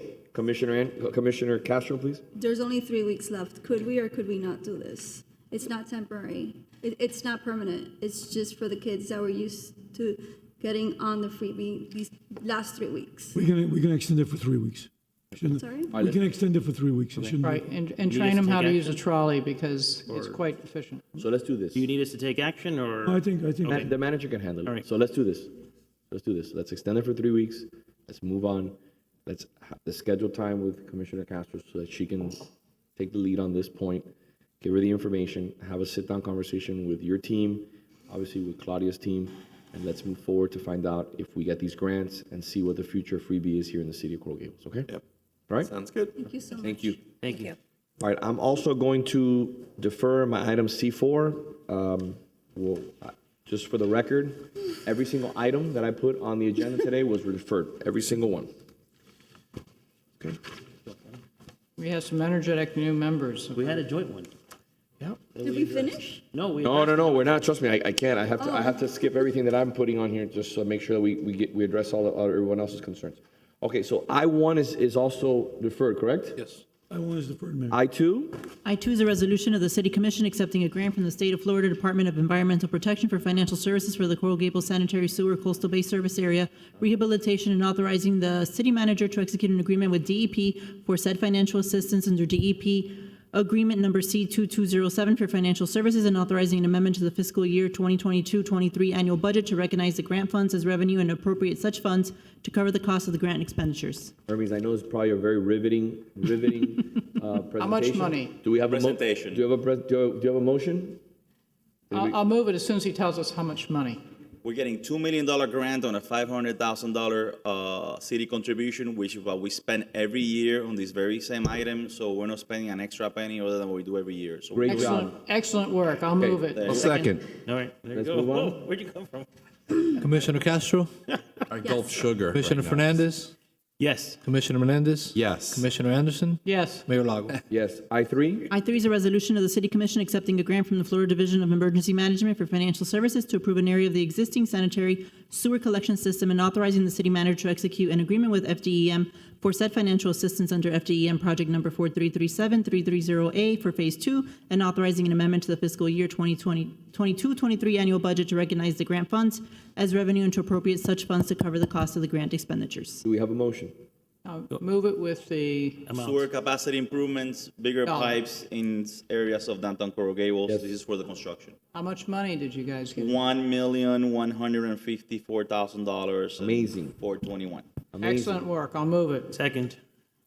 Commissioner Fernandez, Yes. Commissioner Menendez, Yes. Commissioner Anderson, Yes. Commissioner Castro, Yes. Mayor Lago. Yes. I4? I4 is a resolution of the City Commission accepting a grant from the Florida Division of Emergency Management for financial services for the downtown Coral Gables drainage and water quality improvements, authorizing city manager to execute an agreement with FDM for said financial assistance under FDM project number 4486098R for Phase 1 and authorizing an amendment to the fiscal year 22-23 annual budget to recognize the grant funds as revenue and to appropriate such funds to cover the cost of the grant expenditures. Mr. Director? So this is for Phase 1 only, which is this sign. It's a grant for $145,000. Can I get a motion? Move it. Second. Mr. Clerk? Commissioner Menendez, Yes. Commissioner Anderson, Yes. Commissioner Castro, Yes. Commissioner Fernandez, Yes. Mayor Lago. Yes. I5? I5 is a resolution of the City Commission authorizing an amendment to the fiscal year 22-23 annual budget to recognize a transfer from the City Clerk's Special Revenues Reserve and appropriate such funds for the cost of relocation renovation of the Passport Office. I'll move it. It is a budget amendment for $500,000 from the city clerk's special revenue for relocation of his office while they renovate the house. This is This to is not also, taxpayer dollars. This is coming from This comes from revenue reserve. that our esteemed clerk has basically collected through his hard work and is doing an incredible job, by the way. No one expected him to be able to raise that much money. Thank you for that. It didn't come, by the way, you saved the city $500,000 right now. So let's put that on the record. Thank you. We got a motion and a second. Can we get a second? Second. Commissioner Anderson, Yes. Commissioner Castro, Yes. Commissioner Fernandez, Yes. Commissioner Menendez, Yes. Mayor Lago. Yes. I6? I6, a resolution of the City Commission authorizing an amendment to the fiscal year 22-23 annual budget to recognize the transfer from the Building Division Reserve and appropriate such funds for the cost of building plans review and inspection services. Similar to the city clerk's office, the building funds are restricted to only be used by the building department. So $1 million to cover the cost of inspections and plans review because of the increased demand of inspections and plans review. So this will come from the building reserves. Do we have a motion? I'll move it. Hold on, give me a second here. Being an expert in this field, that would be hiring third-party companies, correct? Yes, they currently have a contract that uses several specialized reviewers. I didn't hear your question. What was the question? So this is money to be transferred from the building division to third-party companies. Is that, am I understanding it correct? This is reserve, so the building department creates their own revenue. Their revenue in excess of their expenditures each year goes into their building reserve. That money can only be used towards building expenditures. And so this $1 million would be transferred from their reserve into their operating expenditures in order to be used for inspections. Can I and take a plan quick, review. a moment of privilege, if I may? Don't be shy. Since you got here, how much money have you built up in the building department? As per the building fees and what you've done, just say it. Like $12 million in reserves? Okay, so this director here has worked tirelessly and has built a fund that when you got here was what, how much? We were negative. You were We owed the negative. city's Now they're- general Now they're fund money. $12 million in the positive. She did that with the manager. Along with renovating 427, along with going paperless, along with training staff. I just want to say congratulations. You did an incredible job. $12 million, and we were negative. How many years have you been here? 5? And by the way, a quick question. How many women PEs who are building directors are there in Miami-Dade County? Professional engineers that are Professional building engineers who are officials? building directors. I think I'm the only one, right? You're an incredible professional. Just so you Thank you. understand that. Thank you. $12 So- million is a lot of money. Okay? Congratulations, that's great. I Thank you. think the only concern that I really have here is that when we outsource the quality of work, that the quality of plan review, the time, the way that we're not able to keep our plans and outsource has been kind of an issue, especially for structural, and I would hate to see that continuing to happen. Right, so actually, we have 3 consultants that the building department uses. And thanks to those 3 consultants, we've been able to get to 0 overdue reviews for the structural division.